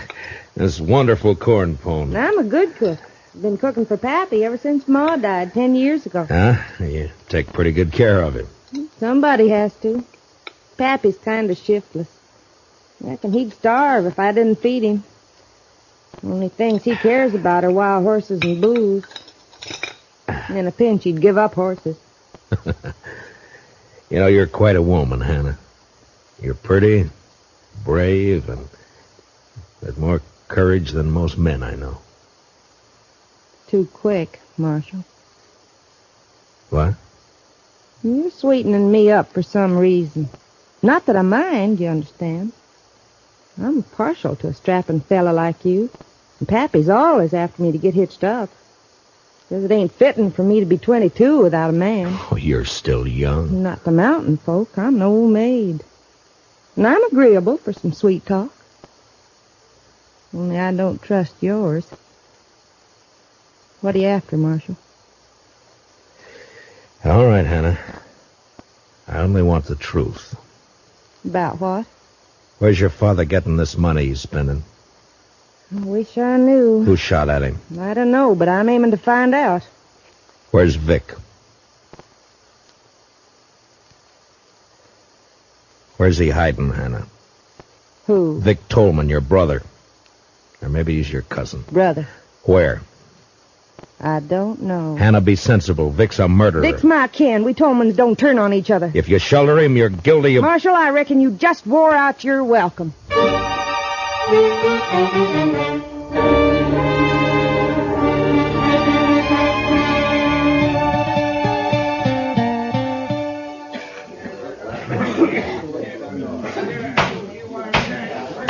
That prisoner will stand up and face me. Jed Tolman, you've been found guilty of disturbing the peace. Sentence of this court is 5 days in jail or $100. 100? Well, Judge, ain't that a mite steep just for... $100 or 5 days. I ain't got that much on me. But I can get it if you let me go. Just a minute. Order in the court. Now, what's the meaning of this interruption? I want to pay this man's fine, Your Honor. That's your privilege, sir. $100. Pay the clerk. Yes, sir. Dick Curry. Somebody's been turning over rocks. Well, I don't know him, but he's sure a friend. Looks like I ain't going with you, Marshal. Yeah, looks like. But in your boots, I wouldn't be happy. Curry's one of the worst killers yet unhung. Oh, Matt, is that a way to talk about me? I'm clear with the law. Come on, Mr. Tolman. Go ahead, Jed. And, say hello to Vic for me. Vic? No. Mr. Curry. Is that true? What's the difference who put up the 100? Come on. No, not if it's Vic. No, you can't make me. I said come on. Marshal, don't let him take me. Oh, shut up and come on before Curry. Stay out of this, Marshal. I don't think so. You paid his fine. You didn't buy him. He's going with me, Matt. Don't try to stop me. I can't imagine anything that'd give me more pleasure. You don't like living, do you? Very much. Now, just any time you feel like it. No, not here, Matt. I'll pick my spot. Yeah. I'll try not to turn my back on any dark alleys. Do that. And, Tolman, I'll be seeing you again.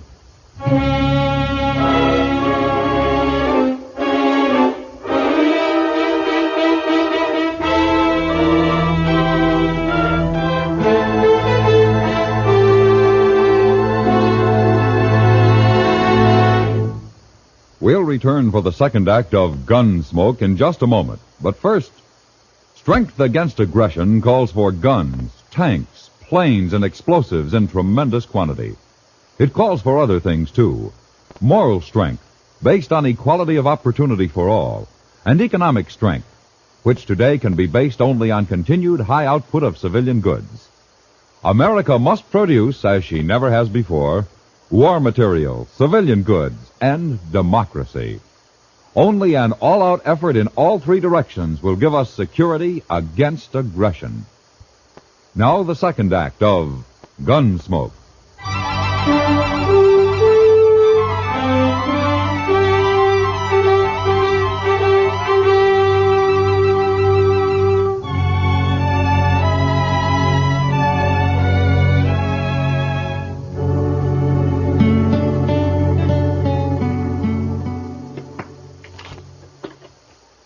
Some start, Marshal? Why don't we play while we wait? No thanks, Jingle Bob. You needn't wait with us. Jed's my friend, Mr. Dillon. Sure. Maybe I can't help him none, but at least I can share whatever the trouble is. Understand? Mm-hmm. Now, Jed here is a lying old ringtail drunk, but me, well, when a man is down to scrubbing saloon floors just to get the liquor that'll keep his nerves from shaking apart, he's grateful for any friendship that's offered. Don't move. Curry, get his gun. Sure thing. You recognize me, Marshal? Yeah, let's have it. Yeah. Vic Tolman. There are Dodgers out on you. You're a cool one, Dillon. Too bad we're on opposite sides of the fence. Yeah, it's too bad. Real pity. Now I'm going to enjoy this job. What job? Well, don't you know? Vic's taking his paw away from you. But you won't mind. You'll be dead. Curry, you stick here and take care of these two. Jed and I'll go on ahead. Oh, son, I don't want to go nowhere. Now, Paul, don't rile me. You're going with me. None of you are going anyplace, Vic. Check. What? Reach high, both of you, and let go of that hardware. Now, you better do as he says. Because Chester's a little nervous with that shotgun. There's mine. Looks like the odds are with you, so... You might as well get rid of that spare in your boot, Vic, before you run into any temptations. You got sharp eyes, Marshal. The law gets a lot of backing up tonight. Your mistake, Vic. Sometimes people just don't give Chester enough credit.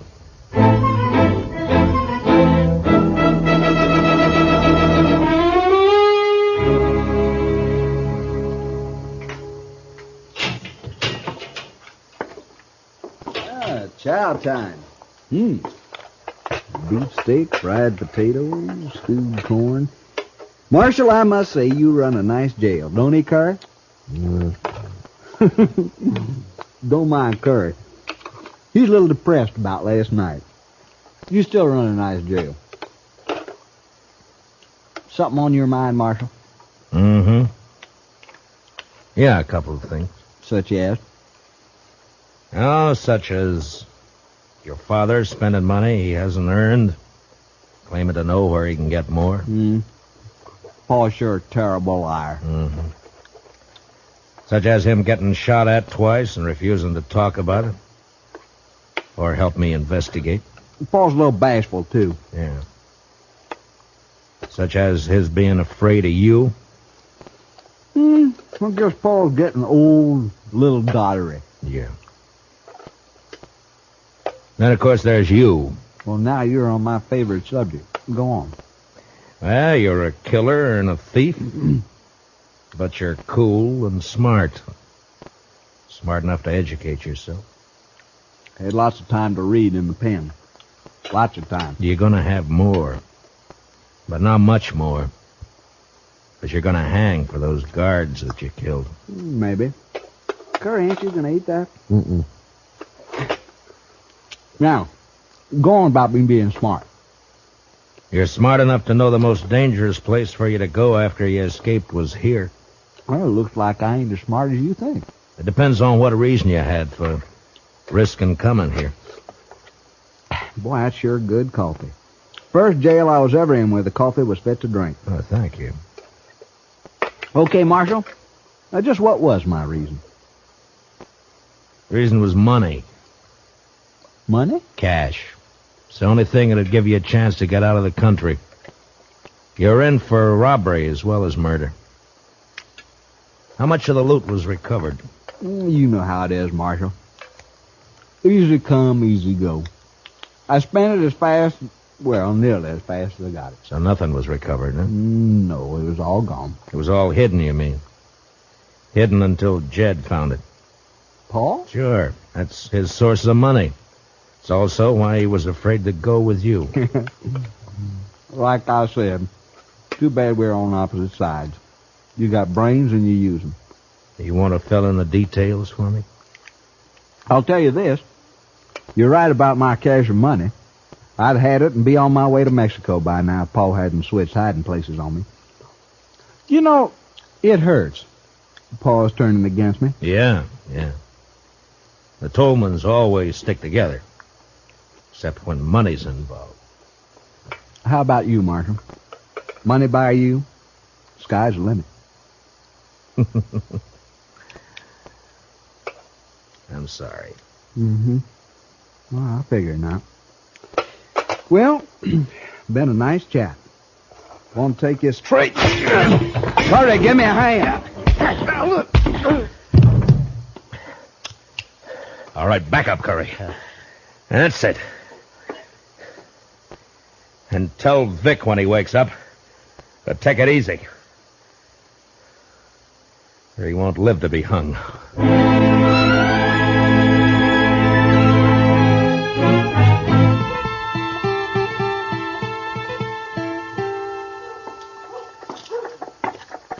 Hey, Jingle Bob. You seen Jed? Oh, sorry, Marshal. I don't know where Jed is. Been looking for him myself. Golly, I'm cold. He must have left town last night. Yeah. Ain't you cold? I got an old jacket you can have. I'd rather have a shot. Better still 2 shots. You got the jumps? Always got 'em, except when I'm full of booze. Funny, you won't believe it, but there was a time when I couldn't stand the taste of hard liquor. Made me sick. No, can't live without it. Yes, you can. Maybe, let's say I don't want to. Let's say that... Here. Go buy yourself a drink. Hey, that's enough for a whole bottle. Well, thanks. See you later, Marshal.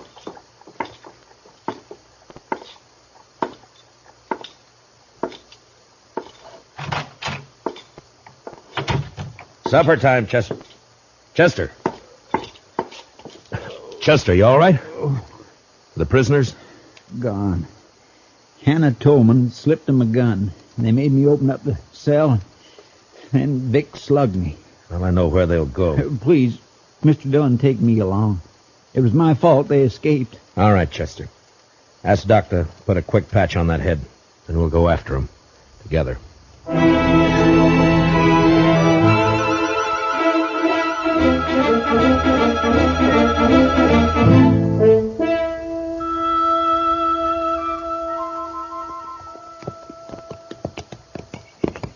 Starting to get dark. Yeah. Why'd we leave the road back there? I wanted to reach that rise, Chester. But we circled around to come up the back side. Does that have something to do with you bringing binoculars? Yeah, it does. Vic Tolman will know he'll be followed. I want to see what kind of a surprise he has for us. All right, pull up. You wait here.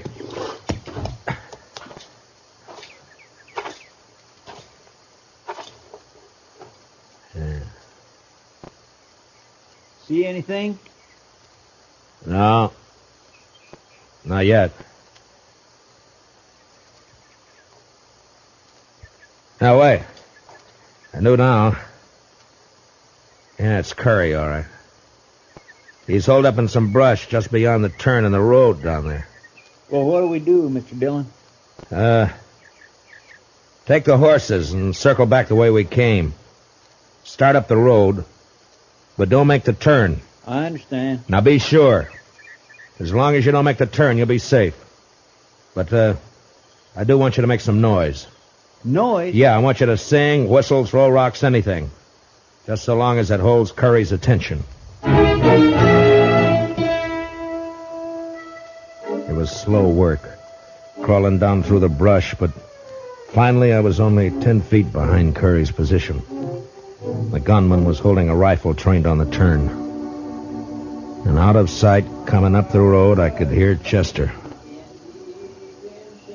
Well, he wasn't good, but he was loud.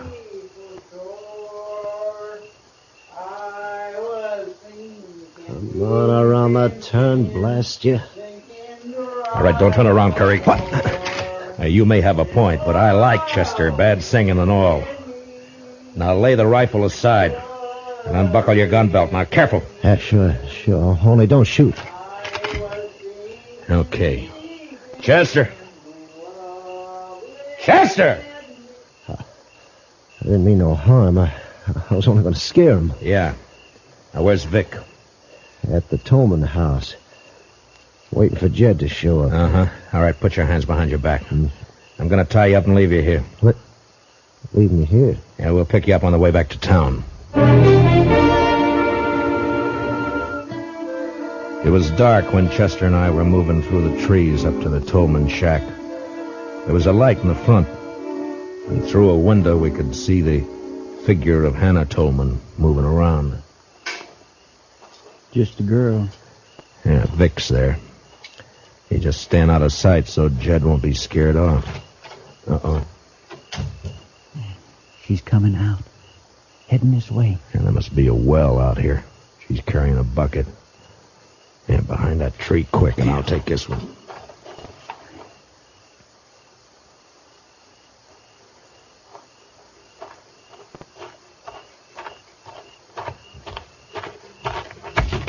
What do you think you're... All right, now quiet down. We're not going to hurt you. Stop fighting. Chester, grab her legs quick. Yes, sir. I was saving these handcuffs for Vic, but I guess they'll do for you. There. Now, do you promise to be quiet, or do we gag you? All right, have it your way. Chester, give me your bandana. Yes, sir. Here. There, that should do it. All right, stay with her, Chester. I'm going for Vic. I was halfway to the shack when inside Vic Tolman became suspicious. Suddenly the lights went out, and the door opened, and a shadowy figure slipped out to stand, listening. Anna? Anna, answer me. Drop him, Vic. Who is that? I can't see. Matt Dillon. Throw down those guns. You're under arrest. Not this time.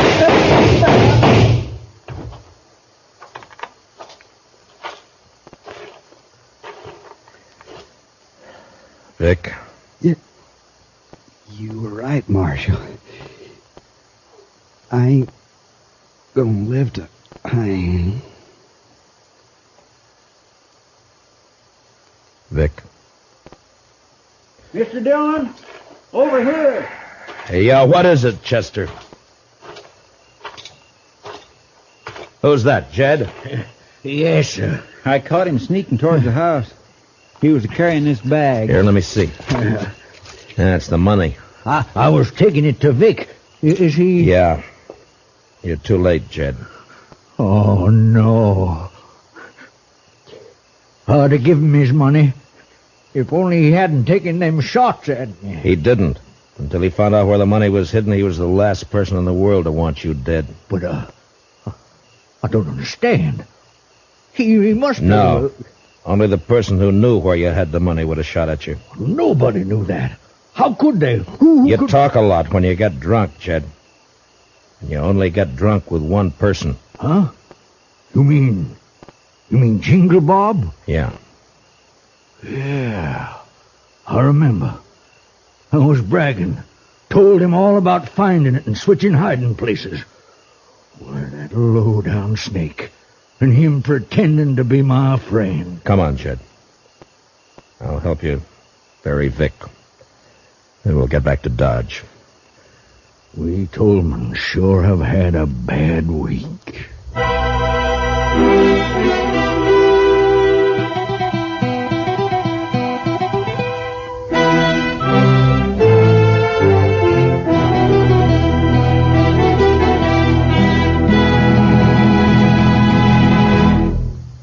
Gunsmoke, under the direction of Norman Macdonnell, stars William Conrad as Matt Dillon, U.S. Marshal.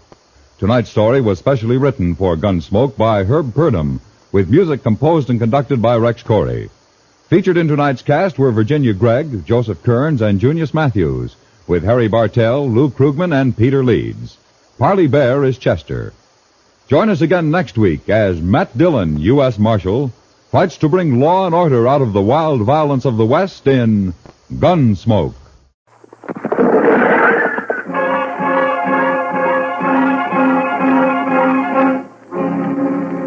Around Dodge City and in the territory on West, there's just one way to handle the killers and the spoilers, and that's with a U.S. Marshal and the smell of gun smoke.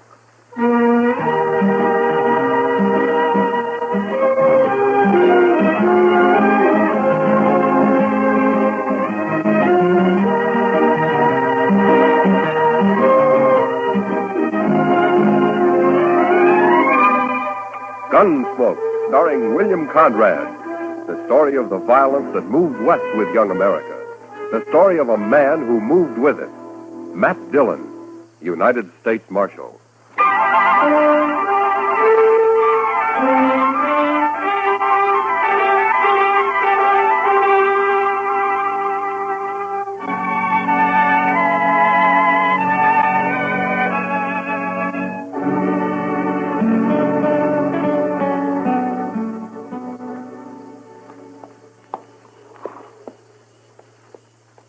There. Rope's ready. One of you men lead that horse over here.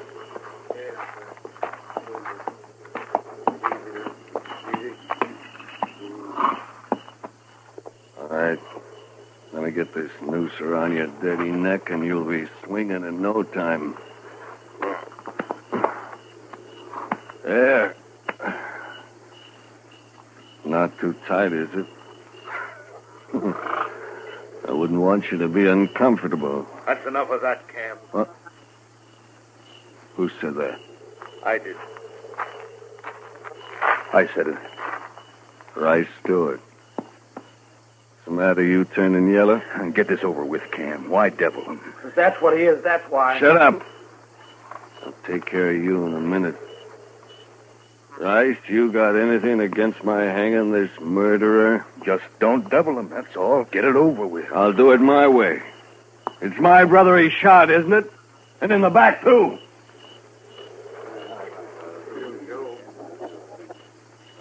Rice, maybe you'd like me to turn this bushwhacker loose. Is that it? Oh. Well, ask him his name. Nobody's even asked him his name. You'll hate this night. All of you. I was in on a lynching once, and I swore I'd never be in on another. Well, I guess the joke's on you, isn't it, fella? Look, I hear you laugh again, Cam, so help me, I'll shoot you. Maybe you shouldn't be here, Rice. How can you hang a man you don't even know his name? What do I care what his name is? So long as he pays for murdering Job. What's your name, fella? What do you care? You don't want to stop him. You just want it off your conscience, that's all. Tell me your name.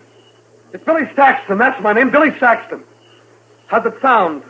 Billy? Why'd you kill Job, pal? That's enough talk. What difference it make? He killed him, and that's all I need to know. Yeah, what do you care? He's gonna hang me anyway. Sure I am. Right now. Billy, I got a rifle. I'll end it for you when we ride off. You won't have to strangle for long. Thanks, mister. Thanks. Get back, Rice. I'm going to slap that horse out from under him. You ready? That's for you!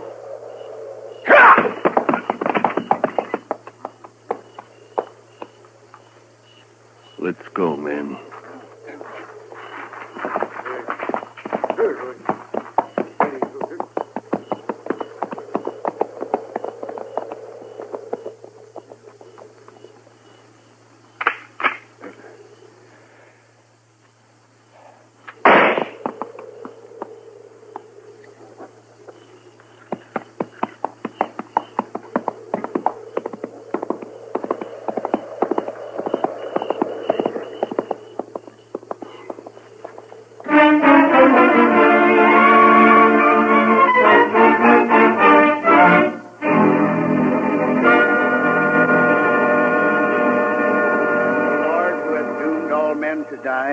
But has concealed the hour of their death, grant that we may pass our days in the practice of holiness and justice, and that we may be able to quit this world in the peace of a good conscience. Amen.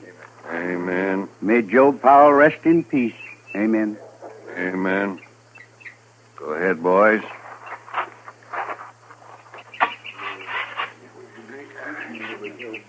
Thank you. Good morning, Cam. I'm sorry to be here about Job. You're late for the burial, Marshal.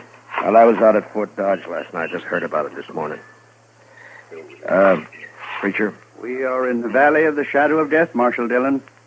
Well, if you're all through here now, I wonder if you'd read a few prayers over another man. We got him in a grave just over the hill way. Another man? Man is born into trouble as the sparks fly upward. Job 5:7. Who was this man, Marshal? How'd he die? He was murdered last night. I didn't hear about any murder outside of Job here. Where was this shooting, Marshal? It wasn't a shooting. It was a lynching. I just buried my brother, Marshal. Billy Saxton shot him in the back. Aren't you using the word murder a little loose around here? Only the law can hang a man without it being murder, Cam. The law's too slow sometimes. You know something about this? All I say is that he shot my brother and he deserved hanging. Hanging, maybe. Lynching's a different matter. What difference it make? He got what was coming to him. He had a fair trial coming to him, like any man. For example, Cam, I'll try to see that you get one. What? If you're guilty of leading that lynch party. Well, say it out, Marshal. You accusing me? I got no evidence. And you won't get any. There isn't a man in the country who'll stand still for bushwhacking. Saxton got his due, and that's that. Maybe. All right, come on, preacher. Let's bury him. Whoso sheddeth man's blood, by man shall his blood be shed. Genesis 9:6. Show me the grave, Marshal.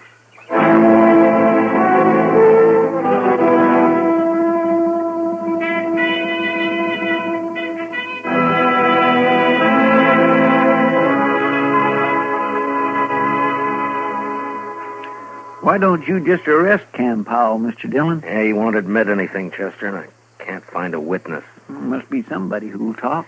Cam's a bigger man than ever now, with Job dead. The others don't want to cross him. Mm. He owns a lot of land, all right. And Job also owned a piece of the bank. Cam will get that now. Ranchers always need money, so they won't talk. Yes, and maybe they're ashamed, too, Mr. Dillon. Yeah, maybe. I saw Lynching once, and not a man there could look in the eye for a long time afterwards. You weren't in on it, were you, Chester? Oh, my gracious, no, Mr. Dillon. I was just a small boy. That was back in Waco. They hung a cousin of mine there. Oh? Why? Well, sir, it's kind of hard to explain. He was about as honest a fellow as I ever knew, outside of some loose notions about other people's cattle. But, Mr. Dillon, I just don't believe that struck him as stealing. Why not? Well, because there wasn't anything personal about it, if you know what I mean. Well, I don't, but maybe you can explain it to me. Well, sir, it's just that there was all those cattle running loose on the plains, and I guess they seemed like a natural part of the landscape to him. He figured anybody could own them. Your cousin wasn't very bright, was he, Chester? I didn't know him well enough to say, Mr. Dillon. But anyway, they shouldn't have lynched him. No. No, they shouldn't have. And nobody's going to get by with lynching around Dodge if I have anything to do with it. No, sir. I heard Billy Saxton was at the Texas Trail last night. Maybe I can start there. He sure must have hated Job to kill him like that, Mr. Dillon. Yeah. I'll be back later, Chester. Yes, sir, Mr. Dillon.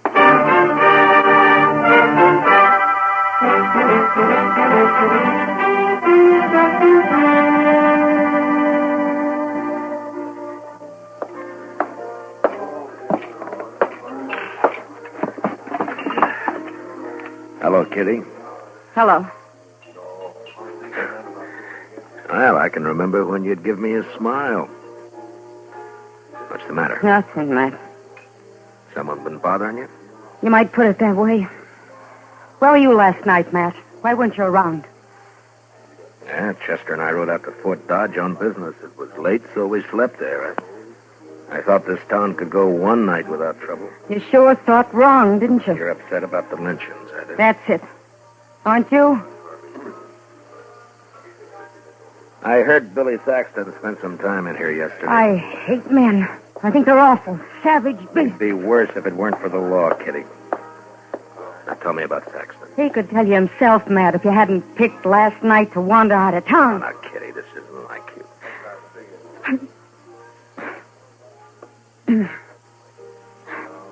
I'm sorry, Matt.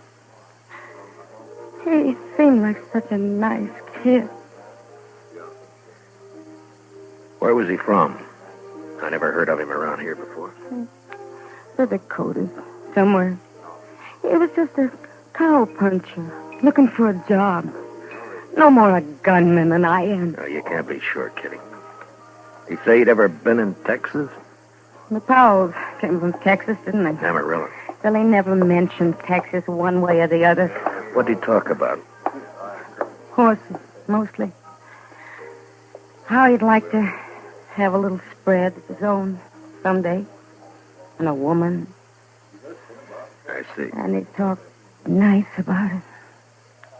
He wasn't like these hard cases around here. Anything else? Cam Powell was in this morning.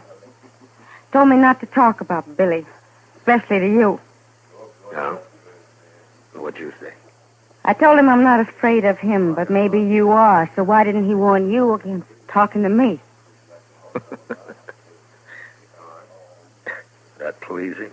I also told him if I was a man, I'd kill him. Who else was in on it, Kitty? I don't know.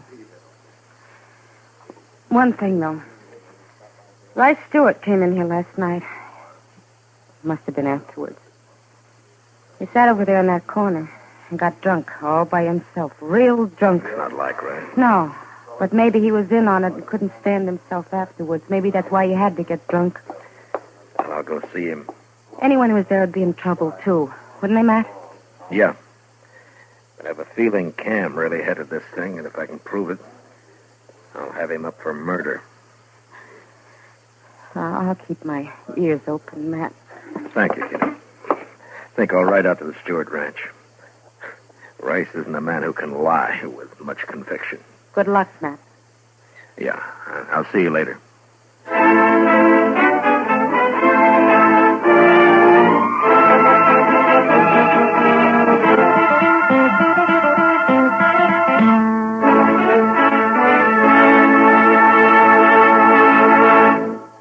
We'll return for the second act of Gunsmoke in just a moment. But first, do you know how old the school building in your community is? If it's over 25 years old, the chances are that it's woefully inadequate to the present demands on it. Join with the groups in your community working for better school conditions. Remember, better schools build a stronger America. Now the second act of Gunsmoke.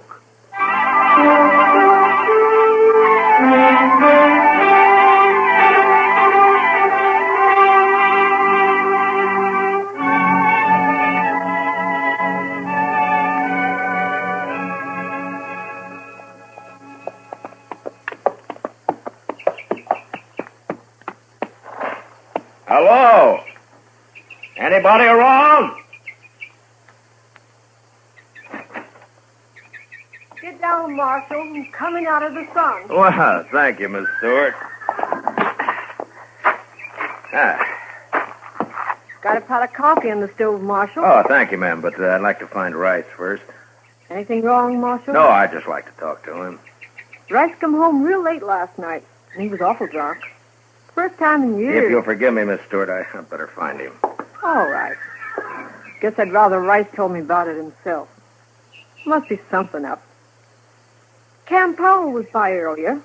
Hasn't been around in months. Where'd you say Rice was, ma'am? Hasn't strayed far from the house today. Keeps coming in for coffee. Think he's drunk a gallon already. Well, I'll be back for some myself in a little while. Sure, Marshal.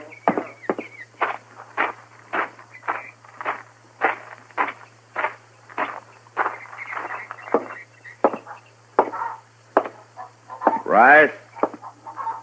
Rice, you in here? I'm here. Who is it? Matt Dillon. Oh. Hello, Marshal. Hello, Rice. Can I take a little of your time? I'd ask you up to the house, Marshal, but I think I'd rather talk here. Miss Stewart already asked me in. She hasn't heard about what happened in Dodge last night, has she, Rice? No, Marshal, she hasn't. How come you didn't mention it to her? What I tell my wife is my business, Marshal. Yeah, sure.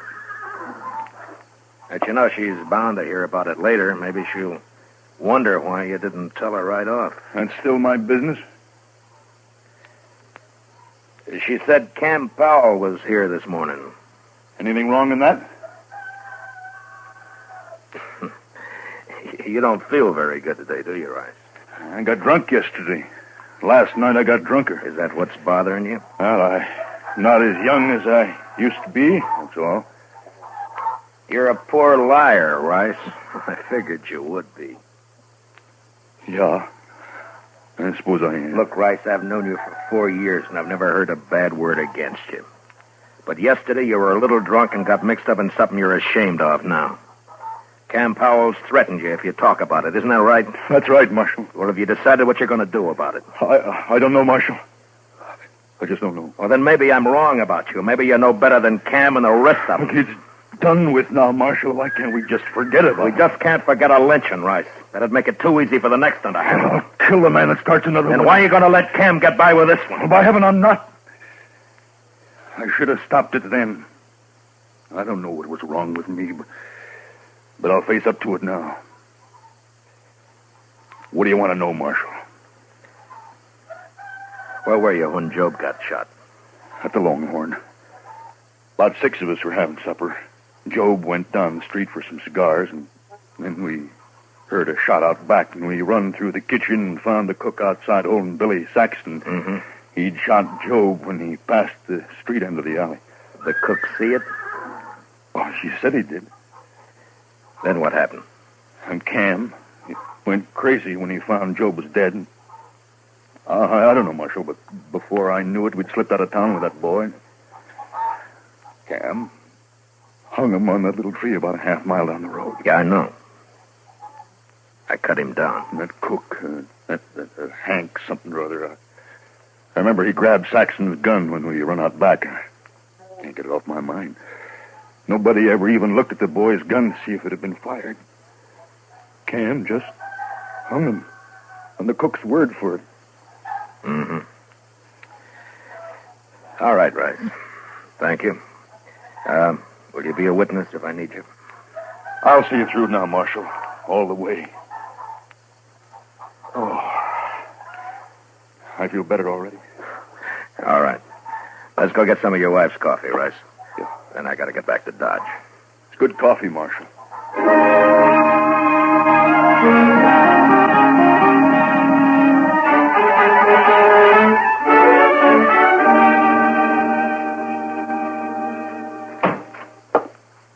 Chester?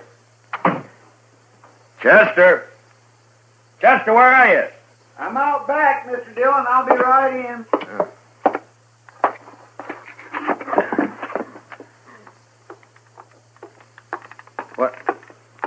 What's that you've got all over you? Paint, Mr. Dillon.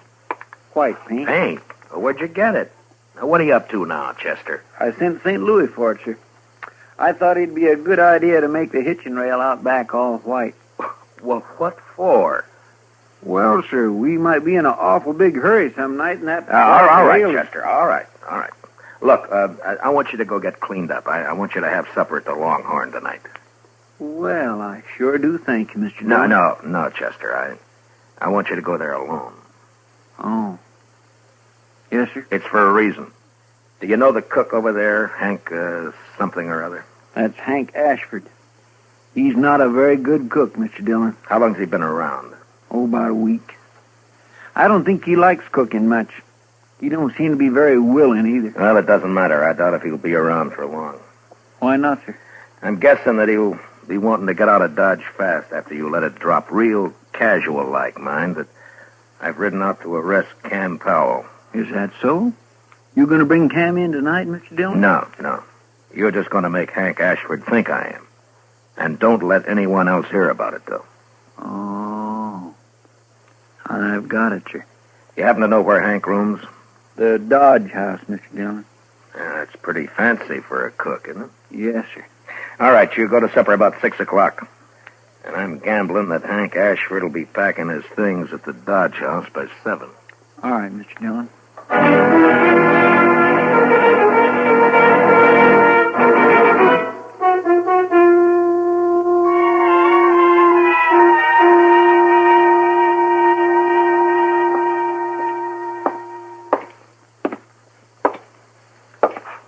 Oh, evening, Marshal. Evening, John. Hope you're not looking for a room. We're all filled up. Texans, mostly. Well, that's fine. What room's Hank Ashford got? 310, Marshal. Top of the stairs, straight down the hall. Uh-huh. Hey, you been up to anything? Looked to be in a mite of a hurry when he come in. He's here now? Went upstairs just a couple of minutes ago. Yeah. Something up, Marshal?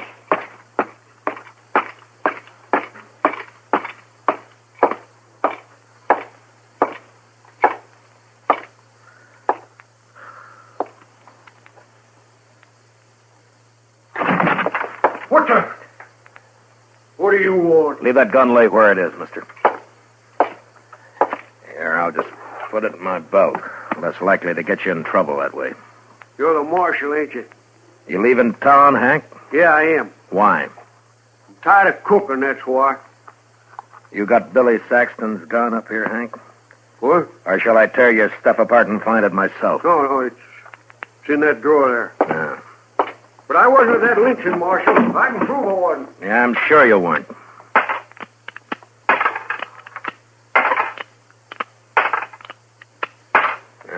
shells are here. And the barrel's clean. I thought this gun killed Joe Powell. It did. I cleaned it, that's all. Well, you're pretty neat, Hank, for a hash house cook. Yeah, catch this. Now what? And you handle that gun pretty well, too, for a cook. Look at the way you're holding it now. I don't want that gun. What are you trying to prove, Marshal? You're a gunfighter, not a cook, Hank. All right, Marshal, I used to handle a gun, but I'm looking for the peaceful life now. Any law against a man changing? No, but you're under arrest anyway. What for? I'll think of something. Let's go.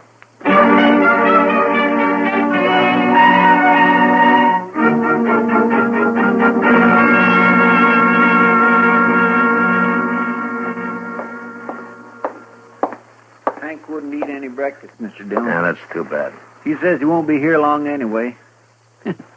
They all say that, don't they? Yeah, he may be right. I see Cam Powell coming across the street for him right now. You going to let him go, Mr. Dillon? Well, we'll see. All right, Marshal. What's the bail on Hank Ashford? There's no bail at all, Cam. What do you mean, no bail? You can't hold a man like this. I'm not holding him.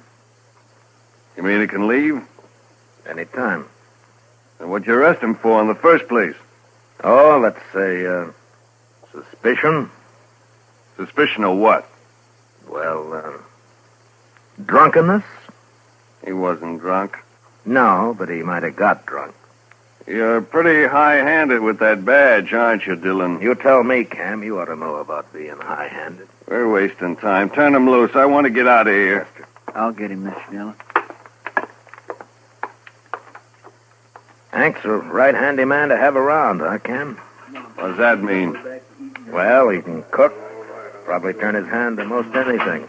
Sort of a jack of all trades, isn't he? I wouldn't know, Marshal. Thanks for bailing me out, Cam. I didn't have to bail you out. You're free. Is that right, Marshal? That's right, Hank. So go on, enjoy yourself. Yeah, I sure will. And I'll start by having a drink. Come on, Cam, let's see if the Alfregan's open. Mr. Dillon? Yeah. You think Hank shot Joe Powell, don't you? Well, that'd be my guess, Chester. Then why'd you let him go? No evidence. They lynched the only witness. But I've made him a little nervous now. He'll get real jumpy with the help of some liquor. Well, what good'll that do, sir? They just might hang themselves, Chester. With a prod or two from me.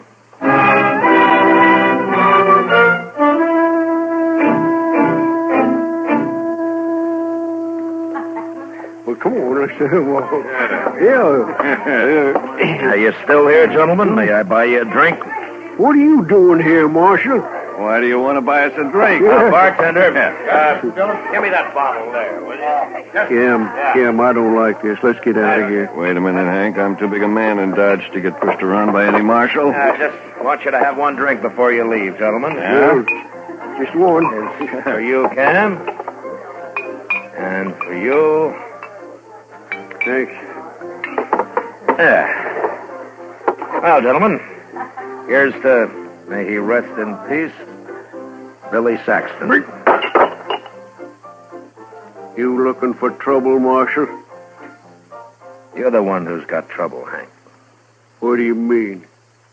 You turned me loose yourself. Yeah, I know. But what about Cam here? What? You think Cam's going to let you go after everything you've told me? What'd you tell him, Hank? Nothing. He's lying. I told him nothing. And what are you talking about, Marshal? Just that I've got about all the evidence I need, Cam. Won't you ask Hank? He can tell you. Go on. Hank, if you cross me, I'll see you die for it. You believe him, do you?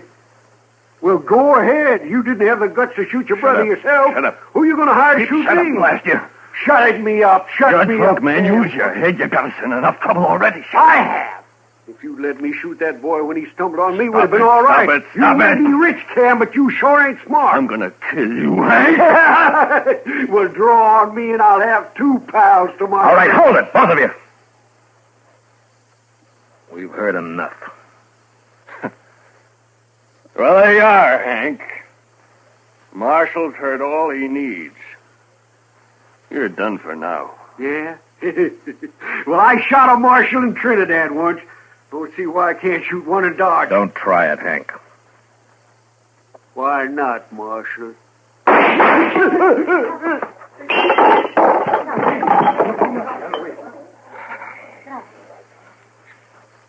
Good riddance. You're under arrest, Cam.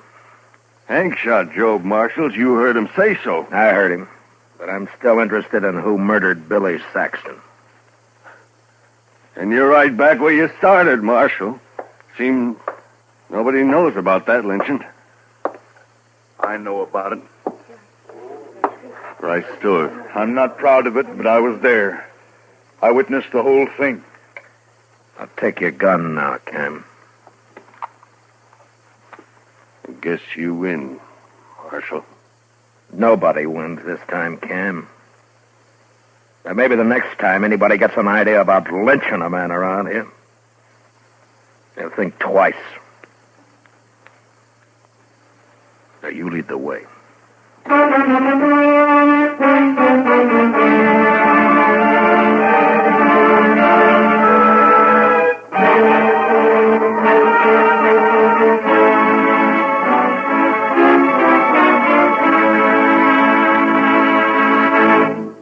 Gunsmoke, under the direction of Norman Macdonald, stars William Conrad as Matt Dillon, U.S. Marshal. Tonight's story was especially written for Gunsmoke by John Meston, with music composed and conducted by Rex Corey.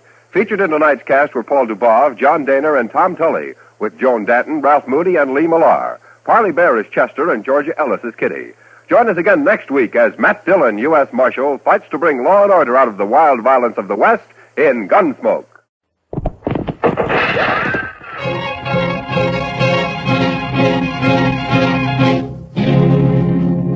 Around Dodge City and in the territory on west, there's just one way to handle the killers and the spoilers, and that's with the U.S. Marshal and the smell of Gunsmoke.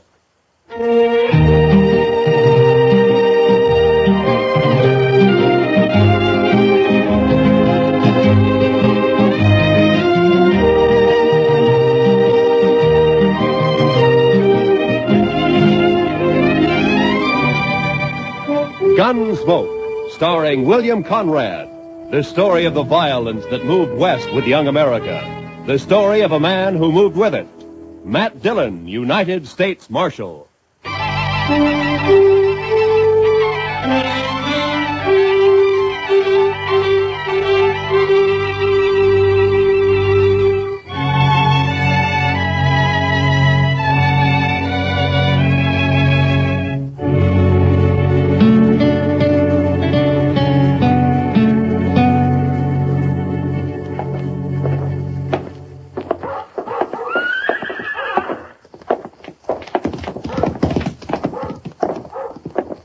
There it is. Yeah. Wonder if he's in.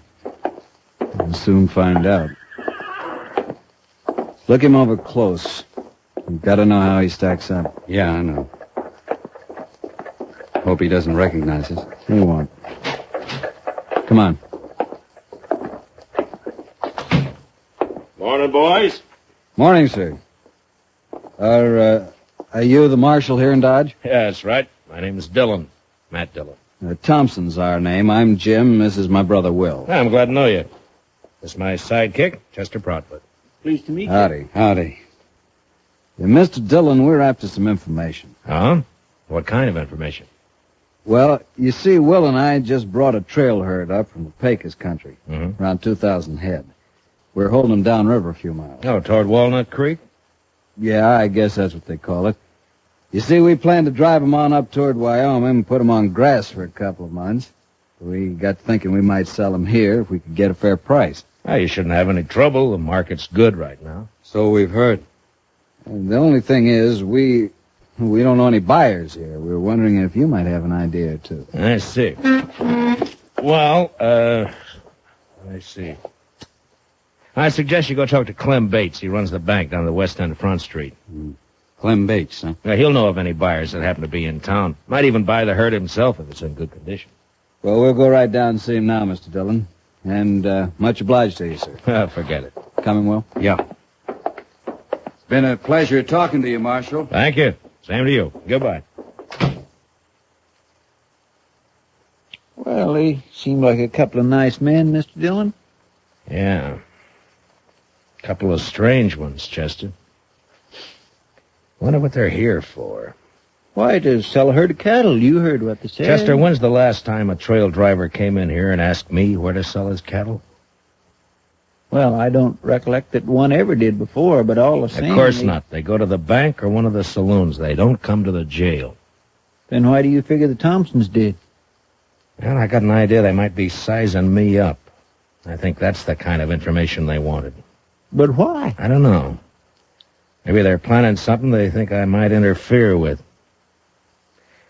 What do you say we ride out to Walnut Creek and find out if they really got a herd, huh? All right, Mr. Dillon, whatever you say. That older one, Jim. You know, there's something familiar. I can't quite place it. Thompson brothers, huh? Well, come on, Chester, let's ride.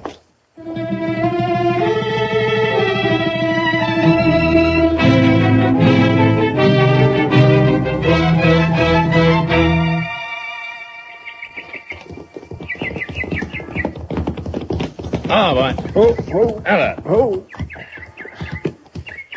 Well, they got a herd, all right, Mr. Dillon. Yes, so they have, Chester.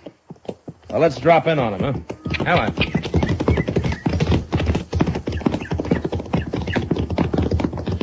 Smoke's coming up behind those willows. Must be their camp. Yeah, I guess so.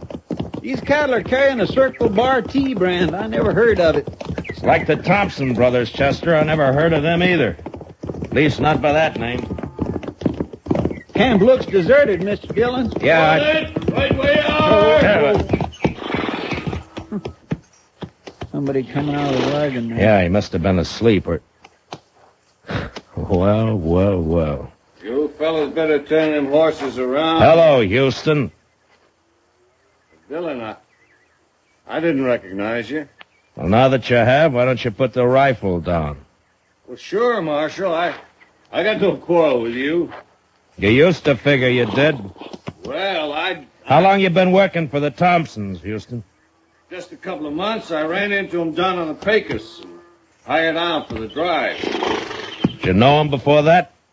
No, I just happened to run into him, and I heard they was looking for riders. Riders?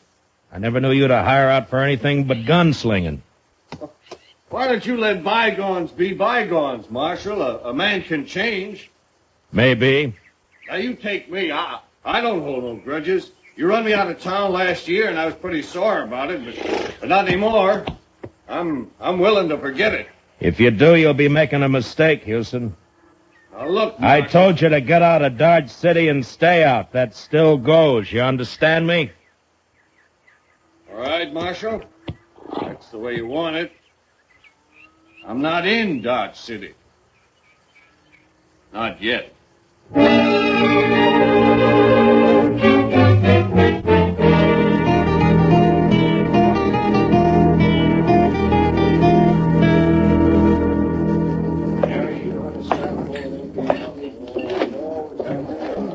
They don't seem to be in here, Mr. Dillon.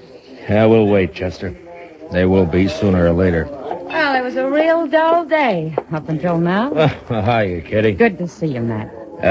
Chester. You're on your own. What? Stick around, though, huh? All right, Mr. Dillon.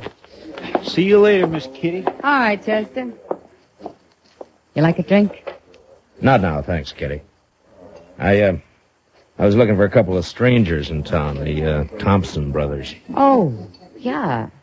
They were in earlier. Seemed very pleasant, quiet, real polite. Mm-hmm. People aren't always what they seem to be, Kitty. Well, they mixed up in something, Matt? I don't know. Well, then what do you mean? I don't think their name is Thompson. And I don't think they came here to sell cattle. But they brought a herd in, Yeah, Matt. I know that. But I'm pretty sure I've seen that older brother somewhere before. Somewhere, sometime. You're suspicious of everybody. Aren't you, Matt? Are you going to start that again? All right. But you got the wrong attitude, you know. You miss a lot that way. Yeah? Yeah. Someday you're going to miss... Over here at the Oh, bar, there they are now. I came in with Clem Bates. Will you excuse me, Kitty? Sure, Matt, sure. When you're through, come back. I'll be here. All right, Kitty, I'll see you. Hiya, Clem. I just bought myself 2,000 head of the finest cattle that's come north all summer. Yeah, they are in good shape. I rode out that way this afternoon. Marshal, we want to thank you again for putting us in touch with Mr. Bates. We're as satisfied with the deal as he is. How about a drink, Matt? Thanks, Clem. Later, maybe, huh? Mr. Thompson, do you know that you got one of the crookedest gunslingers in this part of the country working for you? No, I didn't know it. What do you mean? Man who calls himself Houston Jack. Houston Jack? Is he back in town? Well, not back in town, exactly. I ran into him out at the trail camp. I ordered him out of Dodge a year ago, Mr. Thompson. The order still stands. That's funny. He didn't tell us he'd ever been in Dodge. Well, I thought maybe he didn't. That's why I figured I'd better let you know about it. I'm glad you did, Marshal. Of course, with the herd sold, we'll be paying the boys off tomorrow, and that'll be that. Then back to Texas. The sooner the better. Well, meantime, there's nothing to prevent us from having a sociable drink or two. Holly, set 'em up over here. Mr. Dillon? What? Oh. Will you boys excuse me a minute, Sure, please? go right ahead, Marshal. What are you going to have, Will? Yeah, what is it, Sammy? Could you spare me $1, Mr. Dillon? I need a drink awful bad. Oh, Sammy, you know what always happens? First it's 1 drink, and then it's 10. And I always end up by having to run you in. Oh, not this time, Mr. Dillon. Well, what's the matter, Sammy? Them fellas you're with, you know 'em, Mr. Dillon? Well, their name's Thompson. They're brothers. Huh? No, that's not their name. Well, then what is it? Gotta get out of here, Mr. Dillon. Wait a minute, Sammy. What the devil are you talking about? No, nothing, Mr. Dillon. Honest, just remembered something. I gotta go right now. Well, how about that drink? Some other time, Mr. Dillon. Thanks a lot. I'll remember it, though. Goodbye, Mr. Dillon. Here, what's wrong with Sammy, Matt? Did he smell a drink somewhere? Yeah, he must have. I don't know what you said to him, Marshal, but he sure went out of here looking like he'd seen a ghost. Well, Sammy's seen a lot of different things at different times. Maybe he did see a ghost.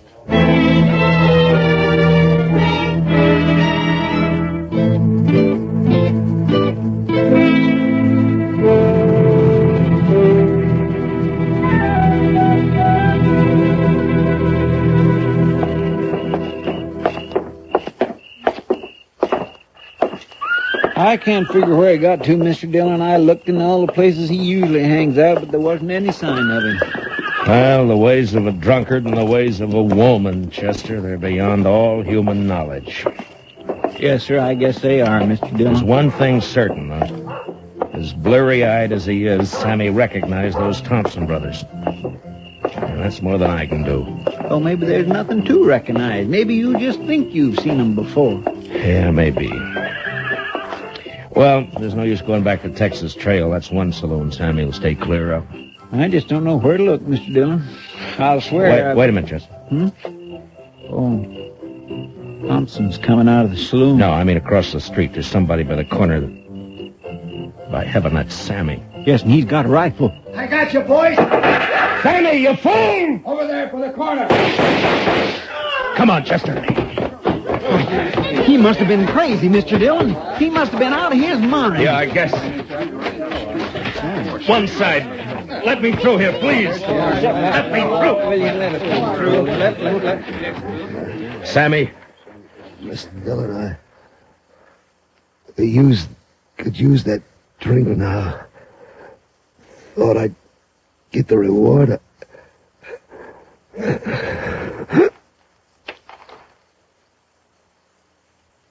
Sammy?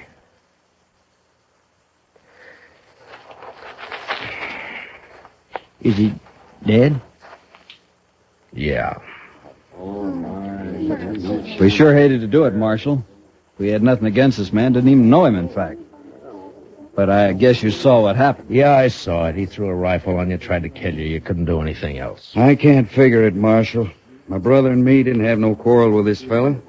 Well, Sammy drank a lot. He wasn't always in his right mind.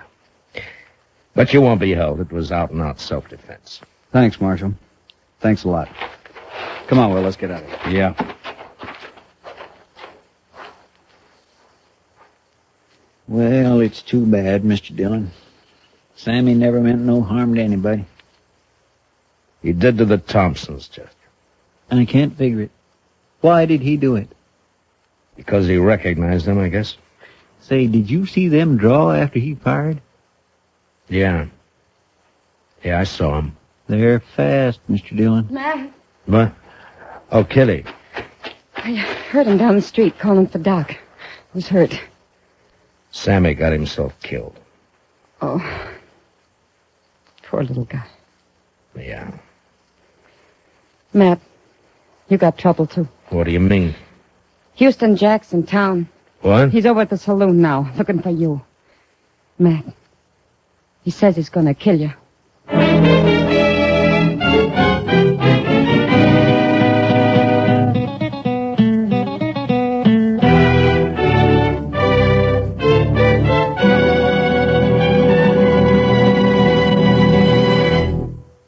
We will return for the second act of Gunsmoke in just a moment. But first, adventure on your mind, then keep tuned. The Gene Autry Show is straight ahead on most of these same CBS radio stations, bringing you the Melody Ranch Gang and Gene Autry songs.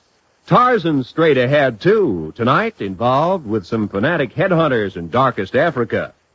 There's another true police case on gangbusters this evening, and Broadway is My Beat offers mystery fiction that's packed with excitement. They're all ahead tonight on CBS Radio. Now, the second act of Gunsmoke.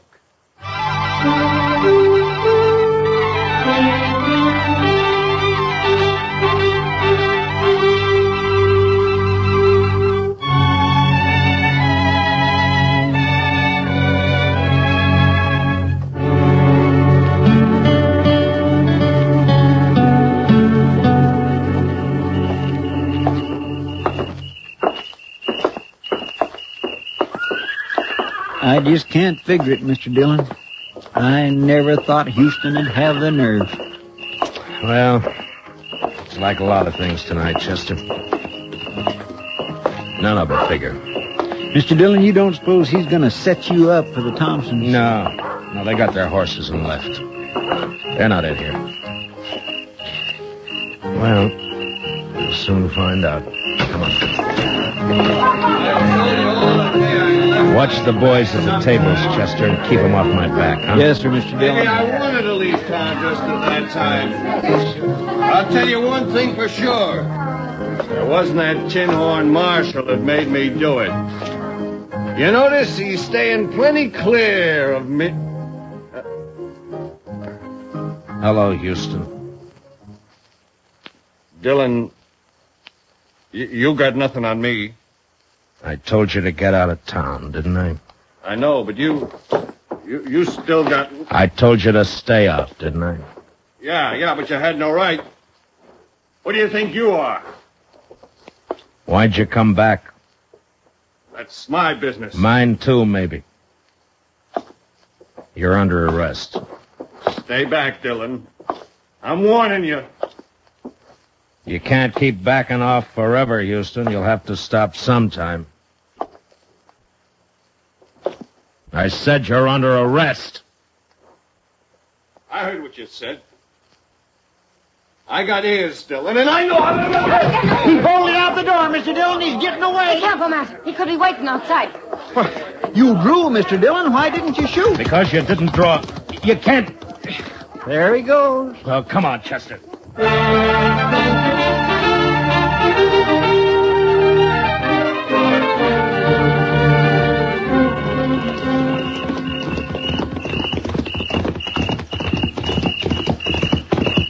He can't be far ahead of us, Mr. Dillon.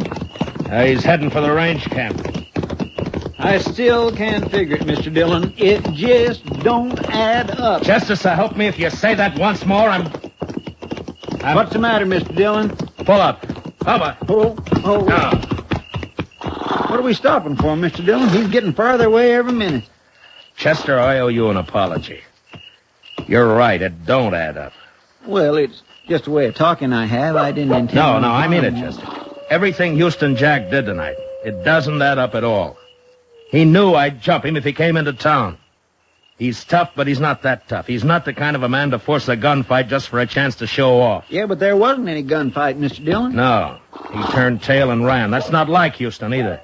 You'll be a laughing stock from here to the Pecos. Well, it's like I said, it just don't add...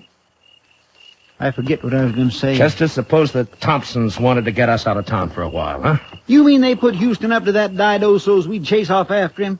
Well, there's only one way I know to find out. Come on.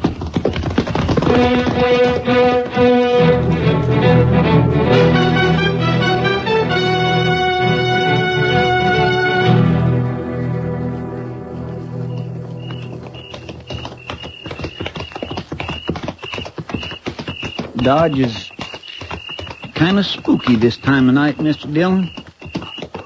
Pretty, though. All shadows and moonlight. Yeah.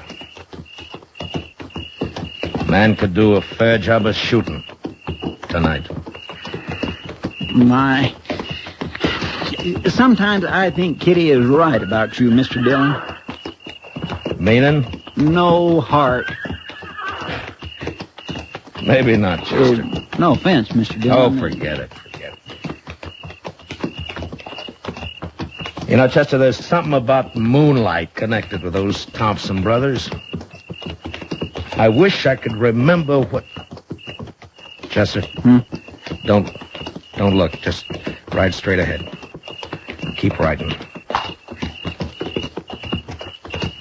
There are 4 horses tied over there by the bank. Uh-huh. So that's it. One of them's been run. He's wet. I can see it in the moonlight. Houston must have circled back. Him and the Thompsons. Yes, but what about that 4th horse, Mr. Dillon? It's probably Clem Bates. They'd have to have him. The vault's locked at night. All right, around the corner now. They may be watching from the front windows. The Thompson brothers. I wouldn't never have figured them for a bank holder. Yeah, well. All right, we'll leave the horses here. Slip back to the side entrance. Yeah. Ho.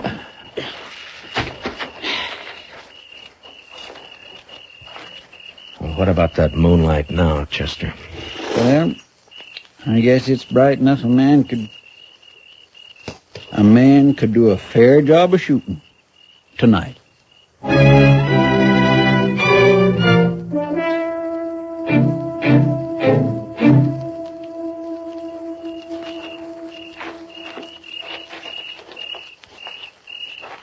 No sign of life, Mr. Dillon. Yeah. They're in there, though. Side door's open. Maybe one of us ought to climb. I came from the door. Come on, Chester. All right, get flat against the wall. They'll have to show themselves to fire at us. Say, Mr. Dillon, I think they shut that door. Yeah. All right, let's move in easy. Yes, sir.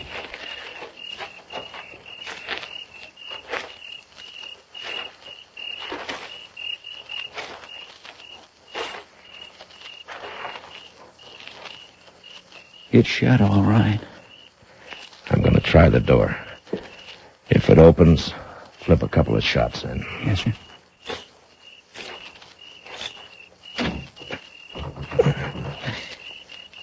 It's bolted.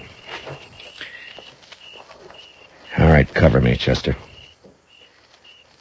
Here goes. I think I hear him running inside. Yeah, one more. They crashed out through the front window, Mr. Dillon. Yeah, come on. Oh, there's Clem on the floor. They must have laid him out. Easy, Chester. They may be waiting outside for us. There they go. They're making a run for it. Yeah, come on. Let's get out through this window. Mr. Dillon? Mr. Dillon! It's all right, Chester. Nicked a rib, I think. I'm all right, sir. I thought for a minute there that they'd... Yeah, I know.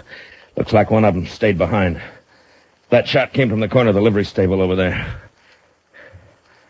Maybe I can... What's the matter, Dillon? You're supposed to be good. That's Houston, all right. He's back at that old stone well. Yeah. Stay here and keep him pinned down, Chester.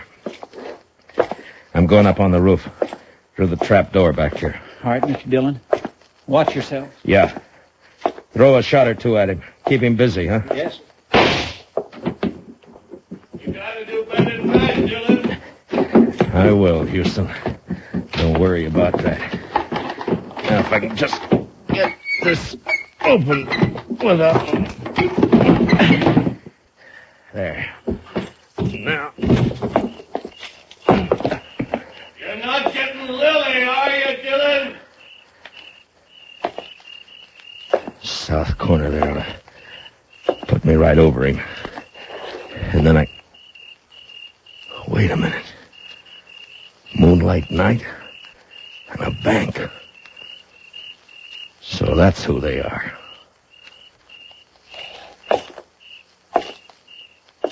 Houston! Dillon, where are you? Up here! You're under arrest. Drop your gun. I'll drop it. Last chance, Houston. Your last chance. All right, then. So long, gunslinger.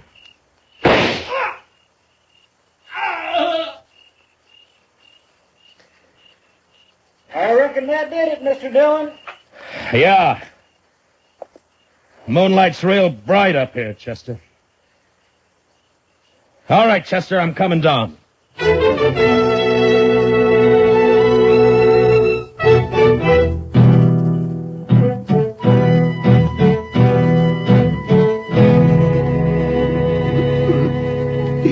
fellas, I don't. Mr. Bates is coming, too, Mr. Dillon. Yeah, he's not bad off. They must have slapped him with a gun barrel on the way out. Clem, can you hear me? Matt. Oh, Matt, thank you. Chester, get that chair over there. Yes. Here you are. All right, give me a hand with it. Easy, fellas. Come on, Mr. Bates. There you are. Now, what happened, Clem? Are they trying to make you open the vault? That's right. It was those Thompson brothers, Matt. Yeah, I know. They fooled me plenty. Thought they were fine fellas. I've been drinking with them all evening. Well, you never know, Clem. They get away with anything? No. I was about to give in and open the vault when you rode by. That got him kind of upset. Well, there's no harm done then. Houston Jack was long overdue for killing. We gonna go after the Thompsons, Mr. Dillon? Where, Chester? They could have gone in any one of a dozen directions. There'll be no chance of trying to track them till morning.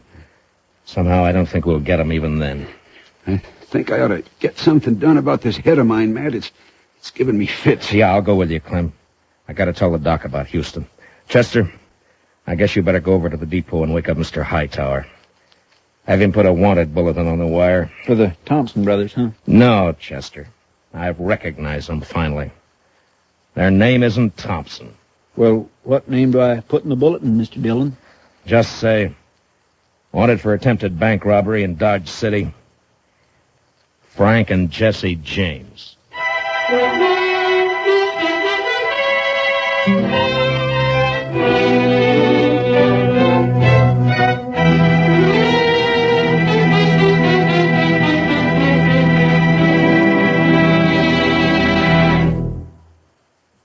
Gunsmoke, under the direction of Norman MacDonald, stars William Conrad as Matt Dillon, U.S. Marshal. Tonight's story was specially written for Gunsmoke by Les Crutchfield, with music composed and conducted by Rex Corey. Featured in the cast were Harry Bartell and Vic Perrin, with Paul Dubov, Joe Duvall, and Lou Krugman. Parley Bear is Chester, Georgia Ellis is Kitty. Join us again next week as Matt Dillon, U.S. Marshal, fights to bring law and order out of the wild violence of the West in Gunsmoke.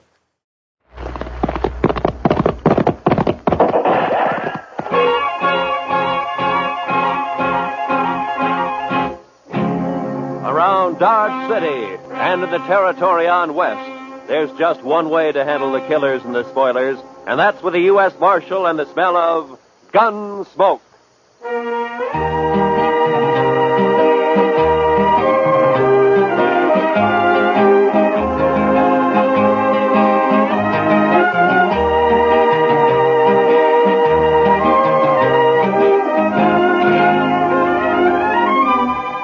Gunsmoke, starring William Conrad. The story of the violence that moved west with young America. The story of a man who moved with it. Matt Dillon, United States Marshal.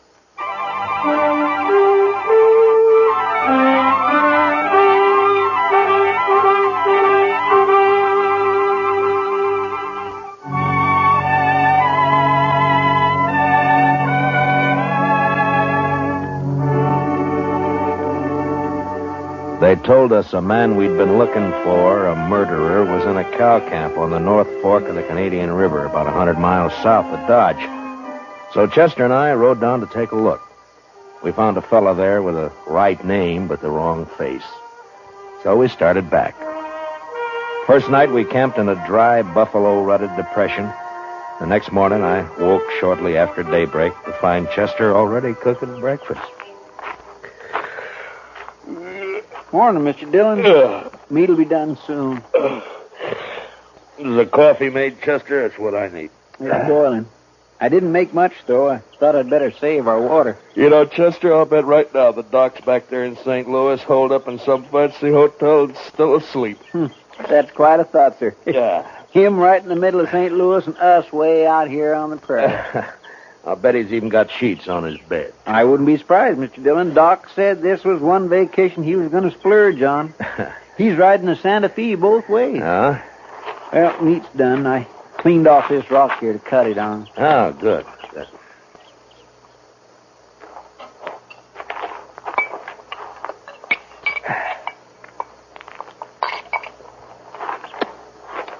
Oh, you got it warm anyway, Chester. Well, now, meat shouldn't be overcooked, Mr. Dillon. That takes the taste clean out of it. Now, then we ought to be able to taste everything about this steer. Eggman's disappointment. How's that, Mr. Dillon? Never mind, Chester. How come you woke up so early this morning? Oh, I always do. Seems as soon as it gets daylight, my feet start to sweat, and then I just got to get up. Well, that's as good a reason as any, I guess.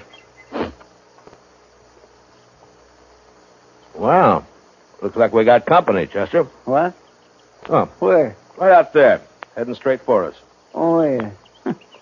Some cowboy, probably. I don't know. He doesn't ride quite like a cowboy. Why, it's just a kid, Mr. Dillon. Yeah, it sure is. Sure needs a haircut. What? Say, Mr. Dillon, it's a girl. What could she be doing out here? I'm carrying a rifle, too. Well, get on, miss, and have some coffee. Who are you, mister? Hi, this is Chester Proudfoot, and I'm Matt Dillon. How do you do? You rustlers or what? Not exactly. I'm the U.S. Marshal out of Dodge, ma'am. U.S. Marshal? Oh, that's good. It is? Why? I need help, Mr. Marshal. My daddy's awful sick. Sick? Well, where is your daddy? We got a homestead about a mile over that rise back there. Oh, what's he sick with? It's his leg, Mr. Marshal. A horse threw him and his saddle both in the corral, and then it stepped on his foot. And now his whole leg's all funny. He's got a fever, too. Mr. Dillon, that sounds like... Yeah, I know, Chester. Tell me, miss, when the horse stepped on him, did it cut his foot, break the skin anywhere? Just a scratch. Tore his boot off, though. Oh. Please, Mr. Marshal, please come see him. I'm scared, the way his leg is and everything. Well, sure we'll come. Your mother with him now? I don't have a mother, Mr. Marshal. Oh. Well, then, what are you doing out here if your daddy's sick? We ran out of meat about 3 days ago, and I don't have anything to feed him. Oh. All right. Chester, I'll write back with... what is your name, anyway? Tara Hantry. Oh. I'll be 16 next January. Well, that's fine. We'll go back to the Hantry place, Chester. You scout around for some meat. All right, sir. And if you don't find any antelope, shoot the first calf you see. Anybody's calf. I'll do it, Mr. Dillon.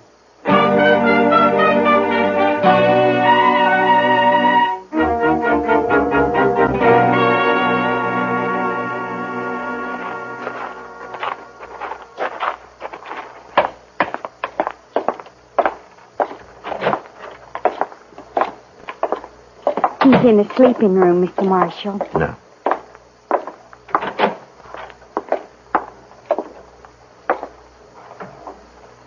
Daddy. Daddy, I found a man, and he's going to help us. And, Daddy, he's a marshal, a U.S. marshal. Matt Dillon, Mr. Hantry. How you feeling? Dillon? I've heard of you. You're from Dodge, aren't you? That's right. Well, Marshal, I ain't feeling so good. My foot don't hurt no more, but my leg is all sort of, well, it ain't pretty. I don't know much about these things, but maybe I better take a look at it anyway, huh? Sure, Marshal. There she is. All right, you can cover it up. I was in the war, Marshal. I know what gangrene is. Guess you do, too, huh? Yeah. Well, the first thing, a friend of mine is out getting you some meat, and then we'll load you in your wagon. And Ben took the wagon. What? Ben Warling. He took the wagon when Daddy got hurt. Said he'd find a doctor and bring him back. Who's Ben Warling? Oh, he's been sort of working here, Mr. Marshal. I should have run him off long ago. That's what. Well, where is he? What'd he take the wagon for? Where's he going to find a doctor around here anyway? Closest doctor's in Dodge I know of. Yeah, and he's in St. Louis, and he won't be back for a couple of weeks. I couldn't get to him anyway. Well, tell me, when did this happen? About 6 days ago, Mr. Marshal. Uh-huh. Ben left the day after. Well, you think he's coming back? Did he steal the wagon or what? He comes back here and me not able to get around. I don't know what I'll do. I ought to take a bullwhip to him. Now, take it easy, Mr. Hans. Take it. He won't cause any trouble, so don't you get all worked up. Tara, we'll let him get some rest, huh? All right. We'll have some food for you soon, Mr. Hantry. I ain't very hungry. Tara, what's he so riled up about this Ben Warling for? What's between them? Oh, it's nothing, Mr. Marshal. Daddy's sick and... that's all. Look, Tara, you asked me to help you, didn't you? Yes, but... You trust me, don't you? All right, Mr. Marshal. Daddy hates Ben because Ben... well, Ben likes me. Oh, I see. He even wanted to marry me. Said he would. How do you feel about Ben, Tara? You like him? No. Of course, it's time I had a man and all that, but... I'm afraid of Ben, Mr. Marshal. It's like there's something wrong with him. He's always sneaking around when you don't expect him. Makes me uneasy, like. Well, we won't worry about Ben now. You stay here in case your daddy wants anything. I'll go outside and wait for Chester. Mr. Marshal. Hmm? I'm awful glad you're here. We'll see it through, Tara. Don't you worry. I won't. Now.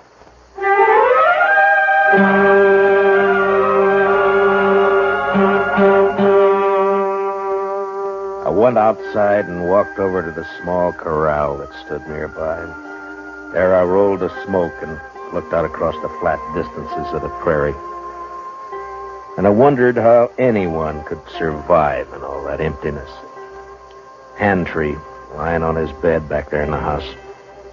He wouldn't survive. The prairie'd got to him all right.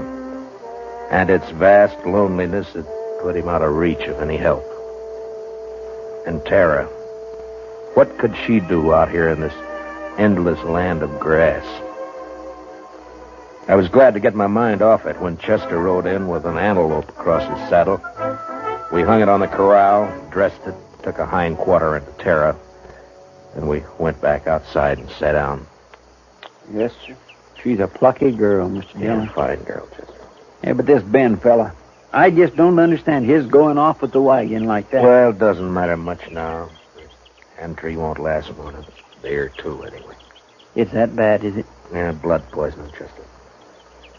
As soon as it reaches his heart, he's done for. Well, isn't there any way to stop it? Yeah, sure. Cut his leg off. Oh. Too bad Doc isn't here. Yeah. Would that stop it, Mr. Dillon? Cutting his leg off, I mean? I don't know, Chester. I don't know. Maybe too late anyway. Well, I sure wish we could do something for him. I don't take to just sitting around and waiting for a man to die. Well, nobody does. It isn't right somehow. That poor fella and Tara. Why, Mr. Dillon, that girl will go crazy out here all alone. All right, Chester. What do you want me to do about it? I'm not a doctor. Now shut up. Well,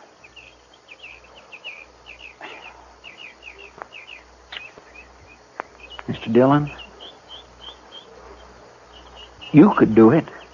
I know you could. Do what? Be a doctor.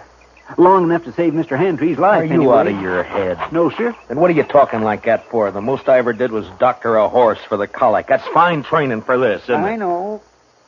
I couldn't do it. I just plain don't have the spirit. But you do. Oh, why didn't I leave you back in Dodge? It wouldn't have mattered anyway, Mr. Dillon, because you would never just stand by and let a man die. Let's go talk to him, Chester. Bless you, Mr. Dillon.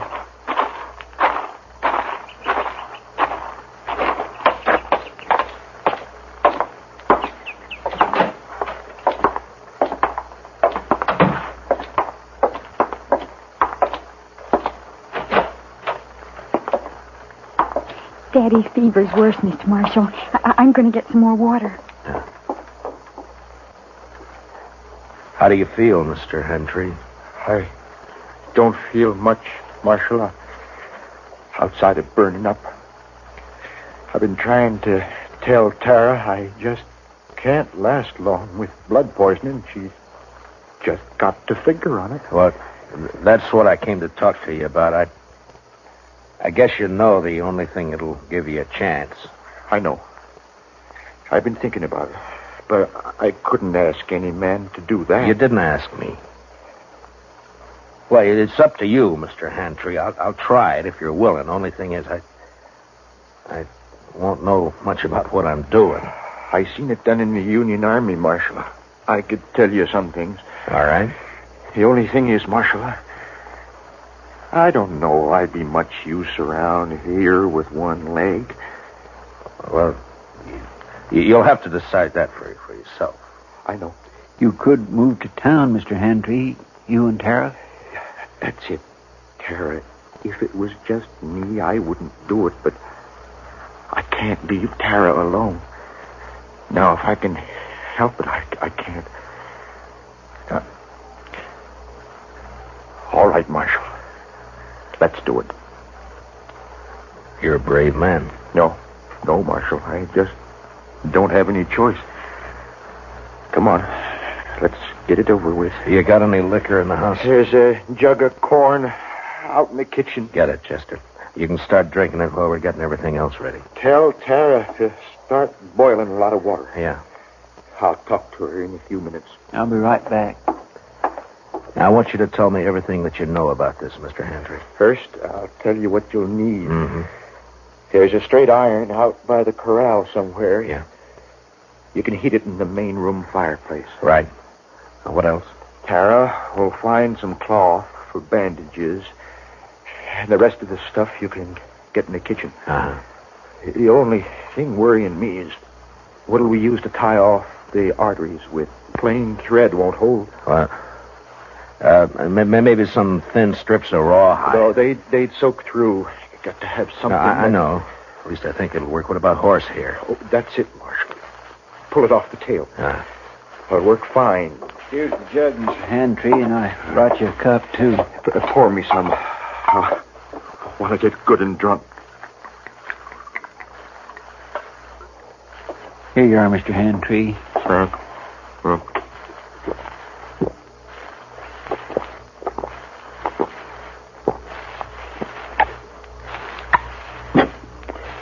You know, I ain't been drunk in the daytime since we got the news about President Lincoln in the spring of 65. You better have your talk with Tara before that takes hold. Ask her to come in, will you? Come on, Chester, we got work to do. Yes, sir. Good luck, Mr. Handtree. Thanks. Well, Marshal? Yeah? Marshal? I'll try to make it easy for you. Yeah, sure.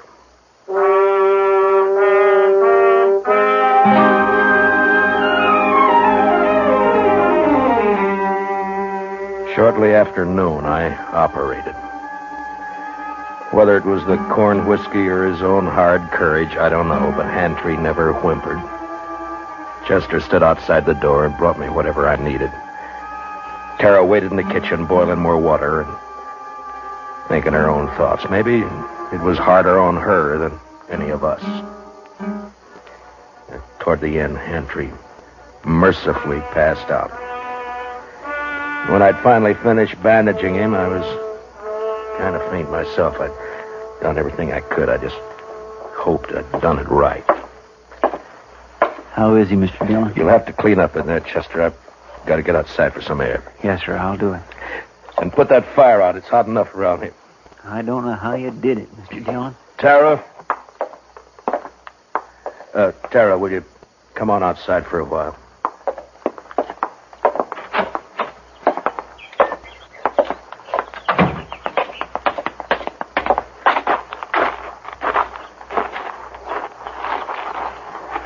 Is Daddy all right? Is he all right, Mr. Marshal? It's all over, Tara. We'll just have to wait and see now.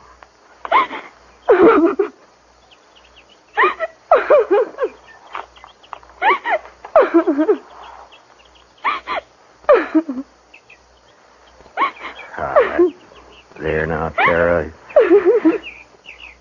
He's all right. I'm sorry, but it took so long. I thought you'd never finish. He didn't feel much, Tara. The corn liquor worked fine. Fine. Will he get well now? Well, I hope so, Tara. I hope so. Mr. Marshal, are you going to wait and see? Oh, now, Tara, you don't have to worry about that, Chester, and I'll be here as long as you need us. I just wanted to be sure. Can I go see Daddy now? Well, as soon as Chester comes out, Tara, then you can. All right. I'll wait, Mr. Marshal.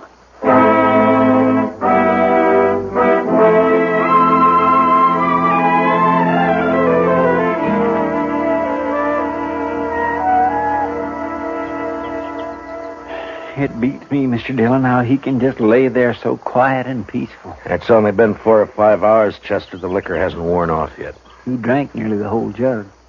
No, he needed it. Say, Mr. Dillon, look yonder. Huh? Somebody coming with a wagon. Oh, yeah.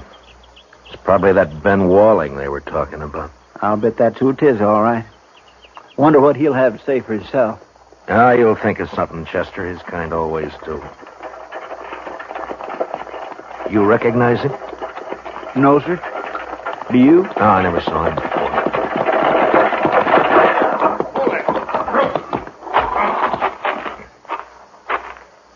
Hello. What are you doing here? You Ben Walling?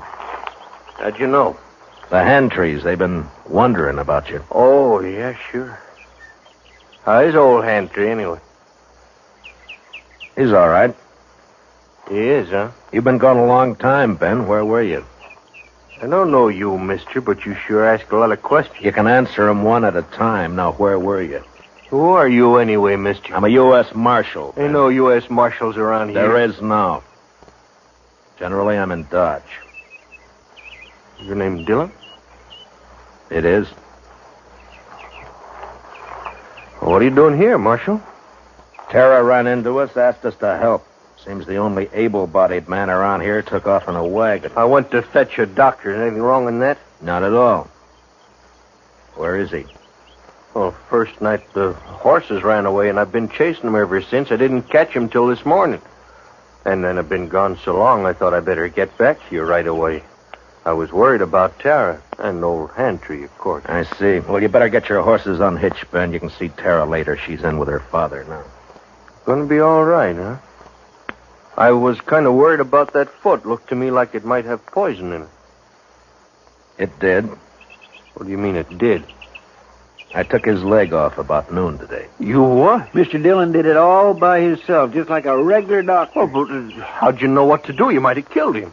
Somebody had to do it, Ben. It's a sure thing Tara couldn't. You're blaming me, ain't you? Well, I did everything I could. Didn't my fault those blasted horses run off. Antray's pretty sick, Ben. I wouldn't bother him for a day or two if I were you. Oh, I won't bother you. Oh, now look, Marshal. You can leave now. I'll handle everything here. We'll leave. As soon as Hantry's able to take care of himself again. All right, stay as long as you like. I don't care. Mr. Dillon? Yeah. I think that Ben is a no-good liar. You're right on both counts, Chester. I'll tell you something else. You see that saddle over there? Well, that belongs to Mr. Hantry. Yeah, I know. I looked at it this noon. Somebody cut the cinch strap on it. Cut the cinch strap? Mm-hmm. No wonder that bronc bucked him in the saddle off Bull. Well, do you think Tara did it? Oh, my goodness gracious, no, Mr. Dillon. Tara'd never do a thing like that to her own... It was Ben, wasn't it? That'd be my guess. He figured the old man would get hurt, maybe killed. Why, sir? So he'd have a free hand with Tara. Why, is that low down... Mr. Dillon, let me arrest him. Not yet, Chester. There's plenty of time. All right, sir. I'll wait.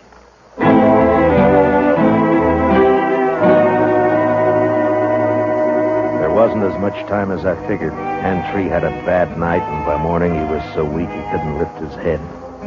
I tried to take his pulse, but I could hardly find it. Maybe I'd operated too late. Maybe the poison had already moved up into his body. I didn't know. I had no way of knowing. So there was nothing to do now but wait. Want some more coffee, Mr. Dillon? Yeah, thank you, Chester. We'll fill it up, huh?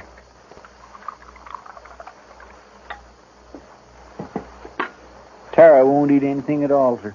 She just sat there by his bed, hasn't slept a wink I know of. Well, it's her father, Chester. He's all she's got. I never thought much about it before, Mr. Dillon, but seeing Tara, I kind of wish I had a daughter. You'd have to change your profession if you were going to take care of a daughter, Chester. Why, I don't have any profession, Mr. Dillon. Oh, Mr. Marshal. Yeah, what is it, Tara? Please come. Daddy wants you. I think he's... You better come too, Chester. Yes, sir.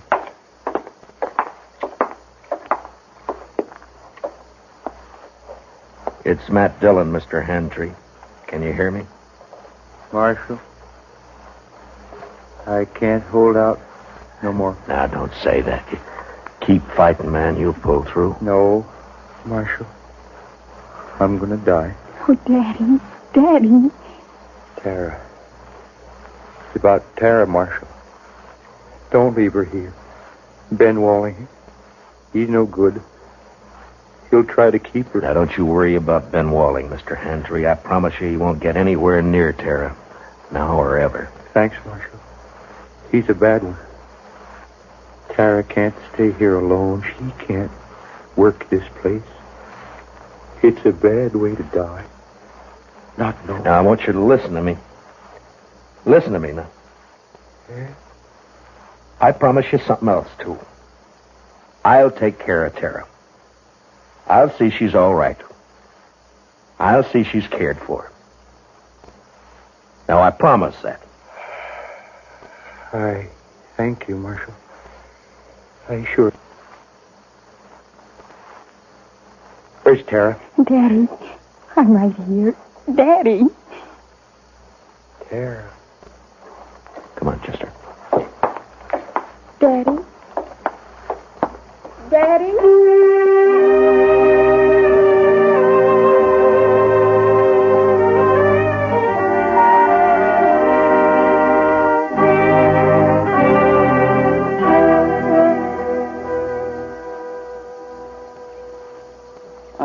No, Mr. Dillon, I don't think they'd have made out on this place anyway. Why not, Chester? Well, there just isn't enough water. That one little old spring is all they've got. Well, if they had a lake, it'd still be too much for Tara. What are we going to do with her, Mr. Dillon? I don't know, Chester. We'll have to think of something, though.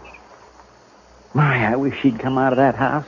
I don't like it, her in there breaking her heart. Give her a little time, Chester. She'll be all right. Don't you move a finger, either one of you. Well, You're mighty careless with that rifle, Ben. Don't get smart with me, Marshal. I know what I'm doing. And what would that be? I heard you in there. Heard you promise to take Tara away. I was right by the window. I heard it all. You got a curious way of courting a girl, Ben, trying to kill her father. Yeah, and I saw you yesterday looking at that saddle, but I didn't kill him, Marshal. You did. That's a lie, Ben Walling, and you know it. shut up. I won't shut up. If we'd have just got here sooner, Mr. Dillon would have saved him, that's all. It was too bad you got here at all. Because you're going to die for it. Both of you. Put the gun down, Ben. You're under arrest for attempted murder. You stay right where you are, Marshal. You know, I have an idea you've smelled powder before, Ben, and that you're afraid of it. Marshal? I have an idea that's why you tried to get hand-tree like you did instead of facing it. Stop her. And right now you wish you didn't have that rifle at all, don't you, Ben? Because I might have to shoot you for it, huh? No, don't, Marshal. Give me that. You all right, Mr. Dillon? He didn't even try, Chester. Rifle went off when I knocked it aside. That's all. He was scared to death. Well, I didn't feel exactly comfortable. Well, tie him up and keep an eye on him. I'll go see Tara. Yes, sir, Mr. Dillon.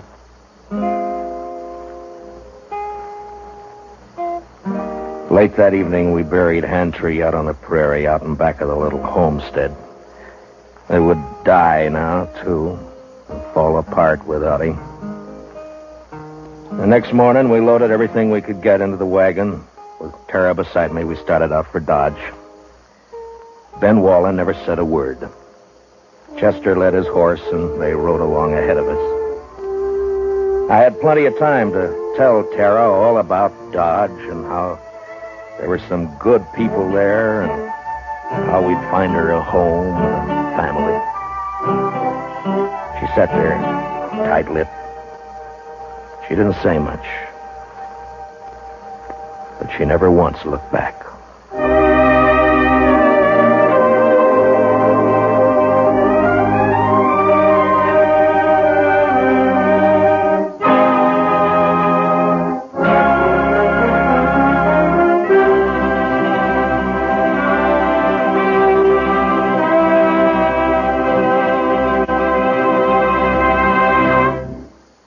Gunsmoke, transcribed under the direction of Norman MacDonald, stars William Conrad as Matt Dillon, U.S. Marshal. Tonight's story was specially written for Gunsmoke by John Meston, with music composed and conducted by Rex Corey. Featured in the cast were John Daner, Sammy Hill, and Larry Dobkin. Parley Bear is Chester.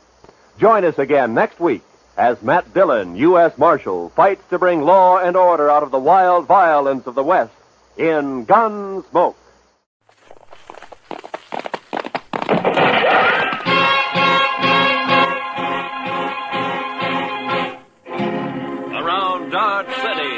Territory on West, there's just one way to handle the killers and the spoilers, and that's with the U.S. Marshal and the smell of Gunsmoke.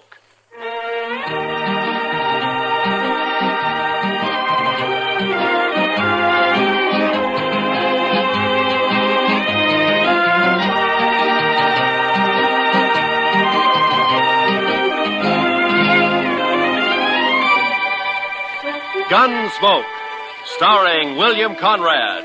The transcribed story of the violence that moved west with young America. The story of a man who moved with it. Matt Dillon, United States Marshal.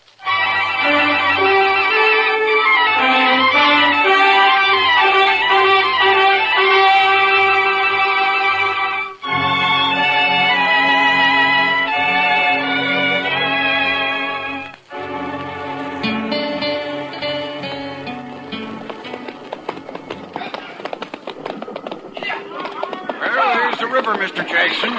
Dry as a bone. Our last hope of water for the herd. Not quite, Pecos. Cottonwood Pond is just over the rise ahead of us. Here, it may be dry, too. Bet they haven't had a rain on the prairie for 6 months. It won't be dry. I've been bringing cattle up here to Dodge City for 12 years. Drought or no drought, the pond's always had water. It better have. We're losing 15 head an hour now. We can't push 'em much further. There'll be water. With luck, if the railroad's got the cars for us, we can start loading this afternoon. By this time... Hey, sounds like the boys up ahead run into something. Yeah, come on.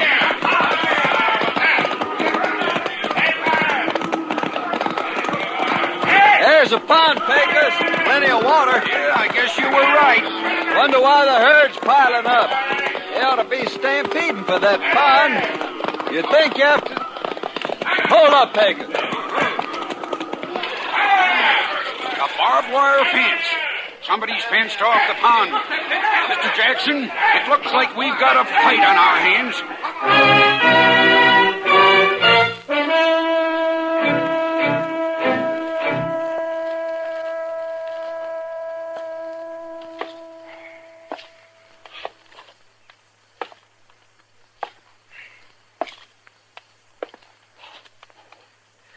I don't like it, Doc. It's too quiet. When things get too quiet in Dodge, it always means a blow-up's coming. Just sit down, Matt. You're just getting yourself a case of nerves. You've been a law officer too long. Shot at too many times. You're getting so you just act like a spooky old horse. You're jumpy and you're gun-shy. Hand me those forceps. Oh, yeah. You mean this? Mm-hmm. Thank you. Now, you take me, Matt. I don't rant and rail against fate. I just sit back and take what comes. Yeah, sure, Doc. Mm-hmm. If I get a patient, fine. I steal him blind. And if I don't, well, I keep my hand in setting a broken leg on a dog. Yeah, there. That splint ought to hold him. Matter of fact, I could use a fee or two. Not planning to shoot anybody, are you, Matt? Yeah, if this drought doesn't break, I'm in the mood to shoot myself. That's a bad one, all right. I don't think I've ever seen the prairie as dry as it is this year. Oh, there you are, Mr. Dillon. Well, come on in, Chester. I've been looking all over for you. We've got trouble, Mr. Dillon. Huh? Trouble? Old man Howard just sent a rider in. A trail drive's pulled in from the Big Bend. They're threatening to cut his fences so they can water the cattle at Cottonwood Pond. Well, there's your blow-up, Matt. A real head-on smash. A thirsty herd against that skinflint Howard. I bet I could get myself a few fees out of this before it's over. Good old Doc, always hoping for the best, huh? Now, come on, Chester, let's ride out to Cottonwood.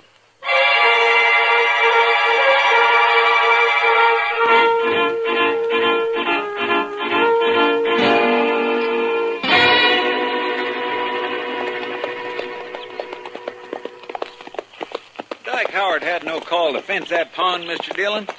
There's enough water there for all the trail herds in the next 10 years. That's on his ranch, Chester. He's got a right to fence his own range. Got a right, maybe, but no decent rancher would take advantage of it. Howard's mean. Just downright mean. I think it's more than that, Chester. It's the old business of making $2 grow where $1 grew before. I think Howard figured on something like this when he strung that fence last month, but the trouble is... Look yonder, Mr. Dillon. Huh? Must be 50 or 60 riders facing each other across that fence. Yeah. Looks like a couple of armies. Well, that wouldn't be the first range war that started over water rights. Come on.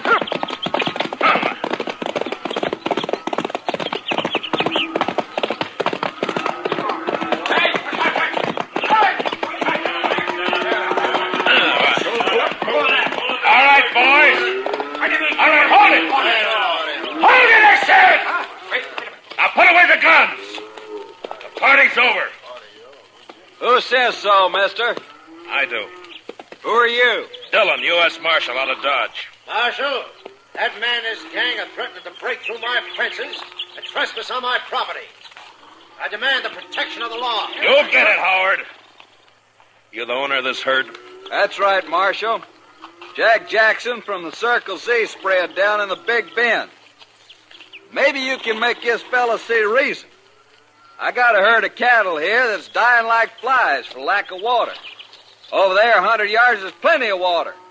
Only this sneaking crook has fenced it in. How about it, Marshal? Well, it's his land, Jackson. The law gives him the right to fence it. Law? Right. Everything I got in the world's tied up in that herd. There's 25 trail riders there in the saddle I can't even pay wages to if I lose these cattle. Does the law uphold pushing a man against the wall and wiping him out? It wasn't intended to. Howard, why don't you ride up here to the fence and talk, huh? Sure, Marshal. No objections at all. My fence, ain't it? Well, nobody's doubting it. Now, look, is there any reason why you can't get together with this man and let him take that herd in and water it? I made him an offer. He turned it down. An offer, $1 a head a day for water, or buy the herd himself for $3 a head. That's a pretty stiff terms, Howard. Better than losing everything like he's gonna do. Why, you dirty All right, hold it, both of you. Now, look, if there's any gunslinging starts, I'm going to be in on it, too, you understand? Howard, I just don't understand you. Most people out here on the frontier stick together when trouble starts. They don't kick a man when he's down. And they don't look on a drought or a blizzard as a chance to make a personal cleaning. Now, just a minute, Dillon. You call yourself the law in Dodge. All right. Does the law say I can fence in my own land? It does. And never mind your opinions, Marshal. All I want out of you is enforcement of the law. All right, Howard, you'll get it. And that's all you'll get. Jackson, you better have your boys start the herd circling. This mean you're backing him up, Marshal? I'm backing up the law, that's all, Jackson. Then I don't think much of your laws up here. I only enforce them, I don't make them. Now, you better circle that herd. I say you better. I'm ordering my boys to shoot the first man or steer that comes through that fence. Chester, you cover Howard. Yes, sir, Mr. Dillon. And if he orders any of his men to fire a shot, kill him. Be a pleasure, Mr. Dillon. What's the idea, Marshal? You wanted the law enforced. All right, you're getting it. But I'm going to do the enforcing, Howard, not you. So if you're smart, you won't give any orders about shooting. All right, Mr. Dillon, you got a tough job. I guess you're trying to do it fair and square. Man does what he has to do, Jackson. I know. It's like with me. If that herd of mine beds down without water, most of them won't get off the ground in the morning. So law or no law, we're going through that fence tonight.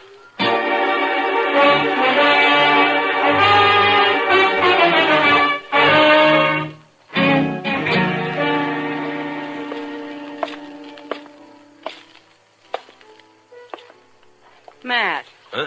Oh, hello, What's the matter? Bad liquor or a busted steak? Neither. How are you? Eager. But you probably noticed that before. Seriously, though, what's wrong? Plenty. One of the bloodiest little range wars you ever saw is just about to break. Out of Cottonwood Pond, I heard about it. Did you hear, too, that I'm back on the wrong side? Here, pull a stool up to the bar. Harry, a drink for Mr. Dillon. No, thanks. I can't stay, Kitty. I gotta try to round up some deputies, and try is probably about as far as I'm gonna get. Old Ton will be siding with the Texas boys against Howard. And against me. Maybe you ought to switch sides, Matt. Oh, sure, I ought to. I know, but I can't. If I started making my own rules, it'd mean the end of law and order in Dodge City. Yeah, I just can't do it, Kitty. Much as I'd like to. Well, not for me to say. You're the one who has to decide. Yeah, Chester. What'd you find out? Mr. Hightower down at the railroad depot checked clear through to Topeka. They can't get enough cattle cars here to load that herd out before day after tomorrow. Well, that's that. It's an outside chance anyway. Yeah, I just can't do it, Kitty. Much as I'd like to. Well, not for me to say. You're the one who has to decide. Yeah, Chester. What'd you find out? Mr. Hightower down at the railroad depot checked clear through to Topeka.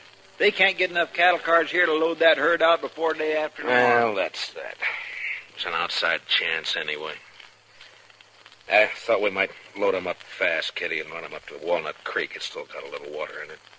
But Matt, there's something wrong with the law that upholds a low-down scheme like this. Well, what Howard's doing is wrong morally, but it's right legally. I gotta find a legal way to stop him. I bet a lawyer could find a way of some kind. Too bad this town doesn't have one. Oh, heaven forbid. Just the same, Matt. Yeah, what is it? Fenton. I'm range boss. Yeah, I know. You work for Dyke Howard. Well, what's on your mind? Well, Mr. Howard figures you ought to be arranging to protect his property.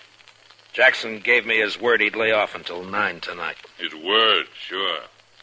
But Mr. Howard figures it'd be a good idea if you deputize his riders. Fenton, get out. Oh, wait a second, Marshal. Go on, get out. When I want Howard's advice, I'll ask for it. Now go tell him that. Well, yeah, but... Go on. Get out. Move.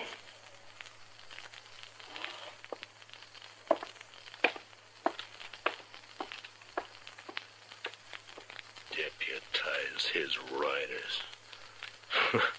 Sure, he'd like that. Well, it just may come to that, Mr. Dillon. I couldn't get anybody else.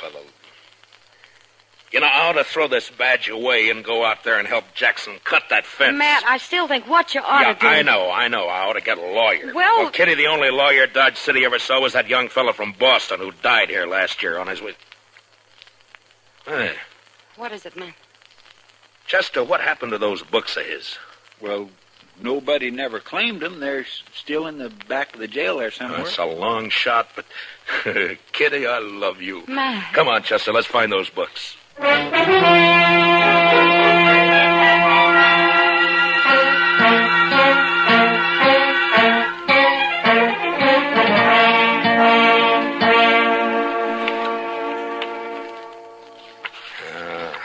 don't know, Chester.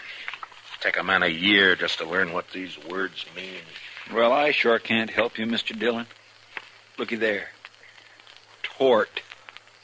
Replevin. Statutory malfeasance. Why don't they write the laws out in English? There'd be no work for lawyers. The only thing that might do it is this one. I'm not too sure what it means. Evening, Matt. Oh, Doc, come on in here, will you? I figured I'd bring you a little courage for the battle. What? Might be snakes out at Cottonwood Pond. It's very thoughtful. Yes, sir. Calomel and Irish whiskey. No doctor west of the Mississippi ought to be without him. The calomel's for the women, you understand? Yeah, sure. Mm-hmm. Of course, a bottle of Jameson might not cure a patient, but it sure makes him enjoy his illness. Yeah. Look, Doc, you've been to school. At least I guess you have. Oh, well, I browsed through a couple. Well, listen to this now, and tell me what you think about this paragraph right here. This? Well, let me see. A schedule of territorial ordinances and judicial precedents. Handbook for local administrators. Well, I didn't go to law school, man. No, but you've read books, and you know big words. Now listen to this. The local administrator or other duly constituted authority in a territorial division is hereby empowered to declare a state of acute emergency in case of riot, rebellion, or any natural catastrophe which threatens the general welfare. Now, Doc, would you say I'm a duly constituted authority, huh? Well, Dodge City, I guess you're about the only authority. Yeah, now, would you say this drought we're having is a threat to the general welfare? Well, I've never seen a worse one, but... All right, now listen to this. Yeah? During the period of such emergency, the officer in charge is authorized to seize, confiscate, allocate, or otherwise administer critical materials and facilities in accordance with the common need and his own discretion. All right, Matt. Water is a material. Yeah? And as far as keeping cattle alive is concerned, Cottonwood Pond is a facility. That's all I wanted to know. I don't see how it'll help you, though, Matt. Howard will never stand for it. You're still going to have a pitched battle on your hands. Maybe so, Doc. But at least I'll be fighting in the way I want to fight. Well, come on, Chester, let's go. It's 8 o'clock.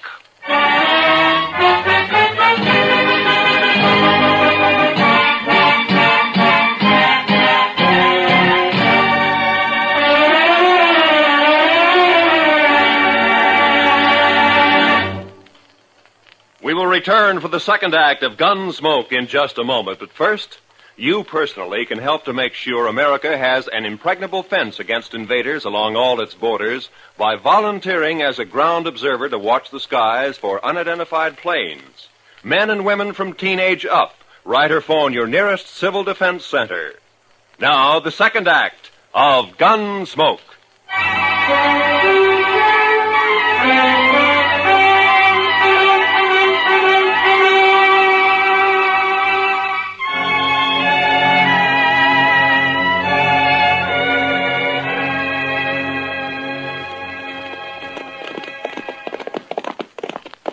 dark now. Must be pushing 9 o'clock. Hope they don't jump the gun on us, Chester. I figure Jackson will stick by his word, Mr. Dillon. If Howard lets him. You know, we might get a break in this drought if that storm comes this way. No, I'd say it's only heat lightning. All thunder, no rain. Well, if it goes on a few more weeks, this prairie will be dried right down to the nubbin. All right, hold it. Pull up them horses. He's right there by the fence, Mr. Dillon. Yeah, I see him. Who's there? Well, speak up. I usually answer bushwhackers with a 6-gun. This is your lucky night, Fenton. Oh, Marshal, I didn't know. Where's your boss? All right here, Dillon. About time you got here. That mob may try to rush the fence any minute now. Not yet, Howard. I said 9 o'clock. You got 5 minutes yet. Come on over here, Jackson. I want you to hear this, too. I kind of wish you'd stayed out of it, Marshal. I'd rather not have fought against you. Never mind. Mr. Howard, by the authority vested in me as a U.S. Marshal, and under the territorial laws and ordinances of the United States, I'm hereby declaring a state of acute emergency due to the drought. What are you talking about, Dillon? The U.S. Territorial Ordinance Schedule of 1858, Section 721C. What are you trying to say? Just this. For the duration of the emergency, I am taking charge of Cottonwood Pond in the name of the United States government. And I'm allocating use of it to Mr. Jackson here to water his herd. Now, if you want to try to make a deal with him, you got 5 minutes before I cut the wire and open the fence. I've never bought water before, but I'll give you 10 cents a head, Howard. How about it? I'll see you dead first. And I'll be struck dead myself before I see one head of your stock onto my property. Dillon, I don't know what's behind this move. Maybe you've sold out, made a deal of your own. Easy, Howard. If not that, then you've lost your mind. Your 5 minutes are running out now. What are you going to do? Fight! What do you think I'm going to do? Going to resist the law? You call it the law, I don't. Dillon, I'm giving my boys orders to shoot any man who lays a hand on this fence. And that goes for you. Listen to me, Howard. You got a chance to do something that costs you nothing and means life or death to somebody else. And you're refusing to do it. Well, I'm sorry to see it that way. But in any case, this herd gets water. Maybe they will. All right, boys, you heard it. Keep that fence covered. If they want to fight, they'll get one. Jackson, I guess I'm going to need some deputies. Well, I got 25 men here, Marshal. They're yours if you want them. All right, boys. Will you all raise your right hands? Do you swear to uphold the Constitution, ordinances, and bylaws of the United States to the best of your ability, so help you? I do. All right, you're all temporary deputy marshals acting under my orders. Now bunch the cattle in this way and start them through the fence as soon as I open the wire. They won't need much starting, Marshal. They've been smelling that water for hours. Now don't shoot unless you're fired on. If you are, protect yourselves and your herd. All right, let's go.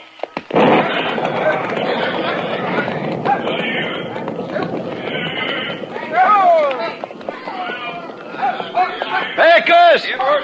Keep those flankers closing them in toward the opening here. If they crowd on that fence, they'll cut themselves to ribbons. Right, boss. Over this way. Chester, come here, man. Yes? You got the wire cutters? Here you are, Mr. Dillon. You know, I think we got a fight on our hands. Yeah, I guess. All right, keep me covered. I'll watch the left over here. All right, Mr. Jackson. Well, there's one strand. They're cutting the fence, Mr. Howard. All right, fire at the flash, Chester. Yes, sir. Oh, my gracious, I wish there was a moon. There's one more strand. I spotted him. And here's the last one. Now. All right, boys, the fence is open. Bring them through. Come on through, boys. Come on.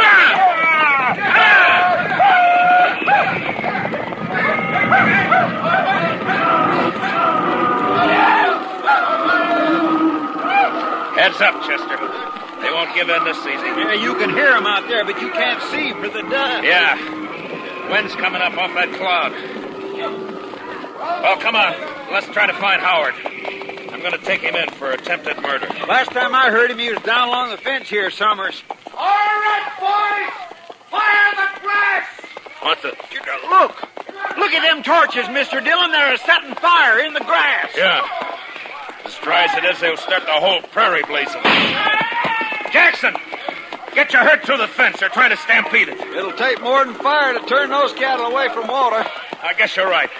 Look, send as many of your boys as you can to help me. We got to get that fire stopped and fast.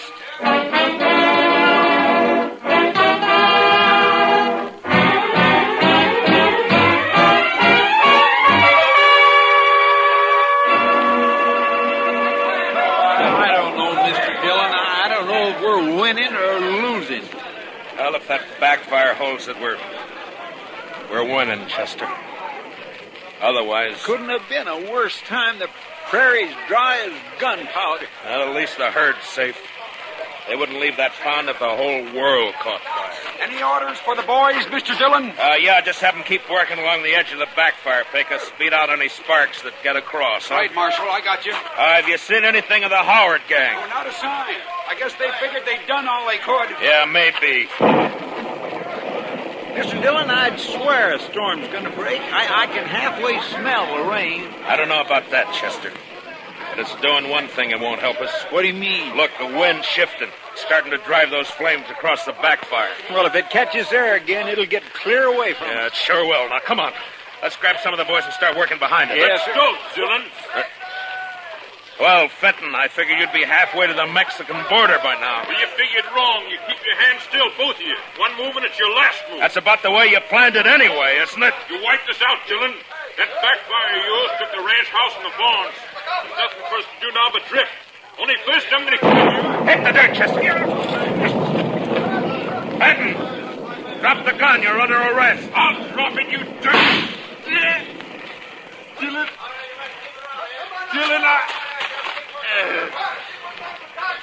Well, you warned him, Mr. Dillon. Yeah, it doesn't matter much now. Look, Chester. Yes, sir. It's jumped the backfire.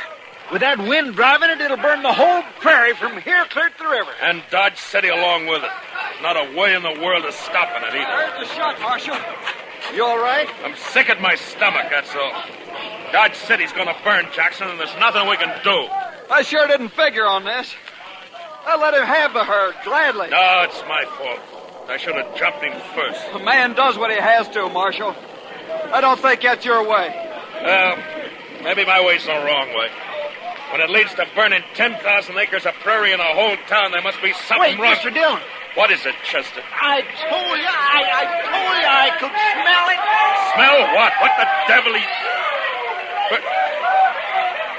Rain! Yes, sir. By heavens, it's starting to rain! By heaven may be the right expression. Well, I don't know about that, but I know it's the only thing that can save Dodge. Well, come on, rain! Faster! Cut loose and rain, will you? Yes, you're doing it, Mr. Dillon. Look at it. Beating down on that fire. Rain. Chester, you know, out here on the frontier sometimes, when a thing like this happens, it makes you wonder if maybe... Well, I don't know. Come on, Chester, let's find our horses.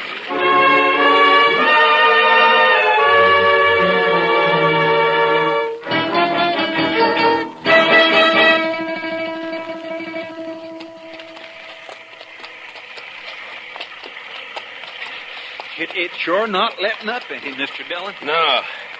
We're still quite a ways from town. Let's swing over along the bluff, Chester, and find a place to wait it out for a while, huh? That's what I was hoping you'd say. Come on.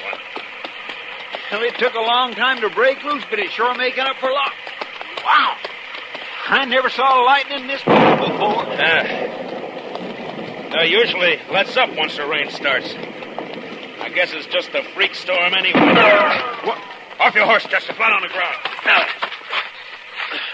I saw it flash, Mr. Dillon. It come from that lone cottonwood tree. Yeah. It's a bad spot. He's got cover and we haven't.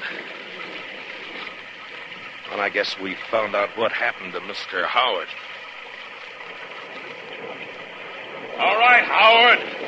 Come out with your hands up. You're under arrest. Why don't you come and get me, Dillon? I'm going to flip a shot at the tree, Chester. Roll away as soon as I fire. Yes. All right.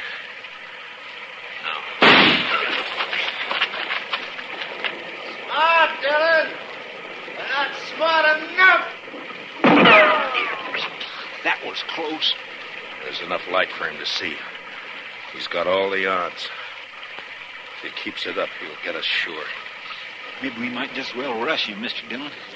We haven't got much to lose. There's an outside chance, Chester. That he's bound to get one of us. Yeah, but this way it's both. Yeah, I know. All right. We'll go in on the count of 3. Fan out and move fast. Yes, sir. And, good luck, Chester. Same to you, Mr. Dillon. All right. 1, 2, 3.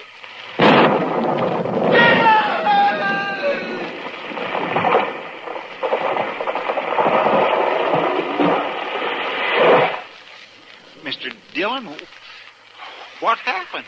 It was lightning. It struck the tree. I think Howard's lying over there on the ground. Come on.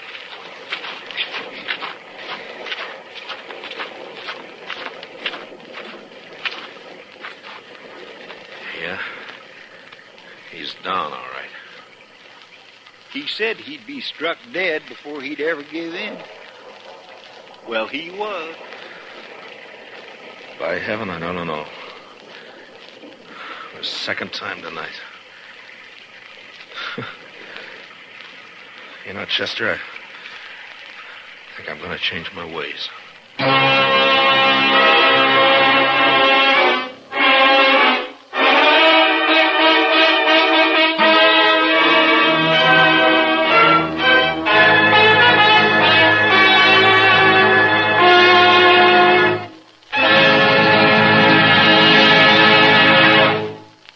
Gunsmoke, transcribed under the direction of Norman MacDonald, stars William Conrad as Matt Dillon, U.S. Marshal. Tonight's story was specially written for Gunsmoke by Les Crutchfield, with music composed and conducted by Rex Corey. Featured in the cast were Harry Bartell and Lou Krugman, with Joe Duvall, Barney Phillips, and Georgia Ellis. Parley Bear as Chester and Howard McNear as Doc. Join us again next week as Matt Dillon, U.S. Marshal, fights to bring law and order out of the wild violence of the West in Gunsmoke.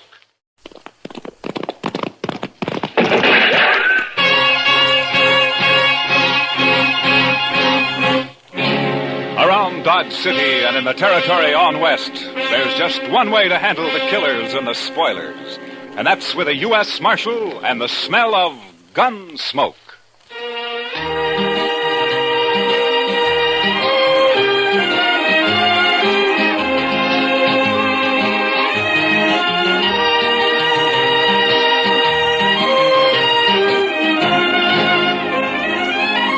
Gunsmoke, starring William Conrad. The transcribed story of the violence that moved west with young America. The story of a man who moved with it. Matt Dillon, United States Marshal.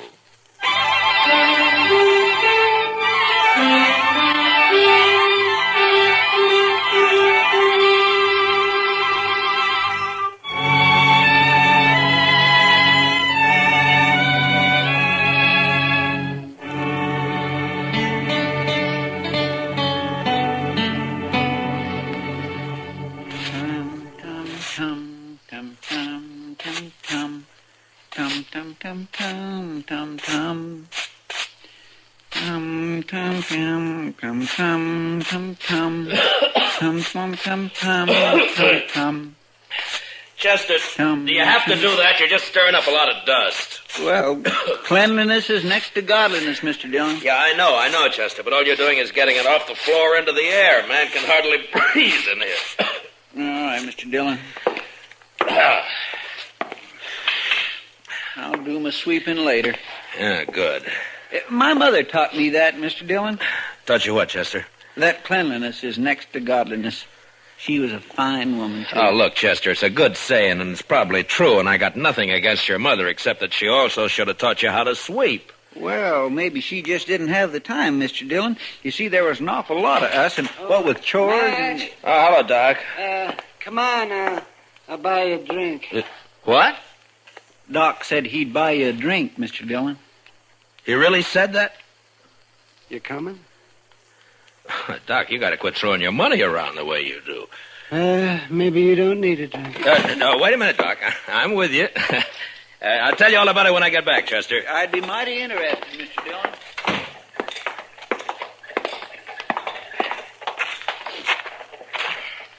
Oh, sure be glad when it gets winter again. Why, Doc? You'll just complain about the cold, huh? I suppose.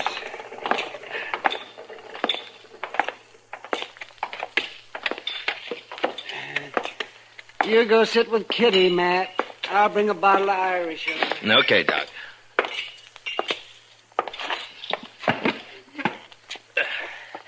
Hello, Kitty. Hello, Matt. What are you and Doc up to? Hey, he wants someone to talk to, so he picked me. And you. Fine. I'm a good listener. Lots of practice.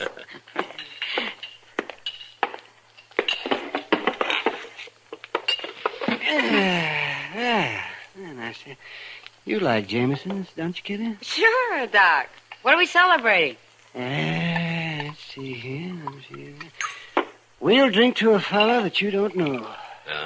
Cain Vestal. Well, here's to him. Yeah? Here's to him. Yes, he'll be dead in a couple of months. What? That's what I told him. What do you mean, Doc? Well, I'm not the only one who's told him that. I'm just the last. Well, who is this Cain Vestal, Doc? Oh, he's just a fella. Came in on the train last night, leaving for Arizona tomorrow. Huh? That's where he's going to die, in Arizona. He's a musician. He plays the guitar, it tells me. Well, how's he going to die? Consumption. He's got it bad. I'm the last doctor who's going to ask about it, he says. Poor fella. Yeah, the climate out there keep him going for a little while longer. Oh, I don't know. He's such a sad man for some reason. Well, who wouldn't be, Doc? No, Kitty. I think Cain's been sad for a long, long time. He's a very nice fellow, too. Nothing can help him, huh? No, nothing. You know, it's a funny thing, Doc. I'm just sitting here thinking. Sometimes you have to tell men they're going to die. Sometimes I have to. Yeah, that's right. Oh, see. There he is. See that fellow with the car there? He just came in. Oh. Yeah, I don't think he knows anyone around here. You mind if I ask him over? Well, sure. Your party, Doc. Oh, good. Cain? Cain? Over here?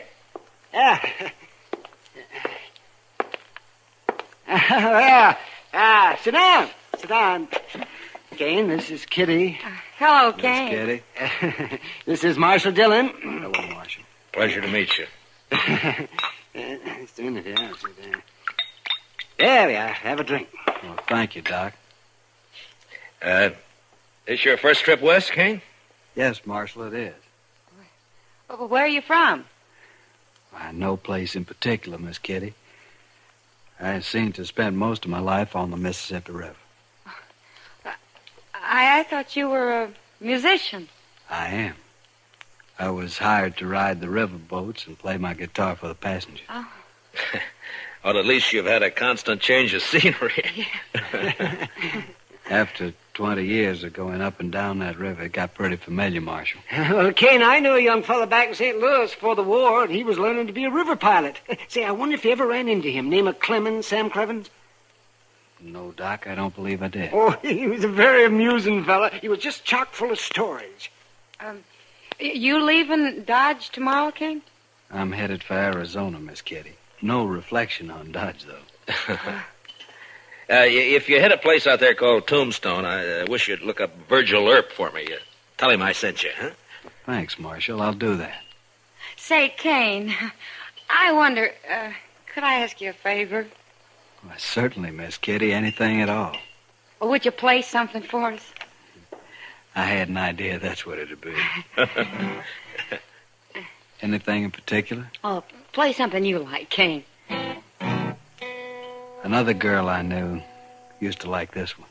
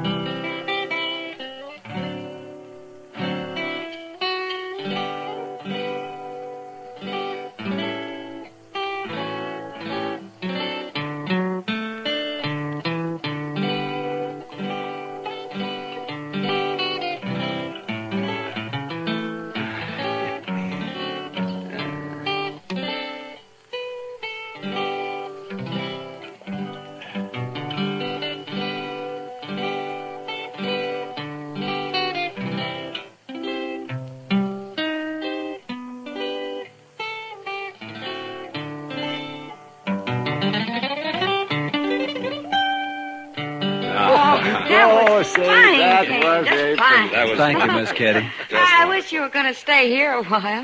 Maybe you could teach me to play like that, huh? It'd be a pleasure, Miss Kitty. But I'm afraid I won't be around for long.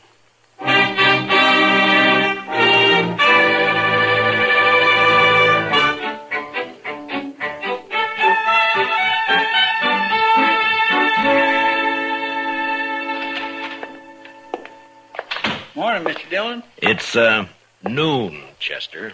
Yes, sir, I know, but you went off with Doc yesterday, so I figured I had a little time coming today. Well, that depends on how you spent it. Now, if you've been gambling, Now, Mr. Dillon, you know I never gamble. No, sir. I was out helping a fellow learn to shoot a 6-gun, that's all. No? You mean there's a man in Dodge who doesn't know how? This fellow don't. Never had one in his hand before. He's a musician. What? Plays the guitar, he told me. You mean Cain? Cain Vestal? Yes, sir, that's his name. Nice a fellow as you'd ever want to meet. Yeah. But he was supposed to leave on the stage this morning. And what's he done with his 6-gun anyway? Well, I don't know, Mr. Dillon. He just come by here early this morning and asked me if I'd teach him. Where'd he get the gun? Said he'd just bought it. Anything wrong, Mr. Dillon? No. It just doesn't add up somehow, that's all. Oh, well, he won't cause any trouble. He's not the sort. You never know, Chester. No, sir. And my Kitty looks pretty this morning. She's got a yellow parasol, Mr. Dillon. Kitty? I think I'll go see her for a minute. I'll be right back, Chester. Yes, sir, Mr. Dillon.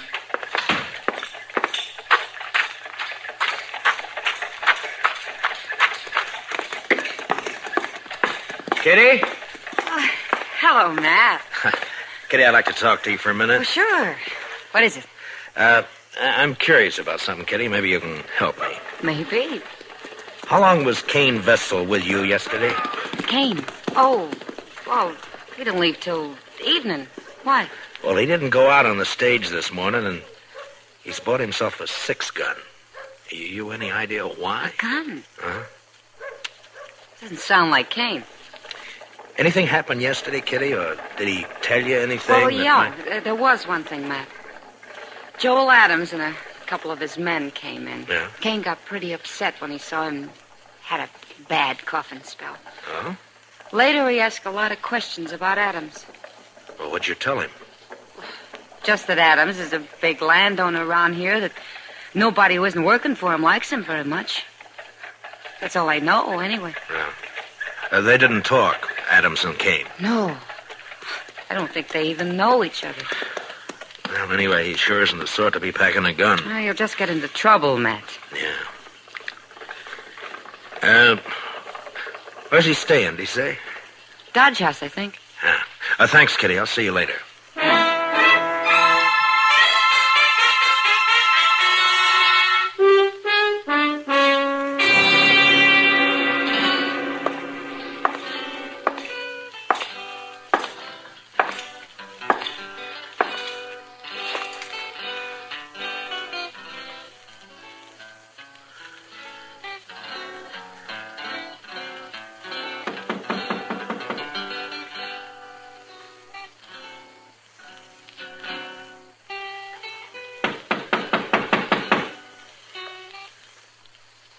Come in.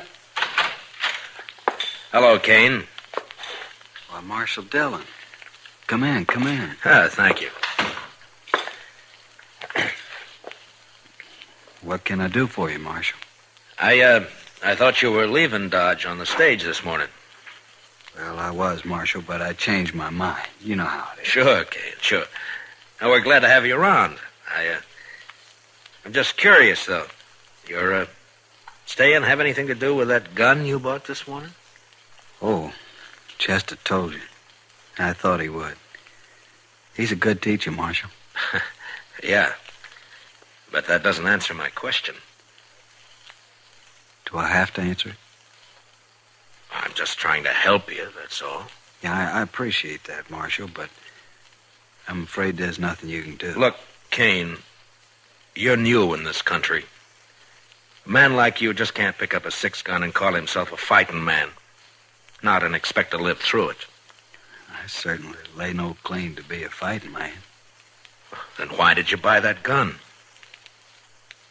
There's no law out here against a man having a gun, is there, Marshal? No, but any man who carries one is expected to use it when the time comes. You'd be a lot safer without one. Being safe doesn't mean a whole lot to me, Marshal. Not now. Yeah, I know. Doc told me. What's it all about? It's a long story. And an old one, I suppose. I'd really rather not talk about it. I can't force you to. But tell me this. Does it have anything to do with Joel Adams? Yes, it does, Marshal. I'm going to kill him. When? I don't know. Anytime. Why? That's a long story I mentioned. All right, Cain. But if you try to face him, he'll kill you before you got that gun halfway out of your belt. And if you shoot him any other way, you'll hang for it. You've forgotten something, Marshal. What? No matter what I do, I'm going to die soon anyway. A month or two isn't going to make any difference.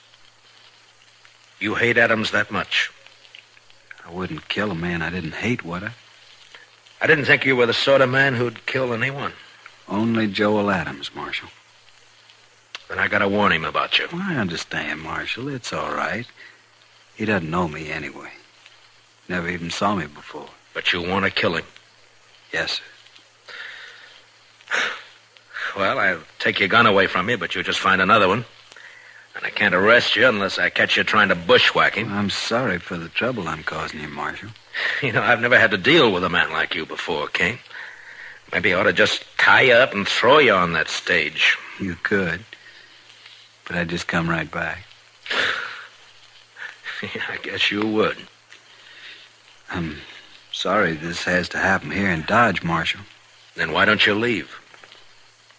I guess I hate Joel Adams too much. All right, Cain, I'm through trying to convince you. So long. Goodbye, Marshal.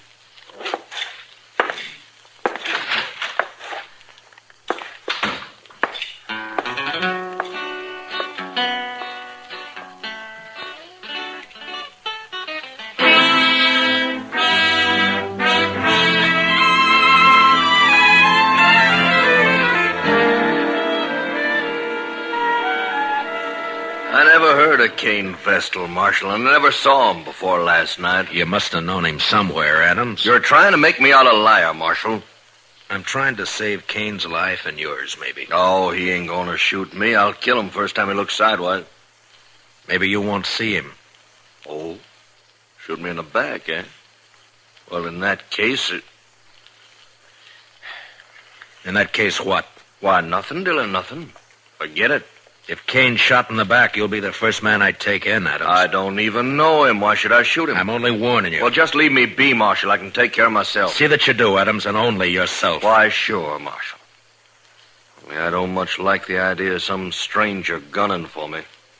Makes me sort of uneasy. There must be some reason for it. Don't start it again, Marshal. Ain't no reason. I know. You've led a blameless life. You never hurt anyone. I told you twice. There are men around here who'd shoot you on sight if they thought they could get by with it. I don't think you were ever any good, Adam, so don't tell me Cain's got no reason. I don't You're believe it. pushing me now, I'm tired of Marshal. your talk, that's all. Maybe it's true you don't know him, but he sure knows something about you. Well, then I wish you didn't. That's all I got to say. Well, just keep out of his way. Give it a little time, and maybe there won't be any killing at all. Why, sure. All the time in the world. All right, Adams. I've done all I can. Just don't worry about me. I'm not. Then goodbye, Marshal. Goodbye.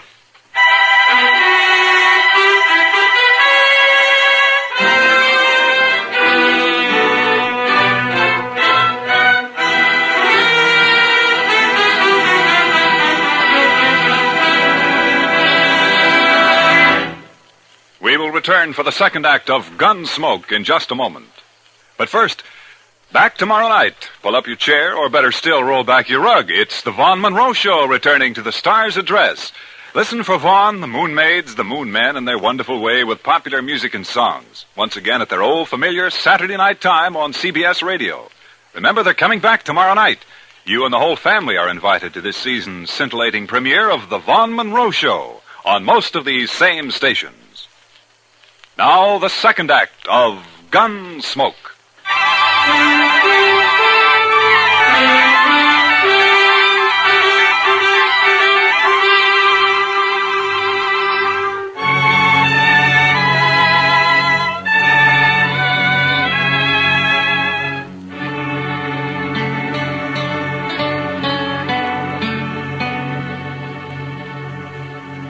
Sure is quiet around town tonight, Mr. Dillon. Yeah. There's a trail herd due in a couple of days. I suppose business will pick up then. You'd think those cowboys be too tuckered out after a ride like that to have any juice left in them at all, Mr. Dillon. Yeah, they're too poor to cut loose any other time. Well, that don't stop them down in Texas, Mr. Dillon. No? No. It's just like an uncle of mine back in Waco. He was poor, he was mean poor. But he always said the only good money was to have fun with. Oh, did he have fun?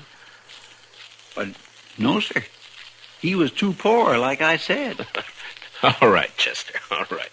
All I ask is that you don't try to explain it to me. Well, but there's nothing to explain, Mr. Dillon. It's just that he was the one poorest Chester. man you'd ever... Marshal, say, you want to talk to Cain Vestal? What? Cain is upstairs in my office. He been shot? No, not shot. Beat up. Well, how is he, Doc? Well, it's not too bad. A couple of cowboys found him just outside of town. They heard a shot and said 2 men rode off before they could stop them. Yeah? And I guess whoever it was, they didn't have time to finish the job. They just got started working on him. So Adams made the first move, huh? I'll be back soon, Chester. Yes, sir, Mr. Dillon. They hit him on the head with a gun butt. Scratched him up some. Outside of that, he's fine. It's still assault, even if they didn't kill him, Doc. Yeah, I suppose it is. Anyway, they took a shot at him when they heard those riders coming along. Went right through his coat. Yeah. They probably think he's dead.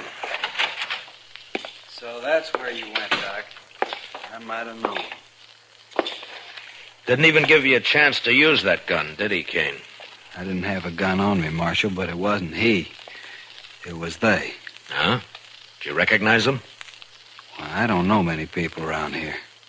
You know Joel Adams, so you told me. It wasn't Adam. Could you pick him out if you saw him again? No, Marshal, I don't believe I could. Where were you when they grabbed you, Cain? End of Front Street. I was taking a walk after supper. They rode up behind me, one on each side, lifted me up, and carried me out of town a ways. You must have got a good look at them, at least when they got off their horses. It was too dark, Marshal. Yeah. Doc, how long's he been here? Oh, about half an hour, Marshal. Why? Those cowboys who saw you, Cain, they brought you right in here, didn't they? Yes. So it was maybe an hour ago when those 2 men hauled you out of town? It was plenty light enough then. Was it, Marshal? You're gonna fight it yourself, aren't you? Yes, Marshal. It's my affair. It was, Cain, but you've been assaulted and shot at, so it's the law's business now. I won't prefer any charges, Marshal. You don't have to. I've seen you, and I know who did it, or who hired it done, as well as you do. Please, Marshal. I got to handle this my own way. There's a law that says you can't murder a man, Cain, and the same law says he can't murder you. Are you so full of hate you can't get that through your head? I guess that's it, Marshal. All right, Cain. You do what you have to do. So will I.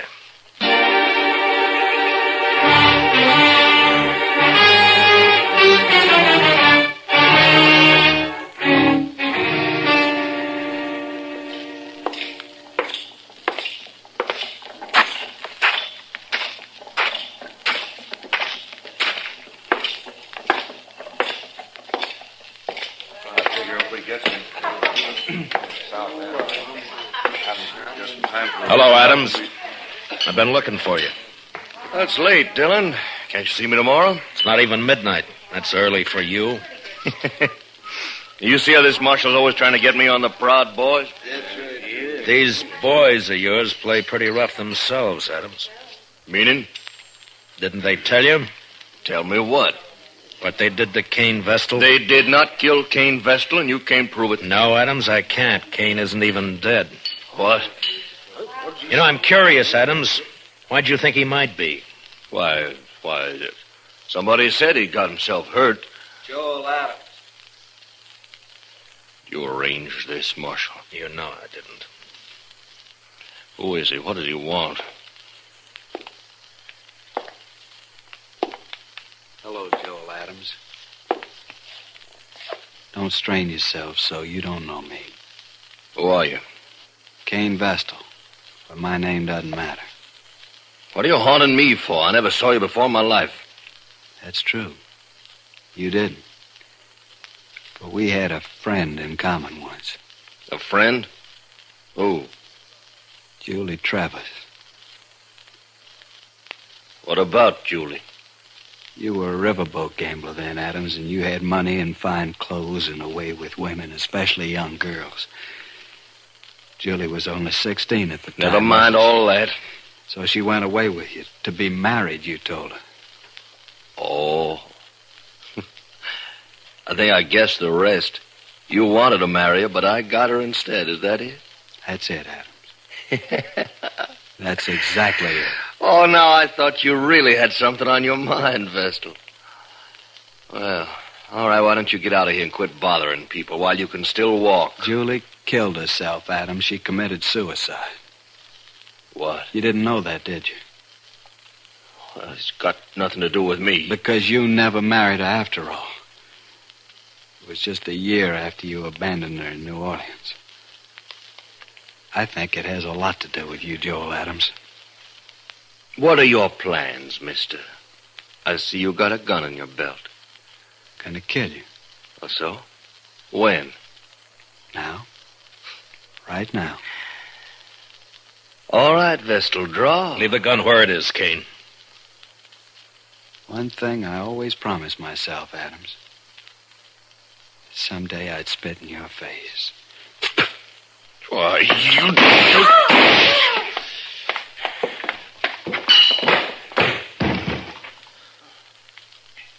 Give me the gun, Adams. There. He's dead. Well, he was going to kill me. You heard him. He wanted you dead, Adams, any way he could manage. I know it. That's what I say. You're under arrest for murder. For... What? It was a gunfight. Cain never even moved for his gun. Well, then I'll hang for this. He couldn't have got me any other way. No, don't suppose he could have. I remember the river gamblers used to say, don't matter how you win, so long as you win. That Cain should have been a gambler. Maybe he was. Come on, let's go.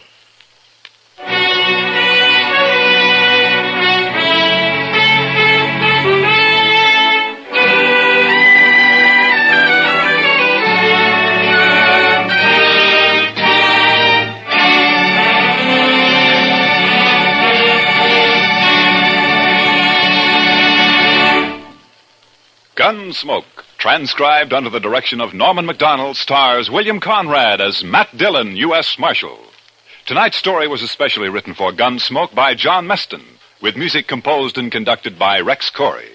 Featured in the cast were Harry Bartell with Georgia Ellis and Larry Dobkin. Parley Bayer is Chester, Howard McNear is Doc. Clancy Cassell speaking. Join us again next week as Matt Dillon, U.S. Marshal, fights to bring law and order out of the wild violence of the West in Gunsmoke.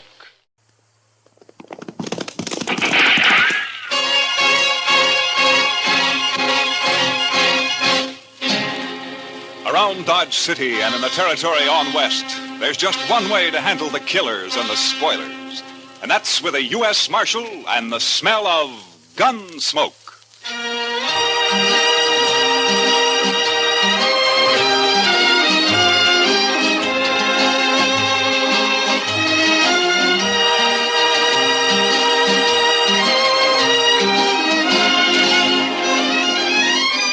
Gunsmoke, starring William Conrad. The story of the violence that moved west with young America. The story of a man who moved with it. Matt Dillon, United States Marshal.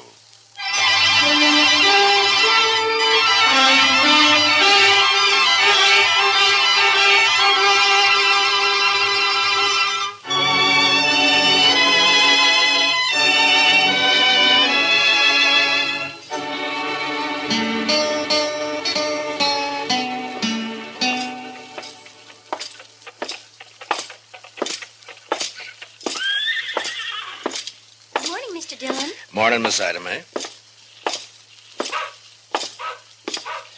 Hiya, Marshal. Good morning, John. Hey, Matt. Wait a second. Huh? Oh, hiya, Doc. Oh, on my way over to jail. After you. Oh? You heard about the Longhorn? No, what about it? You haven't heard, or you wouldn't ask. Well, heard what, Doc? Well, I'll walk along with you if you're heading that way. Well, as a matter of fact, I was heading that way. Hey, what's all that crowd out in front there for? In due time, Matt. In due time. You know, Doc, there's only one thing that makes you happier than having a secret, and that's to collect your coroner's fee. Yeah, might get a fee out of this, too, for it's over. No wonder you're all worked up.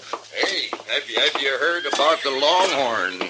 It's the What? thing. It's your Longhorn. The doggonest thing I ever come across. Morning, Mr. Dillon. Hiya, Chester. Say, you heard about the Longhorn? No, Chester, I have not heard about the Longhorn. What? He's upset, Chester. He's the only man in Dodge who hasn't heard. Look, so help me, Doc, if this is one of your practical jokes. No. I had nothing to do with it. You'll see. Will you pardon me, ma'am? Let him through. Pardon me, please. Let me through. Excuse me.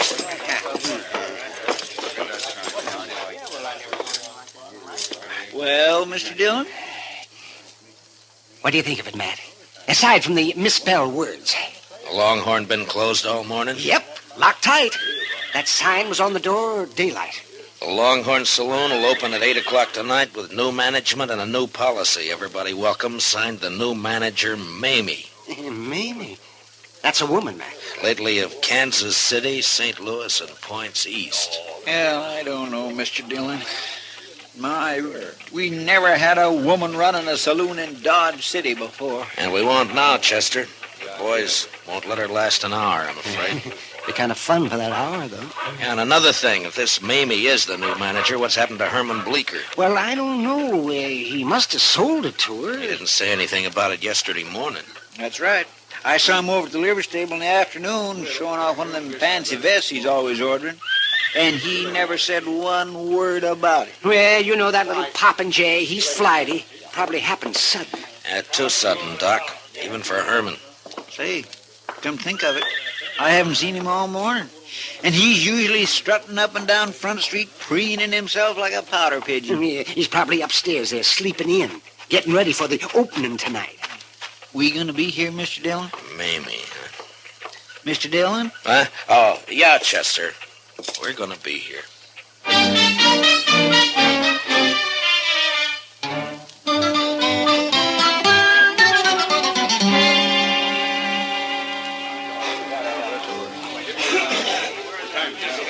All I'm sorry, boys, but she's upstairs. Said she'd be down about 8 o'clock, and that's all I know about it.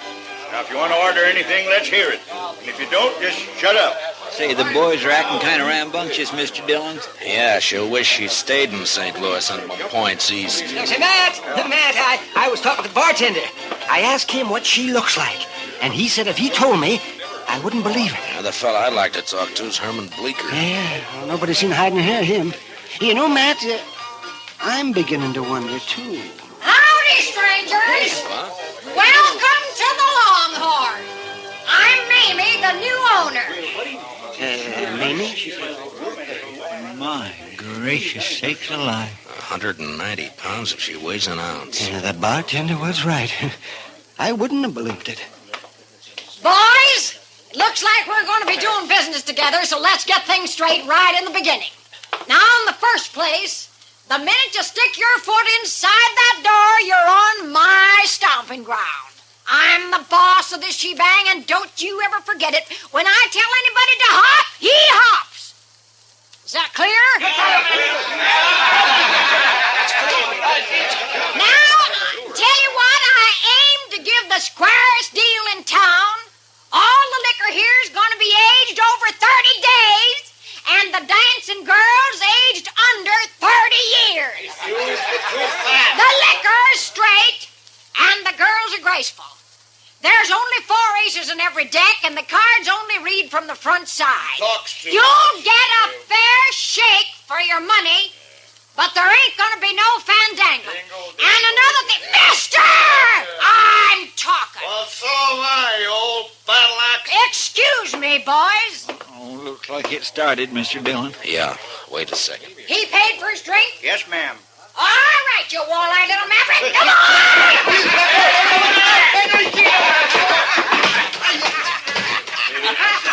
Throw his head out after him. Now, as I was saying, boys, I just won't stand for no fandangling.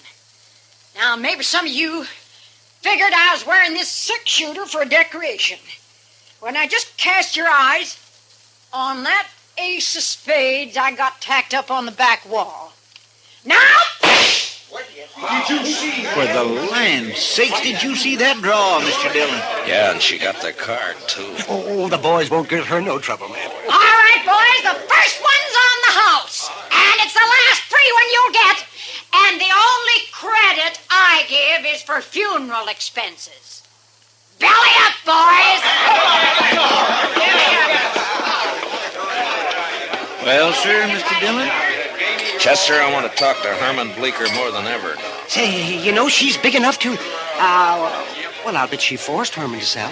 Yeah, maybe. Doc, I'll be right back. I want to talk to her. Oh, that shooting was nothing, boys. Oh, you're the marshal, huh? Yeah, that's right, ma'am. My name's Dillon. Proud to shake your hand, Mr. Dillon. Well, thank you, Miss Mamie. Welcome to Dodge City. Mighty decent of you to express the sentiment, Marshal. I reckon you won't get much business around the Longhorn. I'll take care of any trouble that's around here. It'd be quite a change. The boys used to push Bleecker around every now and then. Oh, that runty little prairie dog. I didn't know he was planning to sell, Miss Mamie. He must have made up his mind in a hurry. Yeah? I made him an offer, and he took it. Just like that. He found himself some new living quarters, I suppose. Oh, yeah, he moved right out last night. Yeah. I wonder where he's holed up. Huh? There are a couple of things I'd like to see him about. Well, now, I'll tell you, I'm afraid he left town, Mr. Dillon. I think he said something about taking the Santa Fe to St. Louis, now that I remember. Oh, I see. Well, that's too bad. I'd sure like to have seen him. Well, I'll probably drop in now and then, Miss Mamie. Sure! Anytime, Marshal. For you, it's on the house! Thank you. What'd you find out, Mr. Dillon? Let's get out of here, Chester. Coming, Doc. Sure. Oh, yes, with both ears a-flapping.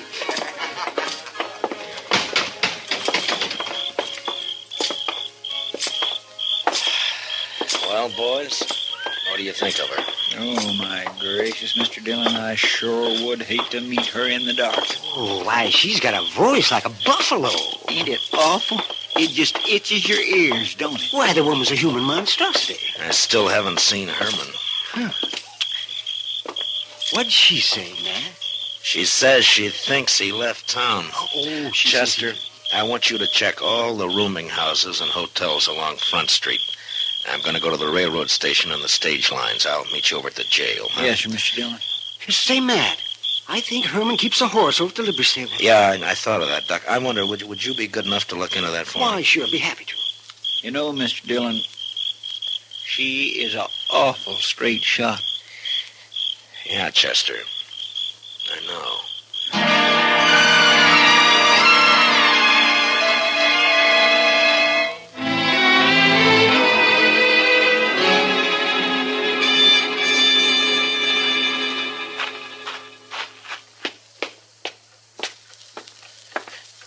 You here, Matt? Oh, yeah, come on in, Doc. Well, his horse is still over at the stable. He didn't tell them anything about leaving. He didn't leave, Doc. Mamie came in on the 9 o'clock train last night. Only one train out after that, around midnight. He wasn't on it. And he didn't buy a ticket on the stage either. Yes, see, now what did I tell you? Matt, that settles it. Yeah, of course, he may have moved into one of the hotels. No, sir, Mr. Dillon, I'm afraid he didn't. Oh, well, what'd you find out, Chester? That nobody in this town has seen Herman Bleecker since around 9 o'clock last night. Matt, I knew I'd get me a fee out of this, one way or the other. Well, don't spend it yet, Doc. What? Buenos noches, señores. Oh, Manuel. Come on in. Come on in. Gracias, señor Dillon. Well, what's on your mind? Pues, señor, I was at the railroad depot when I hear you ask about the little one, el señor Bleecker. No? And the other, the señora. Oh, there is much woman on that one. Well, there's no argument there, Manuel. Señor, last night I have seen something which is strange. No? I am come home very late, 1 hour, 2 hours before dawn. I was visit a friend, you understand? Yeah, I understand. You see, I am walk home in much hurry, and it is very dark, señor, when at once I see this lantern in the arroyo behind the Longhorn Cantina. Oh, a lantern, you say? I am think, what is this? So I wait, and this lantern is come toward me. And when it is close, oh, this woman who I have no see one like her. Oh, what a scare. Well, what was she doing in the arroyo? I do not know, but is one thing I forget. She has carried something in her hand. Well, what was it, Manuel? A shovel, senor.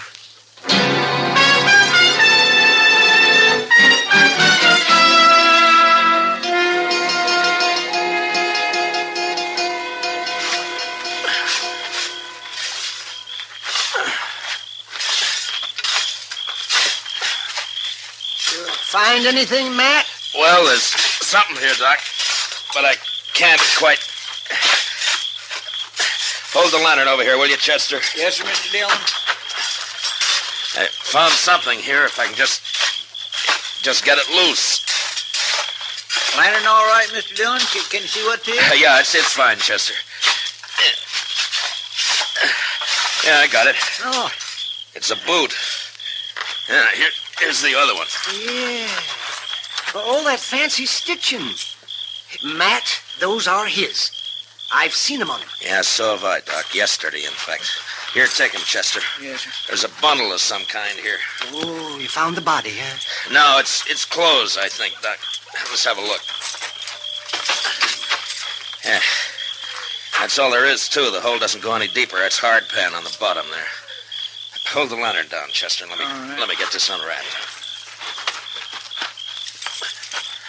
I'm not so sure about that coat, Mr. Dillon.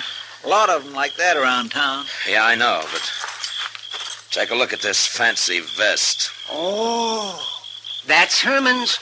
Nobody else in Dodge City'd ever wear a thing like that. Well, from the looks of it, he won't be wearing it again.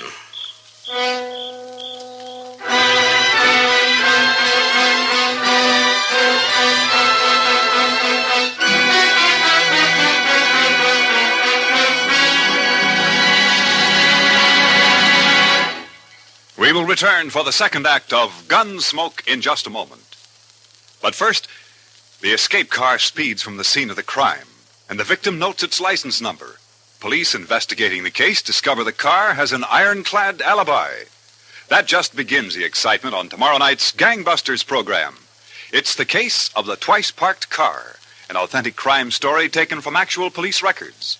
Don't miss Gangbusters, presented by CBS Radio tomorrow night over most of these same stations.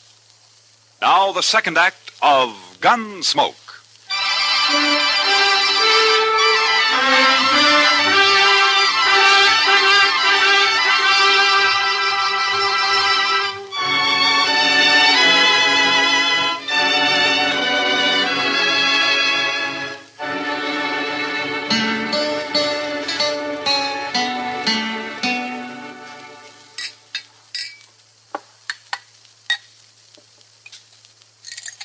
How you coming, Doc? Now, don't rush me, Matt. Don't rush me.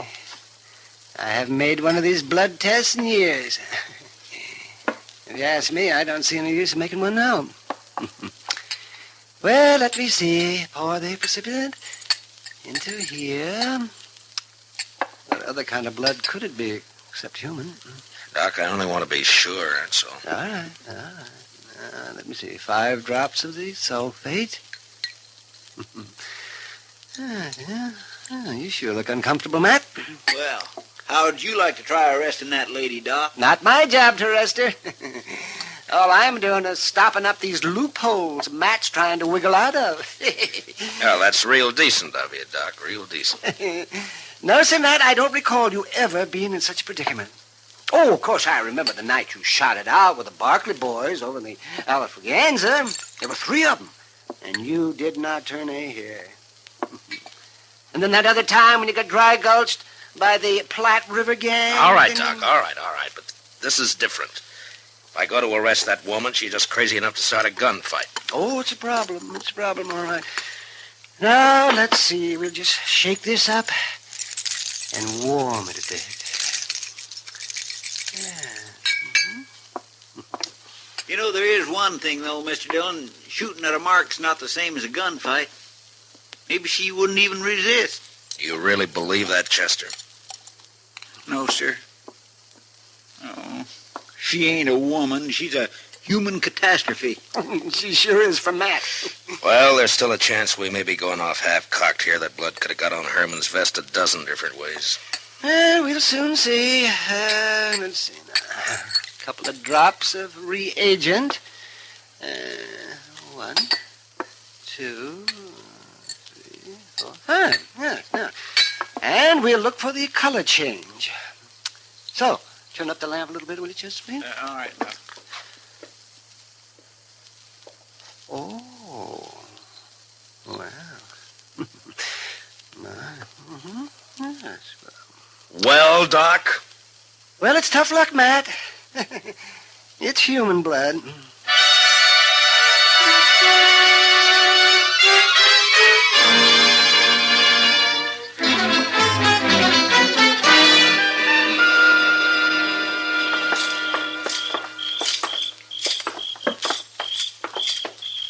Hey, Matt, I thought we was going over to the Longhorn to talk to Mamie. How come the jail? She'll keep, Doc. She's not going anywhere. Looks cut and dried to me, Matt. It might not if you were in my shoes. Come on in, boys.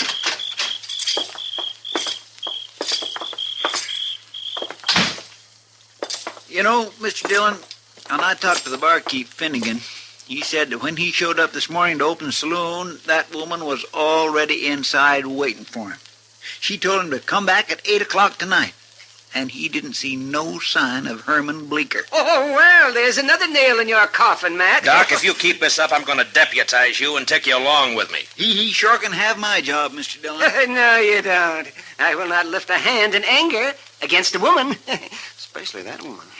I keep thinking we could still be wrong. Oh, real diehard. Look, now, suppose Herman hurt himself some way. How? And he wanted to get away by himself and recuperate. Where? And suppose he didn't want anybody to know about it. Why?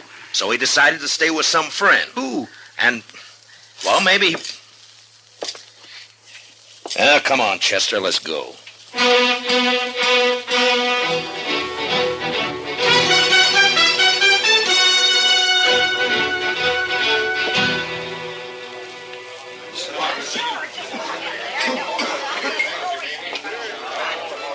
There she is at the end of the bar. What are you going to do, Mr. Dillon? Take her in, Chester. Maybe she'll talk when she's arrested. I gotta get that gun away from her some way. It's not going to be easy. And it's gotta be done. I've never drawn a gun on a woman yet, and I'm not starting now. If I could just manage to... I don't know. There might be a chance. Stick close to me, Chester. Yes, Mr. Dillon. Well, Marshal, mighty glad you dropped back in. I was just wondering how you were getting along, Miss Like a kid with two tongues and an all-day sucker. Say, now tell me, did you find that little weasel Herman Bleecker? I thought you told me he'd left town. Oh, well, I was just guessing, Mr. Dillon. He said something about planning to. Here, step up and have a shot of poison. No, thank you. As a matter of fact, I came back here for a particular purpose. Chester and I have a little bet on. Mr. Dillon, What kind of a bet is it, Marshal? Well, it was about that shooting trick of yours, hitting the center of that playing card, you know. Chester figures that it was a fluke of luck. He's betting me that you can't do it 5 times in a row. Well, we'll soon settle that. The card's still up there. Stand aside, boys! Mamie's gonna limber up her shooting irons and get out of the way. Get down there, Curly. All right. There's one. Couple of them. You're doing fine so far. How you doing down there, boys? All dead center so far. Say, you there, whatever your name is, what do you think of your bet now? Well, I guess I just kind of lost my head, Miss Mamie. Well, 3 down, 2 to go. There's 4. And 1 more. Oh, yeah. Well, what are you stopping now for, Mamie? Well, I got some rules I go by, Marshal. One of them's never to fire my last shot and leave my gun empty. Yeah, I see. Well, that's a pretty good idea, I guess. Sorry to lose your bet for you, Marshal. I'm convinced. Well, I guess that didn't quite... Chester. Miss Mamie, I guess you're not a gambler yourself, huh? Who says so? I'll take a fair bet at even odds any day of the week and twice in Philadelphia. Well, in that case, I'll make you one. I got a pretty fair gun here. Or at least I thought so till I saw yours in action. Well, I'd say yours every bit as good as mine. Well, then how about a bet? Your gun against mine on the 1-cut high card, huh? Well, now, how? I didn't... Of course, it's all right with me if you'd rather back out on it. Who's backing out? You got yourself a bet, Mr. Dillon. Finnegan, shuffle us a deck. Okay, Miss Mamie. It's a better a fight. Mamie never backs out. There you are, Miss Mamie. Now, who goes first, Mr. Dillon? What? Ladies, always. All right. If you're a friend, Lester'll cut him for us once. It's Chester. Never mind. Cut the cards. Yes, sir. Ma'am. Now, let's see what we've got. Jack of spades. That's not bad. Plenty good, Marshal. Plenty good enough to beat anything you can... King of diamonds. All right. I'm beat. Fair and square. You won yourself a gun. Thank you. Here, Chester, will you take it? Yes, sir. And now the handcuffs. Here, now! Maybe you're under arrest. Why, you, of all the sidewinds and double-crossing backhanded... Mamie! Now, you're going to stay fastened to me until I get you in a cell, so you might as well make the best of it. Why, you... And as far as that's concerned, you'll be safer in jail than out of it once word gets around. People here in Dodge City thought a lot of Herman Bleecker. That little sawed-off groundhog... That's no excuse for killing him in cold blood. What? You heard him, Mamie. You killed me. Bleecker! This is a somebody finally shut Mamie up and make her like it. The marshal's a gentleman, you little weasel. He knows how to talk to a lady. And to hear you say how much the town thinks of me, Mr. Dillon. What's this all about, Herman? Well, I'll tell you what it's all about. Yes. This little grub worm ran out on me in Cincinnati 3 years ago. Like to broke my heart. I've been hunting him ever since, and last night I found him. I wailed the living daylights out of him. Yeah, he looks like it. But why did you bury his clothes? Mr. Dillon, would you want to be married to a man that dressed like that?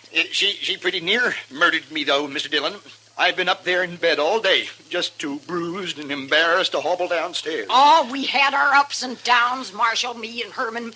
You know how it is. Yeah. Chester, give me the keys to the handcuffs, will you? Yes, sir. I got them right here in... Well, I guess they're over in the... What's the matter, Chester? Oh, Mr. Dillon, when we were digging out there, guess I must have lost them.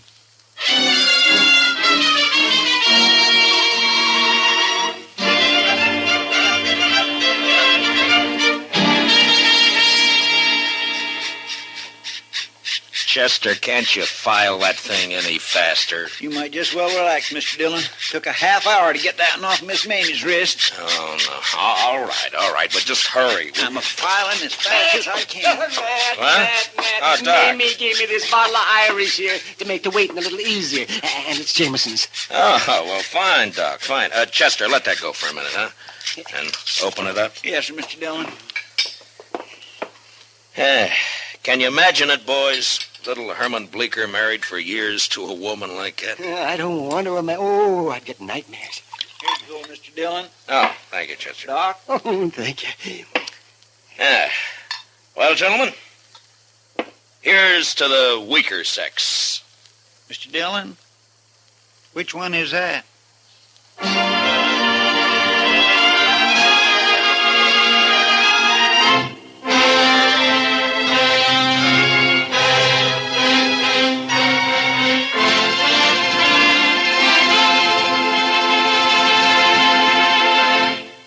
Gunsmoke, under the direction of Norman MacDonald, stars William Conrad as Matt Dillon, U.S. Marshal.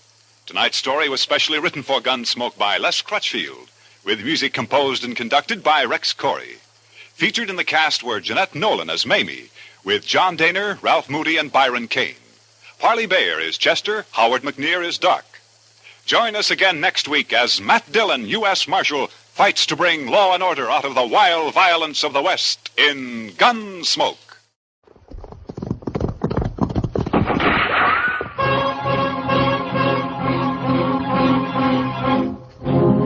Around Dodge City and in the territory on west, there's just one way to handle the killers and the spoilers.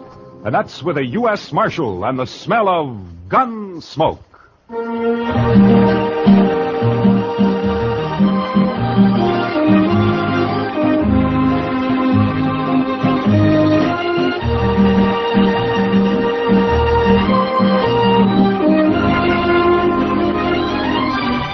Gunsmoke, starring William Conrad. The story of the violence that moved west with young America. The story of a man who moved with it. Matt Dillon, United States Marshal.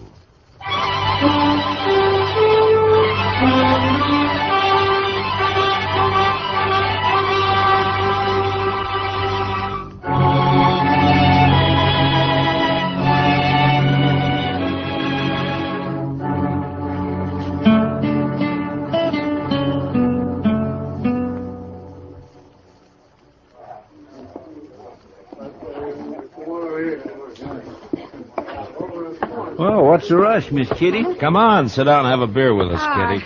I'd love to, Matt, but I just stepped out for some thread. I gotta get back to work. Some thread? That sounds pretty domestic for you, doesn't it? Yeah, but it's an occasion. I'm making a wedding dress. What? Oh, no, Miss Kitty, not you. Oh, my, no. Well, it isn't for me, Chester. Worse luck. It's for artist Nash. It's gonna be beautiful. If I say so myself. Well, if I ever need a wedding dress made, I'll sure come to you for it. Well, I'll be here, Matt.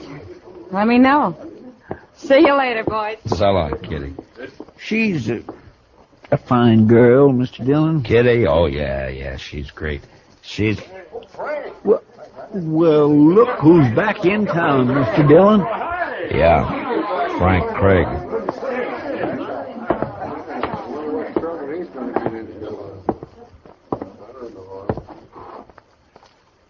Hello, Marshal. Frank, I never expected you to come back. I don't know what to say to you. You might say welcome home.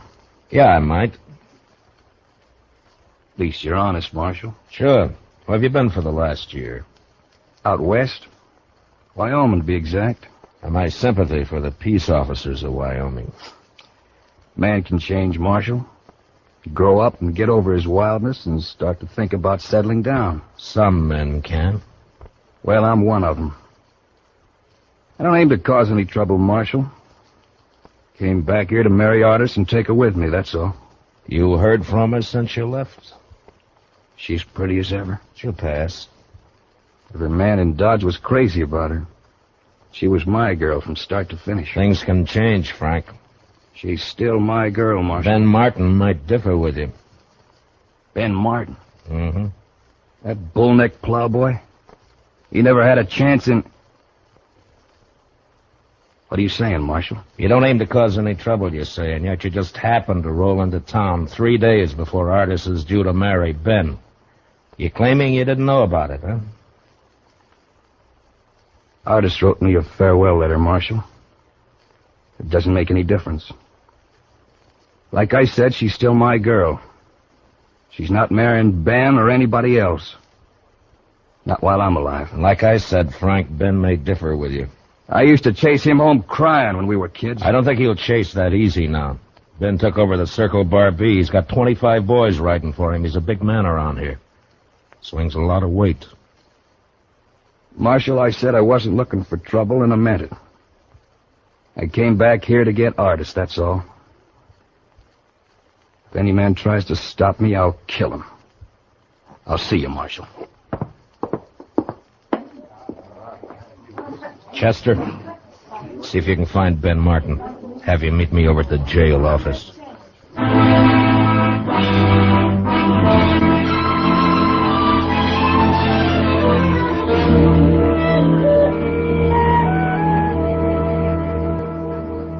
I thought he was 1,000 miles away, Marshal.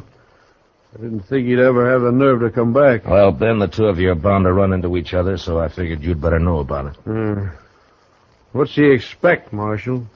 Artis forgot him a week after he left town. Does he expect to force himself on her? Maybe, you know, Frank. For my money, he's a crazy, half-wild saddle bum who should have been hung 5 years ago. He says he's settled down, though, Ben. He's not going to settle down here. Look, Ben, I don't like killings. Now, hang on to that temper of yours. Sure.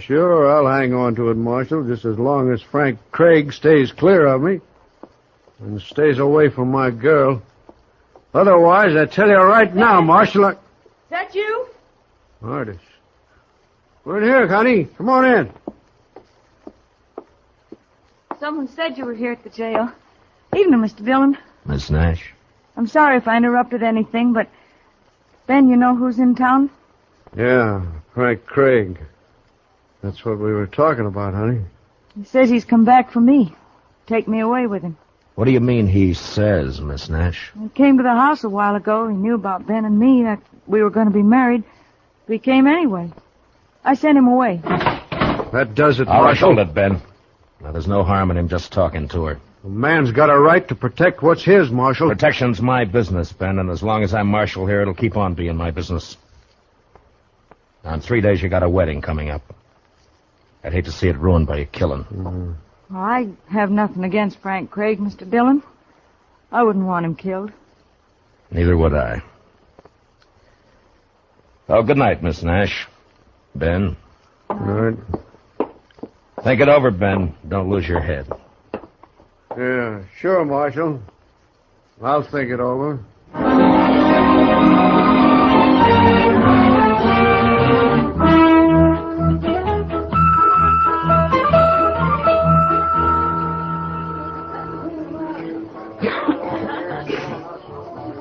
How long are we going to have to keep on riding herd on Frank Craig, Mr. Dillon? Oh, just till he and Ben meet face to face and have their say, I guess. My, that Frank Craig sure is a fancy dresser. Silver spurs, red silk handkerchief, yellow boots. Well, now, here's the marshal, right on the job. Hiya, Doc. Well, Matt, I hear we got ourselves a nice little killing coming up. You hope we have him. Oh, no, it's not the fee. It's the romance of the thing. Yeah, sure. Young man comes back from the West to see his girl, finds she's on the point of marrying somebody Chester. else. Watch me for the play and keep me covered, huh? I don't know what you mean. Over there. Oh. Ben Martin and 2 of his boys, they just came in. I'm going to go over to the bar next to Craig. Now keep your head up. Yes, Mr. Dillon. You better give me some room, Doc. Al, how are you, Frank? Yeah, I saw him come in, too. You've been standing over there watching me for 2 hours. Now you come up and speak. I fight my own battles, Marshal. Frank, the way I'm playing it, there's not going to be a battle. Well, Ben, it's nice to see you. Marshal, I'd rather you weren't here. I guess you know that. Yeah, sure, I know that. Don't worry, Ben. Dillon's neutral. That still gives you 3-to-1 odds. What more do you want? Frank, we don't need you in this town. You were gone for a year and we got along fine. So if you climb on that horse of yours and ride out again, we'll still get along fine. My girl won't, Ben. You haven't got a girl in Dodge City, Frank. Well, sure I have. And I want to thank you for looking out for her while I was away. As far as she's concerned, you're still away. I might as well warn you, there are a couple of my boys on guard at her house armed with rifles.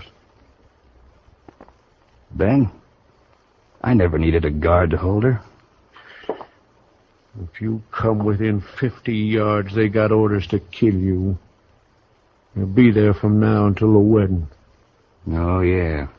That wedding. I'm afraid that's been called off, Ben. You see, Artis and I have other plans. We got a wedding of our own coming up. Well, you dirty darn! Now, if either one of you draws, he's drawn against me. I wouldn't draw on him, Marshal. I feel kind of sorry for him. So help me, Shut up, Marshal, both of you. I'm gonna... Now, you both had your say. And each knows how the other one stands. Well, here's my stand. If Ben wants to keep a guard at her house, it's all right with me. You've had a fair warning, Frank, so stay away. I wish he would try to bother her. And on the other hand, Ben, Frank's got as much right to the run of the town as you or me or anybody else. Sure, as long as decent citizens hide their valuables. You can't go by rumors, Ben. Nobody ever proved a case against him, you know that. A piece of stout rope would prove. I wouldn't try it, Ben. If you and your boys want a drink now, go on over to the Longhorn. Stay out of the Texas Trail here from now on. You, Frank, stay clear of the Longhorn. You're quite an optimist, Marshal. Yeah, maybe so. Well, are you leaving, Ben? Yeah. I'll be seeing you, Frank. Come on, boy. Frank, you got nothing to gain here and everything to lose. Miss Nash has made a choice, and whatever was between you once is water down the river. Why don't you pull out? Because she's still my girl, Matt. I know and she knows, too. You wait and see.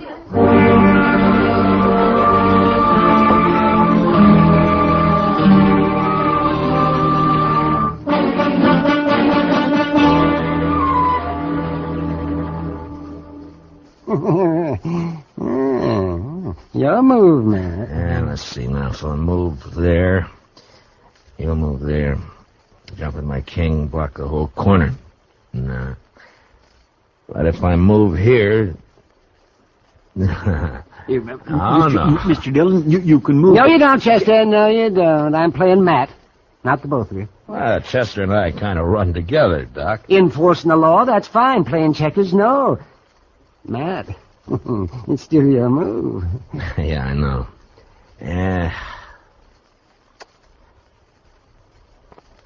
All right. right. There. Oh, well, I'll be... That's the move I was going to tell you to make, Mr. Dillon. Thanks, Chester. Doc, you're beat. Let's call a game. Yeah, you sneaked up on me. That's what you did. You snuck up on me. Oh, well, that's all right, then. Sure is a quiet night. I figured one of them two would make a play before this. Yeah. And if we can get past noon tomorrow with Ben and Artis married, well, even Craig ought to know when he's beaten. I don't know, Matt. He never did when he was here before. Well, then he better learn. Trying to get a girl to change her mind is one thing. Bothering a married woman's another. You know, Mr. Dillon, it seems to me Miss Artis Nash is the one that could put a stop to all this. If she'd just speak her mind out plain, there was... Oh, Kitty. now what's the matter? Kitty, what's Matt, they want you over at the express office right away. You too, Doc. So what's wrong? Hold up, Matt. Somebody shot the clerk. He's dying. Will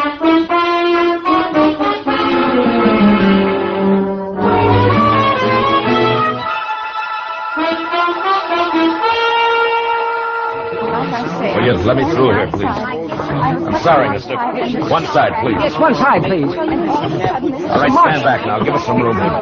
Can you get through, Doc? Yeah, Matt, I can get through. Yeah, stand back. Chester, will you move them back? Make them stand back. Yes, sir, Mr. Dillon. Yes, let me have a look now. Just let me have a look. How does it look, Doc? Well, there's a lot of bleeding, Matt. I don't know. I'll do what I can. Mr. Dillon. Easy now, fella. You're going to be all right. It was one man, Mr. Dillon, wearing a mask over his face. Red silk handkerchief. A red silk handkerchief. Oh, Frank Craig's the only man in town. Yeah. I know.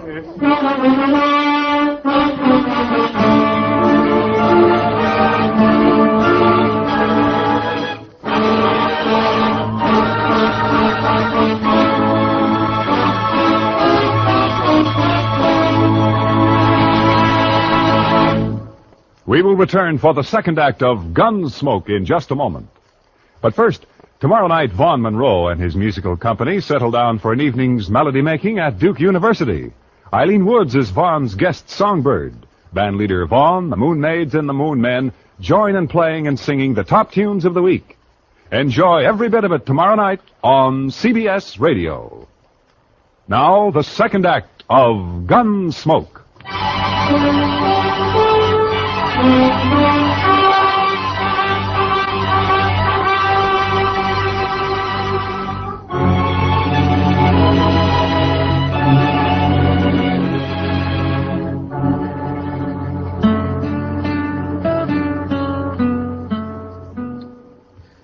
It's pretty late, Mr. Dillon. Maybe he's not going to come back here. His bedroll's here, Chester. All his belongings. Man doesn't leave his stuff in a rooming house unless he's planning to come back to it. He might have got the wind up after he shot that clerk. Maybe he just hit the saddle and lit out. No, not Frank. That's one thing about him. I've never seen him scared. He'll be here. Sooner or later. I can't figure him, Mr. Dillon. He must have needed the money awful bad. Yeah, I guess so. My, this hiding out in the dark gets on a man's nerves, don't it? Yeah, it sure does. Help some if we could just smoke. I don't suppose... Shh. Somebody's coming, Mr. Dillon. Yeah, I hear him. That's him, all right. Now watch it, Chester.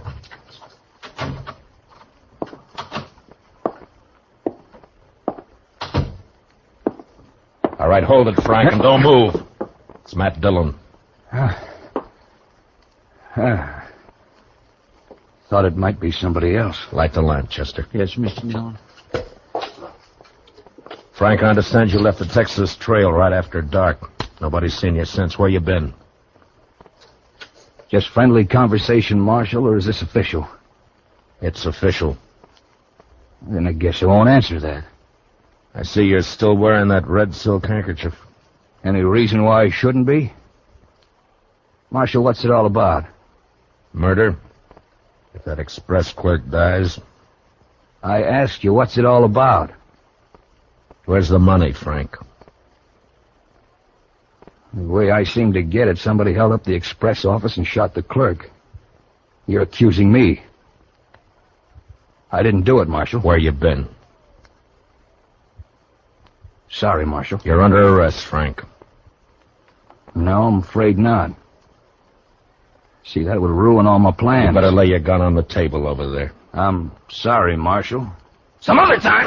Look out for the lamp! Grab him, Chester. Don't shoot, but grab him. Oh, he went through the window, Mr. Dillon. Never mind, Chester. Grab a blanket. Let's get this fire out before it burns the whole place down. Come on!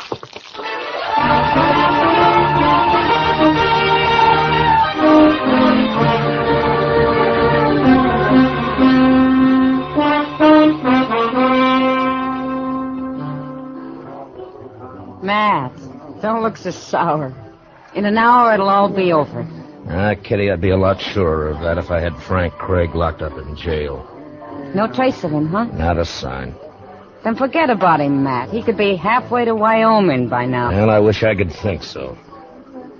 I wonder what artist Nash is thinking about him. What business has she got thinking about him when she's going to marry Ben in an hour?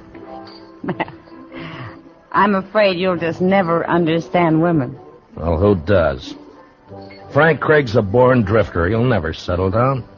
He's wild as a range colt. Never been broken, never will be. And sooner or later, he'll come home tight across his saddle. How any girl can get herself interested in a man like that beats me. Not me, Matt. I know exactly how a girl can get herself interested in a man like that. What? I'll see you at the wedding. I gotta help artist finish dressing. Morning, Miss Kitty. Morning, Doc. Hey, good morning, Matt. You working up your courage? What for, Doc? I'm not getting married. How's the express clerk? Oh, he's bad. He's getting worse. I don't think he's going to make it. What about Frank Craig? Nothing, not a sign. I think he's still around town somewhere, but we Morning, can't Mr. find him. Dillon. Well, Doc? Doc, look at that. Well, look, it's an alpaca coat, a boiled shirt, green galluses, and a pink silk tie. Oh, well, Chester, I haven't seen a get-up like that since I hauled out of Boston. Well, I figured it was only due respect to the bride. Where's your gun, Chester? Oh, goodness gracious, Mr. Dillon, you can't wear a gun to a wedding. Well, at this wedding, even the bridegroom's wearing a gun, Chester. I'm wearing one, and so are you, so you better go get it. Meet me at the church.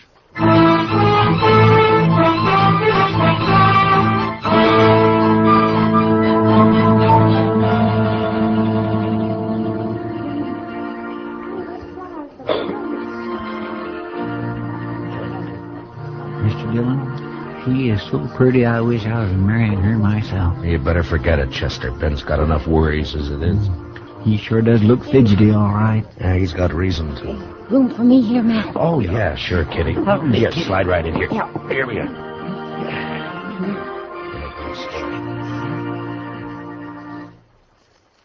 My dearly beloved friends and neighbors, it is the privilege of all of us to be gathered here together in the sight of the Lord and in the presence of one another for the purpose of uniting this man and this woman in the bonds of holy matrimony.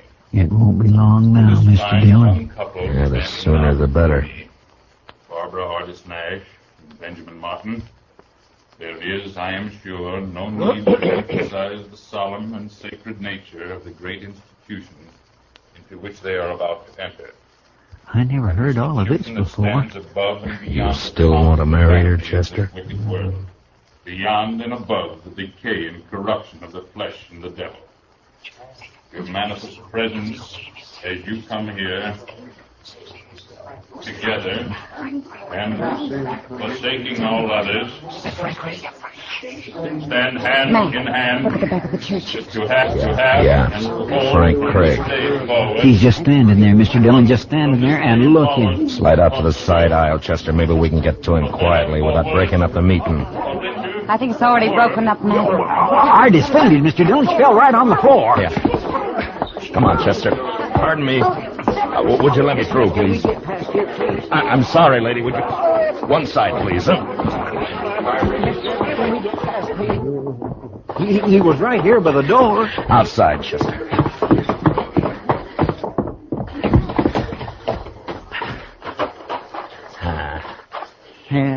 no sign of him. Matt, did you find him, Matt? Not yet, Ben.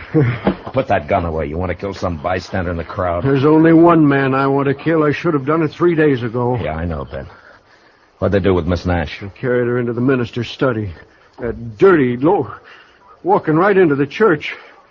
Scared her out of her wits. Marshal Dillon. Oh, over here, Reverend. Marshal, a terrible thing has happened. He forced his way into my study, pushed me out the door. Craig? Yes, he had a horse tied behind the church. He's gone and taken her with him. He's kidnapped her, Matt. He's kidnapped her. Save your breath, Ben. Get your horse. Come on, Chester, let's ride.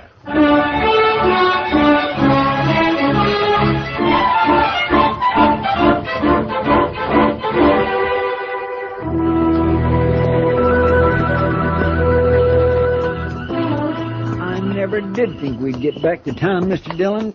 I'm saddled, sore, and beat. Yeah, Chester. 100 men hunting him, and he slips past all of them. I swear I just can't figure it. Any trace of him, Matt? Not a sign, Kitty. Some of the boys are still beating the riverbed south, but I don't know. Guess he kind of made fools of us, Mr. Dillon. Yeah, I guess so, Chester. Mash! What? Any luck? Yeah, sure, Doc. Oh, bad. Yeah, mine too, man. That clerk died a half hour ago. So now it's murder, Mr. Dillon? Yeah. Now it's murder. Hang up, boy. Well, let's go into the office and get out a bulletin. A bulletin. What a good that'll do.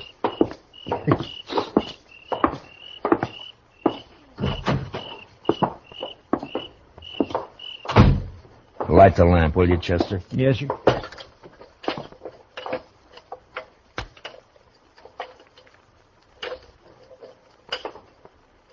There we are.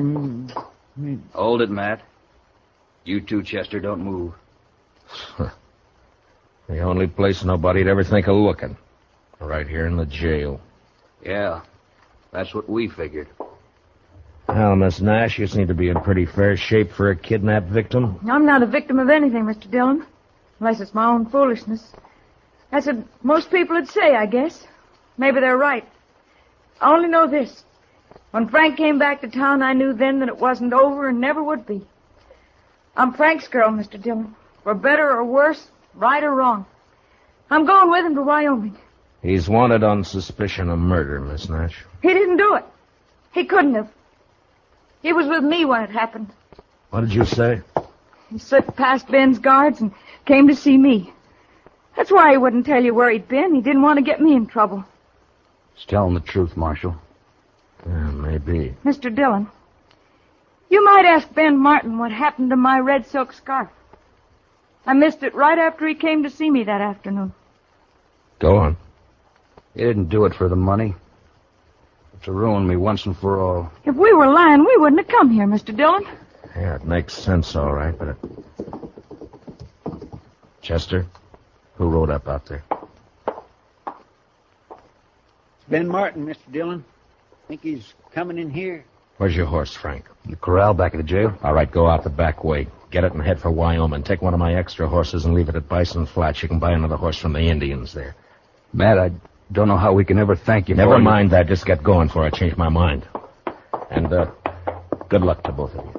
Thanks, Mr. Dillon.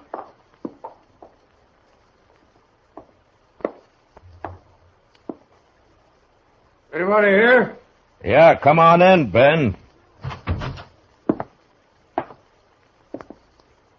Saw the light on. Figured you must be here. Any sign of him? What's the matter? The clerk died. Why'd you do it, Ben? I don't know what you mean. Where's the red scarf you stole from Miss Nash? I gotta arrest you for murder, Ben. I don't think so, Matt. I don't think I'm going to let you do that. You've seen me draw before. Now you better give me your gun, Ben. Don't do it the hard way. What you call the hard way, Matt, may be the easiest way of all. So win or lose, I guess...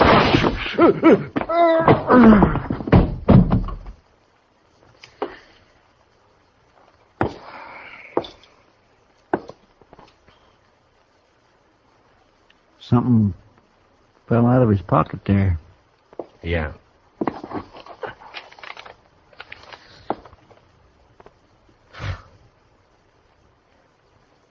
His marriage license.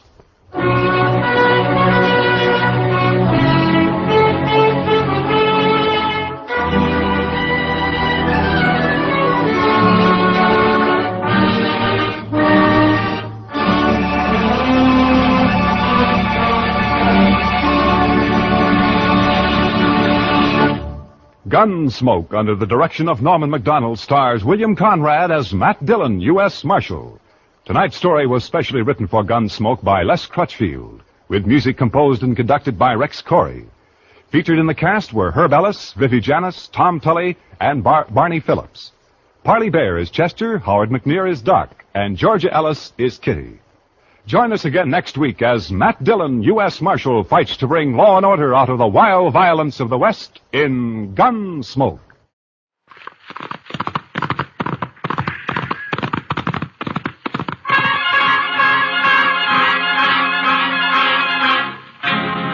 Around Dodge City and in the territory on west, there's just one way to handle the killers and the spoilers. And that's with a U.S. Marshal and the smell of Gunsmoke.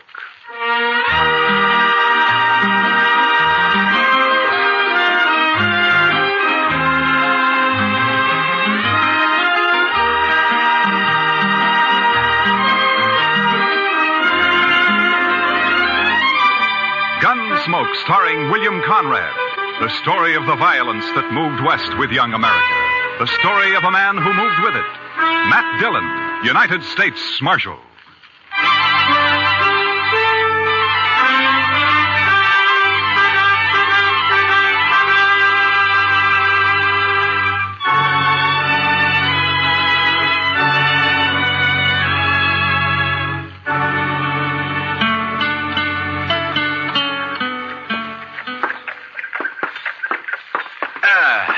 You know, Chester, a morning like this makes a man glad to be alive. Oh, it's a fine one, all right, Mr. Dillon. Yeah. A little nippy, maybe, but just fine. Indian summer hanging on and winter holding off. You know, Chester, this time of year, I wouldn't trade western Kansas for everything east of the Mississippi. Oh, good. Pedro's got a fire going. I built the fire, Marshal Dillon. Oh, good morning, Caleb. I've been waiting in this jail office for a full 2 hours. What time do you start work, Marshal? You know Caleb Andrews, don't you, Chester? Oh, yes, indeed. How are you, Mr. Andrews? Marshal, I have an order here from the U.S. District Court. I believe it's your job to serve such orders. Yeah, it is. I don't get them often, though. Order of foreclosure and eviction on Ed Blake. Why are you doing this to Ed, Caleb? The man borrowed money from me. Gave me a mortgage on his farm and household effects. He can't pay it. Why do you think I'm doing it? It only came due 3 days ago. You sure didn't waste any time. I'm not interested in your opinions, Marshal Dillon. Yeah, amount of the mortgage. $420. What do you need with $420? You own half of Ford County now. Marshal, it's not your place. You know as well as I do why Ed Blake can't pay this off. His horse rolled on him last spring and broke his leg. And his wife and kid nearly broke their backs trying to get a crop out. I didn't come here to listen to you. If you let this ride on through the winter, you'll get your money out of it. If you go ahead and foreclose now, you'll wipe him out. Marshal, I already have foreclosed. You'd break a man for $420 you don't even need, huh? As I said, your opinions don't interest me. All I expect from you is to serve these papers. All right, I'll serve them. You'll notice they're to be served today. I said I'd serve them. Now get out. What? This office belongs to the United States government, and as far as I know, that's one thing you got no mortgage on, so get out. You may find I have some influence in Washington, Marshal Dillon. Then see if you can get me a decent salary for this rotten job of mine. It sure was a fine morning, Mr. Dillon. Yeah, it was. All right, Chester, let's saddle up.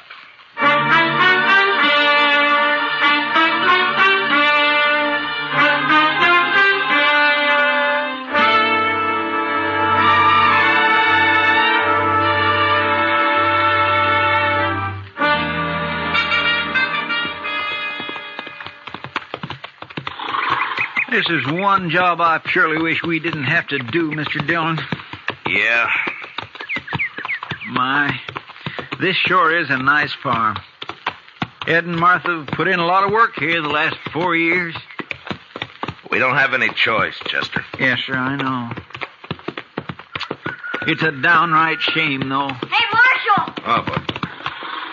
Wow. Hi, Jimmy. Looky here what I got, Marshal. Well, looks to me like a mighty dead coyote. Sure, that's what it is. He's been killing my chickens, so last night I hid out behind the barn. Yeah? I got him with one shot, Mr. Dillon, and there wasn't even a full moon. Well, that's fine, Jimmy. Matt Dillon, how are you? Oh, good morning, Martha. And Chester, too. Miss Blake? Well, I'm glad to see you. Get down, come on in. Oh, thank you. Jimmy, now that you showed that thing to Mr. Dillon, take it away somewhere. All right, Mom. He sure is a big one, ain't he, Mr. Dillon? Yeah, about the biggest I ever saw, Jimmy. He's real proud of those chickens of his. He's done fine with them. Well, here I am, though, keeping you standing out here in the yard. Come on, let's go inside. Well, we really can't stay, Martha. Oh, nonsense. You don't get out here once in a coon's age. Yeah, I know, but you And see... you're just in time. Your favorite dish, Matt. I was about to take it out of the oven when you rode up. Cornbread. Buttermilk cornbread, huh? That's right. Ed's not here, but you will say, won't you? Well, Martha, I'd like to, but, well, we just can't, that's all. The thing is that, you say Ed's away? Yes, he's in town. Matt, you're not yourself. What is it? Well, I suppose I ought to talk to Ed about this, but maybe it'll be better if he hears it from you. Here's what? Martha, I got a court order here. It has to do with that mortgage of Caleb Andrews. It's a order of foreclosure and eviction and sale. No. Oh, no. Here it is. We were so sure he'd extend it. He knows what happened, why we couldn't pay it. We were sure he'd extend it. Well, he won't. I talked to him. Matt, how long before we have to get out? 5 days. So soon. You were right, Matt. It is better that Ed hears it from me. Coming on top of everything else, it'll... Well, I can't let it break him. I just can't let it break him. Martha, if there's anything I can do, you let me know, huh? Matt, I don't blame you for this. I understand. Well, come on in now and have some cornbread with us. Well, I couldn't. I'm sorry. Thank you anyway, Martha, but I just couldn't.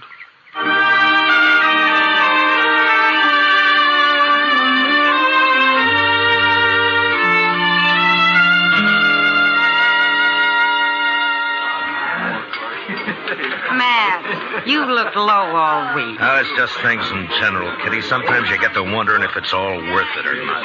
The Blakes, huh? Chester was telling me. Chester talks too much. It's not your fault, Matt. Somebody had to serve the order. Somebody has to be hangman, too. Life's never all good, Matt. There's always a little bad in it. Well, in my job, it's more than a little. Try making your living sometime as a dance hall girl. Yeah, I guess. But when you gotta go out and boot somebody like the Blakes off their land and out of their home, then you start wondering what's right and what's wrong, that's all. Well, if you find out, Matt, let me know. I've always... Oh, there you are, Marshal. I stopped by the jail. Well, all right, Caleb. What's on your mind? That Blake family, Marshal, they were supposed to vacate today. Well, they haven't done it. I rode by there a little while ago. According to the court order, they got until sundown. But they haven't made the slightest preparation to... Marshal, I believe I'd prefer to discuss our business elsewhere than in the presence of this... Easy, Caleb. Matt, I'll go. Caleb, you're going to apologize to Miss Kitty right now. No. Apologize? If you think I'm going to apologize to this cheap little baggage who's in it... Matt, you shouldn't have done that. Finnegan, take him outside and throw some water on him. Yes, sir, Marshal. Why not, Kitty? He had it coming to him. He'll do everything he can to hurt you now. He'll take it out on the Blakes, too. Yeah, maybe. Look, Kitty, I just got an idea. I'll see you later. All right, Matt.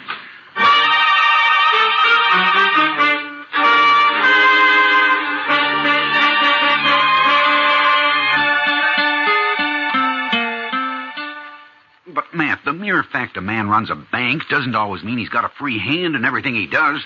A bank has stockholders, a board of directors. I've got to listen to them. I think they'd approve the loan, Clem. Another thing, Caleb Andrews is the biggest account I've got. If I crossed him by taking this loan you suggest, Matt, he'd break me. I see. All right, Clem. Forget it. Matt, I realize I'm under obligation to you. You saved my life that time the James brothers held me up. Saved the bank, too, in fact, but... That was part of my job, Clem. There's no obligation. I was just asking you as a friend to help out another friend. Matt, I'd like to do it, but I just can't. Don't you see? Yeah, sure, Clem. I see. Just forget it. Gotta think of my wife and the two girls. Yeah, of course you have. It's not that I don't want to help. I understand, Clem. I really do. Forget it.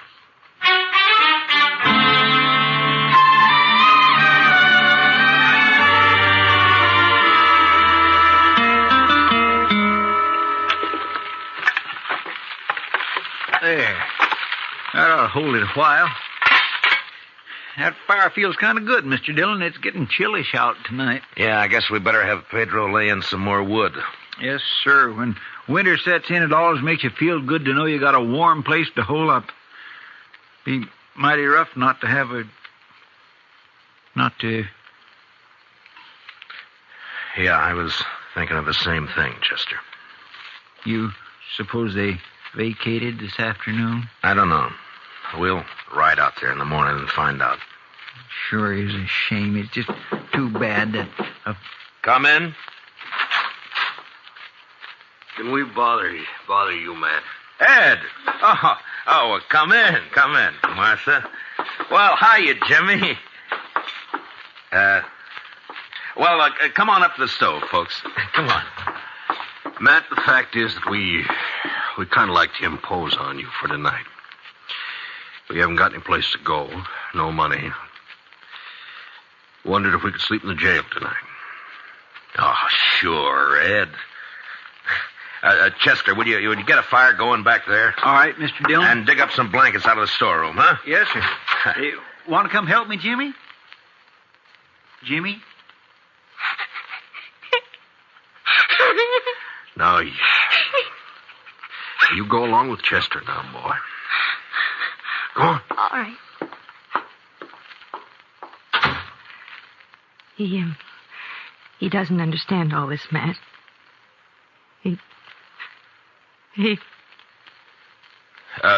Ed, we may as well get your stuff out of the wagon, I guess. Well, there ain't any wagon, Matt. We walked into town. 6 miles? With that leg? I know, but that wagon, the horses, all the household goods, they're all covered by that mortgage. We didn't take anything. Except the clothes on our backs. Oh, so help me, Ed. So help me if I could... It's all right, Matt. We know how you feel. But after all, we started with nothing before. We can do it again. But there's no reason you should have to. We do have to, though. And that's that.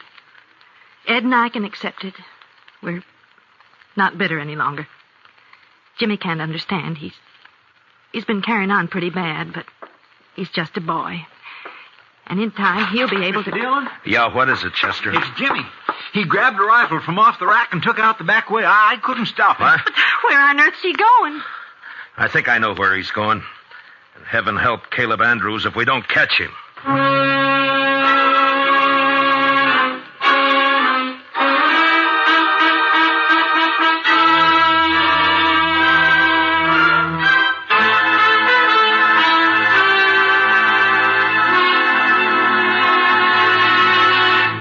We will return for the second act of Gunsmoke in just a moment.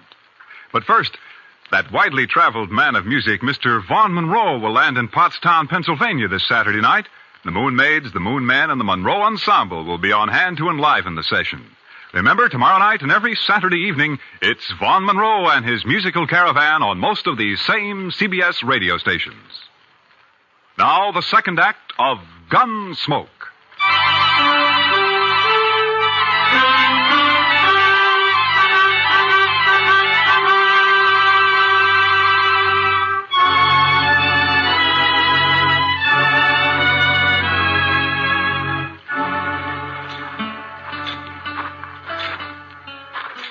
Mr. Andrews' house there on the corner.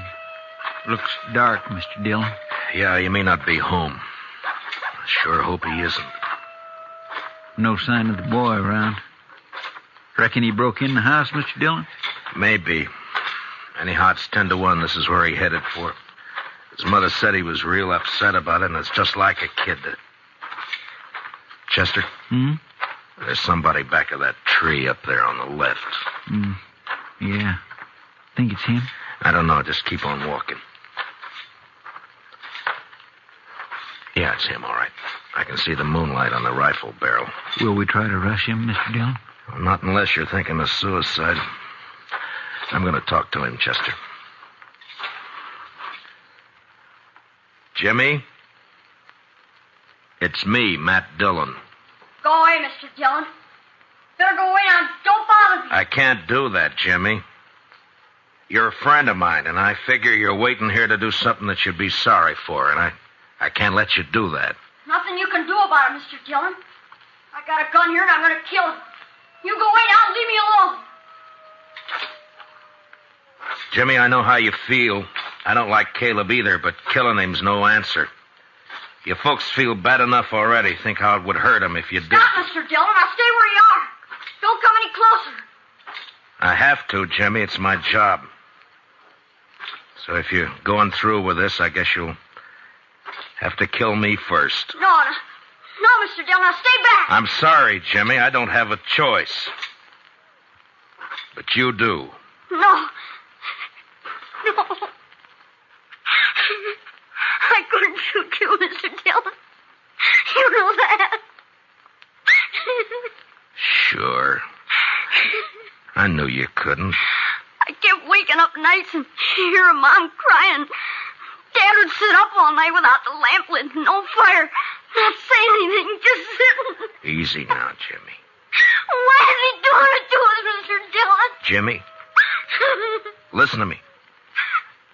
Will you do something for a friend? Yeah. If you say so.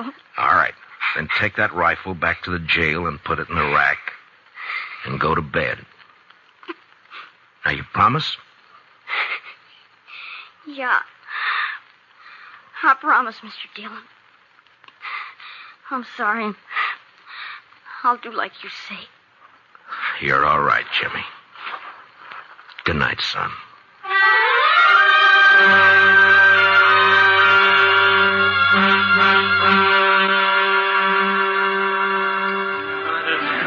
I could have told you Clem Bates wouldn't do anything, Matt. He wouldn't dare. He'd be scared Caleb would take his money out of the bank. Yeah, that's about what he said. I don't know, Kitty. I've done everything I could possibly think Oh, of. the worst of it is everybody in town's just as scared of Caleb as Clem is. I doubt if they'll even have the nerve to bid against him at the sale. Yeah, I know. He'll probably get the place at not much more than the amount of the mortgage. $420. Matt, I've seen more than that change hands across a poker table here in one deal. You think that's all it takes? I beg your pardon, Miss Kitty. Oh, of course, Jack. I'm not usually one to eavesdrop on people, but I have been listening to you, too. Jack, have you met Marshal Dillon? No, I haven't had the pleasure. The reason I butted in, Miss Kitty, I heard you talking about these people losing their home. I don't know this fellow Blake. He's never done any business over my table and probably never will. No, I don't think he's ever been in here. And I don't know if this will make sense. But the thing is, I left home when I was 10 years old, and I've been drifting ever since. When I see somebody like this Blake that sticks it out and works and fights and gets a raw deal. Well, what I'm getting at, here's $50 if that'll help him any. Oh, Jack. Well, this is awful decent of you, Jack. Matt, I said a while ago that nearly everyone in town was afraid of Caleb. Yeah? Well, there's some who aren't.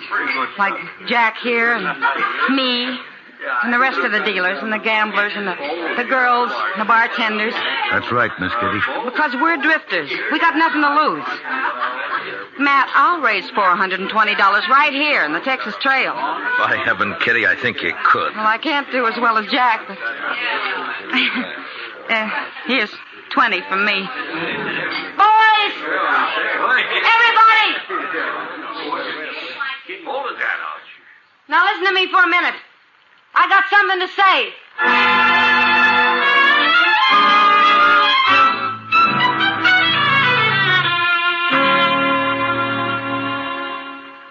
He's sure taking his time getting here, Chester. Well, I told him what you said, Mr. Dillon. Well, that ought to bring him on the run, if anything will.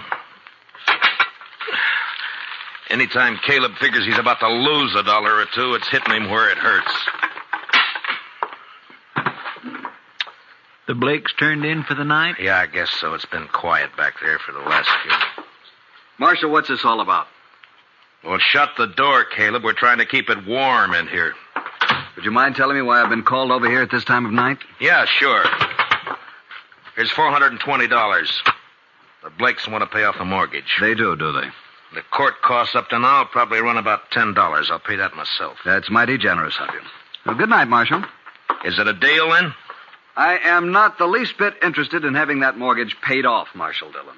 The Blake farm is worth about $2,000 now, and in 5 years it'll be worth 3 times that much. Land's going up in Ford County. That's why I'm grabbing every piece I can get. So I don't want the money. I want the farm. And when it's put up for sale, I'll get it at my own price. The foreclosure still goes. I see. Good night, gentlemen. Well, I guess that's that, Mr. Dillon. I don't know why I even thought he'd take the money. The Blakes won't get a cent out of the sale. He'll scare everybody off and bid it in a few dollars over the amount of the mortgage, and nobody in town will even try to...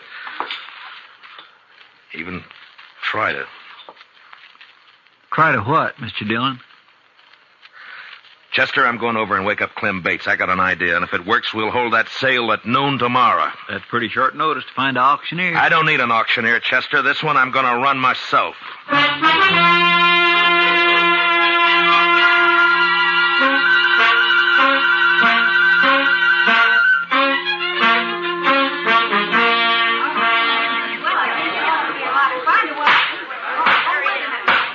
Everybody? All right. Now, all of you know what we're here for. This is a foreclosure sale of the property and household effects of Edward and Martha Blake, ordered by the court at the request of that fine-spirited, good-hearted public benefactor and friend and neighbor of us all, Caleb Andrews. Marshal Dillon, I refuse to tolerate this. Caleb, I think we better get one thing straight right now. The law tells me I got to conduct this sale, but the law doesn't tell me what I got to say while I'm conducting it. Get on with it. Get on with the sale. All right. Now, the first item I'm offering is a breadboard. Ms. Blake tells me she's used this for nearly 10 years. That's a lot of loaves of bread, a lot of years. As you can see, it's pretty badly battered up. I doubt if it'd be worth much to anybody unless they were used to it. Suppose we started at 50 cents. Is there anybody here low enough to bid 50 cents for Mrs. Blake's breadboard? How about you, Caleb? I'm not interested in the item. Get on with the sale. Anybody else? No? All right, then. The second item. It's a crib. Now, you'll notice it's handmade. Rough construction. Never been painted. And it's been well used. Ed built it himself 12 years ago, just before Jimmy was born. There are teeth marks all over the slats here, but that doesn't really hurt anything. There are Marshal Dillon, may I suggest you lump the household effects together and offer them as one bulk item? I'm sorry, Caleb. I'd rather offer them one at a time. Unless, of course, you'd care to waive all claim to the household effects and withdraw them from the order of foreclosure. I waive the claim. The household goods are withdrawn. Now get on to the house and land. So ordered. Now, the item offered is 160 acres of tillable land, a 4-room house, and a barn. I won't read through the description. You all know the property. It's a good farm. The amount of the mortgage is $420, held by Caleb Andrews. All right, the bidding's open. What am I offered? $450. I have $450 from Cable Andrews. Do I hear another bid? Oh, the farm's worth $2,000. You're going to let him have it for $450. How about another bidder? Mr. Dillon? Yeah, what is it, Chester? Well, I've been thinking some lately of getting me a little place like this and settling down. I'll bid $1,000. I have $1,000. Do I hear another bid? It's a trick. He doesn't want this place. $1,000. Going once? $1,200. Caleb Andrews bids $1,200. What do you say, Chester? Well, sir, I think I kind of like this farm. $1,500. This is ridiculous. The bid is $1,500. Going once. Going twice. $1,600. $1,600 from Mr. Andrews. Chester? $8,420. He never had that much money in his whole life. Do I hear another bid? Oh, what do you say, Caleb? Do you think I'm a fool? Going once, going twice, sold.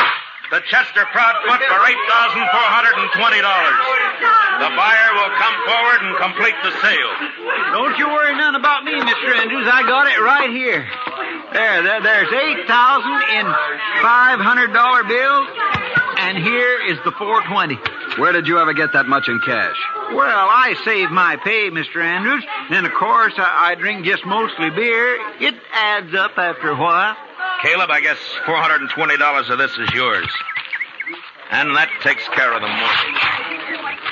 Well, Ed, looks like you made a pretty fair profit on the place. Yeah, a lot better than I expected. Here's Matt. your money. Thank you, Matt. But I tell you, I'd still rather have the farm than the money. Well, now, I've been sort of thinking it over, Mr. Blake. Maybe I kind of lost my head. But when you come right down to it, I don't know what I'd ever do with a farm, so if you'd like to buy it, I'll take a $420 loss and sell it back to you for $8,000 cash.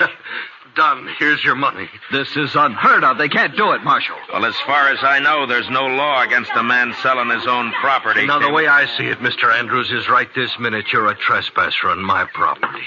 Come on, let's go. Let go. Hey, Gracie, who do you think you're landing? Chester, you better get that $8,000 back to the bank. Clem Bates is probably worrying himself into a breakdown for fear somebody will find out that he let us have it. All right, Mr. Dillon, I'll see you in town later. Yeah. Oh, Matt, I don't know how we can ever thank you for what you've done. Not me, Martha. Thank the bunch that work at the Texas Trail. You know, they're bums and drifters, most of them. But when Kitty told them the story, they really came through. We'll pay it back, Matt, every cent of it. And, well, that girl, Kitty, I guess I've said some hard things about her in the past, but... Matt, will you ask her to come out to dinner some afternoon? What? I'd like to thank her myself. Sure, Martha. I'll ask her. And I think she'll appreciate that more than you'll ever know.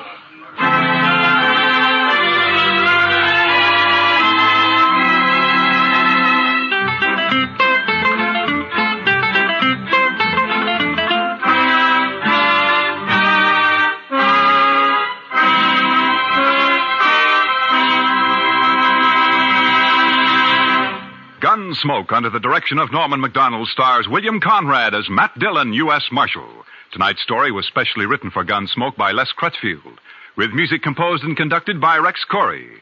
Featured in the cast were Harry Bartell, Paula Winslow, and Richard Beals, with Joe Duvall, Lawrence Dobkin, and Jim Nusser. Parley Bear is Chester, and Georgia Ellis is Kitty. Gunsmoke is heard by our troops overseas through the facilities of the Armed Forces Radio Service. Join us again next week as Matt Dillon, U.S. Marshal, fights to bring law and order out of the wild violence of the West in Gunsmoke.